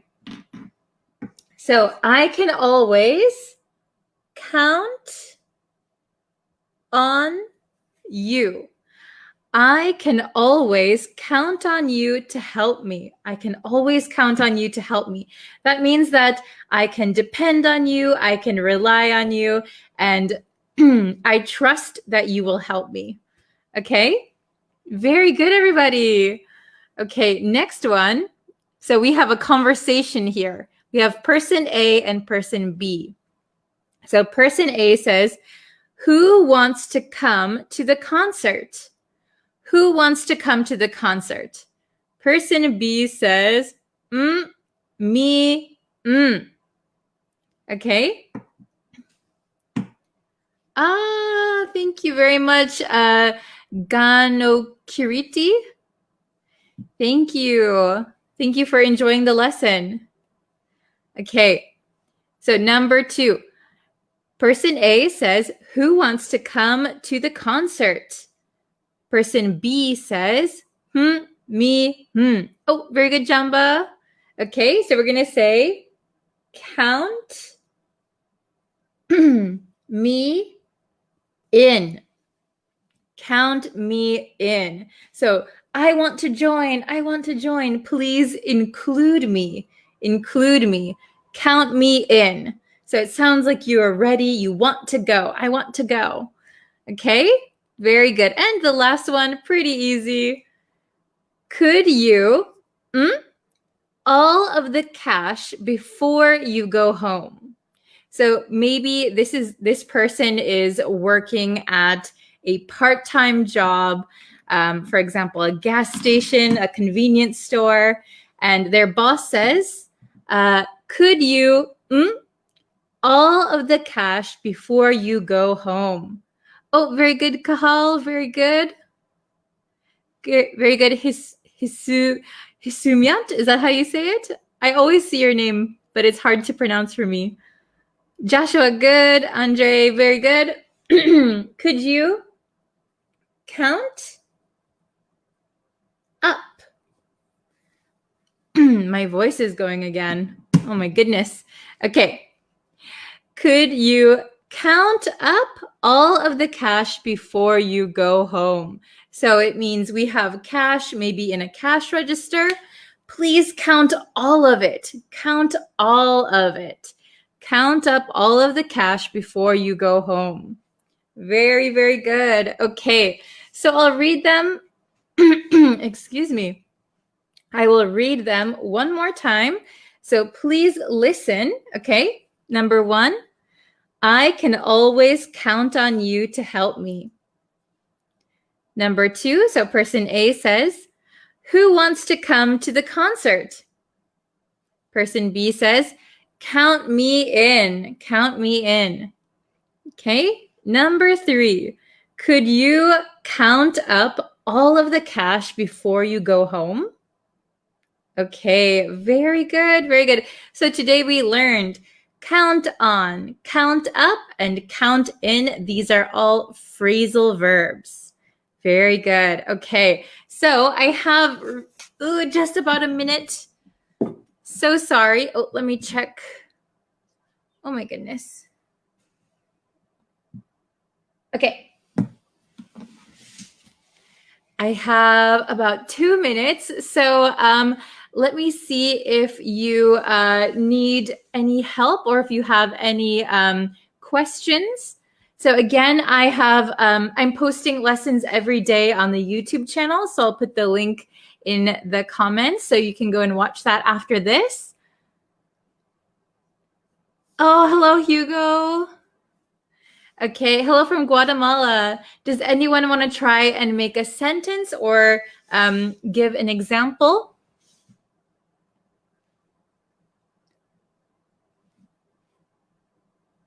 Very good. So I'm going to scroll up in the comments and let me see if there's any questions. Oh, this is a good one. Please do not count me out. Right. Don't count me out. Count me in. Very good. And somebody said to drink warm water. Yes, I need to. It's very dry in here. So I will have to drink some warm water and hot tea maybe. Okay. I don't understand the last one. Count up. So count up just means to count everything that you have in a group. So for example, what do I have? Well, we could talk about the people in this chat, for example. I can count up all of the people in the chat. So there are 186 people. I've counted them all. So count everything is similar to count up, okay? It just means to count and see how many of something there are. Okay, very good.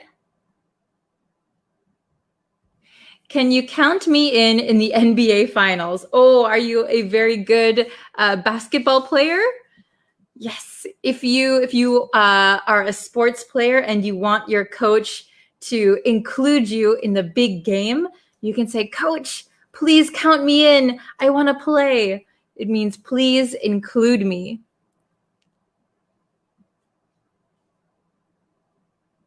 Yes. Take care. You can't count on your voice to finish the lesson. And it's a joke. Yes, very good. Yeah, I have to take care of my voice or I won't be able to count on my voice, right? Okay. Oh, very good. Please make sure to count up the animals in the zoo. Yeah, if you work at a zoo, if some animal gets out, you won't know unless you count them up, right? You have to count up all of the animals and make sure you still have all of them. Okay. Oh, thank you so much. I'm going to subscribe to your YouTube channel. Oh, thank you. I really appreciate it. Yeah, if you can subscribe, there are going to be lessons every single day. I posted one today and there will be another one tomorrow, okay? Thank you very much for watching. Oh, it's 2 o'clock for me, so I have to start another lesson. So thanks everybody for watching, and I'll be back with another lesson. Okay. Thank you, everyone. Bye-bye. Hello, everyone. Welcome back to Bree's Practical English podcast. So happy to have you here today. This is the podcast where you learn English while you listen to me talk about whatever pops into my head.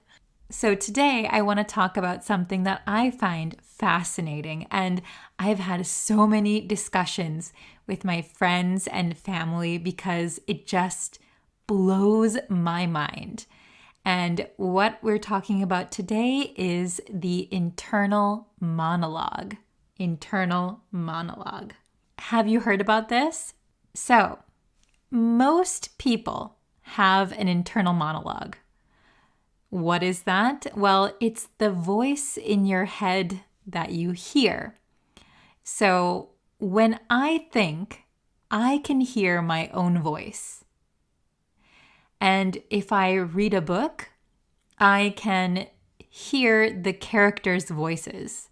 Even if I don't know what they sound like, I can make up a voice. For example, if I'm reading a detective story, I can imagine the voice of the detective. Maybe he has a scruffy, deep, manly voice, and he's a smoker.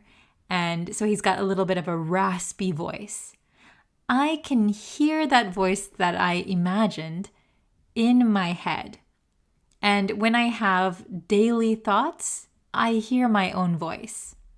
Now, I'm wondering if you guys who are listening to this can hear your own voice in your head, your internal monologue. Some people call it an internal dialogue. Apparently, not everyone has an internal monologue. Some people cannot hear their own voice in their head. That's crazy to me. I talked about this with my friends and my husband. My husband and his mother both cannot hear their own voices in their heads. And that just baffles me because I don't know how they think. Because when I think, I'm hearing my own voice. So when I was explaining this to my husband, I said, you know, in TV shows where the character isn't saying anything out loud, and yet the audience can hear their voice. We are hearing their internal monologue. But he thought that since the audience needs to know what's happening, it's kind of like a technique that people use in TV shows or movies to let the audience know what's happening. And I said, no, that's really how people think. That's how I think. I hear my own voice in my head when I'm thinking. And another example is when sometimes on TV or in movies, the character will be thinking something in their head and then suddenly they say something out loud. My husband couldn't understand why that would happen. But for me, that happens to me sometimes. So I'll be thinking something in my head, in my own voice, and then sometimes it slips out loud. Does that happen to you guys? It seems that most people have an internal monologue. It may vary in how much you hear a voice in your head. It could be all the time. It could be a little bit less. But some people have zero sound in their head, which is so interesting. And I'm curious because, for example, if I read an email or if I read a letter from someone, I can hear their voice in my head. And so people who can't hear anything, so how do they remember people's voices? How can they get a song stuck in their head? Right? Are you guys with me? If you are one of the few people who doesn't have an internal monologue, please leave it in the comments and describe how you think, especially about remembering people's voices. So For example, my grandpa passed away when I was in high school, and I spent a lot of time with him when I was a kid. And I can remember his voice. I hear it. If I remember it, I can hear it. I hear it in my head. But how would you remember somebody's voice? Or wouldn't you? Would you just forget? Of course, things fade over time, but I still can pull up that memory and hear his voice. Also, I'm really curious about getting a song stuck in your head. So when I get a song stuck in my head, I can hear the song, I hear the music, and I hear the vocals. I hear the singer singing the song. It's like on repeat in my head. But if you can't hear voices in your head, what does it mean for you if you get a song stuck in your head? Or has that never happened to you? Another thing that is really, really interesting is some people can't see images in their mind. So if I close my eyes, I can picture an apple. I can see an apple. I can see it as a real apple, or I could change it to a drawing of an apple. I can see the apple in my mind. But some people can't see anything. And that is also mind-blowing because I have a very good friend. I've known her going on 5 or 6 years. And just the other day, I learned that she cannot see things in her mind. And she's been with her husband for 20 years. And he just found out this too. So it's really interesting because as humans, we have, these shared experiences. We often say, imagine you're at a beach. But for each of us, imagining that we're at a beach could be very different. So I would picture myself in the sand. I can see the ocean. I can hear the waves. But my husband, he doesn't hear anything in his mind. So what does he imagine? And my good friend, she doesn't see anything. So what does imagining she's at a beach look for her? Like, what does that look like? There was a really interesting chart that we saw online, and it has several apples lined up. The first apple is very realistic. The second one is a little bit more flat. The third one is a little bit blurry.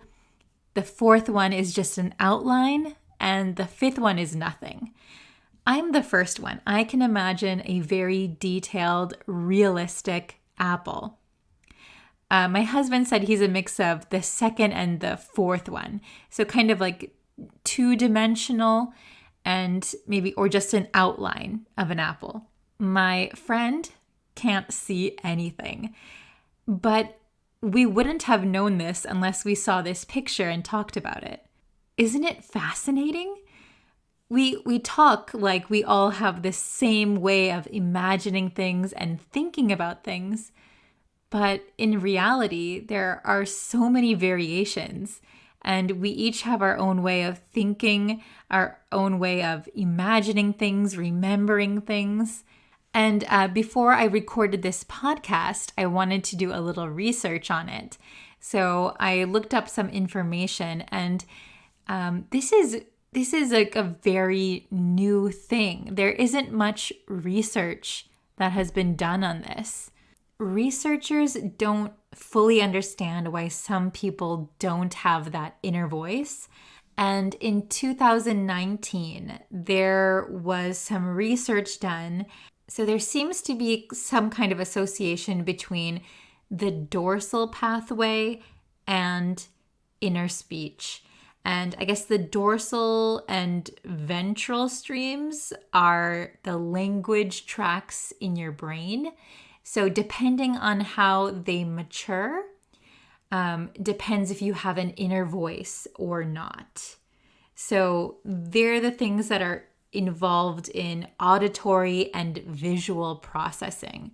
So if those pathways aren't fully matured, you might not be able to have an inner voice. You might not be able to see images in your mind. If you're curious, the name is aphantasia.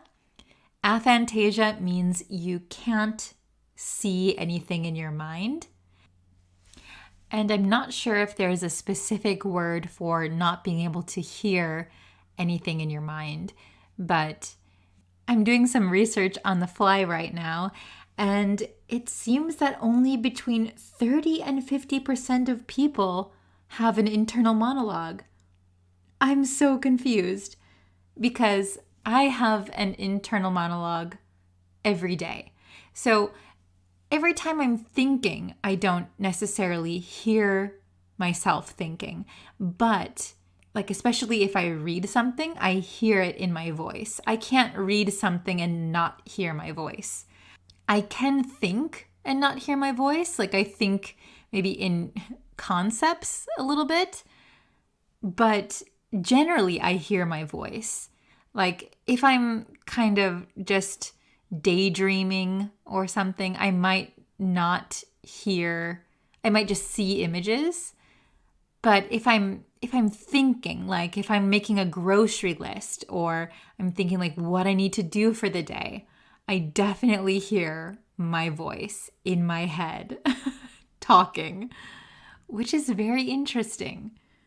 I guess only 30 to 50% of the population does this. So please, I'm sure some of you listening don't have an internal monologue.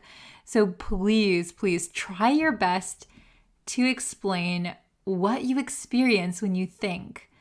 Like when you read a book or when you remember someone's voice or when you read a letter from someone or anything like that. Please do your best in English to explain how you're thinking, because I'm very, very curious. So I'm just going to look up how many people see images in their mind. Okay, this makes more sense to me. Apparently, only 3% of people in the world have aphantasia. So not being able to see something, not being able to visualize something in your mind is a lot less common. So the majority of us can see things in our mind.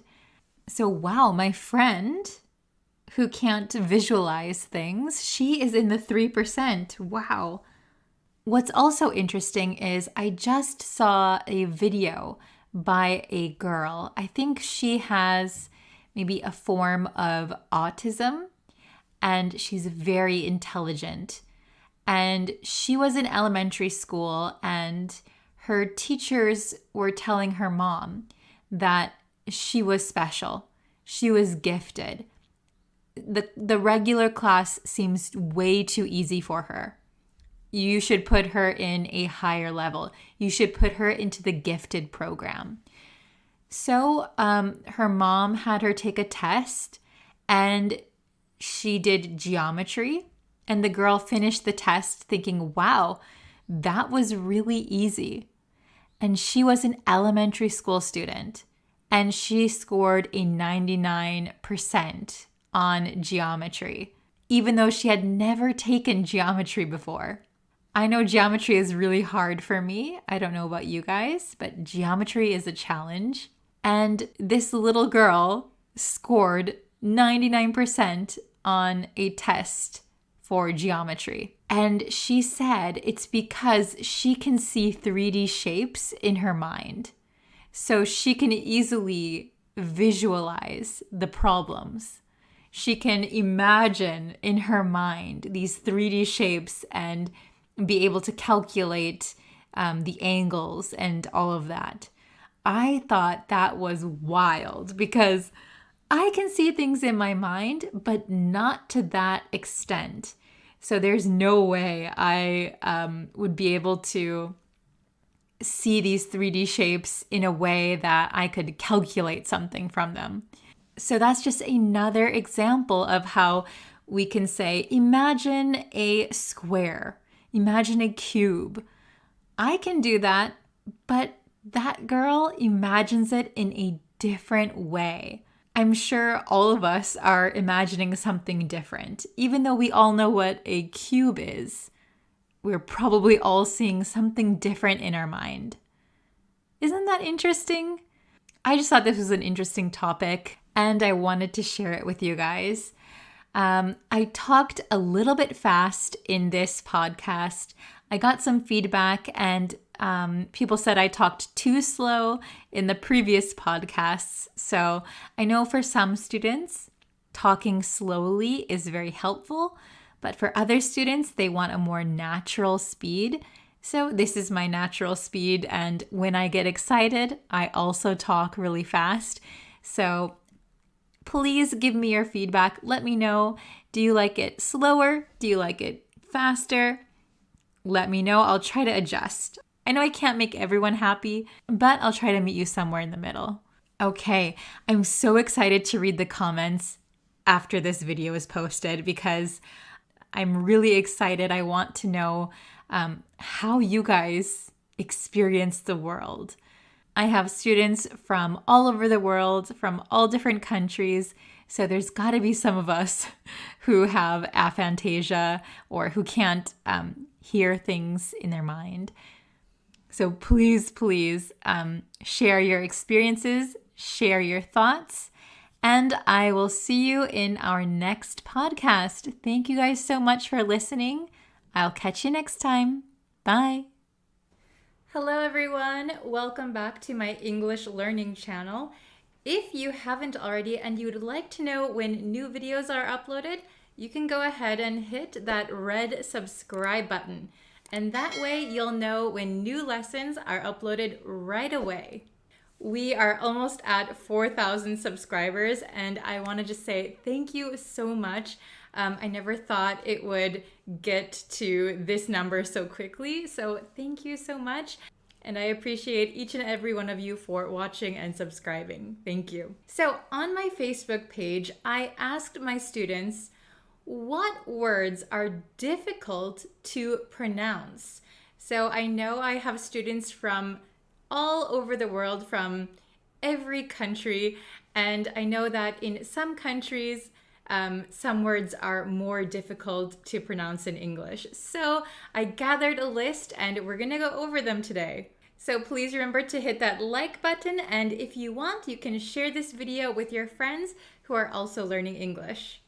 So the first word that my students said was difficult to pronounce is, how do you pronounce this word? Okay, I'm going to tell you. We pronounce this word measure, measure. So the verb to measure means to see how big or small something is, to find out the size. So usually you can use a measuring tape to see how long or how short something is. So this word is measure, measure, measure. Okay, please try and repeat it after me. Measure, measure. I know for some people the zh sound is very difficult. It almost sounds like French, right? It sounds a little bit French to me. Measure, zh, measure. The next word is,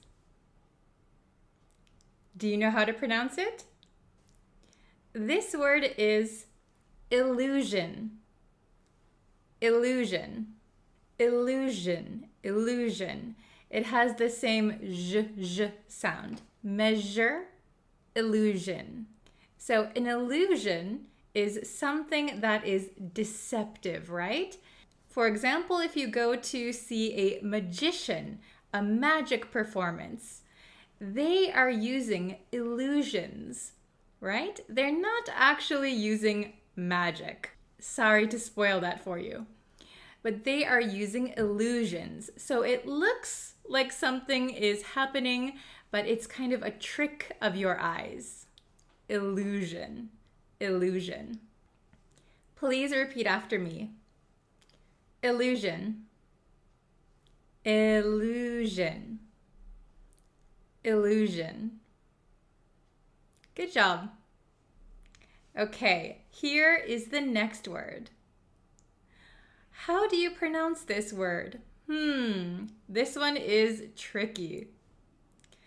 There is an S in this word. However, we do not pronounce this S. We do not pronounce it. We pronounce this word aisle, aisle, aisle. So it is the same as I''ll'. I will, aisle, aisle, aisle.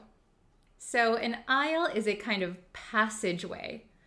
On an airplane, for example, the small, narrow passageway between seats is called an aisle.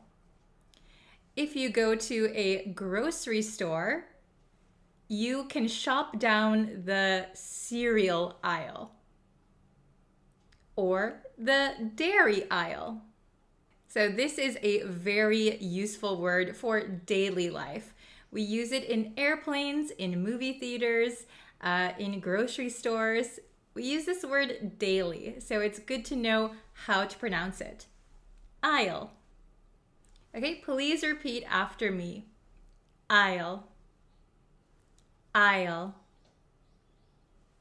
aisle. Very good.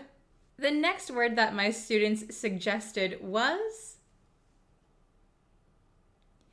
Do you know how to pronounce this word? We pronounce this word recognize, recognize, recognize. Recognize means that you identify something that you've known before. So if you meet someone on the street that you have met previously, you could say, "Oh, I recognize him from somewhere. I recognize him from somewhere." Okay, repeat after me.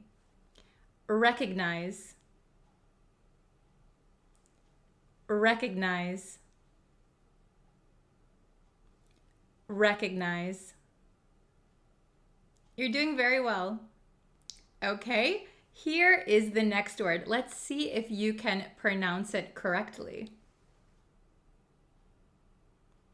How do you pronounce this word? This word is pronounced entrepreneur. Entrepreneur. Entrepreneur. So an entrepreneur is someone who is starting their business. We could call them a businessman or a businesswoman or an entrepreneur. All right, could you repeat after me? Entrepreneur. Entrepreneur. Entrepreneur. Great. The next word is right here. How do you pronounce it? Give it a try first. Okay, so we pronounce this word pivotal. Pivotal. Pivotal. Pivotal means crucial or vital. Very, very important. He played a pivotal role in the company. Okay, repeat after me. Pivotal. Pivotal. Pivotal. Great. Okay, we have just 2 words left. The next word is... Have you seen this word before? How do you pronounce it? This word is pronounced solstice. Solstice. Solstice. So what does solstice mean?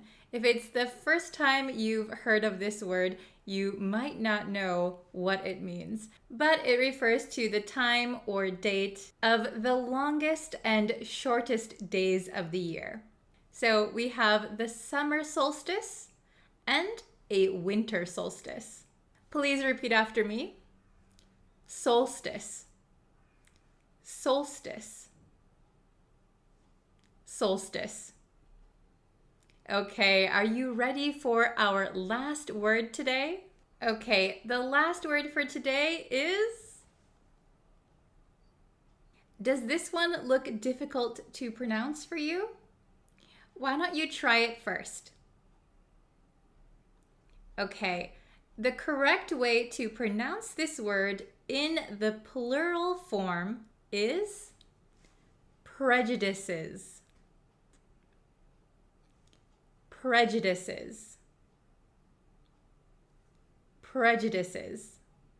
A prejudice is a preconceived opinion that isn't based on fact or actual experience.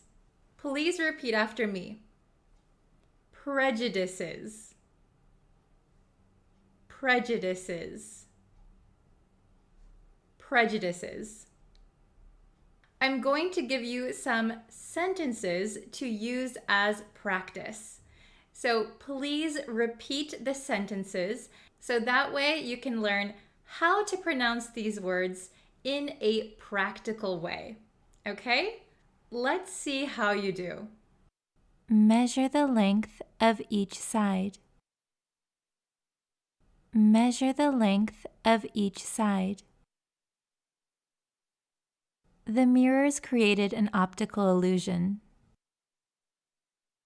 The mirrors created an optical illusion.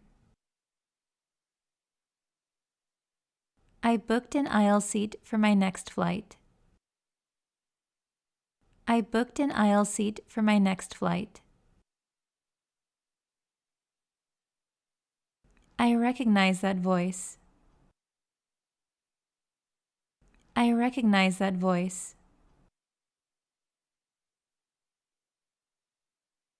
Entrepreneurs are commonly seen as innovators. Entrepreneurs are commonly seen as innovators. It was a pivotal moment in history. It was a pivotal moment in history. The winter solstice will be on Monday, December 21st. The winter solstice will be on Monday, December 21st. How do people's prejudices develop? How do people's prejudices develop? Okay, everyone, thank you so much for watching this video. If you have some words that are difficult for you to pronounce, please write them in the comment section below, and I might make a video again in the future. Okay, thank you again for watching, and I will see you in our next lesson. Bye!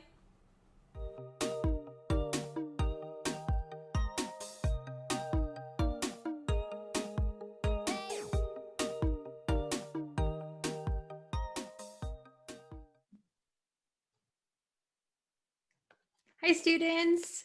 Hello, hello! Welcome to today's lesson. I hope you're as ready as I am because today's lesson was actually requested by a student on Facebook. So thank you so much for requesting this lesson. So today we're going to learn the difference between though and although. So this is kind of a tricky one. There's a lot of information to go over, so I hope that I can explain it well. So though and although look almost the same, right? There's only a little bit, 2 extra letters here. So when do we use though? When do we use although? Are they the same? Are they different? We're gonna find out today, okay? But first, if you want to see more lessons from me, please subscribe to the YouTube channel. It really helps me out. It lets me know that you want to see these lessons, and it helps you because then you will know when new lessons are available and when I go live, okay? So you can chat with me. All right, so getting into the lesson, though or although. So before we get into the lesson, do you guys know the difference? Do you know any difference, or do you think they are completely the same? Please leave it in the comments what you think. Are there any differences between these two? Okay, so getting into the nitty-gritty of it, because there is a lot to go over. I hope that I hope that I can explain it well for you. All right, so whoa, look at that whiteboard. Okay, so we'll go over it. I had to write a little bit small, so I'll try and put it so that you guys can see it, okay?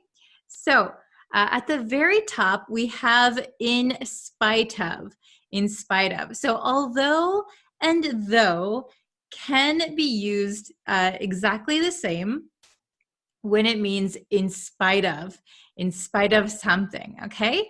So let's take a look at the first sentence, all right? Although I wasn't hungry, I ate dinner. So in spite of not being hungry, in spite of being full, I ate dinner, okay? Let's look at the second sentence with though. We all had a good time, though it was a short party. So in spite of being a short party, we all had a good time. So you can see that the clauses here are switched around. So just a note, when you have although or though come first, we are going to use a comma to separate the clauses. However, when it comes later, we don't need a comma. So you'll see that throughout my examples here. So just pay attention to that, okay? So in both of these top sentences, the meaning is in spite of, in spite of. So in spite of being full, in spite of not being hungry, I ate dinner, okay? In spite of it being a short party, we all had a good time, okay? So there the meaning is the same. Here is a note, however, though is more common in speaking. So generally, though is more common. There are more instances when we can use though, and in speaking, it is especially common. It sounds a little bit stiff if you say although in daily conversation. So when in doubt, stick with though, okay? You're gonna sound a little bit more natural, all right? So the next part is, use even though for emphasis. Use even though for emphasis. So here, it's good to note that we cannot use although with even. So when you want to emphasize something, use even though, okay? Even though she was busy, so you can see even though she was busy, comma, she made time to see me. So here we are emphasizing she was so busy. In spite of being so busy, she made time to meet me, or she made time to see me. Okay, even though she was busy, in spite of being very busy, she made time to see me. Okay? Very good. Are you following me so far? So even is only used with though, not although. Okay? Then we have a more formal way to use them. Okay? Although and though, we can use either one, plus ing clauses. This is more formal situations. Okay, so the student, although studying every day, still struggles in class. All right, so this might be a teacher's report for a student, or like maybe their notes for the principal or something. All right, so in a more formal way, the student, although studying every day, still struggles in class. Okay, despite studying every single day, the student is still struggling. Okay. Next, her child, though improving, has not yet fully recovered. Her child, though improving, so despite improving, has not yet fully recovered. So maybe this is a doctor's note of a child with an illness or something. The child is improving, but not yet fully recovered. Okay? So be careful of these. It sounds a little bit formal. Usually you will see this in writing, okay? Then we have the meaning of but. So very similar. She said she's coming, although I'm not sure when she'll arrive. Here, I'll put this a little bit closer for you guys. She said she's coming, although or though I'm not sure when she'll arrive. Okay, so she said she's coming, but I'm not sure when she'll arrive. She said she's coming, although I'm not sure when she'll arrive. Or we could say she said she's coming, though I'm not sure when she'll arrive. Okay, very good. And the very last one that I wanted to mention is the meaning of however or nevertheless. Okay, so we only use though for this one. Usually comes at the end of a sentence. So a lot of times English speakers will use this in daily conversation. We'll put though at the end of something, and it means however or nevertheless, but we do not use although in this case. So I made a little bit of conversation down here. So person A says, "This ring is really pretty." So imagine you're at a ring shop, you're looking at jewelry. Person A says, "Wow, this ring is really pretty. Hey, you should buy this. It's really pretty." Person B might say, "It's too expensive though. It's too expensive though.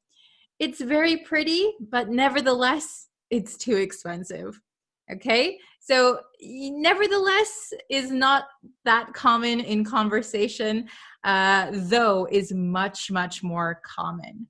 All right, so this ring is really pretty. It's too expensive though. Okay, very good. So though at the end of sentences is quite common. We do not use although.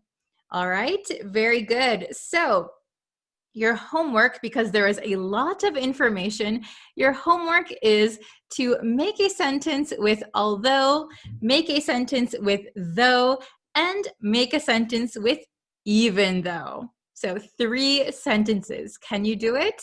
Leave your homework in the comments below, okay? Make a sentence with though, even though, and although. Okay, I will try and check them as soon as possible. All right, very good. Sorry, I was kind of moving the chair around a little bit. I hope you couldn't hear that. But yes, I hope this lesson was a little bit helpful in understanding the differences when we use though, when we use although. Sometimes they are the same. Sometimes we can only use though. Okay, very good. Thank you guys so much for joining me today. Again, if you are new, please subscribe to this channel. I'm posting new lessons every single day, and sometimes I go live, and yeah, all of the good stuff. So you can see that, we can chat together. I would really appreciate it. Okay, so thank you guys so much for watching today's lesson. Please don't forget your homework, and I will see you again tomorrow for a brand new lesson. Thank you so much. Bye, everyone. Take care. Bye-bye.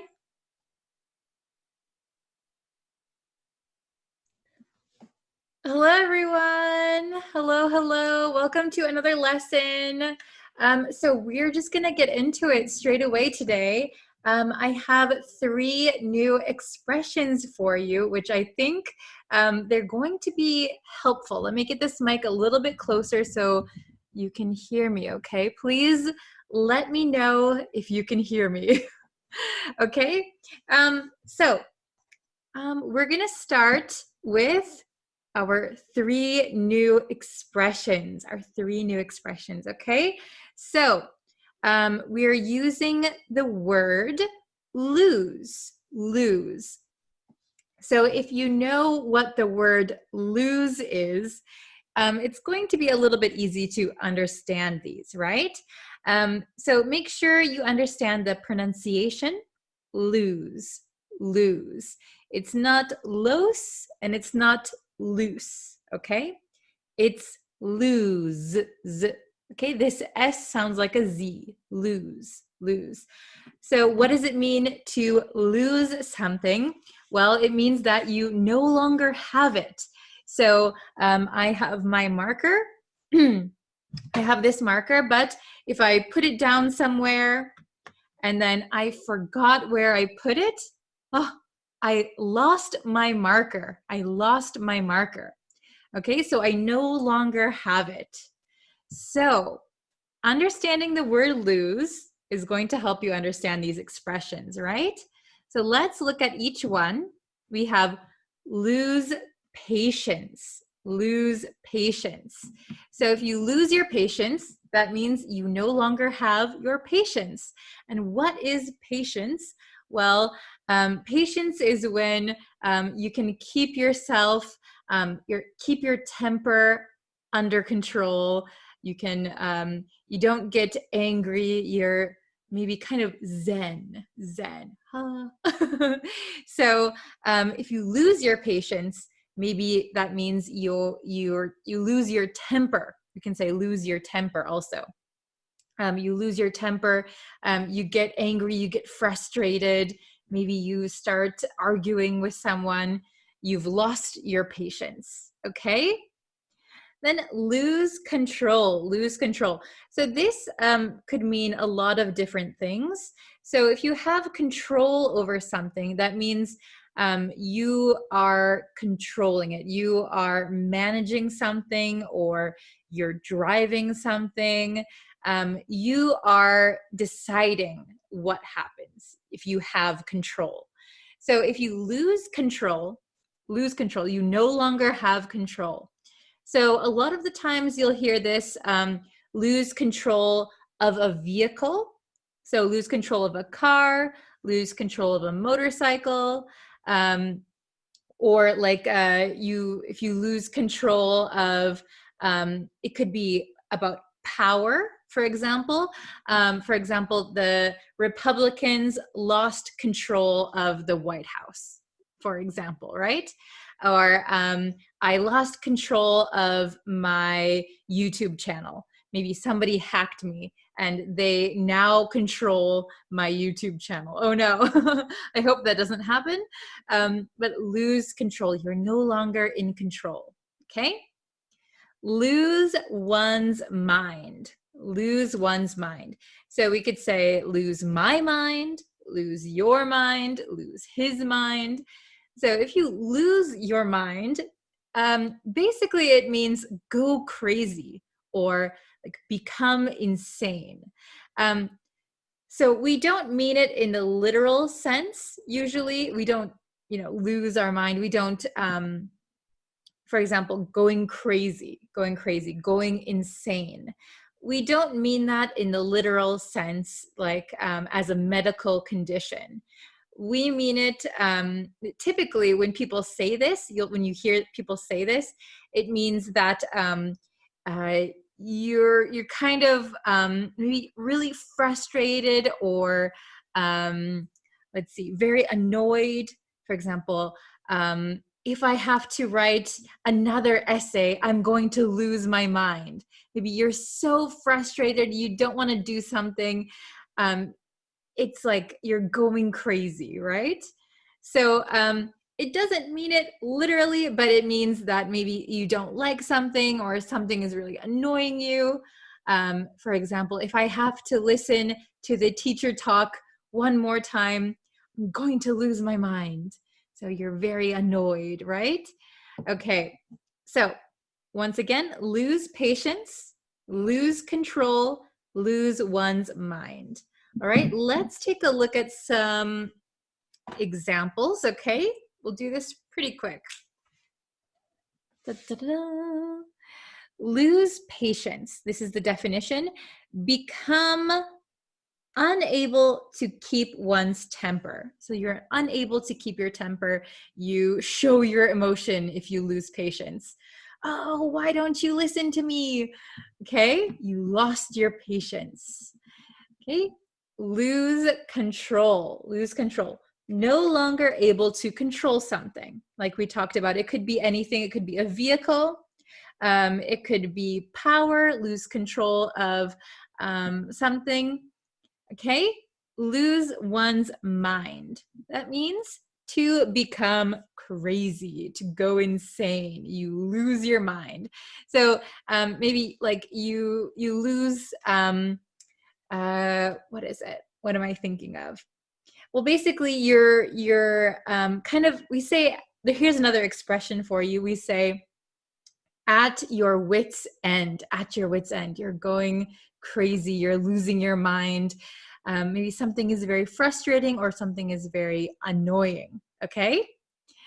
So let's look, we have 6 today. We have 6 questions. So let's go through these and see if by answering them, you're able to understand a little bit more, okay?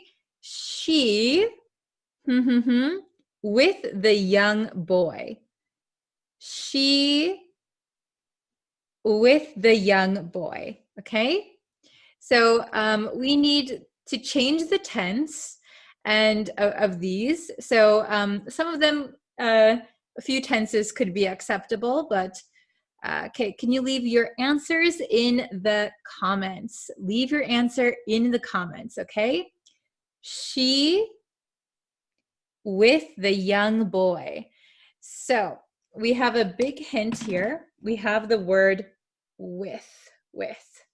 Okay, so I'm going to tell you what that hint means in just a second. She with the young boy. Okay, I'm going to write the answer.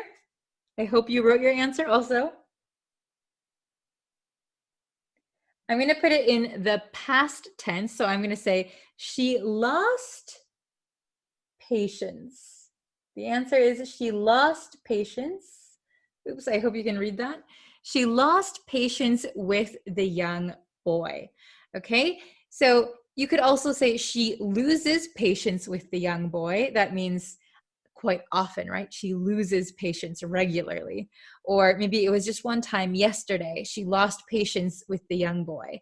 So that means she was no longer able to keep her temper. So maybe the young boy was not listening to what she was telling him. So for example, make your bed or do the dishes. The young boy didn't listen to her and she lost her patience. Maybe she yelled at him. Maybe she showed she was angry. I told you to do that. Why didn't you do that? She lost her patience, or she lost patience with him.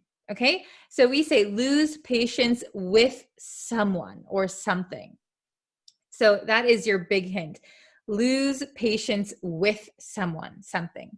Okay, so we could also say she lost her patience with the young boy. That is also okay. Or she lost patience with the young boy.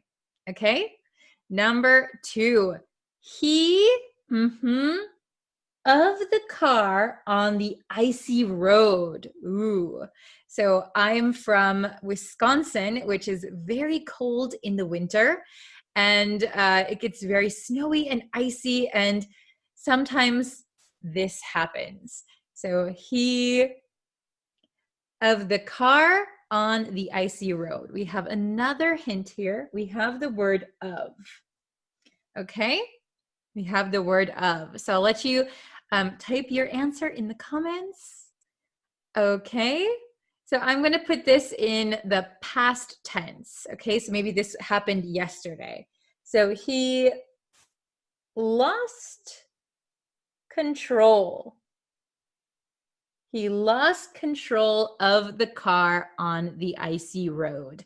So he was controlling the car, he was driving the car, but because he was on an icy road, maybe it started sliding or going the wrong direction. Very, very scary. He lost control of the car on the icy road. Okay, so we lose control of something. Lose control of something. Okay, very, very good. Okay, number 3. If I have to stay here any longer, so if I have to stay here any longer, I'm going to, so I don't like being here. I can't stand it. If I have to be here any longer, I'm going to something. Okay, I'll give you a few seconds to write your answer. If I have to stay here any longer, I'm going to. Okay, so we have I'm going to. So we're going to say lose. And the answer is, if I have to stay here any longer, I'm going to lose my mind. I'm going to go crazy. I'm going to lose my mind. I don't like it. I don't want to be here. It's very frustrating. Okay? If I have to stay here any longer, I'm going to lose my mind. Very, very good. Okay, let's try number 4. I of, big hint, super big hint, I of my temper last night. So what this means is similar to another one we have up here, but I'll give you a second to answer the question. I of my temper last night. Okay, very good. Please write your answer. Okay, so I lost control of my temper last night. So we use lost past tense because it happened last night, and we have the word of, big hint. So we're going to use control. I lost control of my temper last night. Okay, so I was no longer able to control my temper. This is very, very similar to lose patience. So if you lost control of your temper, that could also mean you lost your patience. Okay, so I could say I lost patience last night, or I lost my patience last night. But we have of my temper, so lose control of my temper. Okay, is it understandable? Are you following me so far? Okay, number 5. I sometimes with him. Okay, I sometimes with him. Okay, leave your answer in the comments. Very good. Okay, I sometimes, so we have sometimes, so I'm going to say lose, because it's something that happens maybe a little bit regularly, sometimes, right? I sometimes lose patience with him. Okay, so lose patience with someone or something. So I sometimes lose patience with him. So sometimes I can't keep my temper down, right? Sometimes I get angry or frustrated. I lose my patience with him. So you could say, I sometimes lose my patience with him, or I sometimes lose patience with him. Both are correct. Okay? And number 6, the last one. Let's see if you can get it. I of my bike and fell off. I of my bike and fell off. Ooh, what is the correct answer? Okay, I'll give you just a few seconds. Please write your answer in the comments. See if you get it right. Okay. I lost. So we're going to say lost past tense because fell is past tense, right? Fall, fell. I lost control. I lost control of my bike and fell off. I lost control of my bike and fell off. Very good. So I couldn't control my bike and I fell off. Okay, very, very good. If you have any questions, please write them in the comments. I'll try to answer them. But yeah, I hope this is understandable. We had lose patience, lose control, lose one's mind. Go crazy. Okay? Very good, everyone. So I'm going to end the lesson here. Please, if you have any questions or you want to make some example sentences, feel free to leave them in the comments and I'll do my best to check them. Okay. Thank you, everybody, for watching. Please subscribe and hit the notification bell. That way you'll know when new lessons are uploaded. I'm uploading quite a lot, so if you turn on notifications, you'll know when new videos are available and when I go live. Okay, so thank you very much for watching, and I will see you guys for our next lesson. Bye.